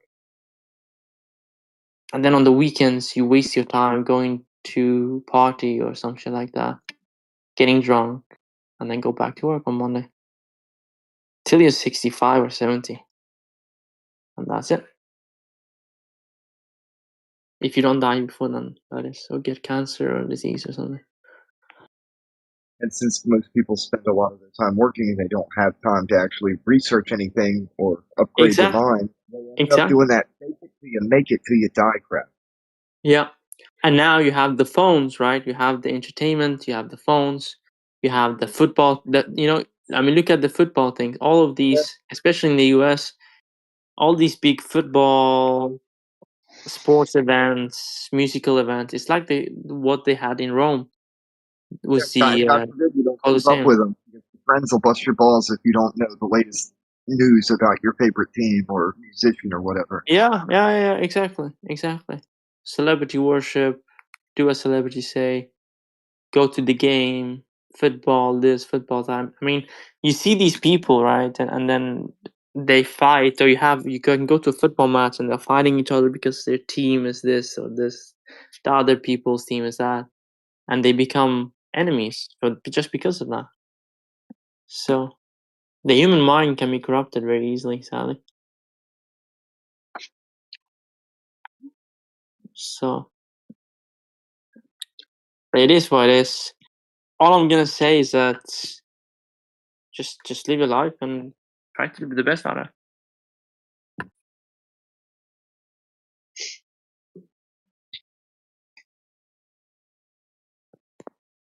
Avoid the bread and circuses and make it count. I like football though. Literally. There is just bread and circuses everywhere. And then it's gonna be very interesting, right? We are in a position now that we haven't been before, because when AI is taking over more and more businesses and everything is getting automated, it's gonna be interesting how they will try to control the people. They are gonna give some form of basic income, will be randomly generated. but then you're also gonna lose all your freedom because they're gonna tell you need to eat the processed garbage and the Goislav, otherwise you're not gonna get the basic income. Yep, that's So true. yeah, and you gotta take the shots, all the clog shots. You have to take them, otherwise you're a threat, you know. It's I really fucked up, but I like the term the clog shot, or they gave the shot, the clog shots. But yeah, it's a lot of it is what it is. But there's gonna be a lot of that they will have term and services for you to qualify for the basic income. Otherwise, you have no skills. You're on your own, and you'll be on the streets, and you're gonna die because you have no skills.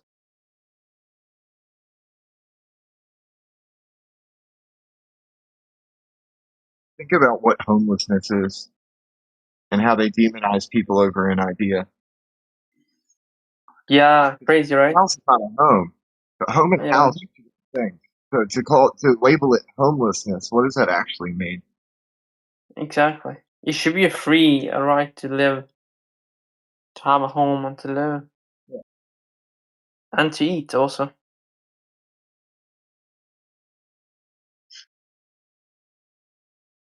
Kind of weird that the dude who is considered homeless, sitting on the street with a couple coins in his pocket and no He's the debt most free. whatsoever, is Yeah, considered to be poor. But the guy who's like thousands and thousands of dollars in debt, he's got a house that he's paying a mortgage on, that person's considered wealthy. yeah. The person on the street though is probably suffering from some kind of addiction that they can't function with.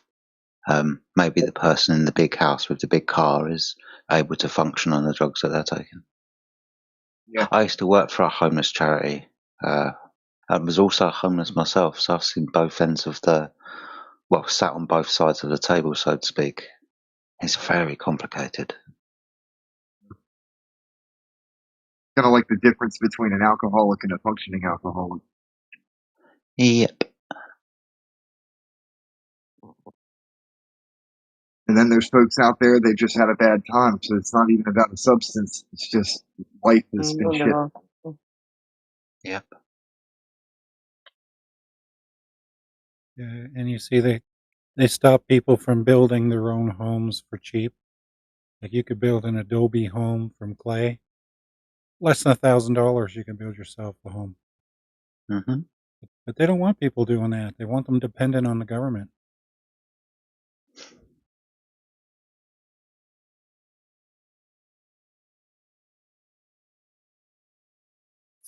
I'm from the Yes, you government. need to trust the government. The government know what's best for you.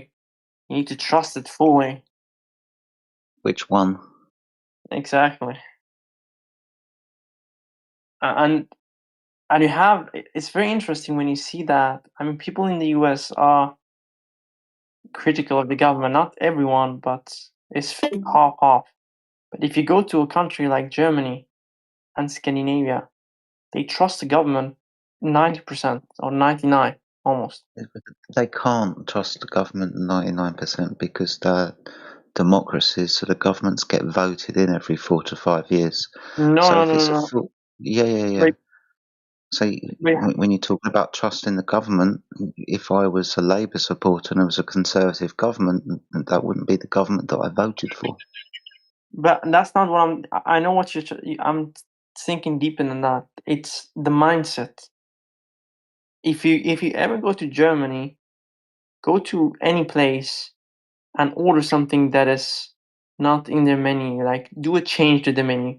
For example, say that you want to have a hamburger without bread, just with a salad as bread, and they will tell you you can't do that. It's not in the system. It doesn't work like that. They can't think outside of the box, and that's a problem I've seen Quite a a few lot in cultures are Germany. like that. That depends on the type of restaurant that you go into. We have restaurants like No. that It's in not the the culture. UK. It's It the is, but if you obviously want to talk, dude, don't want to let me talk, so you crack on. no. It's never my intention. You can talk if you want to. I'm just saying it's the indoctrination. You get it from a young age. How the system is indoctrinating you to not think outside of the box, to be a good slave. You can bring that thing down to tradition as well. How Italians deal with pasta, for example. It's not brainwashing, that's just a tradition. Very fine line between these things, right? Something that become a habit, an addiction, a tradition. It's not brainwashing as such. It's just habit forming. Things that are comfortable. Yeah, if you want Very to thin drive an lines you're Italian dealing with. crazy, cut the spaghetti in half, snap it in half. No, you never do that. Fighting talk. That's horrible. That's horrible. You never do that.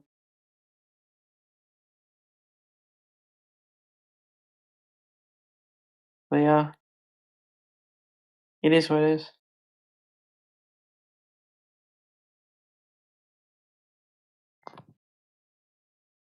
And what's that then? You've said that about 4 or 5 times. It is what it is. What is it? Well, at the end of the day, it's all about trying to have a meaningful life, a lot of intimacy, and not being afraid, trying out new things.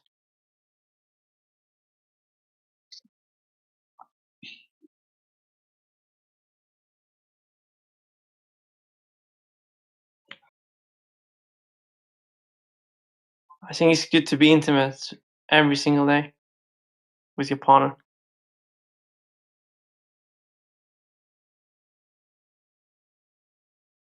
You spotted someone that hasn't had 5 wives.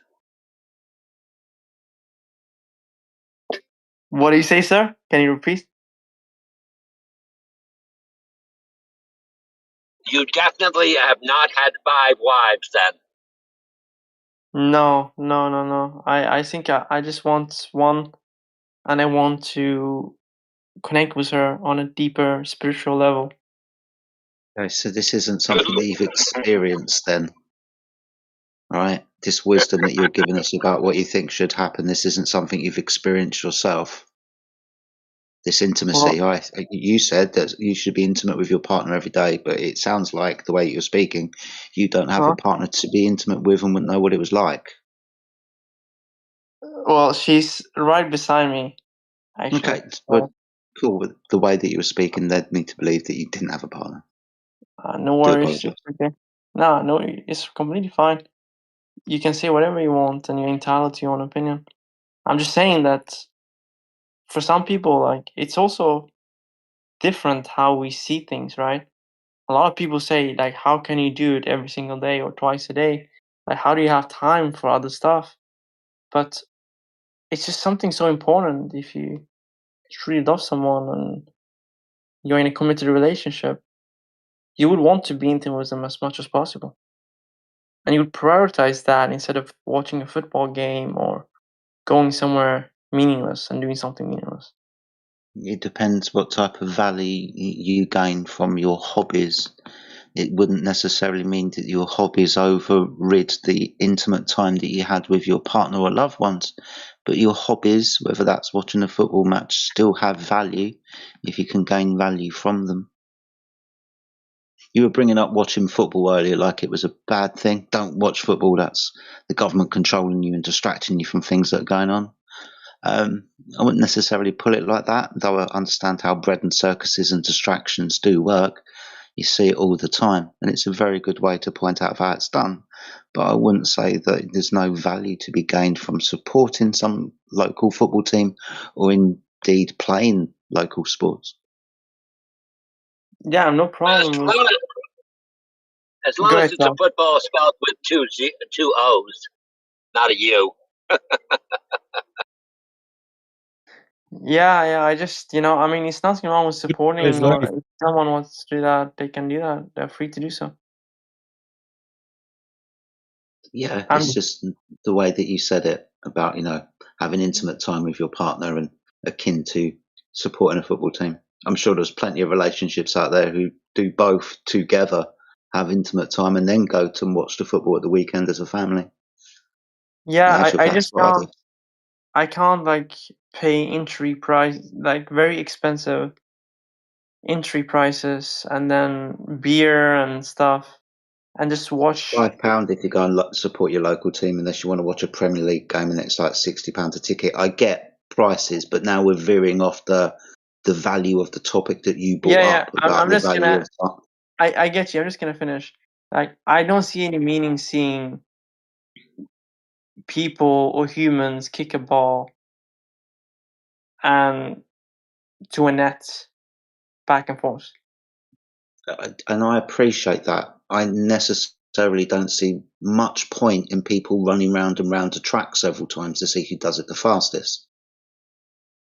I don't necessarily see the point of two guys throwing arrows into a board that's 7 foot away on a wall. But we're people, right? And we express and create in many different ways. And these things are primarily community things. If you've experienced the World Cup recently, it's not country against country. It's country coming together with country to celebrate something that brings people together, whether that's in your local park on a Saturday morning or on a Wednesday night football match on your TV or down at the local stadium. These are the type of things that bring communities together. Jedi, my view on that is actually, no offense, but it's the opposite. I think the World Cup is not bringing people together. It's doing the opposite. It's but then did you watch any people. of it? Some I did, but like it was So also a lot of it was. Sorry, I've got an opinion. You understand that, for example, America had never had so many people from so many different countries come to one place and celebrate their uniqueness. It was fantastic coverage with Netherlands, with Spain, with Curacao, with all of these little nations going to America for the first time. It was fantastic.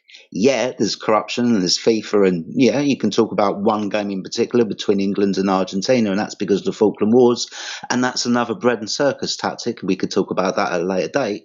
But ultimately, this thing brings people together. You should have watched it, dude. I just don't see that, and I think it was very unfair with the VAR system. There were a couple of matches where it was clear. Now we're talking about the refereeing of the games. No, I'm talking about the communities being brought together. Yeah, on one way you're saying like all these nations went to one nation to watch a game. I get that. But what about all the supporters fighting each other because of who they support? That's not coming together. That's me against you. That's classical division. Who? All the different. Who was fighting? All the different countries. It's clear as day as division. Dude, please give me an example because I can only name one. I'm not just talking about the England and the Argentina games. I'm so talking give about me another example. The idea of the teams, the ideas of countries is clear in the idea of division. Why do you think they are countries? To divide us. Okay. Dylan, number one, you're barely old enough to know what your own farts smell like. So please reserve your opinions for when you put another 20 years under your belt. Should we just go ahead and villainize everything because in certain circumstances bad things might occur? Or should we try to go ahead and appreciate that there are good things that occur at certain times and certain events and certain situations, certain institutions? Should we only concentrate on the bad? No. Okay. And I never said that So, either. And we should only concentrate great. on the bad. Yeah, I know. But guess what? Jedi was trying to show you that there are good things that come out of these particular bread and circus types of events, and you just want to plant your flag in, but yeah, bad stuff happens. Relax, bro. We are relaxed. Don't worry about it. Good. Then don't worry about rebutting everybody because you want to point out the negative of everything. Have a pizza. I'm just trying to bring balance to the Force. No. You don't need to. Jedi was bringing balance. You wanted to harp on the negative. You could have just conceded and said, yeah, I see what you're saying, and we could have moved forward in the conversation. But then there would be balance to the Force. All right. Dylan, obviously you just want to be a contrarian today. It's super annoying. Now you're the bad thing about the world.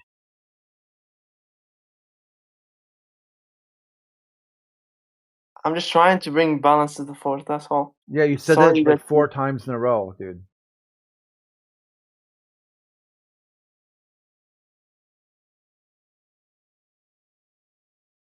Sometimes you need to repeat yourself to make people understand. Yeah, I get it. Anything worth saying is worth repeating.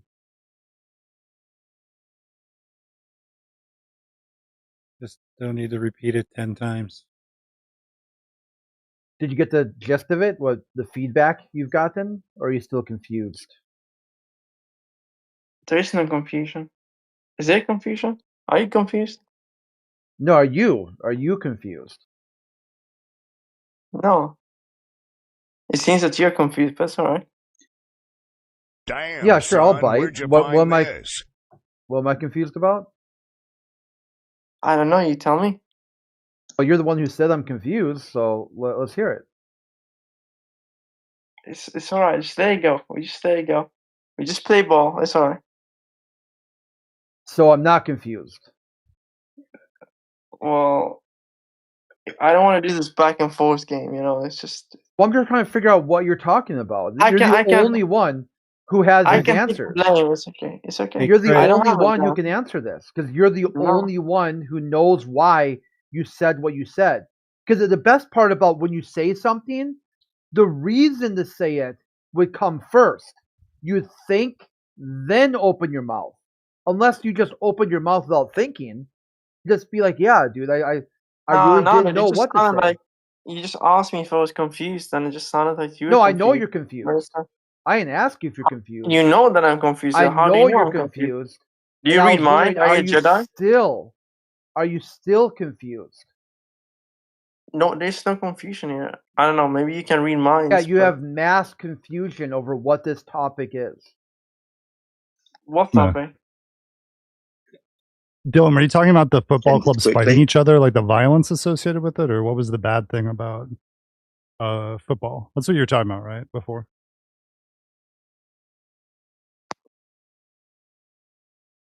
I think it was a personal thing. He thinks there's more value in spending intimate time with your partner than kicking pigskin around the field. I mean, I can get that if you're just not interested in the kicking of the thing around the field. But if you want to broaden it out to hobbies and so on, then you're really cutting your legs off if you've got nothing else than just being intimate with your partner. Yeah, thank you for summarizing it, Jedi. That was perfect. No, I just give it as an example, but of course, I mean, I have a hobby of riding motorcycles, So, yeah, if you have hobbies, it's completely fine. As long as you see value in it.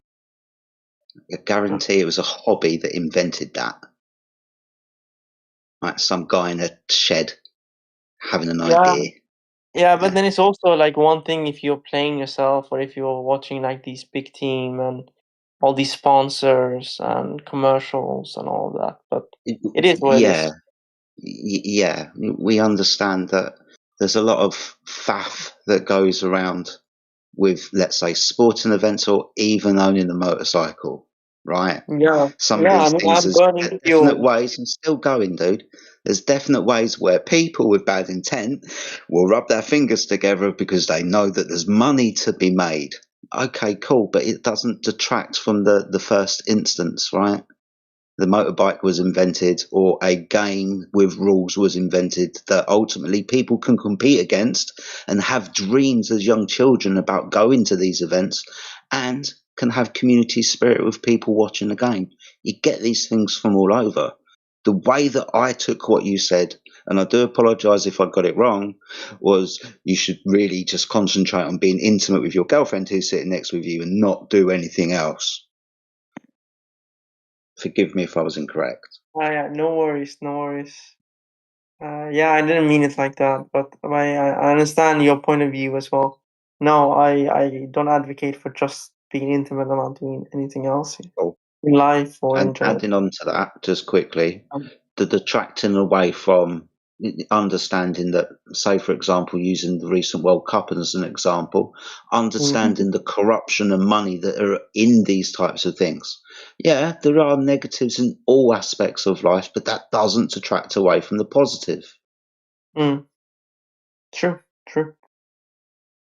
I agree. Also, brother, don't you think it's contradictory that you say that your hobby is riding a motorcycle, but just like 10 minutes ago you said that having a nice car was dumb and superficial?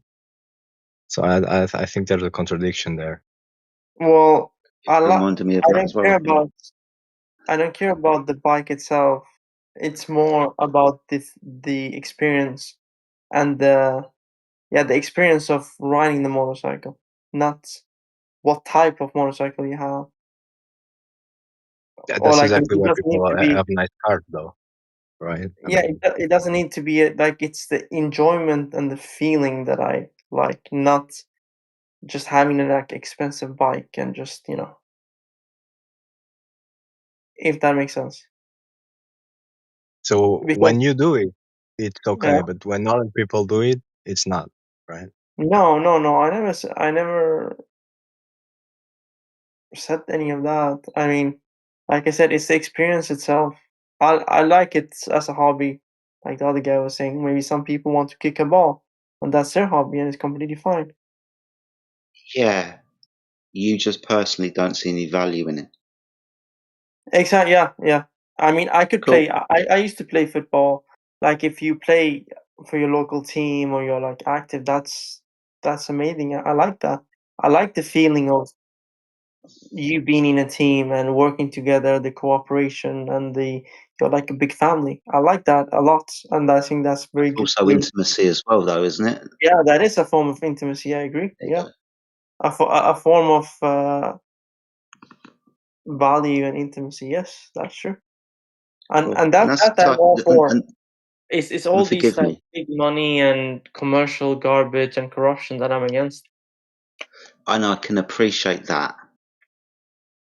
And sometimes that detracts away from the community spirit. Again, I'm a Manchester United supporter, and I've just taken thousands of season tickets away from families that have been at that stadium for decades.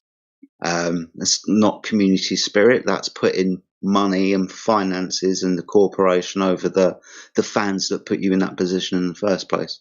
So I get you when you say, you should be averse against corruption, but we shouldn't be throwing the baby out with the bathwater. But I think we've all said enough on this, so I think we should maybe move back to the flat earth. I agree. Yes. And by the way, that's a small world. There was a couple of days ago, Man United came to Scandinavia, and there was like a big mall thing, and they were selling T-shirts, and I think the T-shirts were like 150 to 200 quids for a T-shirt Yeah. and a scarf, something like that. And there were a lot of people lining up to buy that. A lot of people. Yeah. Because people will buy it, even though the prices are extortionate. Yeah, I mean, I what guess does it cost to in make these them? situations we've only got ourselves to blame, right? They wouldn't be Yeah, but that that's crazy expensive though. if you didn't pay That the price.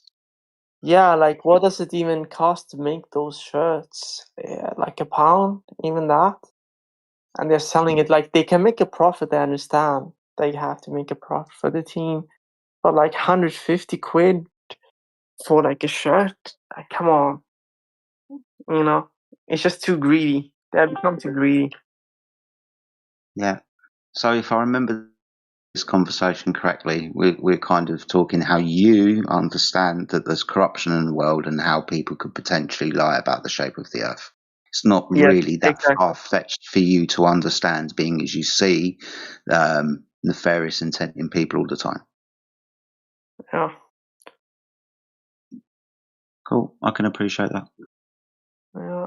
Yeah, I was talking about that is much bigger than the image and the model. It's about being critical and seeing things for what they are and waking up to the reality instead of living in a bubble. That's the bigger picture that many people don't see. Yeah, but sometimes those many people who don't see, one, don't think there's an outside of the box to experience, and two, that Yeah. bubble's really comfortable. It is, but yeah. Yeah, I just can't, like, for me, I have to do something meaningful. I can't just sit and do nothing. Sometimes I do need that though, like if I've done some work the whole week and I'm like tired and I need to rest, then I can sit and do nothing for a couple of days. But I can't do that for a year or months or, you know. But everyone is different. I don't know. Yeah, everyone is different, right? And I live in a country where like half of the year is pretty dark, and you're sitting at home and, you know, watching TV or playing video games. So there's that.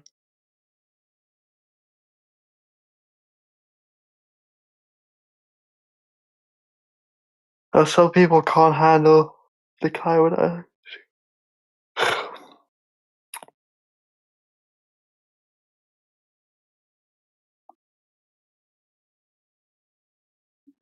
Some people say that nothing is impossible, but I do nothing all day long.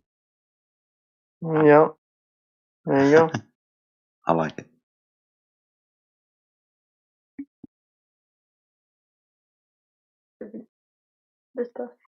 Well, and then also, you know, some people are okay with drinking cow milk, but they feel disgusted with drinking human milk from their partners. Okay. I'm going to have a look through the chat, see if we've got any new people that have joined us recently whilst we've been talking. I've noticed there are a lot of people in the chat, so welcome everybody. I hope you're all doing well today. Let's have a look, see if there's any names that I don't recognise. There's some names that are becoming more familiar. I see Clive has returned. Looks like he's not in the store anymore. So what's up, Clive? Hope you're doing well. Albanese is at the top. I don't believe we've had the pleasure of speaking before. If we haven't, I've forgotten. I do apologise, but welcome back. Chris Grim is muted. Lucky. Crit's in the house. What's up, Crit? I hope you're doing well, mate. Haven't spoken to you, it feels like, for ages, although you've been around. I take it you're on holiday for a while. Hope you had a good time, my friend.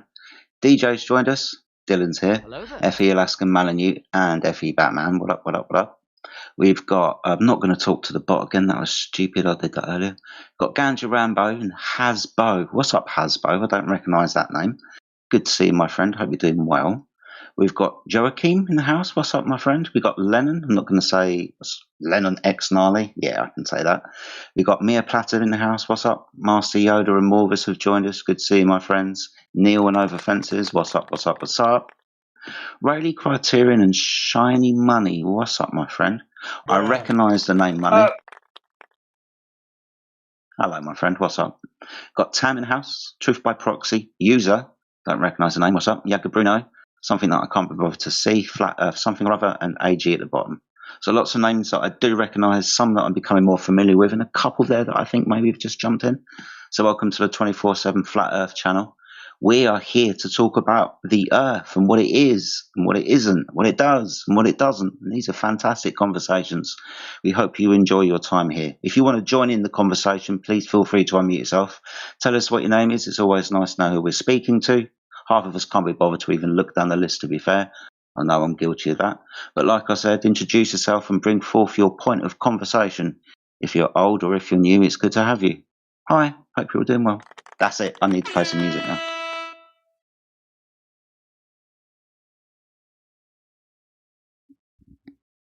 So, Jedi, have you been arrested for having a baseball bat yet? No, not yet. Cricket bat? What if you had a cricket bat? Would that be okay then? You can be arrested for having a cricket bat. I got my mom a $18 fish bat. It's a little tiny bat.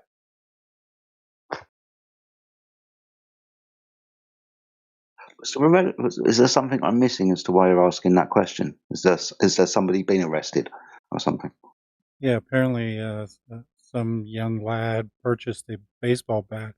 It was still in the plastic coating from the store, and he got arrested for carrying a weapon. Fucking way. Oh, okay. The world's really, really changing fast. I get how a baseball bat or a cricket bat or even a golf club, right, can be, but then again, anything can be used as a weapon with an intent to cause harm. But you've really got to study the intent. I've carried things around in the back of my bloody car that, just builders carry shit around with them all the time. I walked through my local town with a freshly bought axe about 6 months ago when I started chopping wood. So, fucking hell, if I'd have got pulled over, yeah, I had a deadly weapon. I had a bloody 3-foot axe in my backpack. So, fucking hell, world's changing fast. You got to study people's intent, mate. Yeah, but the thing is, though, if most people don't understand, if a police officer puts their hands on you and you've committed no crime, what you should be saying is, "Why are you kidnapping me?" Because now you put them on notice. Just walk around with a crack pipe and they'll leave you alone. Tell them the baseball bat identifies as a sword. It's a religious baseball bat. It's pacifist.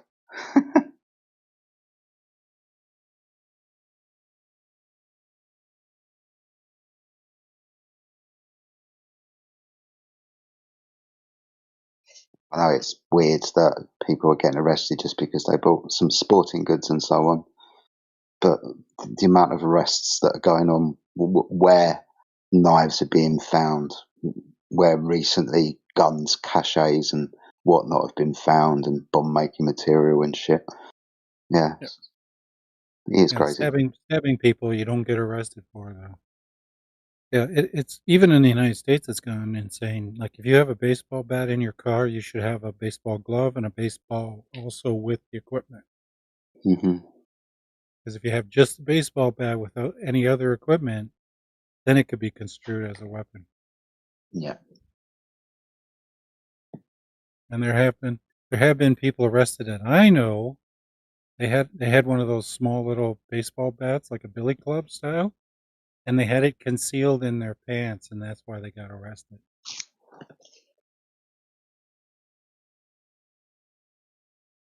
Yeah, when you start concealing these things, then you're just getting more questions asked, aren't you?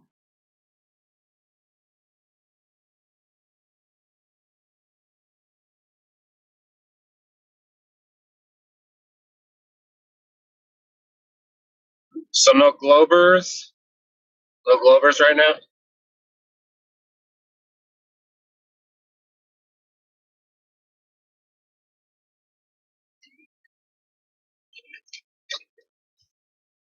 If there are any Globers in the room or Globetards or Sphere-dos, I like that term, Sphere-do. I learned that yesterday. I was yesterday years old when I figured that out was a term. But yeah, if there are any globe believers in the channel, please unmute yourself and say hi.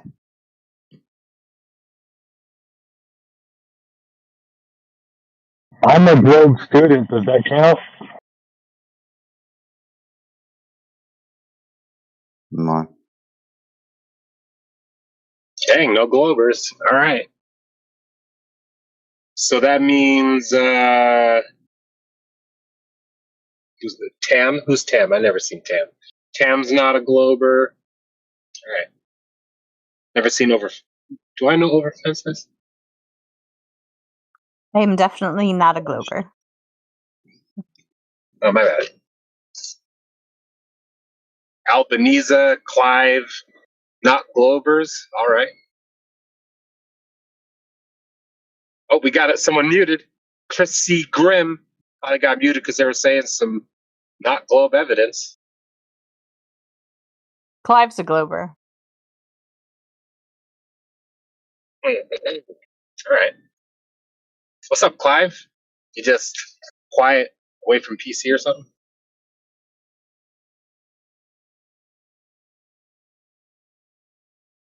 My guess is he's in the store. And I say that because of the last two previous conversations when we were just getting somewhere, you had to go to the store. So he's probably in the store. Yeah, if he's in store, he's doing some job or something.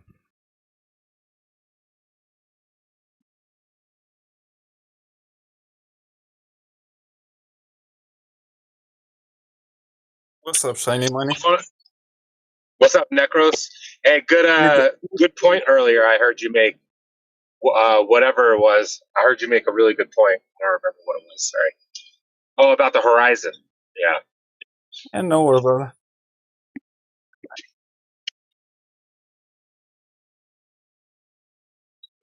Yeah, the word horizontal comes from a line of sight to the horizon.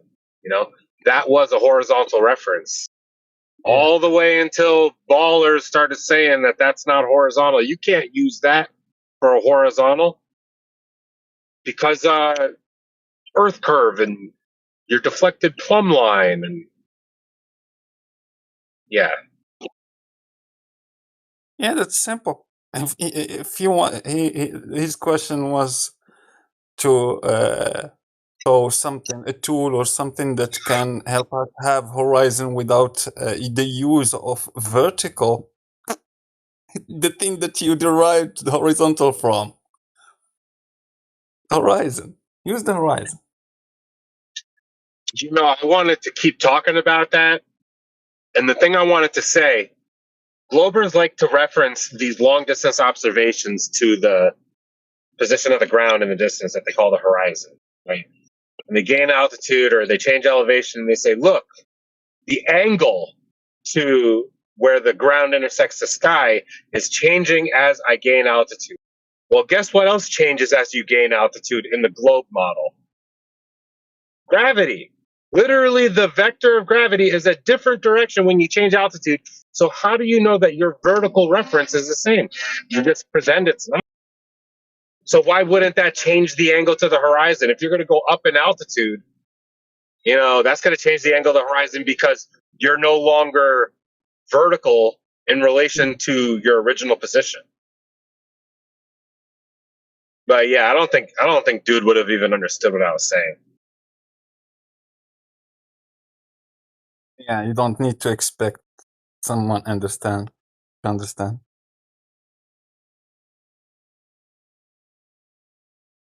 And by the way, he didn't show any validation for his claim.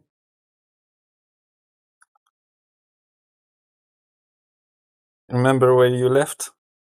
Those two levels that were found the diversion or something. Oh yeah. Yeah, he posted a picture, which was, you know, just a picture of like concentric circles. Like, okay, dude. That's basically just a baseless claim then. I mean, I could draw circles on a paper too and just say whatever the fuck I want, right? Yeah. Yeah, but the problem still remains. They think that the surface of water will deviate from horizontal over distance. From one observer position to another, that level reference is gonna be deflecting, and the vertical reference, whatever. So I asked him to show it. He was like, "Yeah, you could show this 20 feet away," and I said, "Show it." And he posted a fucking like a drawing. Like, dude, no. Like, I drew it on paper, so now it's happening in reality. Who was this shiny money that was claiming you could detect Earth curvature at 20 feet? All night. And a bunch of other Globers that agreed with him because they don't know better. I'm sorry, could you say the name again? I didn't understand you. Bull Knight. Was it in here? B-U-L. Oh, no. Me and Necro were just in a different server talking about Oh, this. okay. All right. Sorry.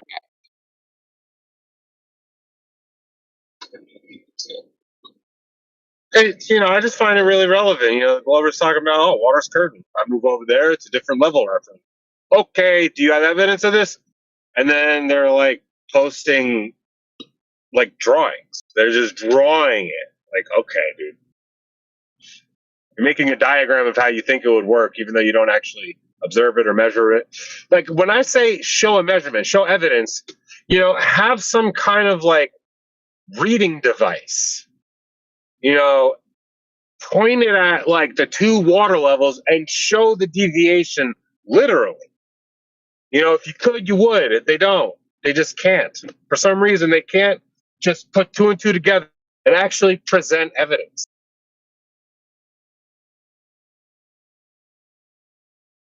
So when you are There's a.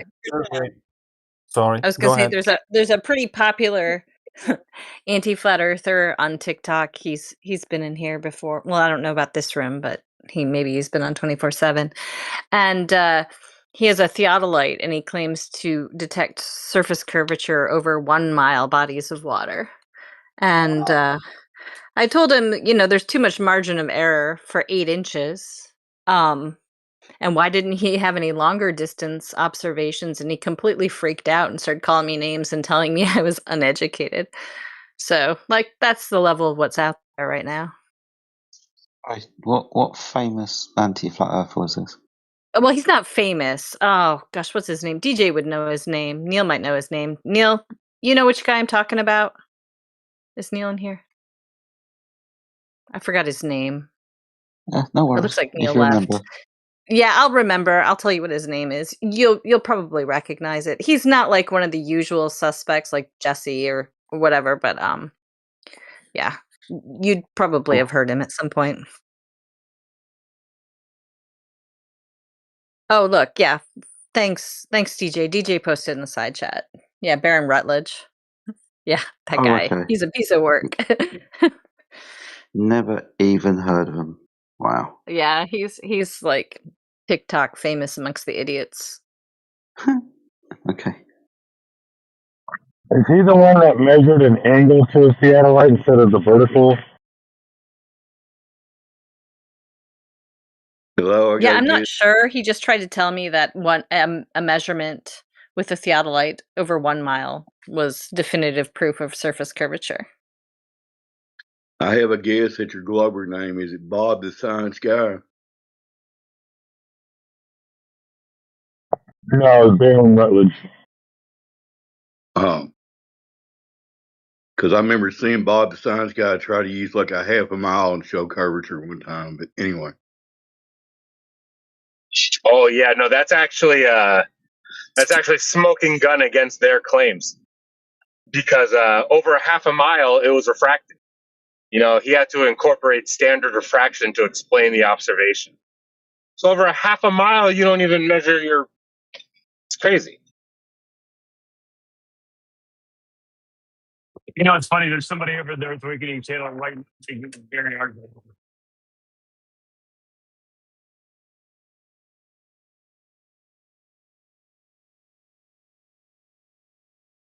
Yeah, I want to explain what I said. I didn't explain that well. Bob the Science Guy went in his backyard with a theodolite, and he measured the angle to just something reflecting across a lake in his backyard. And I asked him, how far was it from the globe calculation? And he said that the measured angle put the distance off by, or I'm getting this wrong. I'm not explaining this right now. Sorry. But basically, he didn't observe, it wasn't enough drop, and at this distance, they say that refraction is like minimal. At a half a mile, like the amount of refraction is like not that much apparently, but it was there.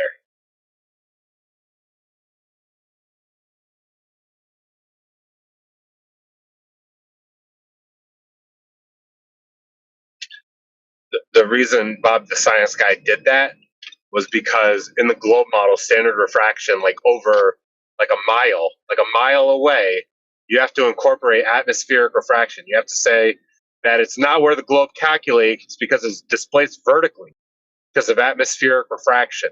So the point of him doing it like a half a mile away with a high precision theodolite was to reduce the effects of refraction, and it was still refracted. Like it still didn't match the calculation. So, how do you expect to know changes in elevation with a line of sight when a half a mile away it's not matching your globe calculation? Like, why would you still use a theodolite to get, vertical angles to determine distance? It's just ridiculous.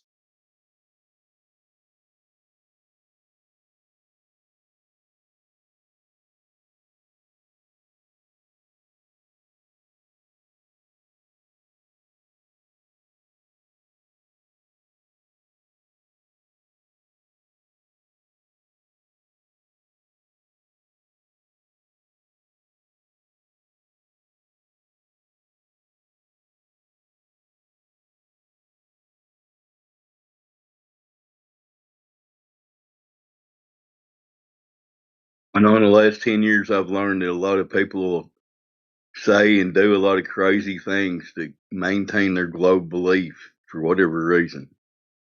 Go ahead, God. You know the real reason?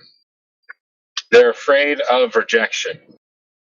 They see what happens to people that say this stuff, so they just fall in line. They don't fear God, they fear man. So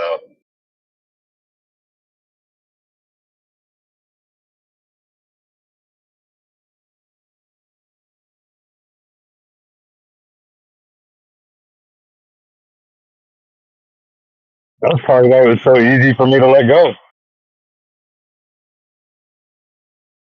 The real sheepdog, it's like the globe really isn't important in your life. Just let it go. I mean, it's not useful for anything besides fucking up your head, right? Anyway. Well, I'm not going to get to go anywhere, right? I'm not going to get to leave the planet. There's no purpose it serves. In fact, if you look at the way the sky works, that's our calendar and that's our clock. That's it.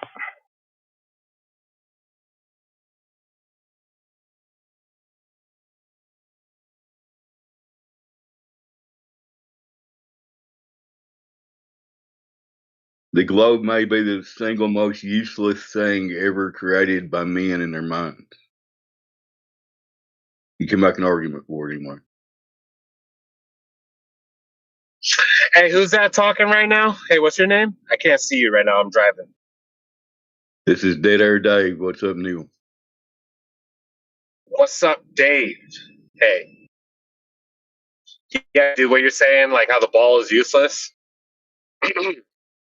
They jump from a Euclidean perspective, being able to determine your surroundings with an azimuth plane, just taking measurements with an azimuth plane.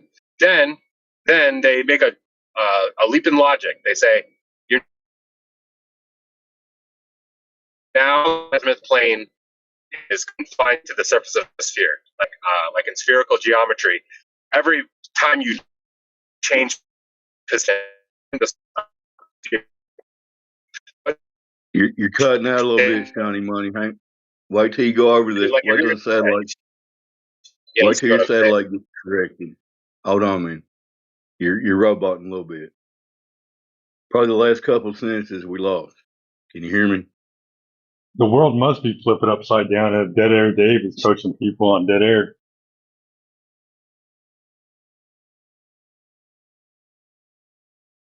Are you back, Sonny Hey, Money? Try my bad. try your last couple of sentences. Yeah, you're good now. Go ahead. They invoke spherical geometry, which in spherical geometry, no matter what position you're moving towards, you are confined to the surface of a sphere. That is just, the baked in presumption in spherical geometry, like when you're doing trigonometry. That doesn't make the shape of the surface you're standing on a sphere. I could be in a cube, inside of a cube, and I can take angles to my celestial sphere inside of a cube. Does that make the cube a sphere? No.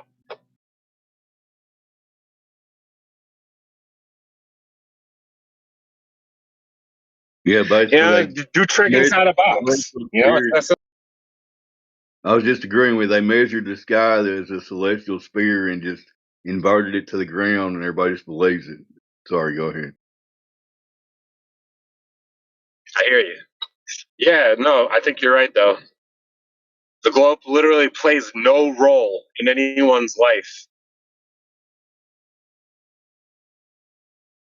It cannot be practically used to do anything. If somebody's got one thing you can practically use a globe for, besides sit it in the corner of the classroom and let the kids stare at it, I guess that's useful. I don't know.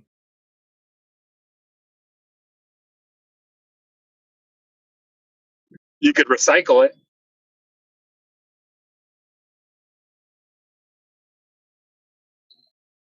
Here it's good for captivating the imaginations.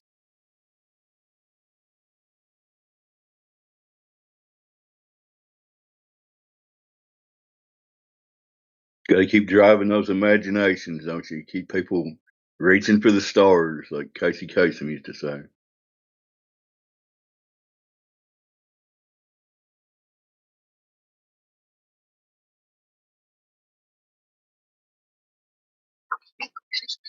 I could drive across the United States right now using Google Maps.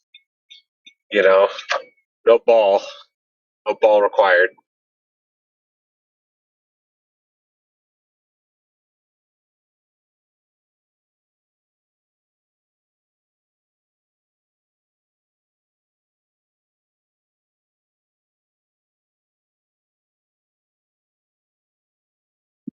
So we have no heliocentric believers on here that want to make a good point about the globe. Go ahead.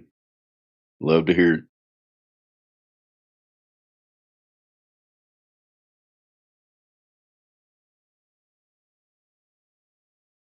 Yeah, globers are becoming like mythical creatures. They're few and far between. It's ridiculous to defend something like this at this point.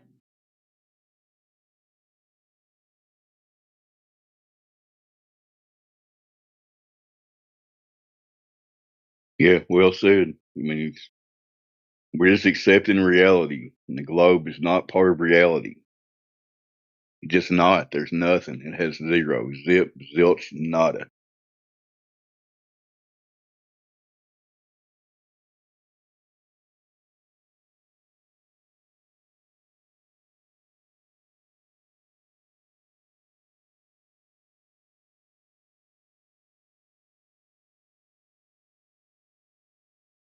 That's right. They invoke things that they say would have to happen on a ball that is not observed in reality. And they just say, well, it'd have to happen because I'm on a ball. All right, well, you didn't measure it happening. You have no evidence that it's happening.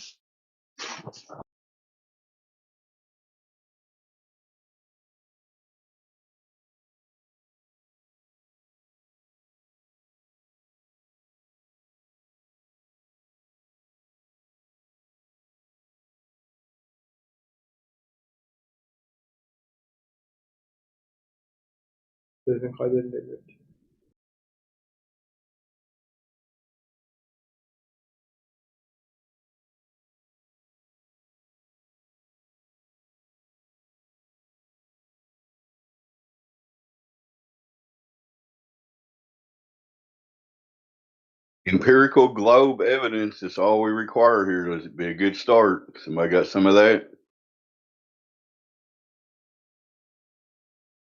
You can make Wait, did money you with say the globe. emperor? Emperor globe?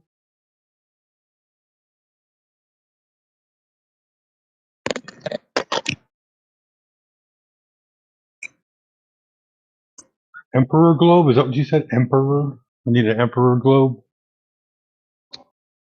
I said we need empirical globe evidence. Do you have any? I'm here to learn, man.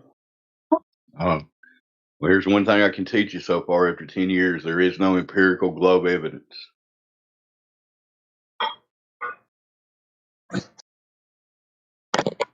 That's not what the majority of the world says. Unfortunately, the majority of the world seems to just think that smart people figured all this shit out and they don't worry about it, basically.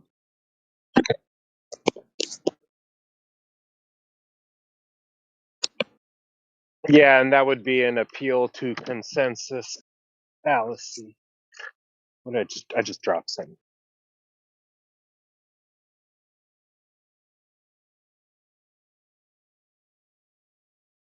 Well, I wouldn't know. I'm just a dumb flat earther, so I'm here to learn about the globe. They never taught me the globe in school. I just found out that people think it's actually a globe. That's cool, sheepdog, because hopefully somebody will come in here and teach us all the globe, because I wasn't properly taught it. I wasn't given any empirical evidence. So what's going on there?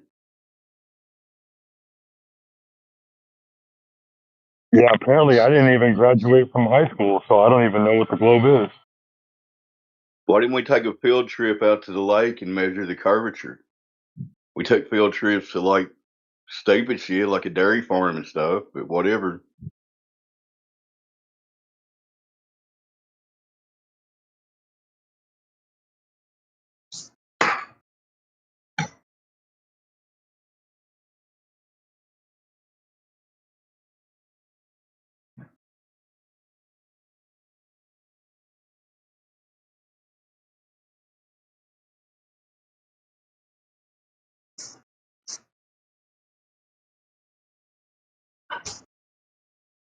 Boy, if I ever had a globe for every time I saw curvature.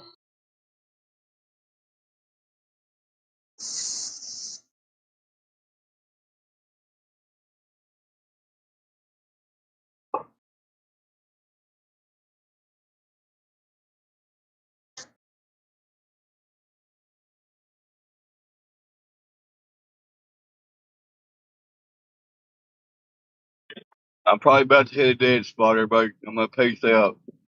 Find some empirical globe evidence. I'll check back later. Did any of you guys have, when you were growing up, one of those light up globes?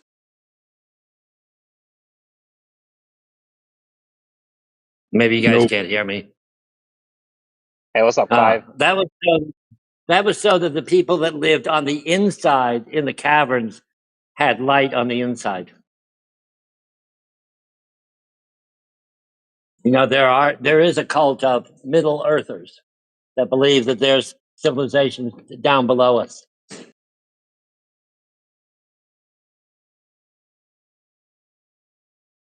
People have a lot of beliefs that they have no evidence for, Clive.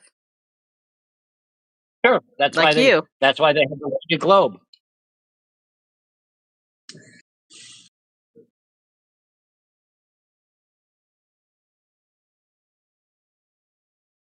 Is it already speculation Sunday or what's going on? Hello, guys. Is it Sunday? I don't know. It's Where are Monday you here in from? Houston, Texas. Where are you from?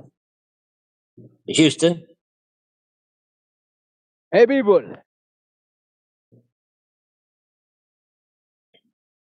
Don't test me and behave yourself.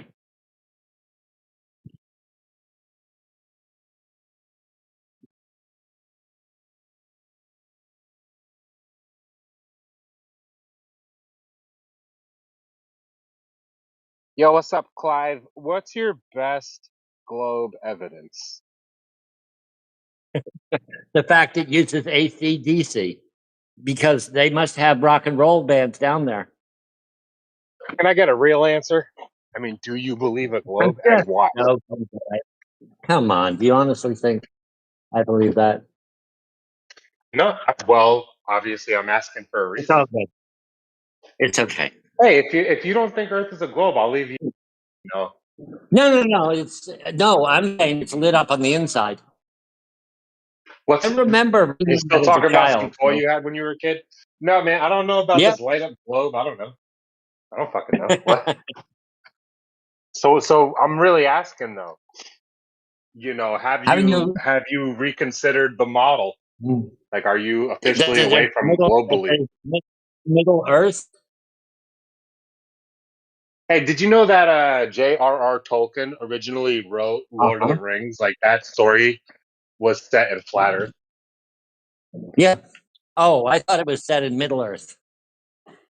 That was the hobgoblins, etc., the smiths, etc., that worked with Are you a Baltimore. glober or not? Neither. I'm a Middle Earther. Yes, he's a glober. A troll one as well. And he's never been able to provide any sources for his claims or any empirical evidence either. He just, I don't know why he's here all the time. He's a light earther. That's what he is. He's not a middle earther. He's a light earther. Okay, that's enough for me. Well, I'll No. say what I said before again. I think people are afraid to outright say that they don't believe a globe because they see what happens to people in society. They see like the mocking and the ridicule and the humiliation and it affects their career, their relationships, but I don't know, man. Don't let that stop you from knowing what you know is real. Same thing happens here. Oh, you think Shots so? fired. I mean, you think this is like as harsh as a society, like in a more broader sense, like in this room? I've never had anyone call me an idiot to my face. So yes, I would say it's harsher. A friend of mine just came from Australia to visit America, and we're in a different Discord group for stocks, etc. And everyone's all nice, and it's like, but he gets back, and online people are really kind of backbiting, etc. So it's difficult to understand why people are more mean online than they are in person. Hey, I'll put it to you this way, No Clyde. consequence. I've talked to people about flat Earth in person, and no one's ever called me that to my face either, because I'd probably punch. Probably. The mute button is more effective. I wouldn't doubt that. I wouldn't doubt that. Online, there's not the same repercussions for speaking like that to someone. Oh, hey, sorry. In person, people are less likely to talk shit. Oh, no doubt at all. Because consequences Yeah. exist. I just deliver pizza and make women happy because they're not having to cook tonight.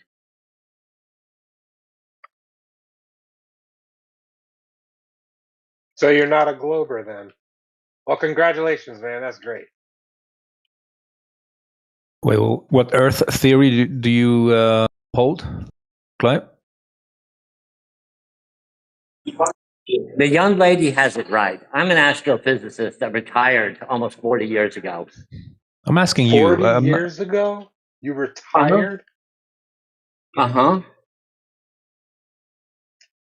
I'm a boomer. Are you ready for a line of questioning? No, I don't want to go. This is a waste of your time. Come on. I'm about to go deliver What are you pizza talking anyway. about? I'll No, be right we're back. already talking. I'm ready. All right. If you say so.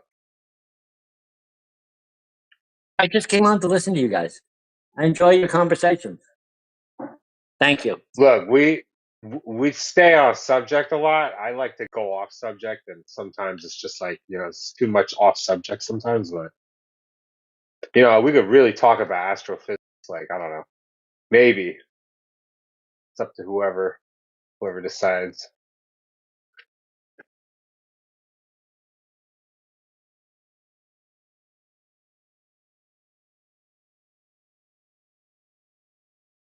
Well, I'd ask you, what were you doing?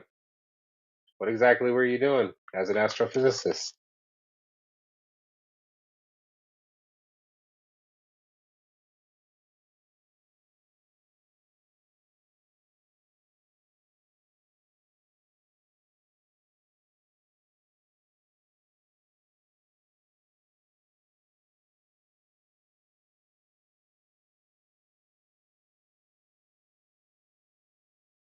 He doesn't want to spill the beans.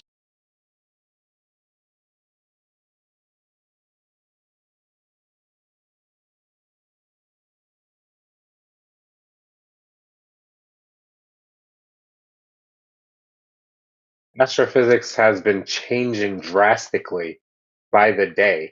Day to day, new theories suggest different directions, different speeds, different relative motions, different sizes, different amounts of brightness, different thermal readings, different everything, different mediums, different distances. That model is like fleeting. It is truly just like, it's just, you're just chasing a dragon.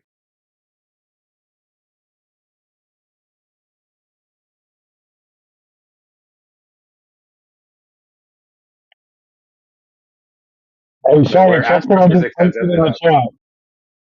You want to see how advanced astrophysics is? They're so advanced they contradict themselves in the same Google search.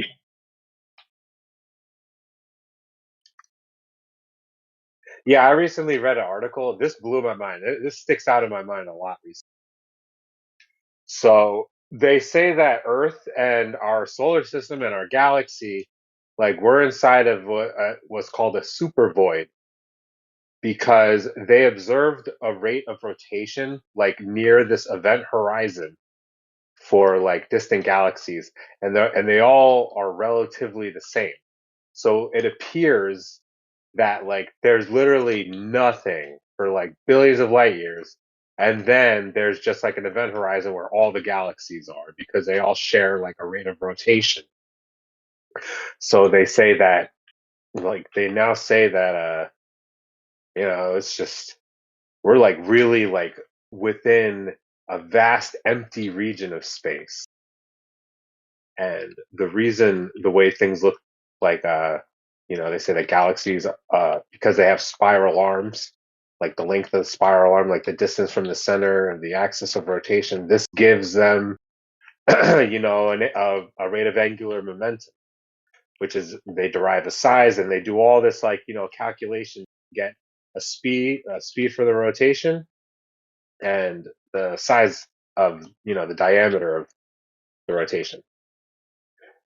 And when they do this, they have to invoke what they call weak gravitational lens. It's a weak under density gravitational lensing, because they say that gravitational lensing causes like, displacement of light, because space is so damn empty that, space time is bending, that you can actually see the path of light change. Like that's what they say happened in an eclipse. The first time you can see a star in the day or whatever, and they saw like where the predicted position of the star, it was like off by like 0.00 arc seconds. So therefore, gravitational lensing. And it's like, and then they look at galaxies and how fast they rotate, and it doesn't conform with their Big Bang model. So now they say, big empty regions of space cause light to bend. Like now light bends in a vacuum. Like that's what they did. They literally just have to invoke exactly what their model says isn't happening. And they just have like ultimate, like two contradictory things. It's just ultimately light is bending in a vacuum, it's not bending in a vacuum. Like that's just crazy. So Just you like can look it up. patching up the error or whatever. Just like, oh, here we go. This is how we fix it in the hypothesis or something. Yeah. Sorry, I just want to say exactly what you can Google. It's a super void. Just type in super void and then under density weak gravitational lensing, and it pretty much explains that like the lack of a medium bends the path of light, and that's just like ridiculous because Light bends due to the change in the medium. They're saying light bends because there is no change in the medium. Like, what the fuck, bitch? Like, the globe model sucks. Like, you guys are fucking lost. Like, it's so wild. Hey, Shiny, I heard a crazy story the other day. I heard you were a true anti-flat earther, and then one day DJ showed up in a room, and you were flat smacking everybody because shit didn't make sense anymore. You gotta tell me the story, man. Yeah, of course, What man. brought I was a flat earther from like 2018 to like 2022. And around January 2022, hanging out with certain groups, I became really aware of fake flat earth. Like, that's the truth. Like, I believe that there's plants that pretend that they're flat earthers.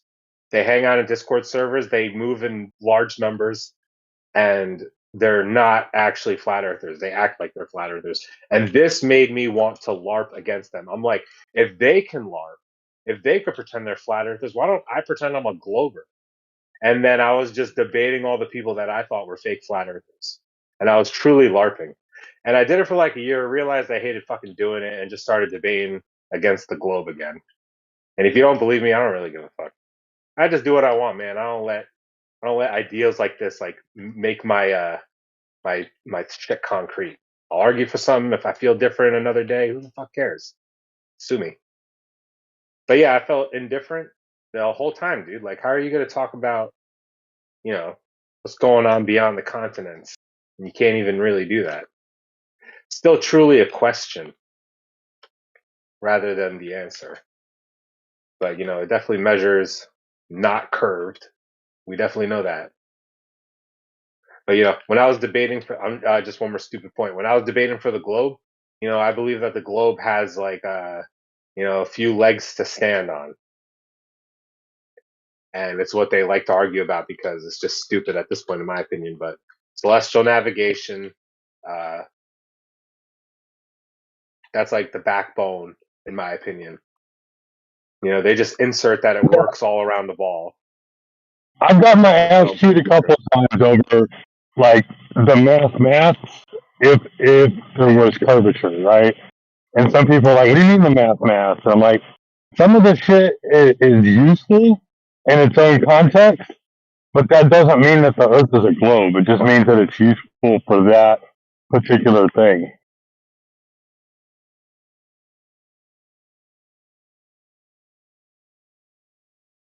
Yeah, that's what they claim. What's wild about this is the thing that's like I find hard to explain for myself. It's all about observer positions. Like relative to another observer where a star appears in the sky. This is the backbone of like the globe. You invoke spherical geometry, pretend you're walking along the surface of a sphere. And that is the reason why the stars change angles as you change, like, position in this coordinate system, which you're truly creating like it's two-dimensional. Like, the globe is an X, Y coordinates. That's a two-dimensional grid, right? And it's bending due to 3D space. Like, no matter where you're moving along the surface of a sphere. Okay, so in celestial navigation, that's the reason why the stars are doing it, right? So what we need to confirm is that happens consistently for a single observer in the ball model. Like, they say, this guy's over here, that guy's over there. We look at the same star. Oh, 1 degree per 69 nautical miles. That's perfect. It must be a ball. No, that's just a ratio based on a distance between two observers. And you're watching the angle to a star change because you change position. But does it actually move at 1 degree per 60 nautical miles? Nobody does that. The only people that do are the people in that like Vendée Globe race. And there's a dude from that race that says that like celestial navigation didn't work. Like, he was legit out there like, bro, this shit didn't work. Like Hervé Ramoni or whatever his fucking name is. I can post to YouTube right now. This dude that did the Vendée Globe race, and he's out there saying that shit doesn't work. So moving 4 miles an hour around Antarctica. It's like, what the fuck? This isn't how it looks. yeah, all these guys say that it doesn't work how they say on a ball. The diameter of or what do they say? The circumference of the 60th degree south latitude. That's like the Arctic Circle around Antarctica. How long does it take to travel that circle? Hervé Ramoni says that is not what the globe models or whatever he says, you know. So you got that shit, and then you got, you know, it's just all about from the same observer, you know, travel. Show that 1 degree per 60 nautical miles while you're traveling, not just like two observers far apart. You guys just take one observation and just call it a day. It's really not the same thing as confirming a ball. That's just confirming the rate that it's changing angle, which can be due to anything. That's not how you get a ball. You know, I could look at the rate, like I could move in my room right now, looking at the ceiling, and I can measure the angle that my fucking lamp changes. You know, and I say, oh, it's changing that much because I'm on a ball of this fucking circumference. Like I could do that right now. I could pretend I'm in a ball in a cube because of the angle to my lamp change.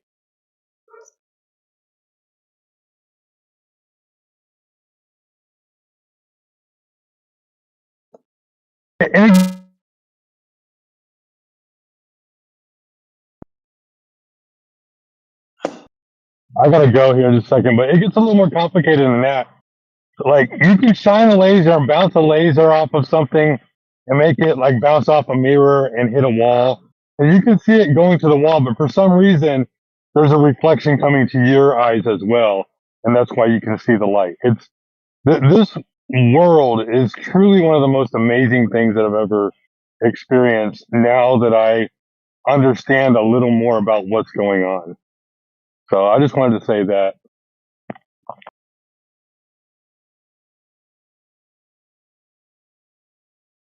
Yeah, man, I'm talking a lot. I did just drink a coffee. I'm drinking energy drinks too, but I gotta step away a minute. My wife's calling me. All right. All right.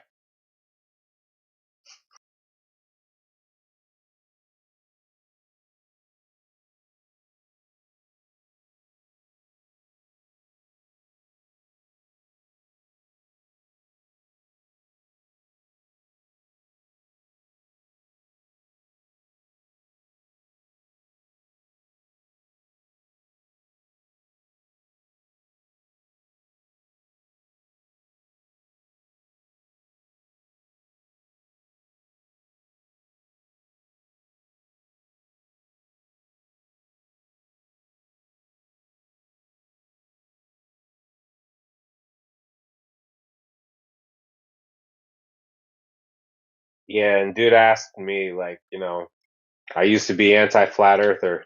You know, you don't get to this position unless you understand how the ball works. And to really indulge in the ball, it's better to just like treat it like it's real. This is how I moved away from the ball belief, is by being like, okay, let's just like pretend it's real. Let's just learn as much about this ball model as we can. That's when it unveils itself as like a completely false model. You know, once you just let the ball be like, you know, true, and you say, what makes it a ball? And then you go like look into it, it's like, oh, that's why it's not a ball. Because all the shit is actually not proving it's a ball. Nothing is. You can't prove orbital motion. You can't prove rotation. You can't prove curvature. You can't prove that we're in deep space. You can't prove NASA left the surface of a ball. You can't prove Elon Musk has left the surface of a ball. You can't prove NASA went to the moon. You can't prove the moon is a ball. You can't prove that Earth is revolving around the sun. You can't prove that the sun is like 93 million miles away. You can't prove any of the things that the ball claims.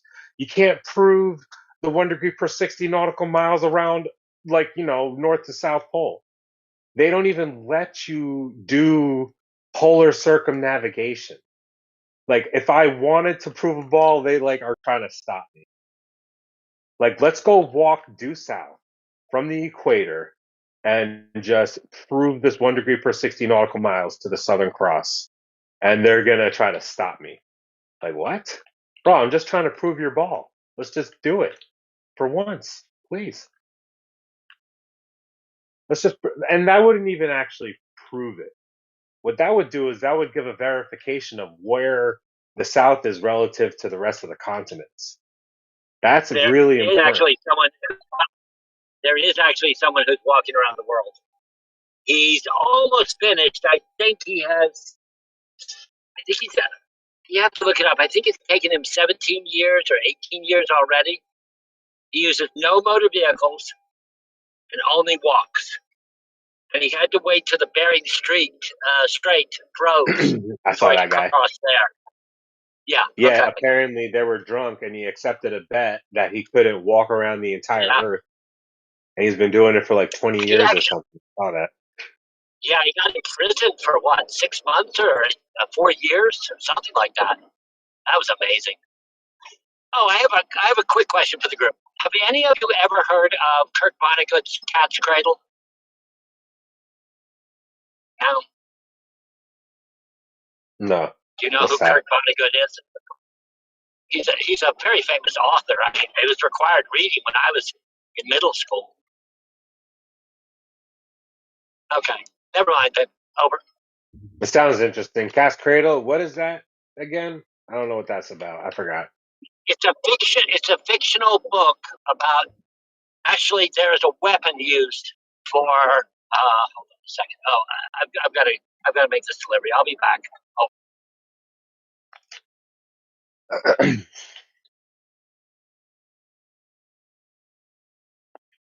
Fucking just deleting this fucking ball nonsense. You know, since they want to act like TFE did anything. Dude, this dude, the dude that fucking went to Antarctica just confirmed. Like, I literally got it clipped up right now. He just confirmed that, like, the telemetry data from his body cam, like, showed them going towards the Atlantic Ocean, like, in the complete wrong direction. And, you know, that's, like, it just keeps getting worse for the globe, man. They were supposed to go to Antarctica. They didn't even do, like, the real reason they went. Like, the whole thing Will Duffy had going on, he probably spent, like, $100,000, you know, because he had this website showing GPS tracking, like, you know, linking everybody's face, you know, whole, like, biopics. Like, you click their face and it, like, explains, like, why they're going to Antarctica and whatever. And, like, it showed their positions on the website as they were going to, like, Santiago from wherever they were from.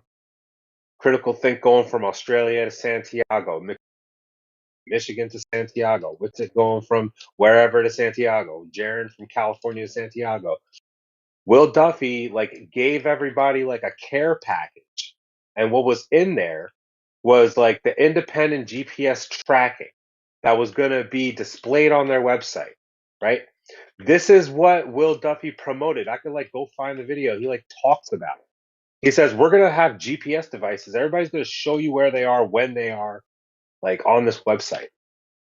And dude pulled up the real telemetry data. Like, I can send it to somebody and post it in the chat. The flight from Santiago to Punta Arenas and Arenas to Union Glacier shows them the telemetry on his body cam showed him going in the complete fucking wrong direction from Union Glacier. Straight up and down. I've been claiming this. I've been saying this is why they're not showing the GPS. Because I was looking for the telemetry data. I was asking them. And I pulled up on McToon and I said, where's that telemetry data from body cam that Will Duffy sent? And he goes like, I don't have any telemetry. Well, someone else pulled it up and it shows them flying in the wrong fucking direction. That's fucking crazy. Like, you guys can't prove a globe. That's really fucking crazy. The data that Witsit pulled up yesterday, I think, if I remember. So it showed that they went to the Atlantic near Africa, and then they came back toward Antarctica. Yeah, the tracking showed the plane make a hard right. It was flying towards Africa and then made a hard right.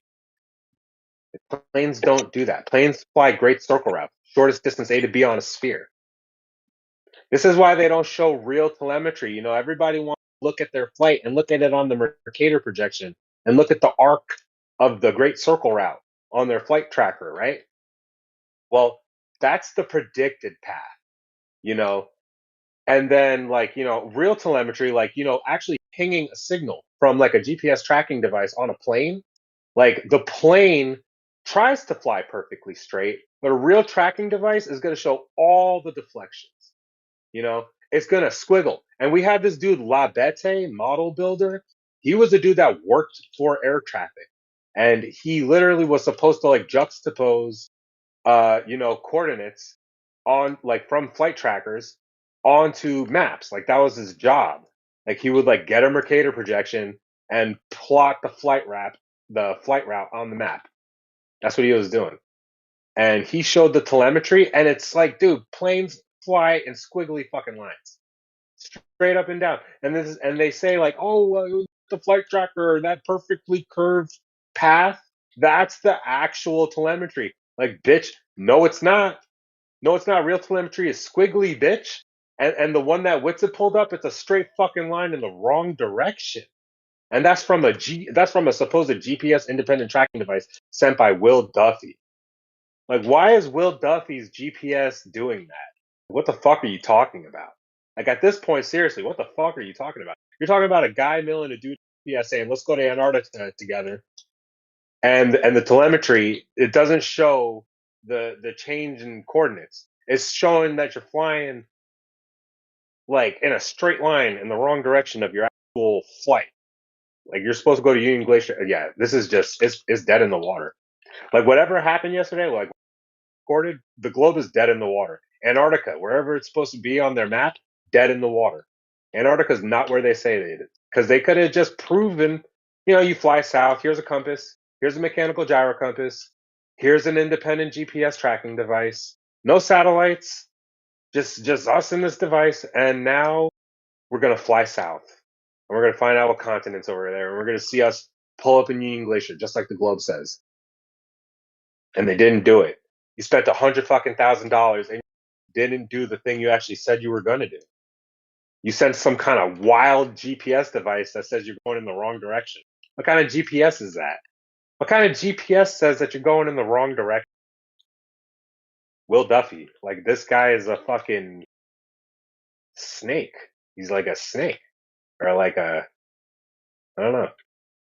But yeah, that's what's going on, man. I would post this picture.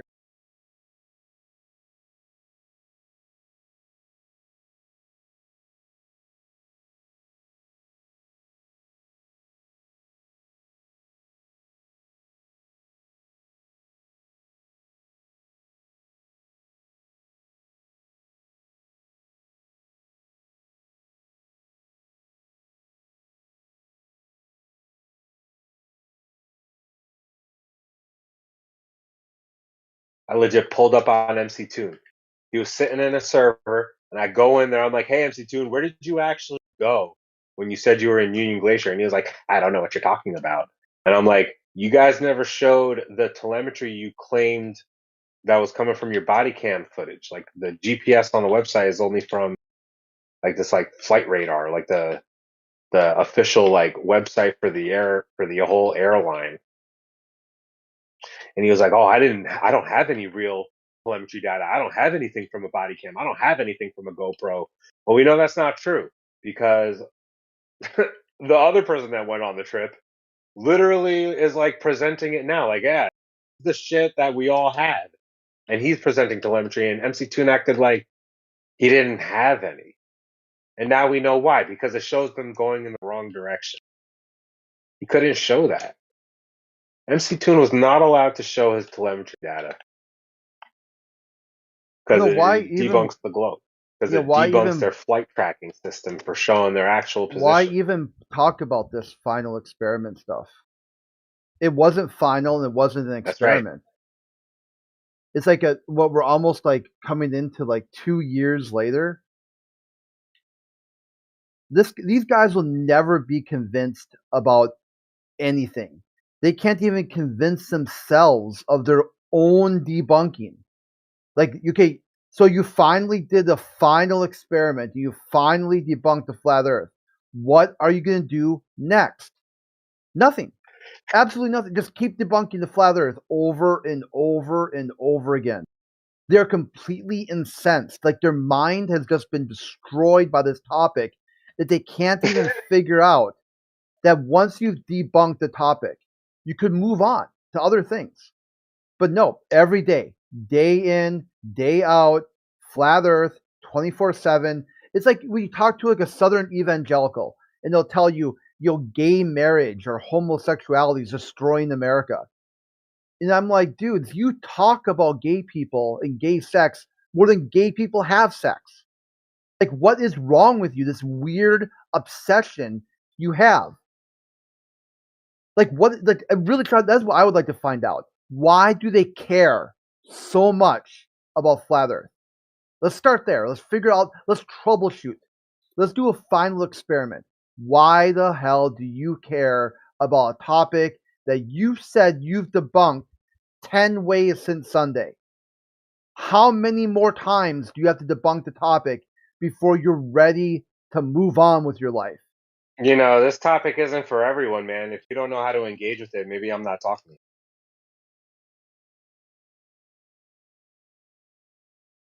You ever think of that? Think about what? Sorry. There are people that can engage with this topic instead of complaining about it, you know? And Yeah, it's it's not weird a to, like, you know, complaint. be It's an listening all the time observation. and Yeah, actually it's a, complain about people talking. no, it's an observation Why are you about the listening other if you don't side. like people talking? You know, that's a weirder question, you know? Yeah, it's an observation of these anti-flat earthers, this young Earth creationism. William Duffy, why does he care so much about this topic? That's where the real question is. The real question isn't no longer is the Earth a flat or a curved. The real question would be, why is he so hyper fixated on this topic? What happened? Where is this trauma, this like trauma dump that he's constantly doing? What's causing that? Maybe some psychological help, some, talking to a counselor or dial 988. Like you get these guys say, hey, I'm upset about flat Earth. Dial 988. Don't know, you'll need to call here. You'll need to come to a flat Earth space. You need to fire up your YouTube and do a live. Just dial 988.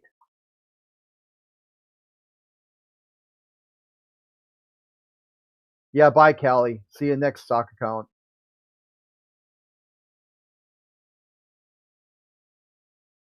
I've never heard of 988. Is that English or? No, it's a mental health crisis line. Is that in America? Yeah. Okay, thank you. I was just curious. Thank you. I learned something today. Yeah, he said that they said they were going to Union Glacier, which is south of Chile, right? And he said the telemetry data said them going to a different place. But when they did the stream, didn't they have the problem with the green screen? And they laughed, LOL, it's left his green screen up. But then on his PC, right after the green screen thing, it popped his location up in the bottom right of his laptop, and it said he was in like south of Australia. And he's like, yeah, but we're not there. And they just like moved on with it. Am I remembering that right? Yeah, the whole thing was just a train wreck. Just like a massive train wreck. It from the very beginning. It's like, I want to invite 2 flat earthers and 2 anti-flat earthers to come do an experiment about flat Earth in Antarctica.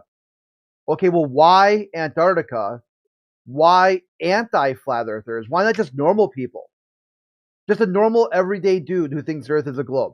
I want to bring 2 flat earthers who are ready to challenge flat Earth and 2 globalists who are ready to challenge their idea of the globe. Something like that. And then he's like, hey, this is what we'll do. For the people who are the anti-flat Earth side, I'll go on their stream, we'll talk, we'll be all friendly and cordial, and it'll be like a big showing of it. And it'll be like this really kind of coming together team anti-flat Earth. The flat earthers, what I'll do is I'll post a list of the top 10 flat earthers, BuzzFeed TMZ style. Number 1 will surprise you. That I want my army of trolls to hound their social media and call them cowards and losers if they don't accept my invitation. Quite different treatments for the two different sides. If you really wanted to invite like Nathan Oakley, how come he didn't go on Nathan Oakley's show? Be like, hello, Mr. Oakley. My name is William Duffy. I cordially invite you to an all expenses paid vacation to Antarctica.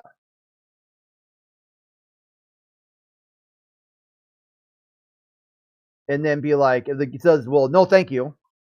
See, that's how you know this guy's like some sort of weird used car salesman. You tell them no, and then they turn on the hard sell.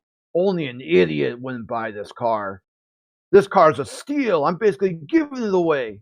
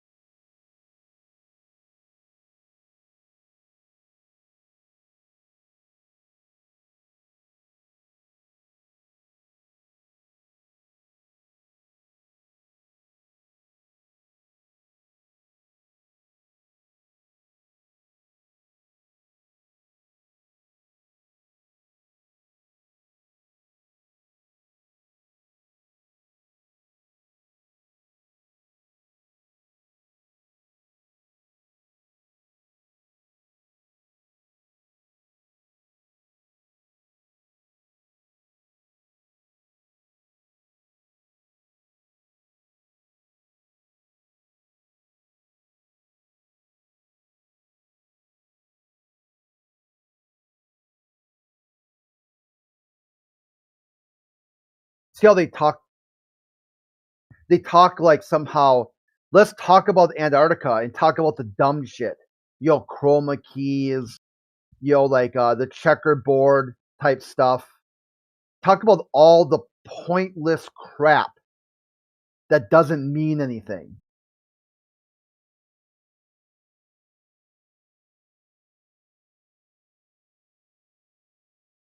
That he had a reheatable instant soup that said a polo, whatever it was, like Spanish for chicken, which means Apollo. All that dumb stuff. None of it completely irrelevant. All of it completely, like, how many like shades of clouds do you have? The cloud disappeared, the cloud reappeared. All of it completely useless. Make a claim, a supposition. What was the experiment? What was the hypothesis? What were the control variables? What was the null hypothesis? All that. Present that. Anything else is just noise. Random noise. It's just a reality TV show. That's all it was. At best, it was a social experiment. At worst, some sort of cringe reality TV show that had nothing to do with the topic whatsoever.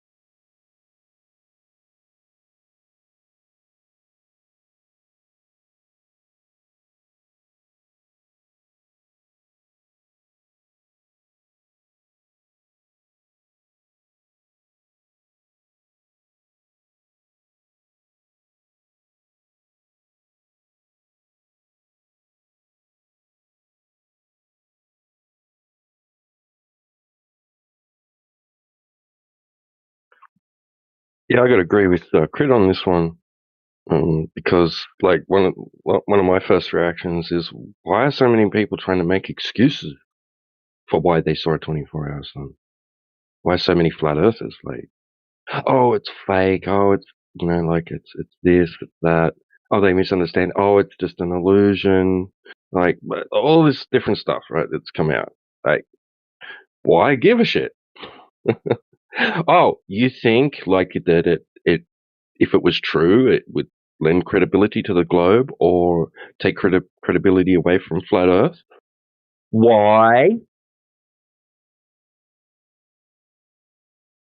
Tell me why.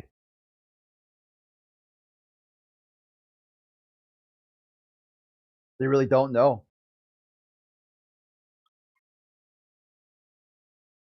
Because they'll tell you, because they walk themselves into a contradiction. They'll say the sun can't set on the flat Earth, and the sun would set on the flat Earth in Antarctica.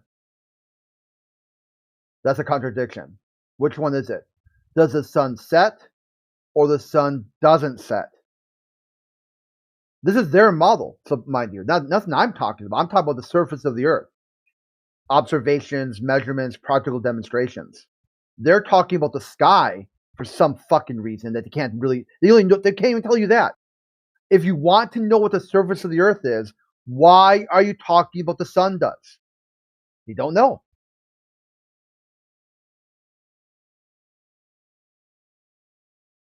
Can't even figure that out.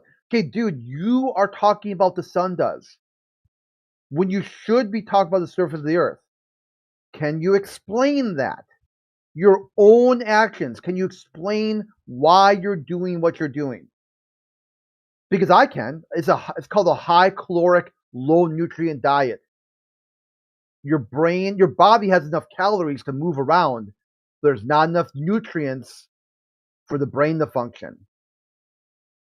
So you get these weird knee-jerk reactions, soundbite, like interactions. You don't know what's behind it.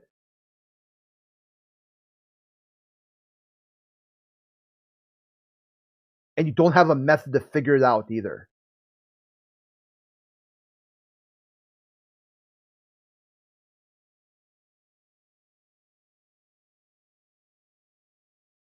Yeah. This is why people like Robert Utah and others instantly resort to, well, you're lying, right, about these laser tests and long distance observations, right? All the video documentation of it is fake, right? They have to resort to that about us because deep down he knows, right? And he's admitted, right? That observation is not possible on the globe. That laser test you did, that's not possible on the globe. They are lying. That is a lie. This has been falsified, right? This has been doctored, whatever, right? Because he can't just resort to saying there's a 24-hour sun in Antarctica, therefore the Earth isn't flat. He knows he can't. He knows those measurements smash the globe, and if they were true, he would be left with having, like, if he needed one, felt compelled to have one, an alternative explanation for why there's a 24-hour sun in Antarctica and in the North Pole. Because the globe doesn't solve that anymore if those observations and measurements are true. Can't be a globe. Can't be the reason why for all these sky phenomena. And all of them know that, right? All of them. Others resort to saying this is just a simple case of refraction. Light's bending around the ball, causing it to look and measure flat. Yeah, that's where we're at. Yeah, you look at the contradictions. This is what I think I find fast about globalists. They tell you you're a flat earther because you're dumb. Okay, but when I thought the Earth was a globe, was I also dumb? Yes and no. Yes, you were dumb, but the Earth was a globe, so you were right, but you're dumb. But now that I think the Earth is flat for reasons I can articulate and explain, that makes me dumb. Rather than just accepting the globe without really knowing why. I just believe it's a globe. Fuck it. Oh, you're dumb, but you're smart. See, it's just when you dive into I'm not talking about the globalists, but just the anti-flat Earth logic, their thinking process, it's always a spaghettied, hot mess of just emotional knee-jerk reactions because for some reason, which they will never explain or take questions on, they need the Earth to be a globe for some other epistemological reason. Like I say, like one of them is this cosmic nihilism. Or some sort of perverted sexual fantasy about green alien chick. That's what it really boils down to. They don't give a shit about. I got to jump on that. First of all, thank you for saying I've never heard a particular astrophysicist call people that believe in flat Earth dumb. Never heard it in my life. Turn right at Absolutely never. Okay. But sexual, et cetera, et cetera. I mean, we're getting a little off topic there. But for an astrophysicist, and in my dissertations, et cetera, there were people that well, it's a possibility. Let's look at it. Okay. We were pretty objective about that. Now we have our own particular picayunes, et cetera, et cetera. I've never heard the words out of the mouth of an astrophysicist that said flat earthers are dumb. Never in my life. 40 years. Okay, inside astrophysics, what planet are you from? If you're using astrophysics to observe the Earth, where are you from? Earth? Where do you live? Of course, I'm from Okay, Earth. so you're already in a massive category error. If you're using astrophysics. If you're saying I'm using astrophysics to make an observation of the Earth, you'd have to be from Mars. Never mind. You'd have to be from another world. You'd be an alien. Here for an argument. I'm not here for an argument. Please stop with the arguing. It's not arguing. I'm going to make. Dude, I made a little comment on. Has never mind. to do with you the guys Earth. just talk over people. You guys just talk Can't you over at least? But you'd finished pretty much. I mean, you'd finished. Why can't he I was comment? almost finished. I just wanted to make a compliment to him. Right. And explain. Yeah, your and mic that is was also it. That's all crap I wanted too. to address. Okay, well, I am driving. Sorry. Over. It's really hard. Yeah, I thought you had talked about in 40 years of discussion with astrophysicists that they never said anything about flat earthers being dumb. They probably never said anything about pineapple on pizza either. It's completely disjointed thinking process. Astrophysics have no claims about what the Earth is. There's not a single hypothesis that includes the Earth inside astrophysics. I'm not going to get an argument. He's not arguing with you. Sorry, Crit. He keeps saying you're arguing. He's not arguing with you, Clive. He's just challenging what you say. Okay, go ahead. Exactly. It's okay. He can just say what he wants to say, and you can just remain silent regarding what he says. I am going to. Thank you. You put reality back in my corner. Going to a vegan, get into the vegan server and be like, "Hey, everybody, did you happen to know this? That my 40 years of conversations with astrophysicists, they'd never said that you guys are dumb." And they'd be like, what the fuck, dude? What are you talking about? What does astrophysics and veganism have jack and shit to do with each other? When you're using the discipline of astrophysics, that's not Earth. That's outside of Earth. To use physics within Earth, you just call it physics. You'll need to slap an astro in front of it. That's why they put astro in front of it, to let you know it's not talking about the Earth. Everything other than the Earth.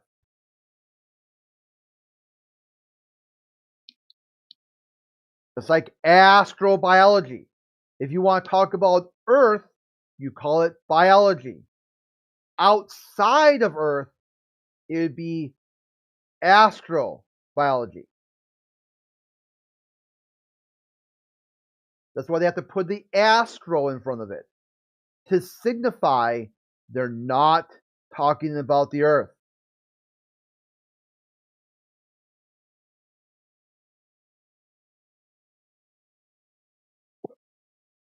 Unless, like, that was just dumb.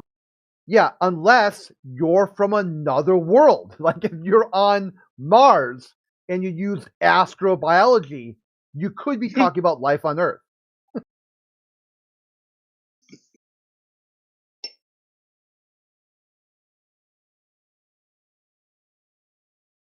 Yeah, within that framework. Yeah, exactly. Why did he leave? Like, he gets triggered when I talk. He's been like this for like a couple of weeks now. Yeah, it's Anytime like nobody's allowed to have an opinion based on what he's just previously said. It's dumb. Yeah. Oh. No, I had a question waiting in the wing for him, but after Crit was done. But anyway, I've got 3 still waiting that he hasn't answered because he's always had to go. Because he's been upset about something, or because he's been going to a store, or he's not here for an argument. But I've got questions that he still hasn't answered as well. yeah, he's like the sea lining king.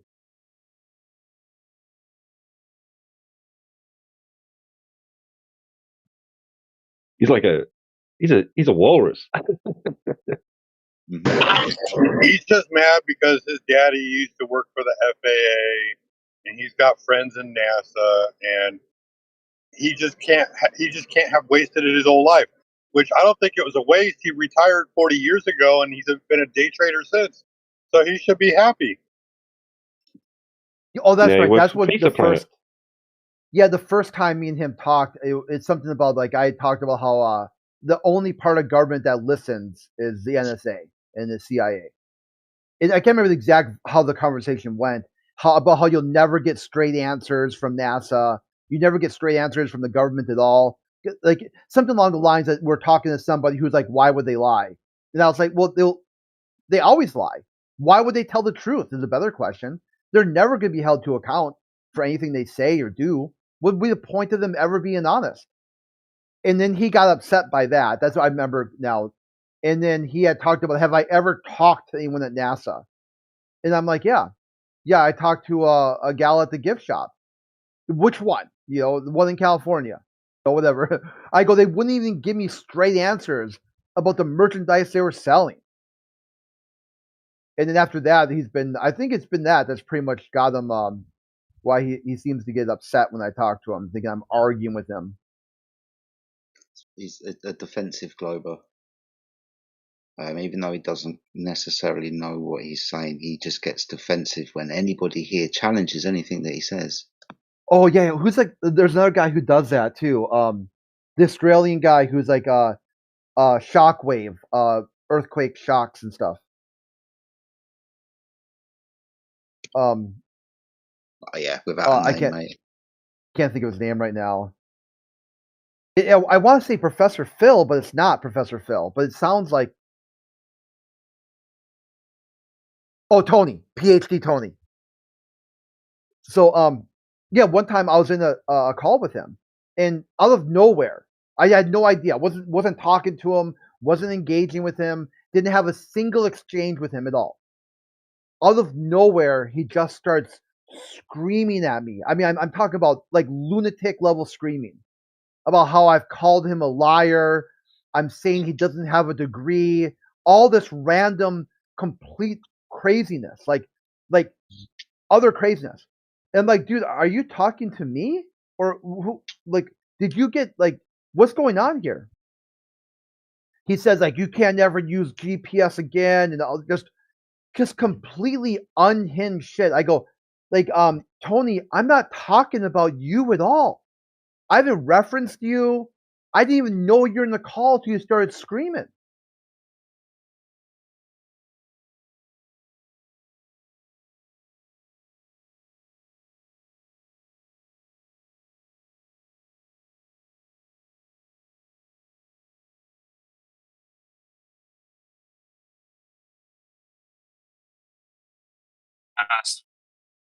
I asked him for a long time, and never had any problems with him at all. And then like found out about flat Earth and went and talked to him. And one of my buddies, Happy Trees, who's never said an unkind word to me, we always said good and everything. Dude, he lost his shit at me as soon as I was, you're a fucking idiot. You're a retard. Just and then like ever since then, without me saying anything at all about anything, he just attacks me randomly and calls me like a retard flat earther. And like I'll just say something about the game and he'd be like, what a flat earther. And I don't know why people get so triggered. That dude like out of nowhere is just all of a sudden for months now just been ragging me and I haven't even said a word since the initial time.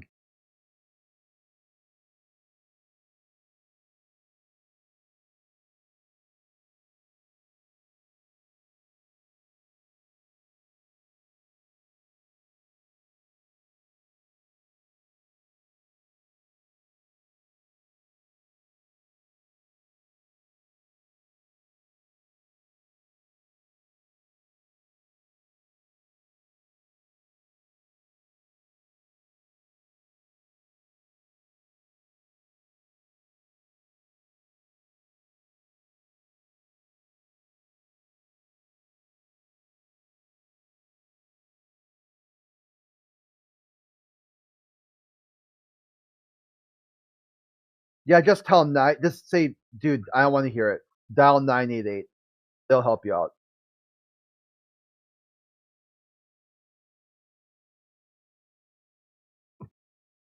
I just ignore him. Muted him for a That's while good and turned him too. down and shit, but now I just ignore him. I'm not about to engage with that. I didn't even argue with him the first time. Just was talking about it with the guys, and I wasn't even talking directly to him or arguing anything or saying something or proof. I was just talking about finding out about Flat Earth, and he just lost his shit on me and dragged me ever since. I don't care. He's not like one of the best friends or anything, so a real big loss.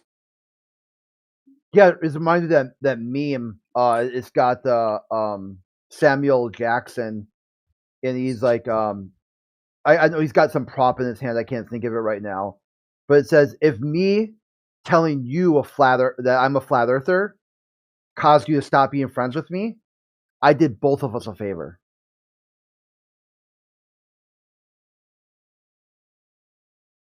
That's accurate right there, dude.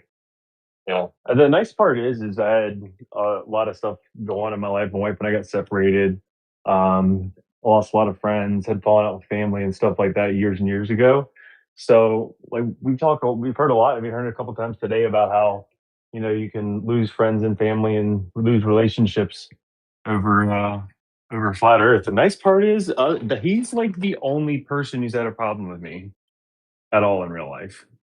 And so I'm thankful there. And as far as the people who, like other normal people, like, work people or whatever, they all thought I was a weirdo and an outcast anyway already. So nothing changed.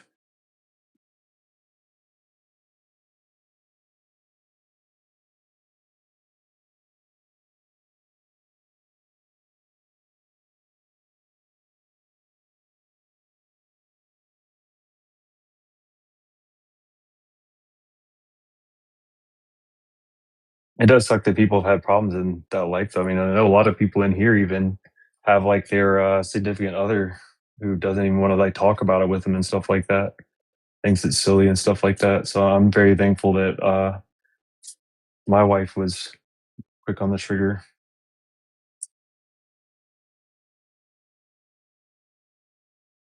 Clive's back. Clive, I've got a question for you. You got a moment?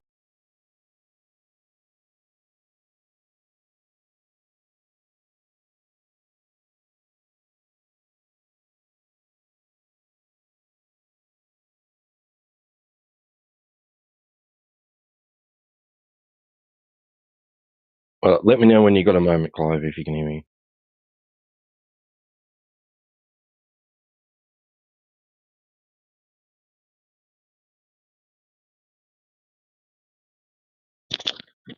Don't worry, I don't want to get into a debate or anything with you, okay? Use your indoors nighttime voice.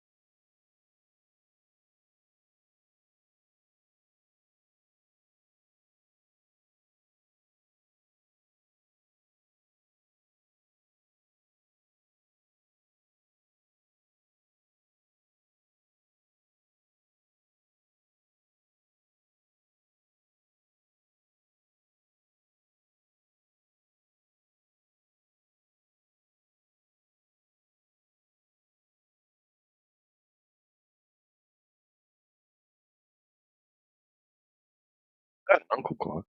Except he wasn't really my uncle. They were family friends that were that close that us kids called them auntie and uncle. Dude was like freaking the Aussiest Aussie you'd ever meet. I mean, they were so Aussie, but the true bogans ran a trucking company, and they won the lottery twice. Freaking luck.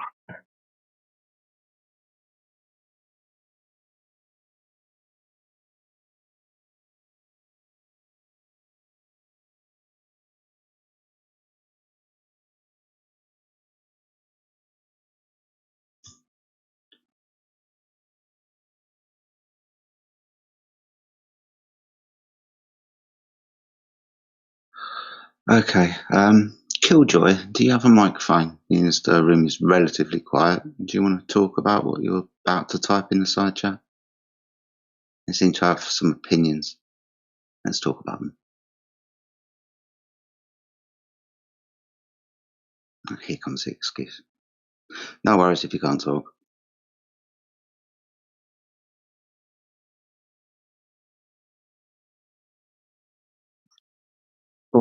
That means that there's a based on what you've typed in the side chat there, Killjoy. That means there's also a mean curvature rate, right? Mm-hmm. A value, yeah. And what we have to look at is the least and the max, right? And if what we're seeing falls outside of that, then saying like, "Oh yes, but it's not a perfect sphere, and the radius is just an average," that falls apart. That excuse, right? So you have to look at the minimum and the maximum. What sort of, margin that provides you to work within. If we're taking measurements and making observations that fall outside of that margin, then you got problems, right?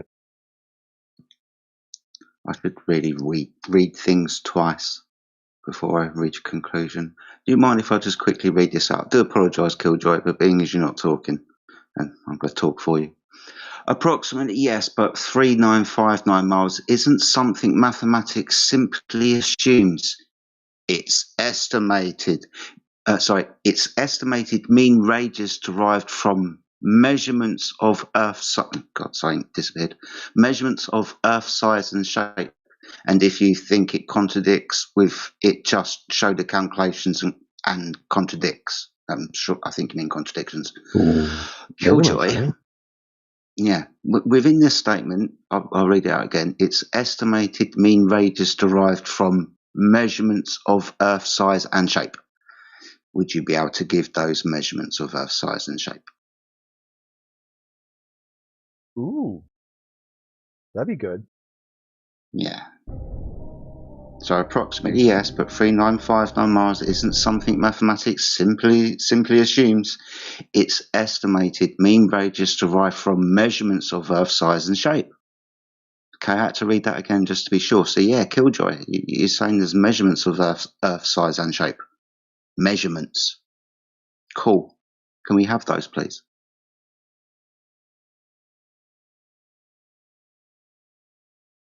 I assume the reason why you're not typing at the moment is because you're going, oh, you are typing. You got them quickly then. This is good. Yeah, not a calculation. We're looking for a measurement.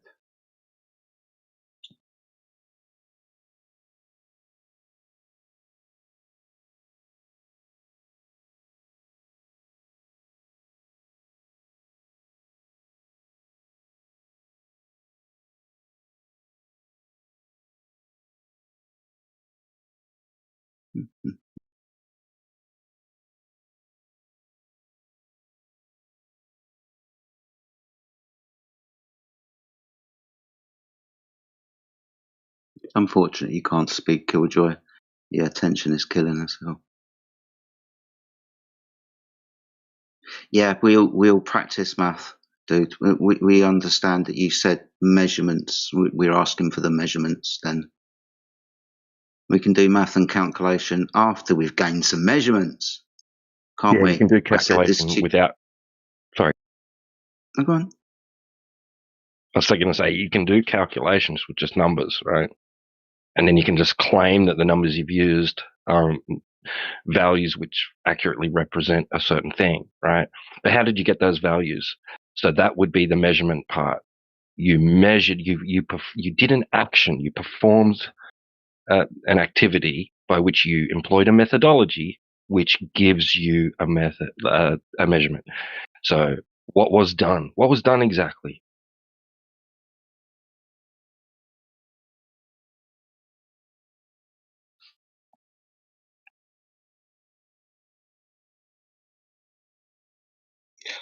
Right, okay, Killjoy, at the moment we're asking you questions based upon your statement. You're now asking DJ for his studies. You've also asked us if we practice math and so on, but you still failed to back up your statement about the Earth radius being based upon measurements. Would you be able to provide those measurements, please, Killjoy? Thank you.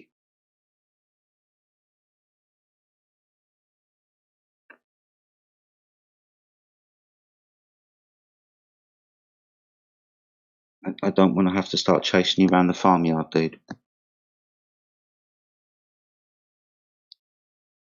Okay, you said come again. Okay, I'll go up to what you said. Thing is, you need reminding. Scrolling all the way back up to what you said. Focus on Jedi for a sec. Don't worry about the side chat. Don't get distracted. Okay. Listen to Jedi. So at 33 minutes past the hour in reply to Flat Plains Drifter.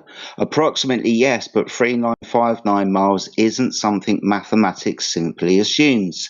It's estimated.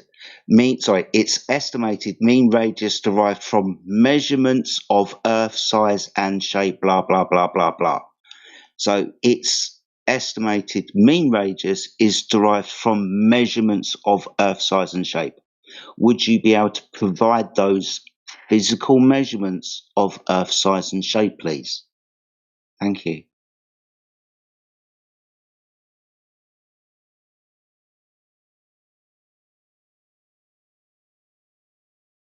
Just to ease up on him for a sec in the side chat, please, guys. Like, just put a pin in it.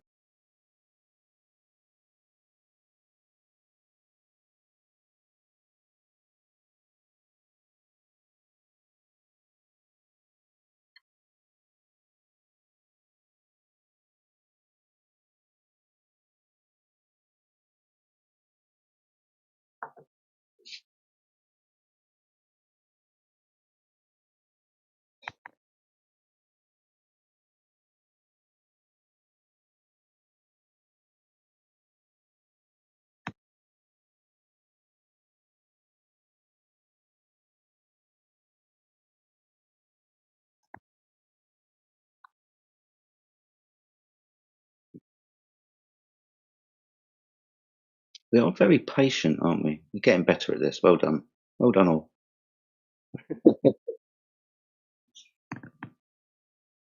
Thanks, man. I've been meditating. No.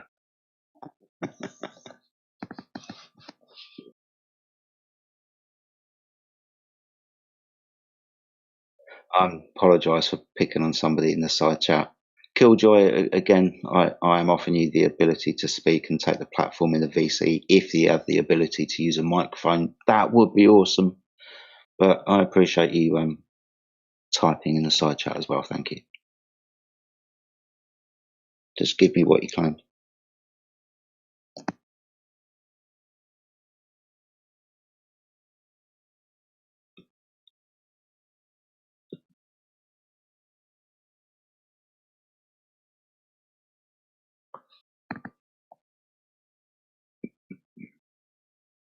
Let's be thorough.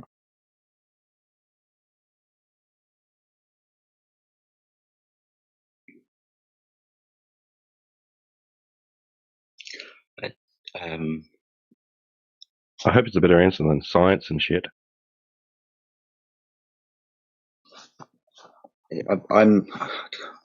We've been around the block so many times now. I'm suspicious that our friend here is trying to explain something, being as our typing.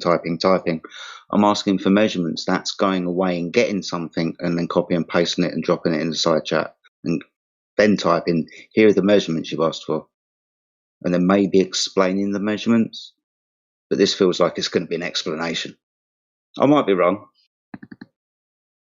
Don't think so.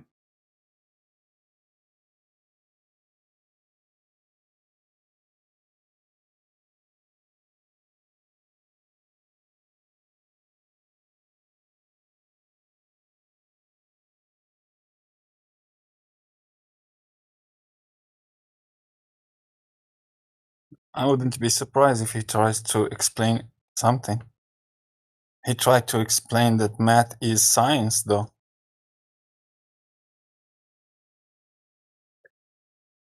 That's it? Math is science? Like, that's Yeah, what that's you what gotta he do? claims. That's what he 2 was. plus 2 equals 4, and you did science. Yeah, science. Yes, exactly, science. But when you go to math class, you're going to science class. That's incredible. The guy in the shop, and he's counting the money and doing those calculations. He's doing science. Yeah, when they're sitting there listening to Fauci plead the fifth, and every time he plead the fifth, you counted, that was science. Yes, and if you are an author also, and you write a book, and you put an equation in it, one of the characters just calculated something. You're doing science. You are not an author. You're a scientist. If I'm a barber and I cut hair at a certain angle, am I practicing the science of barbering? Is that what that is? So, if you are a carpenter doing geometry to make a table and some furniture, you're doing science also. That's the problem, fundamental problem with the Globers. They don't know what is science. That's the problem. That's the biggest problem that you will find among all the Globers. They have a shared problem. They don't know what is science. They don't know what is pseudoscience. They don't know what is the scientific method. This kind of reminds me of something. That see if this is a good joke or not. So they say like, hey, everything in the sky is a ball, therefore the earth must be a ball. And then you ask them, I'm like, and they tell you math is science. If you're doing geometry, it's science. So you ask them like, hey, if you walk into a forest, and then they say, well, geometry. That's a false reasoning. The problem with the false reasoning. So you don't have any math if you don't have logic. So one of the pillars of math is logic. So if you are someone who's claiming like that, believes balls in the sky, so therefore the earth is a ball, that's false reasoning. That's you going against logic. Yeah, you can't do math.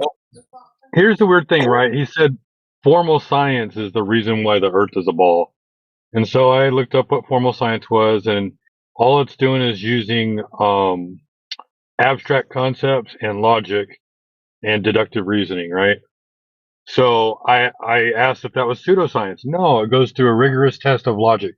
Okay, so if I create a false premise and I make it follow logic, will it be consistent in its own framework? Yes. So logically, it's formal science is pseudoscience. No. Right, what's the response? G'day, take it away. Wait, what? Sorry, I was miles away looking at the side chat.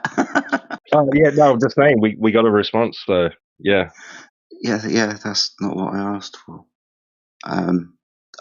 Okay.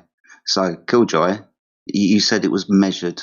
I asked you how, when, and by who. Like, basically, could you go away and get me the measurements that show us how we derive the radius value of the Earth? What you've given me here is not really necessarily what I asked for, right? The guy, yes, it's not what you asked. The guy is just repeating the claim with just more more material in it, some numbers Right. and some shit. He's just repeating the claim. He's not answering or showing who measured it and what was the method used to measure it. I will. Sorry, just very quickly.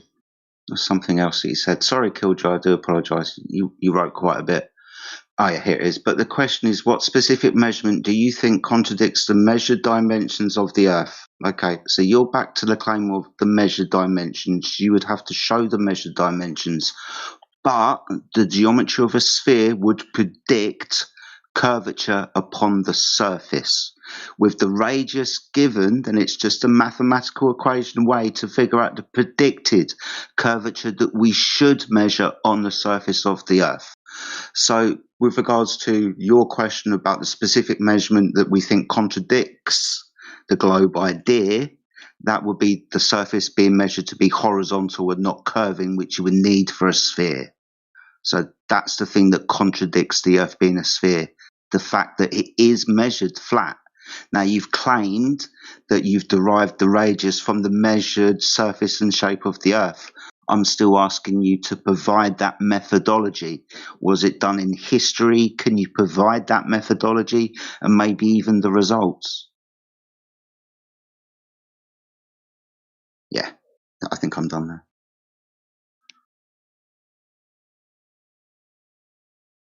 And Killjoy, again, you are invited to speak on VC. Don't be shy, my friend. Maybe your English isn't great. That's okay. We can take time with you and patience. Yeah, and by the way, we can't deny something that hasn't been presented yet. We can deny claims all we like if they're not supported. If you support that claim, we can't deny it, right? Yeah, claim without evidence can be dismissed without evidence. So you don't need to make claims and don't defend them. Killjoy, could you just type in the side chat that you've understood Jedi's request, please?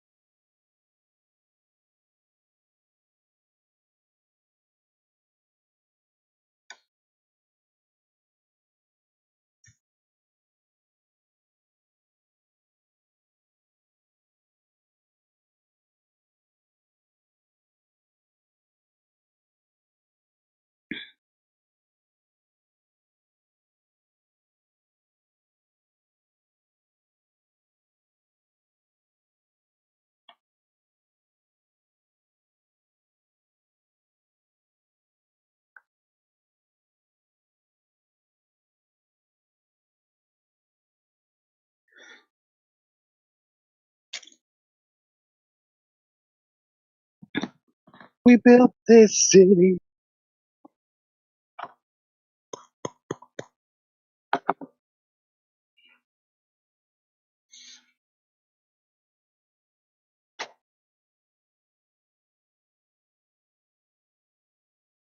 This must be what Discord was like 200 years ago, where you waited 3 months for a reply because it was either sent by carrier pigeon or on some carriage or something.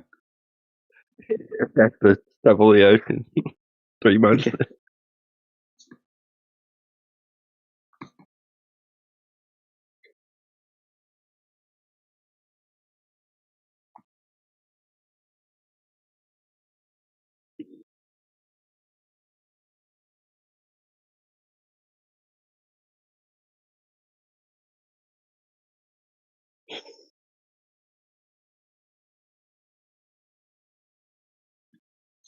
Oh, there you go. May the power be with you. Thank you, mate. I see Laketo has decided to join in the side chat conversation with Fat Plains Drifter. You are also welcome to unmute your microphone and join in the conversation. Welcome to the channel. Maybe you've been here before. I don't remember your name if you have, but welcome to the channel. Thank you. Thank you. Appreciate it.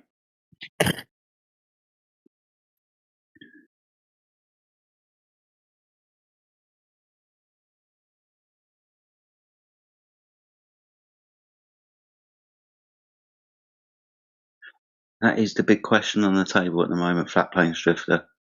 Who originally measured the surface of the Earth to show a curvature rate that represents a radius of 3959 miles, and how? Good question. That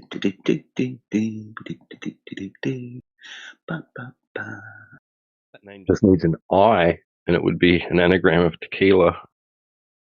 No.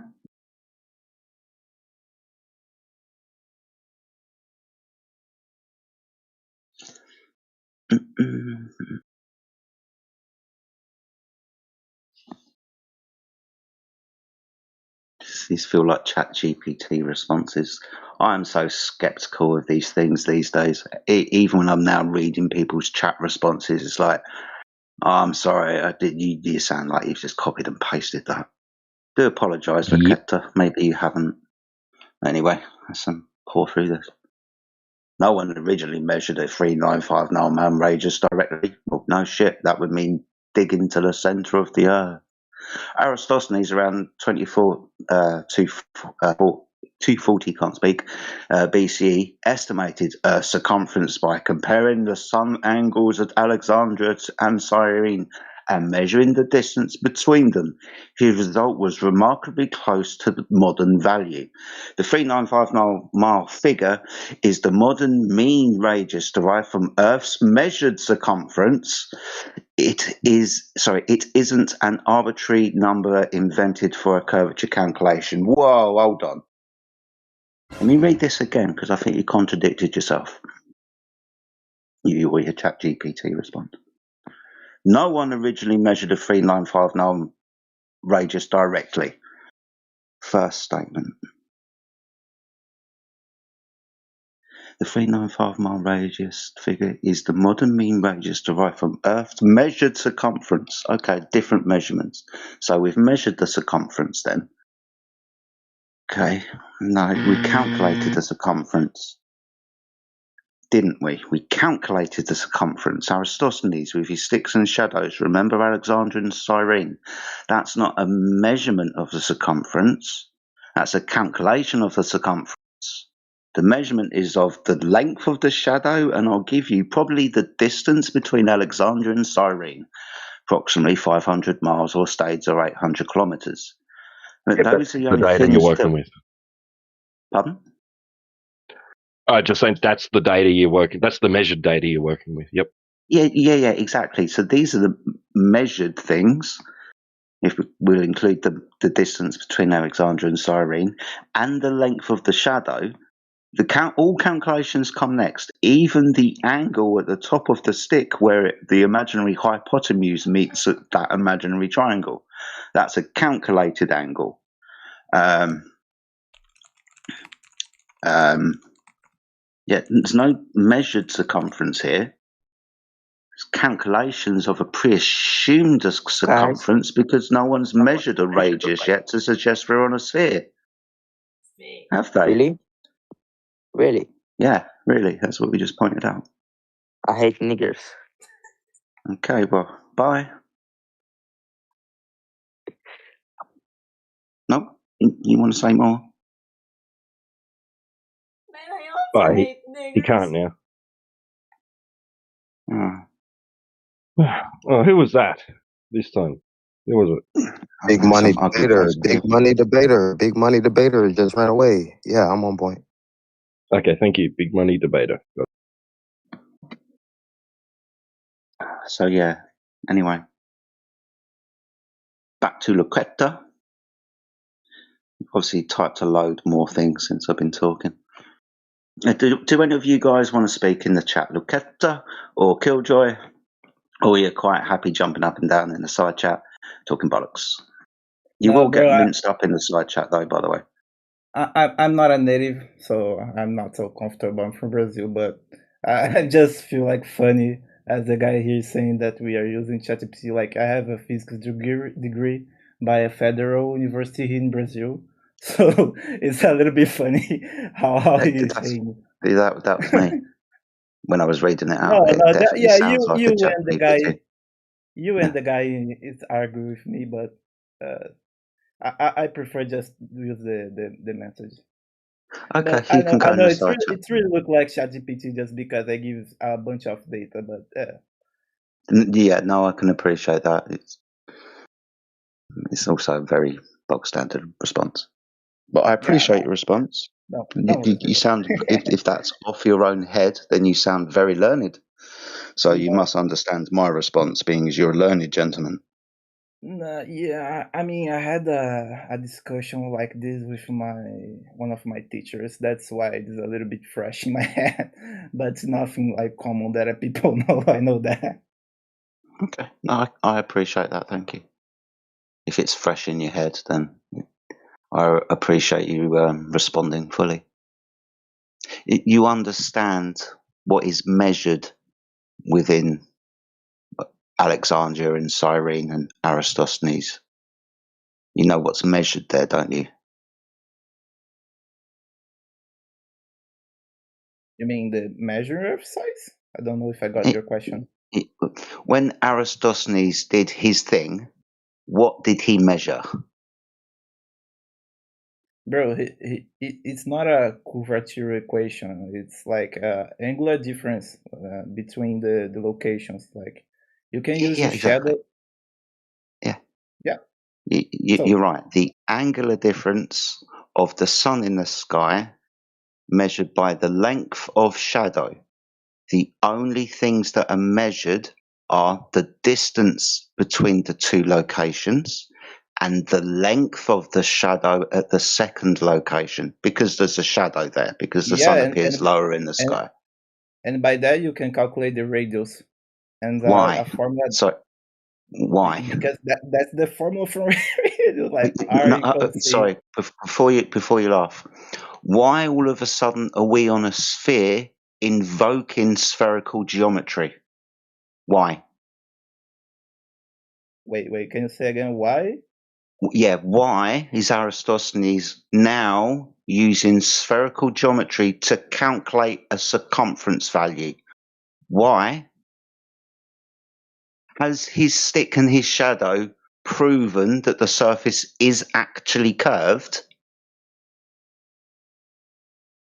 He's measured or calculated angles, which are 3 straight lines, and one of them is along the surface where the shadow length is. So no curvature there. They're angles. You don't get curved lines in angles.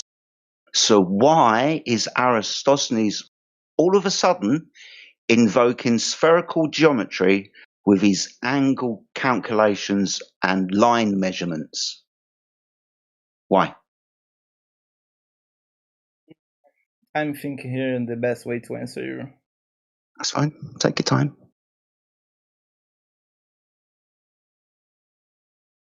I mean,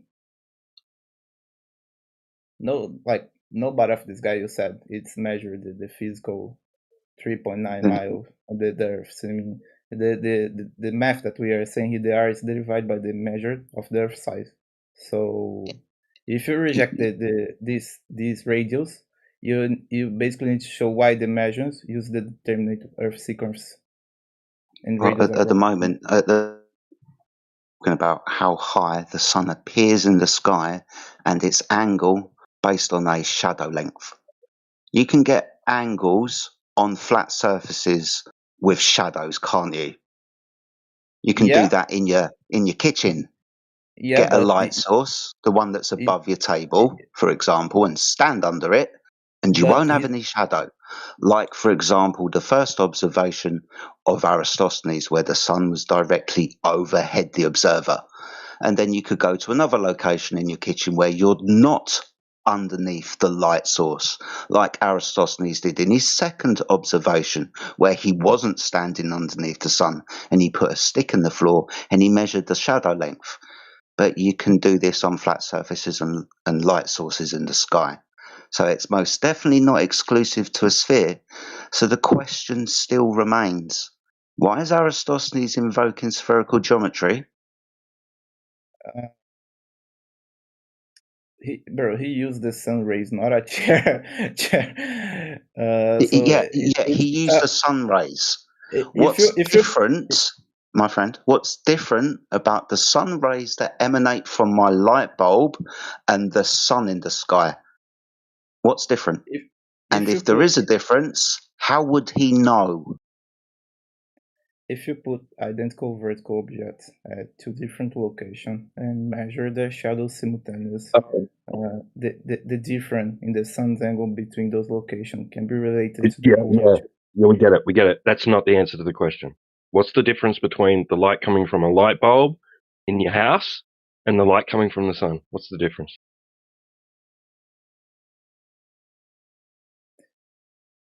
I mean, your question don't make sense to me. Like you're saying like a shadow from. I don't got what you said about it. I think it's about Yes, Jedi detailed it for you perfectly. He stands under his kitchen light, let's say, right? Directly beneath it. He's casting no shadow on the flat floor. Then he takes a few steps away and suddenly there's the length of a shadow, right? So this is the exact principles involved in Eratosthenes. So what is the difference between the flat floored surface and the light in the kitchen to the surface of the earth and the sun in the sky? What's the difference? Bro, put a chair. We know the distance to the light bulb. That's the difference.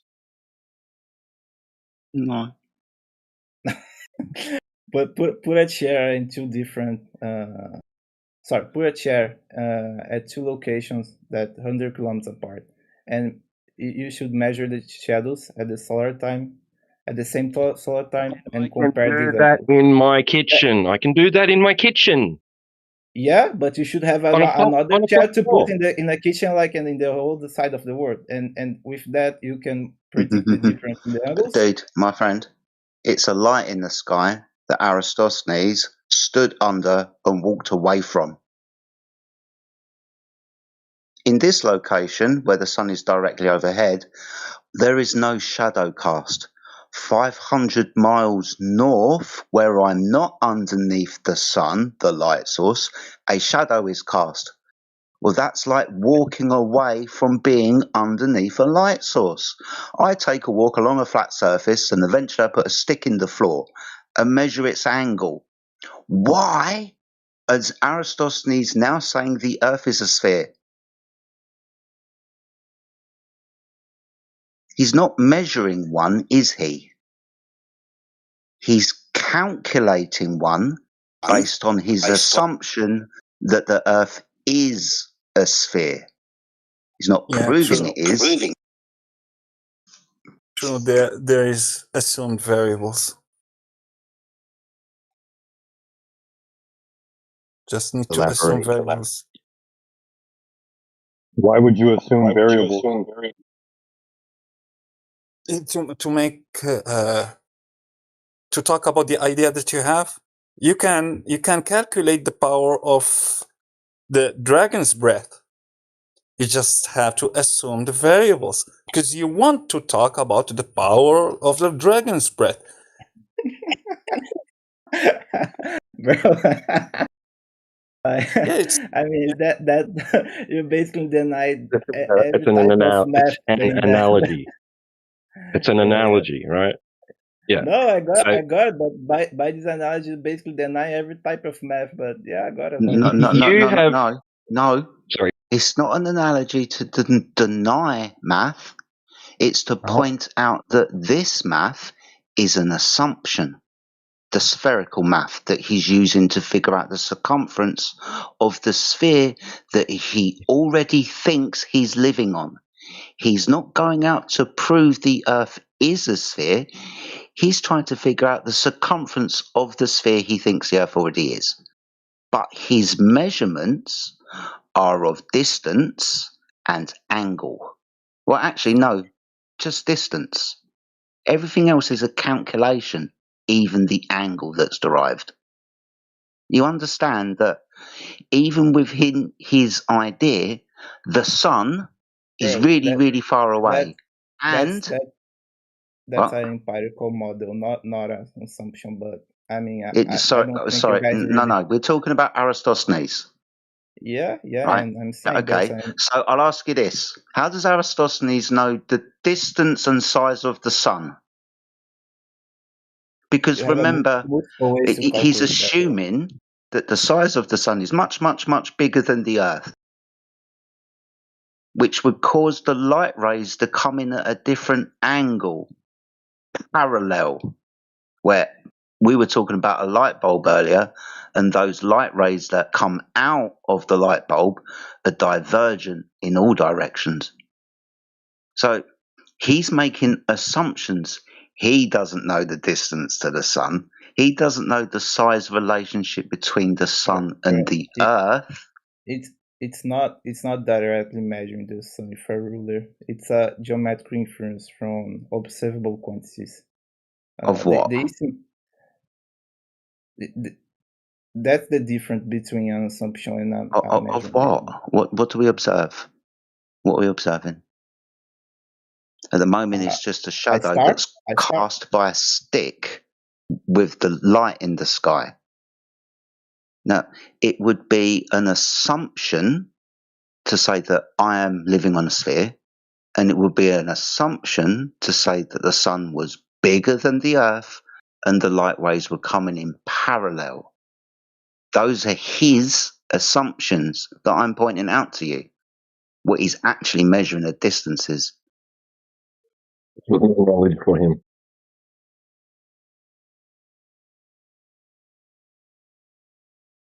May you're right, but I mean that don't make too much sense for me. Yeah. Okay. From a historical point of view, if you want to look through Wikipedia, the Chinese, we're talking about Aristophanes the Greek. Well, the Chinese were also looking up at the sky and making measurements with shadows. And their conclusion was the Earth was flat because they were just measuring length of shadows and angles, which require straight lines to do so, especially angles, right? But you're saying that Aristotle was making assumptions. You can say what was the difference between the exercise the Chinese and Aristotle did? What Chinese did different between Aristotle? They made the assumption that the sun was like a light bulb in the sky with divergent light rays, right? And that the surface that we were measuring on was flat. That's why we were getting angles. So an angle is straight lines. You're telling me that you don't believe Aristotle because he did an assumption, because whatever he measures, but the Chinese, because they measure it a different way using another assumption, you believe him? No, I'm pointing out that within history, there are many ways that you can look at how you can measure shadow lengths and what you can derive from that based on your assumptions. There's two different sides to this story that you probably weren't aware of. But the prediction still remains of a curved surface that we should measure, and we don't. because water is horizontal on the surface, obviously.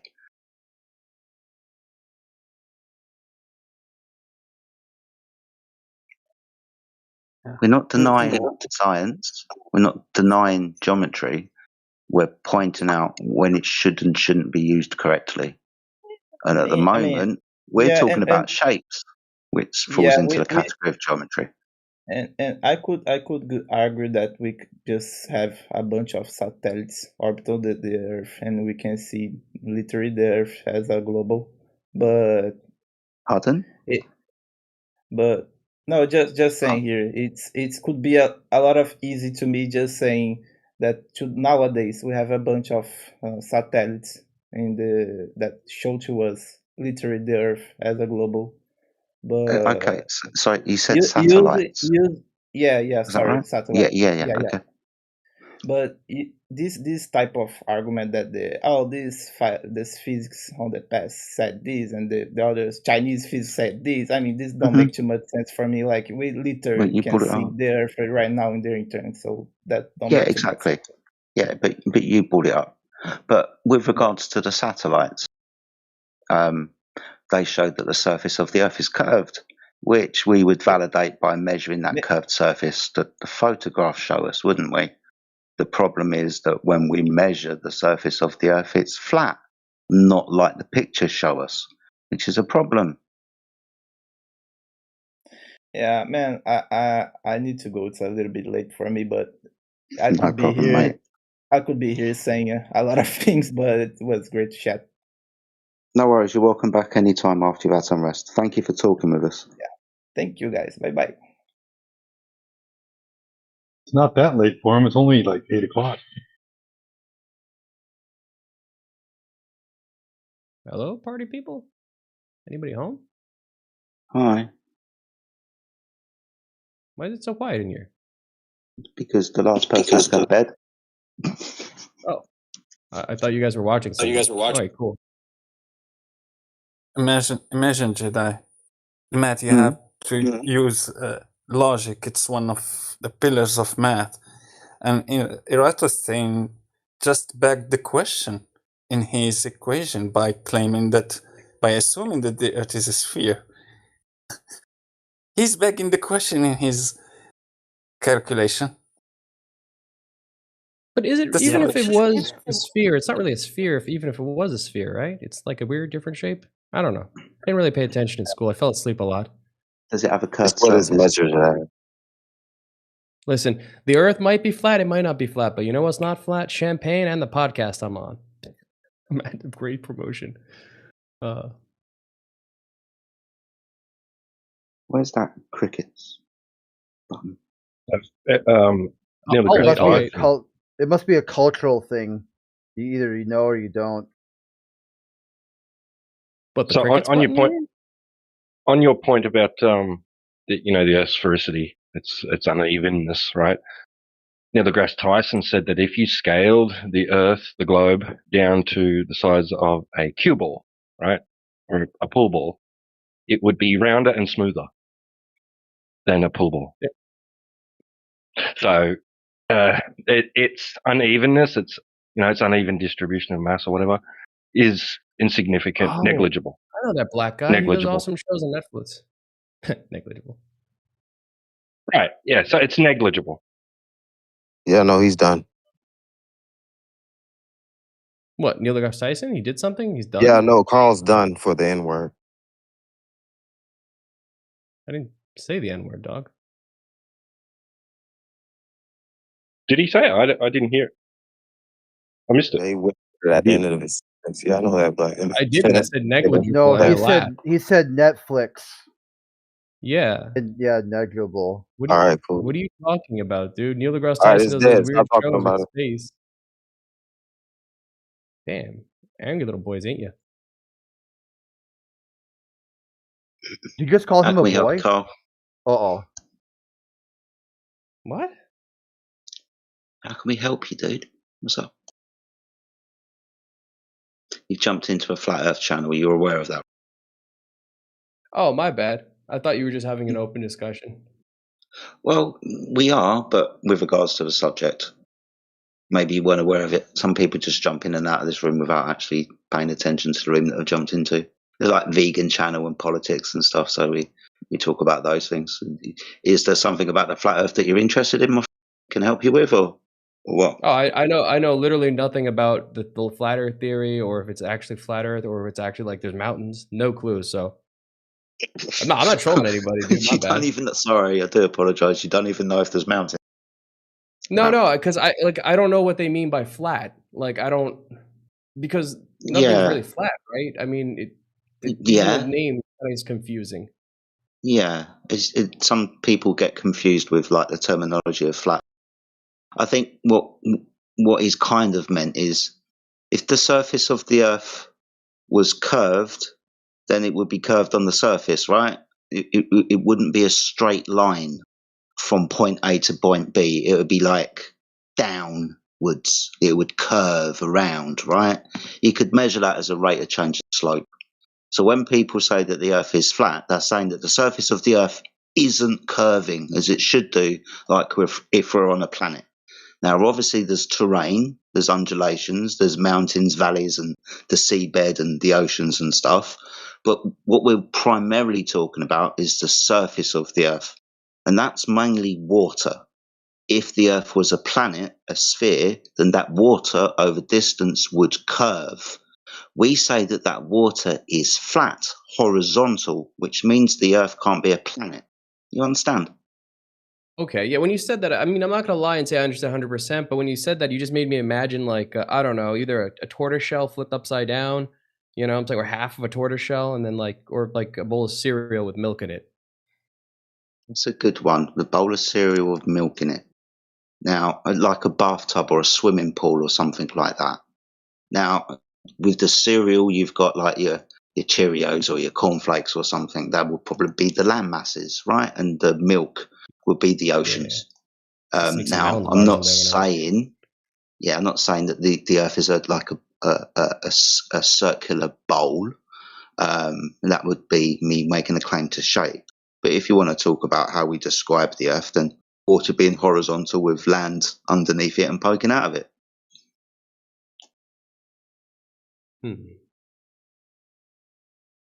Now I'm just thinking about those levels in Mario that float. The only reason why we say this, dude, like for example, I'm going to be celebrating my 50th birthday in a couple of weeks' time. I believed the same thing that the majority of the world believed up until I was like 40 years old. We all got educated the same thing. The only reason why we're saying the Earth is flat is because it's measured that way. We look at the Earth around us, and for all intents and purposes, it looks how it is, flat as far as you can see, apart from the mountains and stuff, but it goes on and on and on and on. The only reason we say it, like I said, is because it measures flat. Now, if the surface of the Earth measured to be curved, then we would be like everybody else, and we were living on a planet because planets have curved surfaces, and we measured that, but we don't measure curvature. And when I say we don't measure it, I'm not talking about in my coffee cup in the morning or in my bathtub or in my swimming pool. I'm talking about over distances of miles, tens of miles, 50 kilometers and further, where there should be curvature based upon the radius of the Earth. There should be measured curvature based upon the math that they give us. When we go and put that prediction into practice, we don't find that prediction in reality. We measure the surface of the Earth water to be horizontal. That's why we say flat. Okay, I could follow that. I could follow better. But I will say this. Does that change anything? Like any of the rules of physics or consumption of combustible diesels or anything? Or is it like not really relative to any of the other stuff? Just that one statement about the shape. Whether that is working under the principles of what's been described. Yeah. We start talking about diesel engines. Well, I'm saying because then it makes me question, you know, if we're going to question curvatures and all this stuff, and this is way out of my league. I mean, I'm just a simple farm boy personally. I'm just assuming that like, wouldn't that like mean that the density and the actual size and all the other parameters would be different as well? Meaning that the gravitational pull and all that other stuff would be different. No, the only thing that changes is up is not out and down is not in. Up is up and down is down. Just like the time the guy tried to show me how to fly a crop duster on a helicopter. I said, "That's the handbrake, right?" And like, no, that goes up and down. I said, "Nope, too complicated. I don't want to die." Okay. Nothing actually changes, and what you All right, fair will enough. have is like a causal mechanism when you brought up like the density or the mass of the Earth and the rate of fall of an object. We still have things fall into the ground. It's the causal mechanism that's always been up for scientific dispute. Even today, nobody really knows what causes gravity. There's loads of ideas, but they all work on the presupposition that the Earth is a sphere as the causal mechanism and creative mechanism. But we just experience things going down, dude. So nothing really changes from our point of view. The mathematical formulas are just there to. Well, fair enough. I mean, I like the explanation. It doesn't change nothing for me either way. I leave that to all you eggheads. You guys seem smarter than me. I can't even, fathom any of that stuff. So if it doesn't change anything on my farm, not too bothered by it. Nah, not really, buddy. Not going to change anything on your farm. Also, you sound super young, bro. I was taken aback when you said that's how old you were. I'm like, there's no way, bro. You sound like you're 22 or something. Jeez. I fucking love you. You're my new best friend. What's up, man? I appreciate that. Thank you. Yeah, of course, man.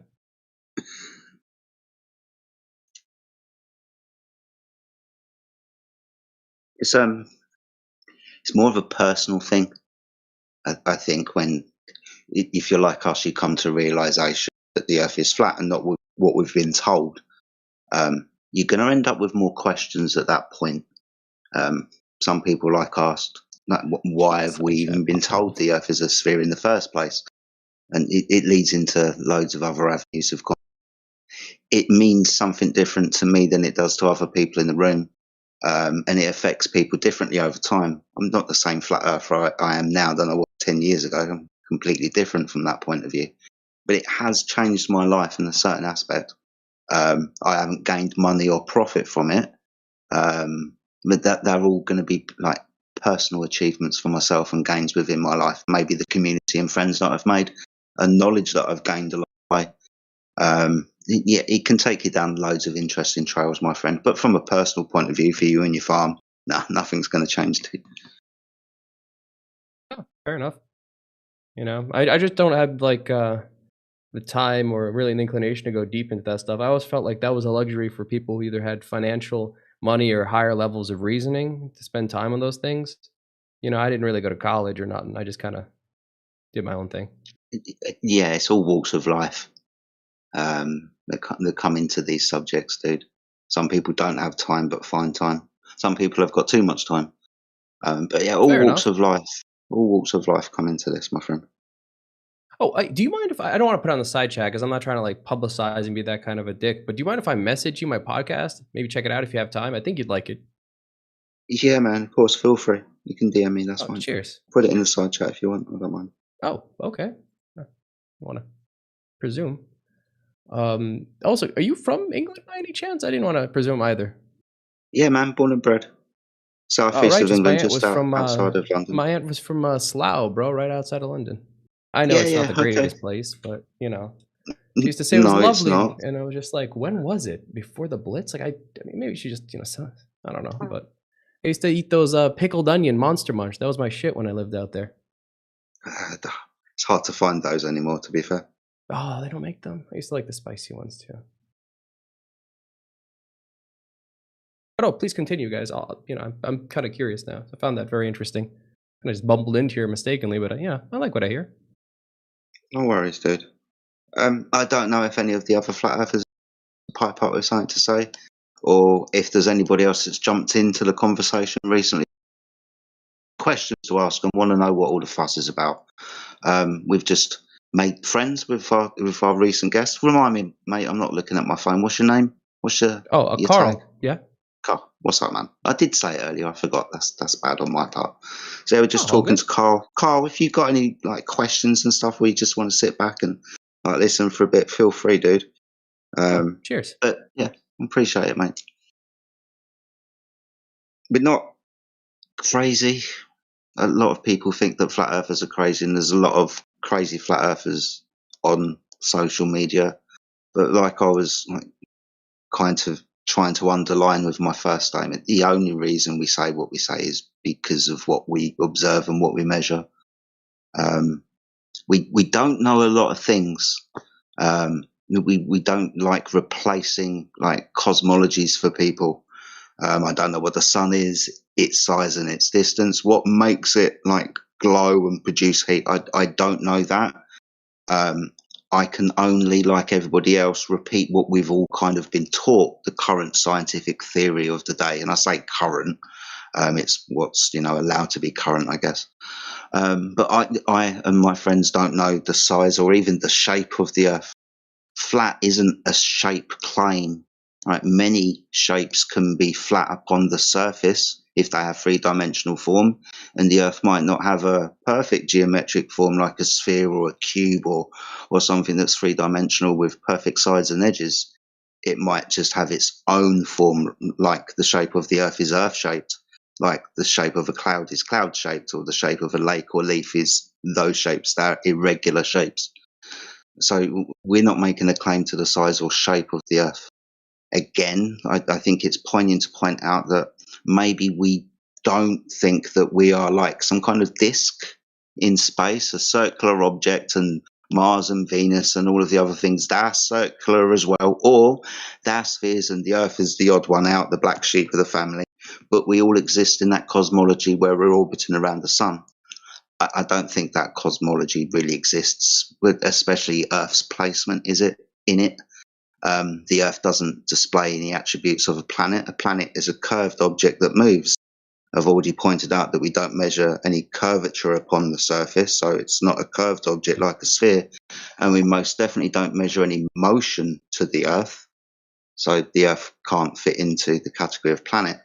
The Earth might be easier termed, for all intents and purpose, for easier conversation, as the floor of the universe where we stand and live, and the sky above is directly above all of our heads, and when we point up, those lines are all parallel to each other, not divergent from a radial point like you were on a sphere. So the sky is just directly above you, and the sun, moon and stars, again, don't know their sizes or their distances, but the ones that we've been told, like the size of the sun being much bigger than the Earth, maybe that's not the case either. Maybe the sun is like solar or local, or maybe not even a physical object. I don't know what the sky is, but all I can term the Earth is the floor underneath the universe, and the universe, the sky above us. The shape of the Earth, I haven't got a clue. No one knows. How could we? But yeah, if anyone's got any questions on the statements that I've just made, any thoughts or feelings, or maybe you're angry, maybe have some empathy for it, please feel free to unmute yourselves, introduce yourselves, and we have a conversation. Welcome to the Flat Earth Room, by the way, guys. Good to have you all.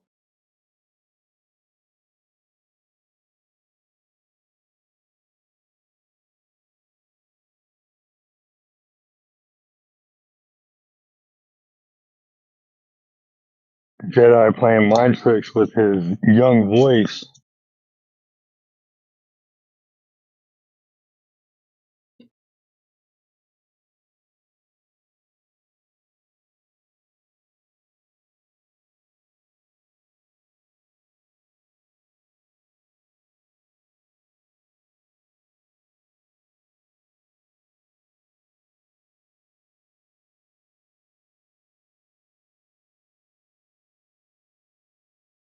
I don't know what else to say to invoke or provoke people into a conversation. I see that some other new people join the chat. What's up?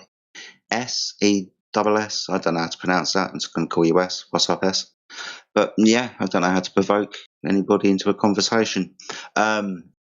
Maybe Jupiter isn't what we've been told either. I don't know.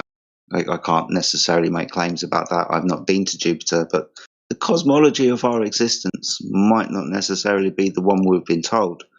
I don't know why, but the cosmology of our existence has the Earth as a sphere. And if the Earth isn't a sphere, then that story of our cosmology isn't true. Maybe the world around us and the sky above us are completely different to what we've been told. Which leads me to a more magical kind of question about the world. If it isn't what we've been told, with that also creation narrative, that Big Bang where nature created what itself, exploded into existence, and then for some reason, I don't know, information was evolved and things started cooling around, and then eventually started asking questions, and then eventually building technology. When the Earth isn't that with that creation narrative, I guess we can ask that question again. If the Earth is flat and stationary, and as I described the floor of the universe with the heaven, then how the hell did it get here? Did it just spring into existence all by itself for no apparent reason, like the Big Bang cosmology would lead us to believe? Or is there intent and purpose behind this place upon which we dwell? Is there intent? Is there a creative influence? People sometimes term that as God. I don't know. But ultimately, you've only got two choices when you're asking the question, how else got there, how it was created. Did it, like a magic rabbit out of a hat, just spring into existence for no apparent reason? It just did. Or is there a creative creator behind the creation? Like the building behind the builder, or the painting behind the painter. Sorry, painter behind the painting. That's the right way around. So, yeah, maybe we get to look at the world in a slightly different way when we understand how it's measured. Come on. Surely somebody wants to bite on that.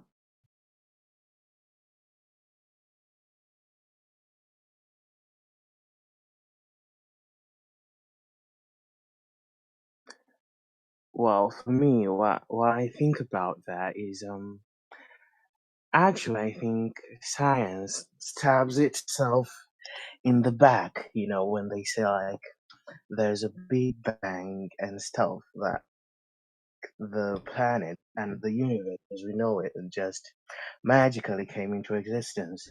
I think that because they say like in science there's no such thing as free energy.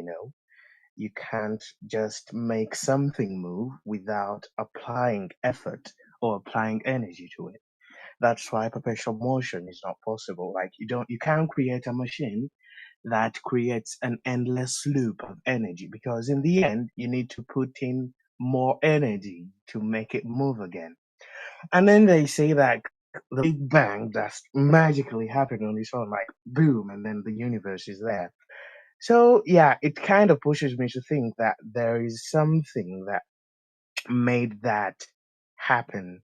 Yeah, that's why people maybe go to a creator, but at one point, when you have an effect, there is a cause, and that cause had energy, and that energy came from something. So I think the best bet is to say maybe a creator, because like we know that most of the times it's the living beings that like manifest energy. Something is living. Well, that also brings us to another debate, like whether whether life is we don't even have a good definition of life in itself, but yeah, that's what I think.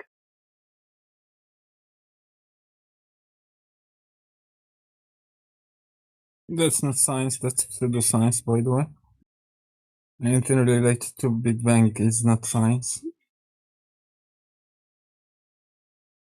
So, whatever they claim, they can claim anything they want. They don't just, they just don't have to claim that it is a scientific claim or a scientific community doing science. To the science, yes? Yeah, you're right.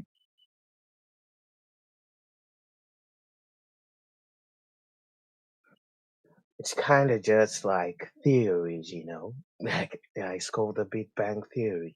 Something that someone believes based on something that they observed, based on a pattern. It's not like a rule. Well, until it's proven, even like the system, like the solar system in itself, like if you say, they say like the Earth, I'm sorry, like the sun is the center of the solar system, and like the planets are orbiting that. Like we've had that theory, if I'm not mistaken, like for the past, I think it's a little bit less or a little bit more than 100 years.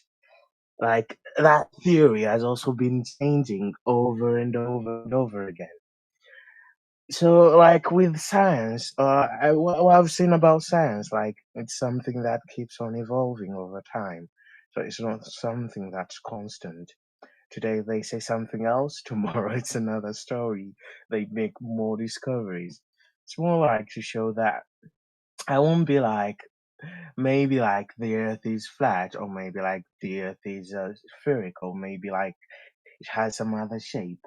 It all comes down to what is most intuitive for you to think about. Like for someone else, maybe they think the Earth is spherical. It makes more sense to them. And for you, when you think that is flat, it makes more sense to you, like reasonably, because we can't have the same minds. And I think like science is kind of like a bridge between things like that. Like you need to bring I would proof or something. I would rather say that objective reality doesn't care about people's feeling. So if you feel that feel better when you think that the Earth is spherical, yeah, the reality of the Earth doesn't care about what you feel. The Earth would be what it is, objectively. No, it's not about Let feeling. even what It's you think. about making sense. Okay, yeah.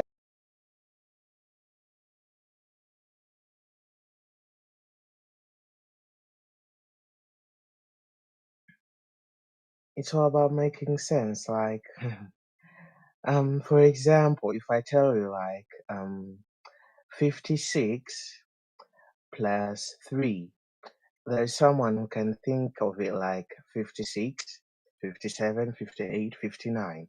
And then there's someone else who can be like 6 plus 3 is 9. And then they're like, so the answer is 59. So that's like two different ways of thinking. Like each person is using their own approach to approach that To get what? problem. To get the same or a different result?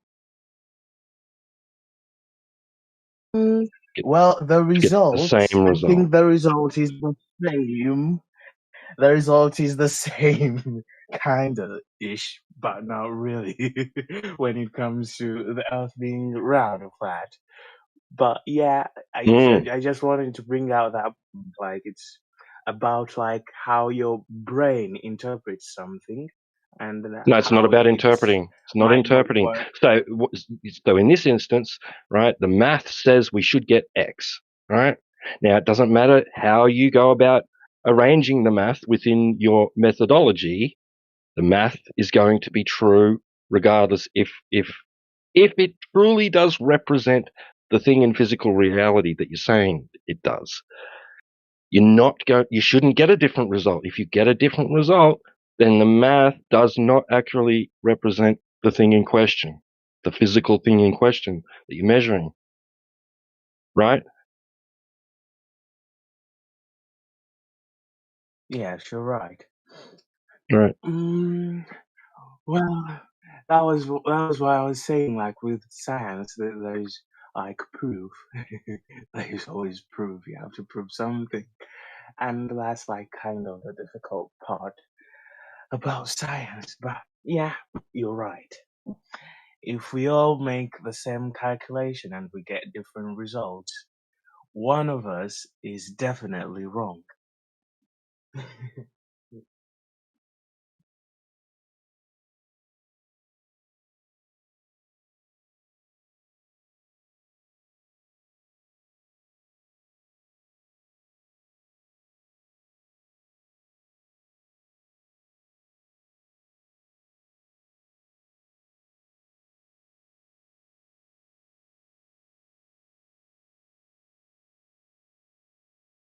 Yep. Well, that's what we're pointing out.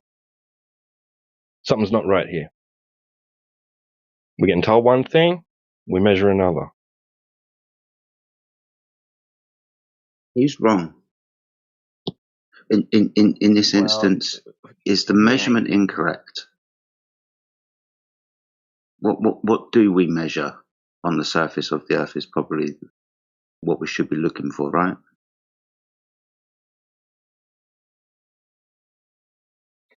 Well, I don't think the problem is the measurement. I think like the perspective within which you're measuring. Okay, like this stuff is very complicated because What do you mean by the perspective upon which we are measuring? What does that mean? For example, if we're trying to measure about it right now, Jedi. or distance, what do you mean? How's our perspective going to influence these things? Oh no! Actually, if you're trying to measure distance, I don't think perspective matters that much. But well, I thought you were just talking about like where we're measuring the Earth, right? Well, yeah, that's where we're going to be measuring the distance on the Earth. Yeah, so if we're measuring the Earth, I think perspective matters. Like, for example, Okay, sorry to interrupt.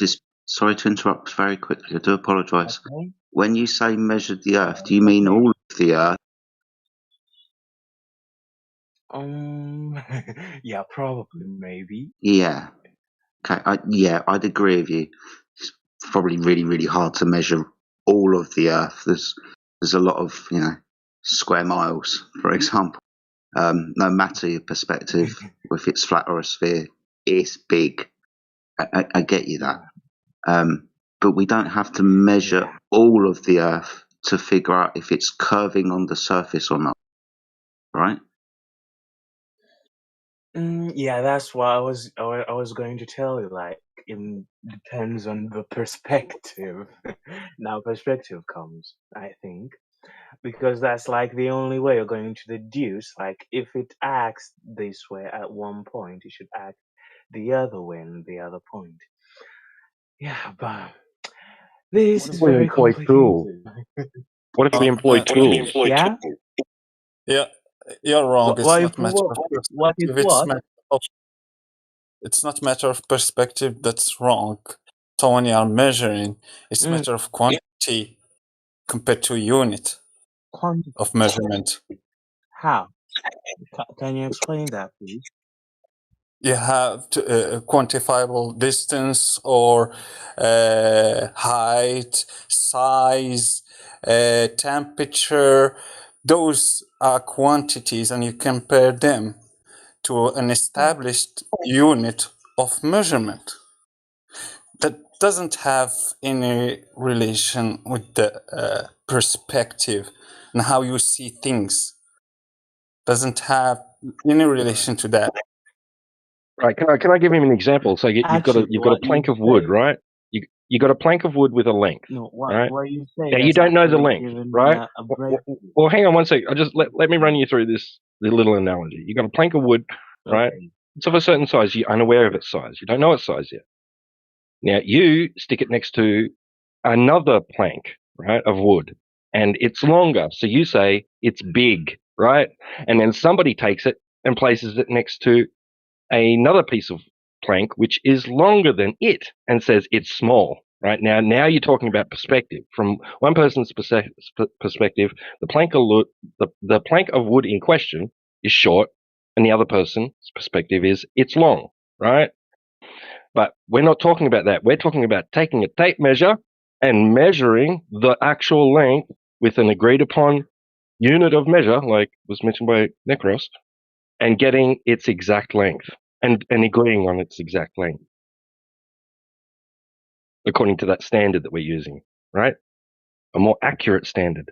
Yeah. Yep. You can, like, for the pyramids, you can use the cubic meter like they claimed they were built. Those ancient Egyptians, they claim the royal cubit. So a unit of measure of from the elbow, the tip of the elbow to the tip of the finger. So you compare that measurement to our standard unit of measurement today, you will have the same things. It's just a comparison of quantity to a unit measurement. It won't change the pyramid. It won't Well, make the what pyramid. you say has given me an insight. It has given me an insight. It's something that I think it's impossible. I've never thought about it, but I think like the easiest way to figure out all of this would be like to dig up to the bottom of the earth.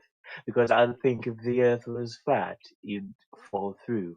And if it was round, maybe if you dig when you're in, for example, when you're in Africa and you dig through it, We're not making any you'll claims maybe about. end up in We're not a making any claims continent about the or Earth's. something. No, we're Yeah, not making any claims like that. So no, you're I'm on not your own with making that one. claims. I'm just No, saying. no, no, I'm no. just Listen. We're saying. not. No, we're not. Okay. If that's your idea of a standard to determine whether this is flat or not, then you're on your own. Because we're not making a claim about depth. We're not making a claim about length. We're not making a claim about width or size or shape. We're discussing the surface quality, right? The geometric surface quality, regardless of its shape, regardless of its size. They can't even Well, dig to that well, then melted I molten still magnetic stand core. by my idea still stands.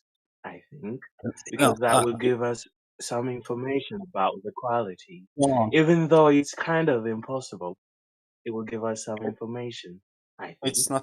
it's not necessary. And I don't know why you are making it difficult for yourself.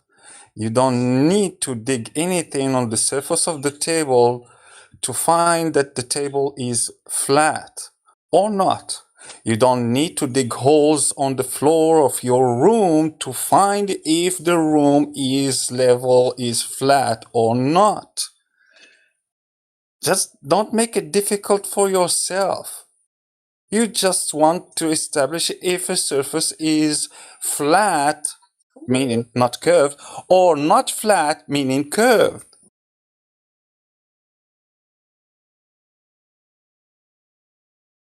Okay, I get you now.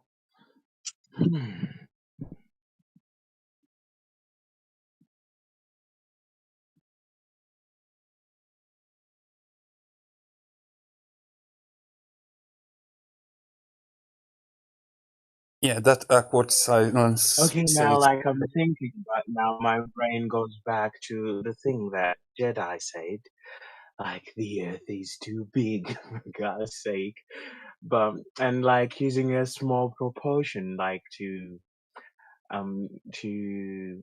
like kind of give us the idea of like the whole thing is also like not easy itself. But yeah, I kind of get you. But now I'm back in the box. I had jumped out of the box, and now I'm back. A simple question. If you have a table and you have a spirit level of 10 centimeters, let's say, and you have the table that is like 3 meters, can you use that single tool to find if the table is flat or curved? You will have to do like us. You will just have to verify sections, section by section. Can you verify if that entirety of surface is flat or not? Let's say it's not even a good analogy because the surface of the earth is mainly covered with water, so you will just have to use the fluid dynamics. But I'm just giving you a simple example. A table, spirit level of 10 centimeters. The table is 3 meters long, or so you can you do that? Can you verify if the table is flat or not using that spirit level? So you see, like the table is 3 meters, and like the spirit measure is how long? Let's say 10 centimeters. 10 centimeters. Okay, Yeah. like now, like I've ever done some building before, and there's this problem like you kind of run into, like you can have a proportion of the same thing, like at one point it's leveled, you go to another point, and that point is leveled. But the first point and the second point, between them, it's unleveled. And like for the scale of the earth, I think that's the case. Like the problem is not the is I think the problem is the tools like we don't have like appropriate tools to give like such an appropriate measurement. And in fact, something that's possible with the table or with any other surfaces. So like you need We have the appropriate tools. tool to give you an We appropriate have measurement. we have appropriate tools. We have so many appropriate tools. We have levels. We have lasers. We have gyros. We have many things that can help you establish a level and verify if level. And you have a reference too, which is the horizon, for example. That's a reference. That's the main first reference for horizontal. From where the word will arrive first place. Well, maybe he has a tool in mind. Is there a tool that you have in mind? What would we use? No, not really. No, really. So all the tools that we use in measuring the Earth for every practical purpose that we can think of, we always come up with a flat Earth measured. I don't know of any other tool that would magically find curvature, since there isn't any. Yeah, that's right. To touch on, can I touch on what Necros was talking about? Because that the standard by which we measure changes in the vertical is horizontal, right? And it just so happens that nature has given us its own reference, right, for it. Like it's given us a method by which we can determine that, right, and establish horizontal. It's called the surface of liquid at rest, and it's called the horizon. Horizon. Right. Yeah, thank you. Right. And you won't find yourself in any situation where you're using anything but horizontal to measure change in the vertical elevation change, right? Above or below that horizontal. And the tools that some of the tools that help us establish horizontal planes of reference involve liquid water, right?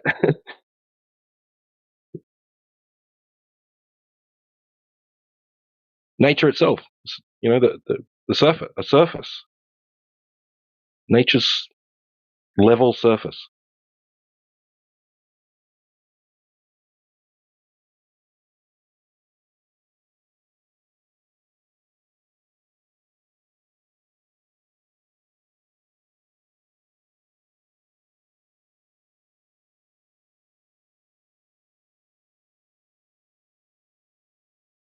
Other tools that you use, like surveying equipment, like theodolites and things like that, right? You're going to want to establish level. You can square off your device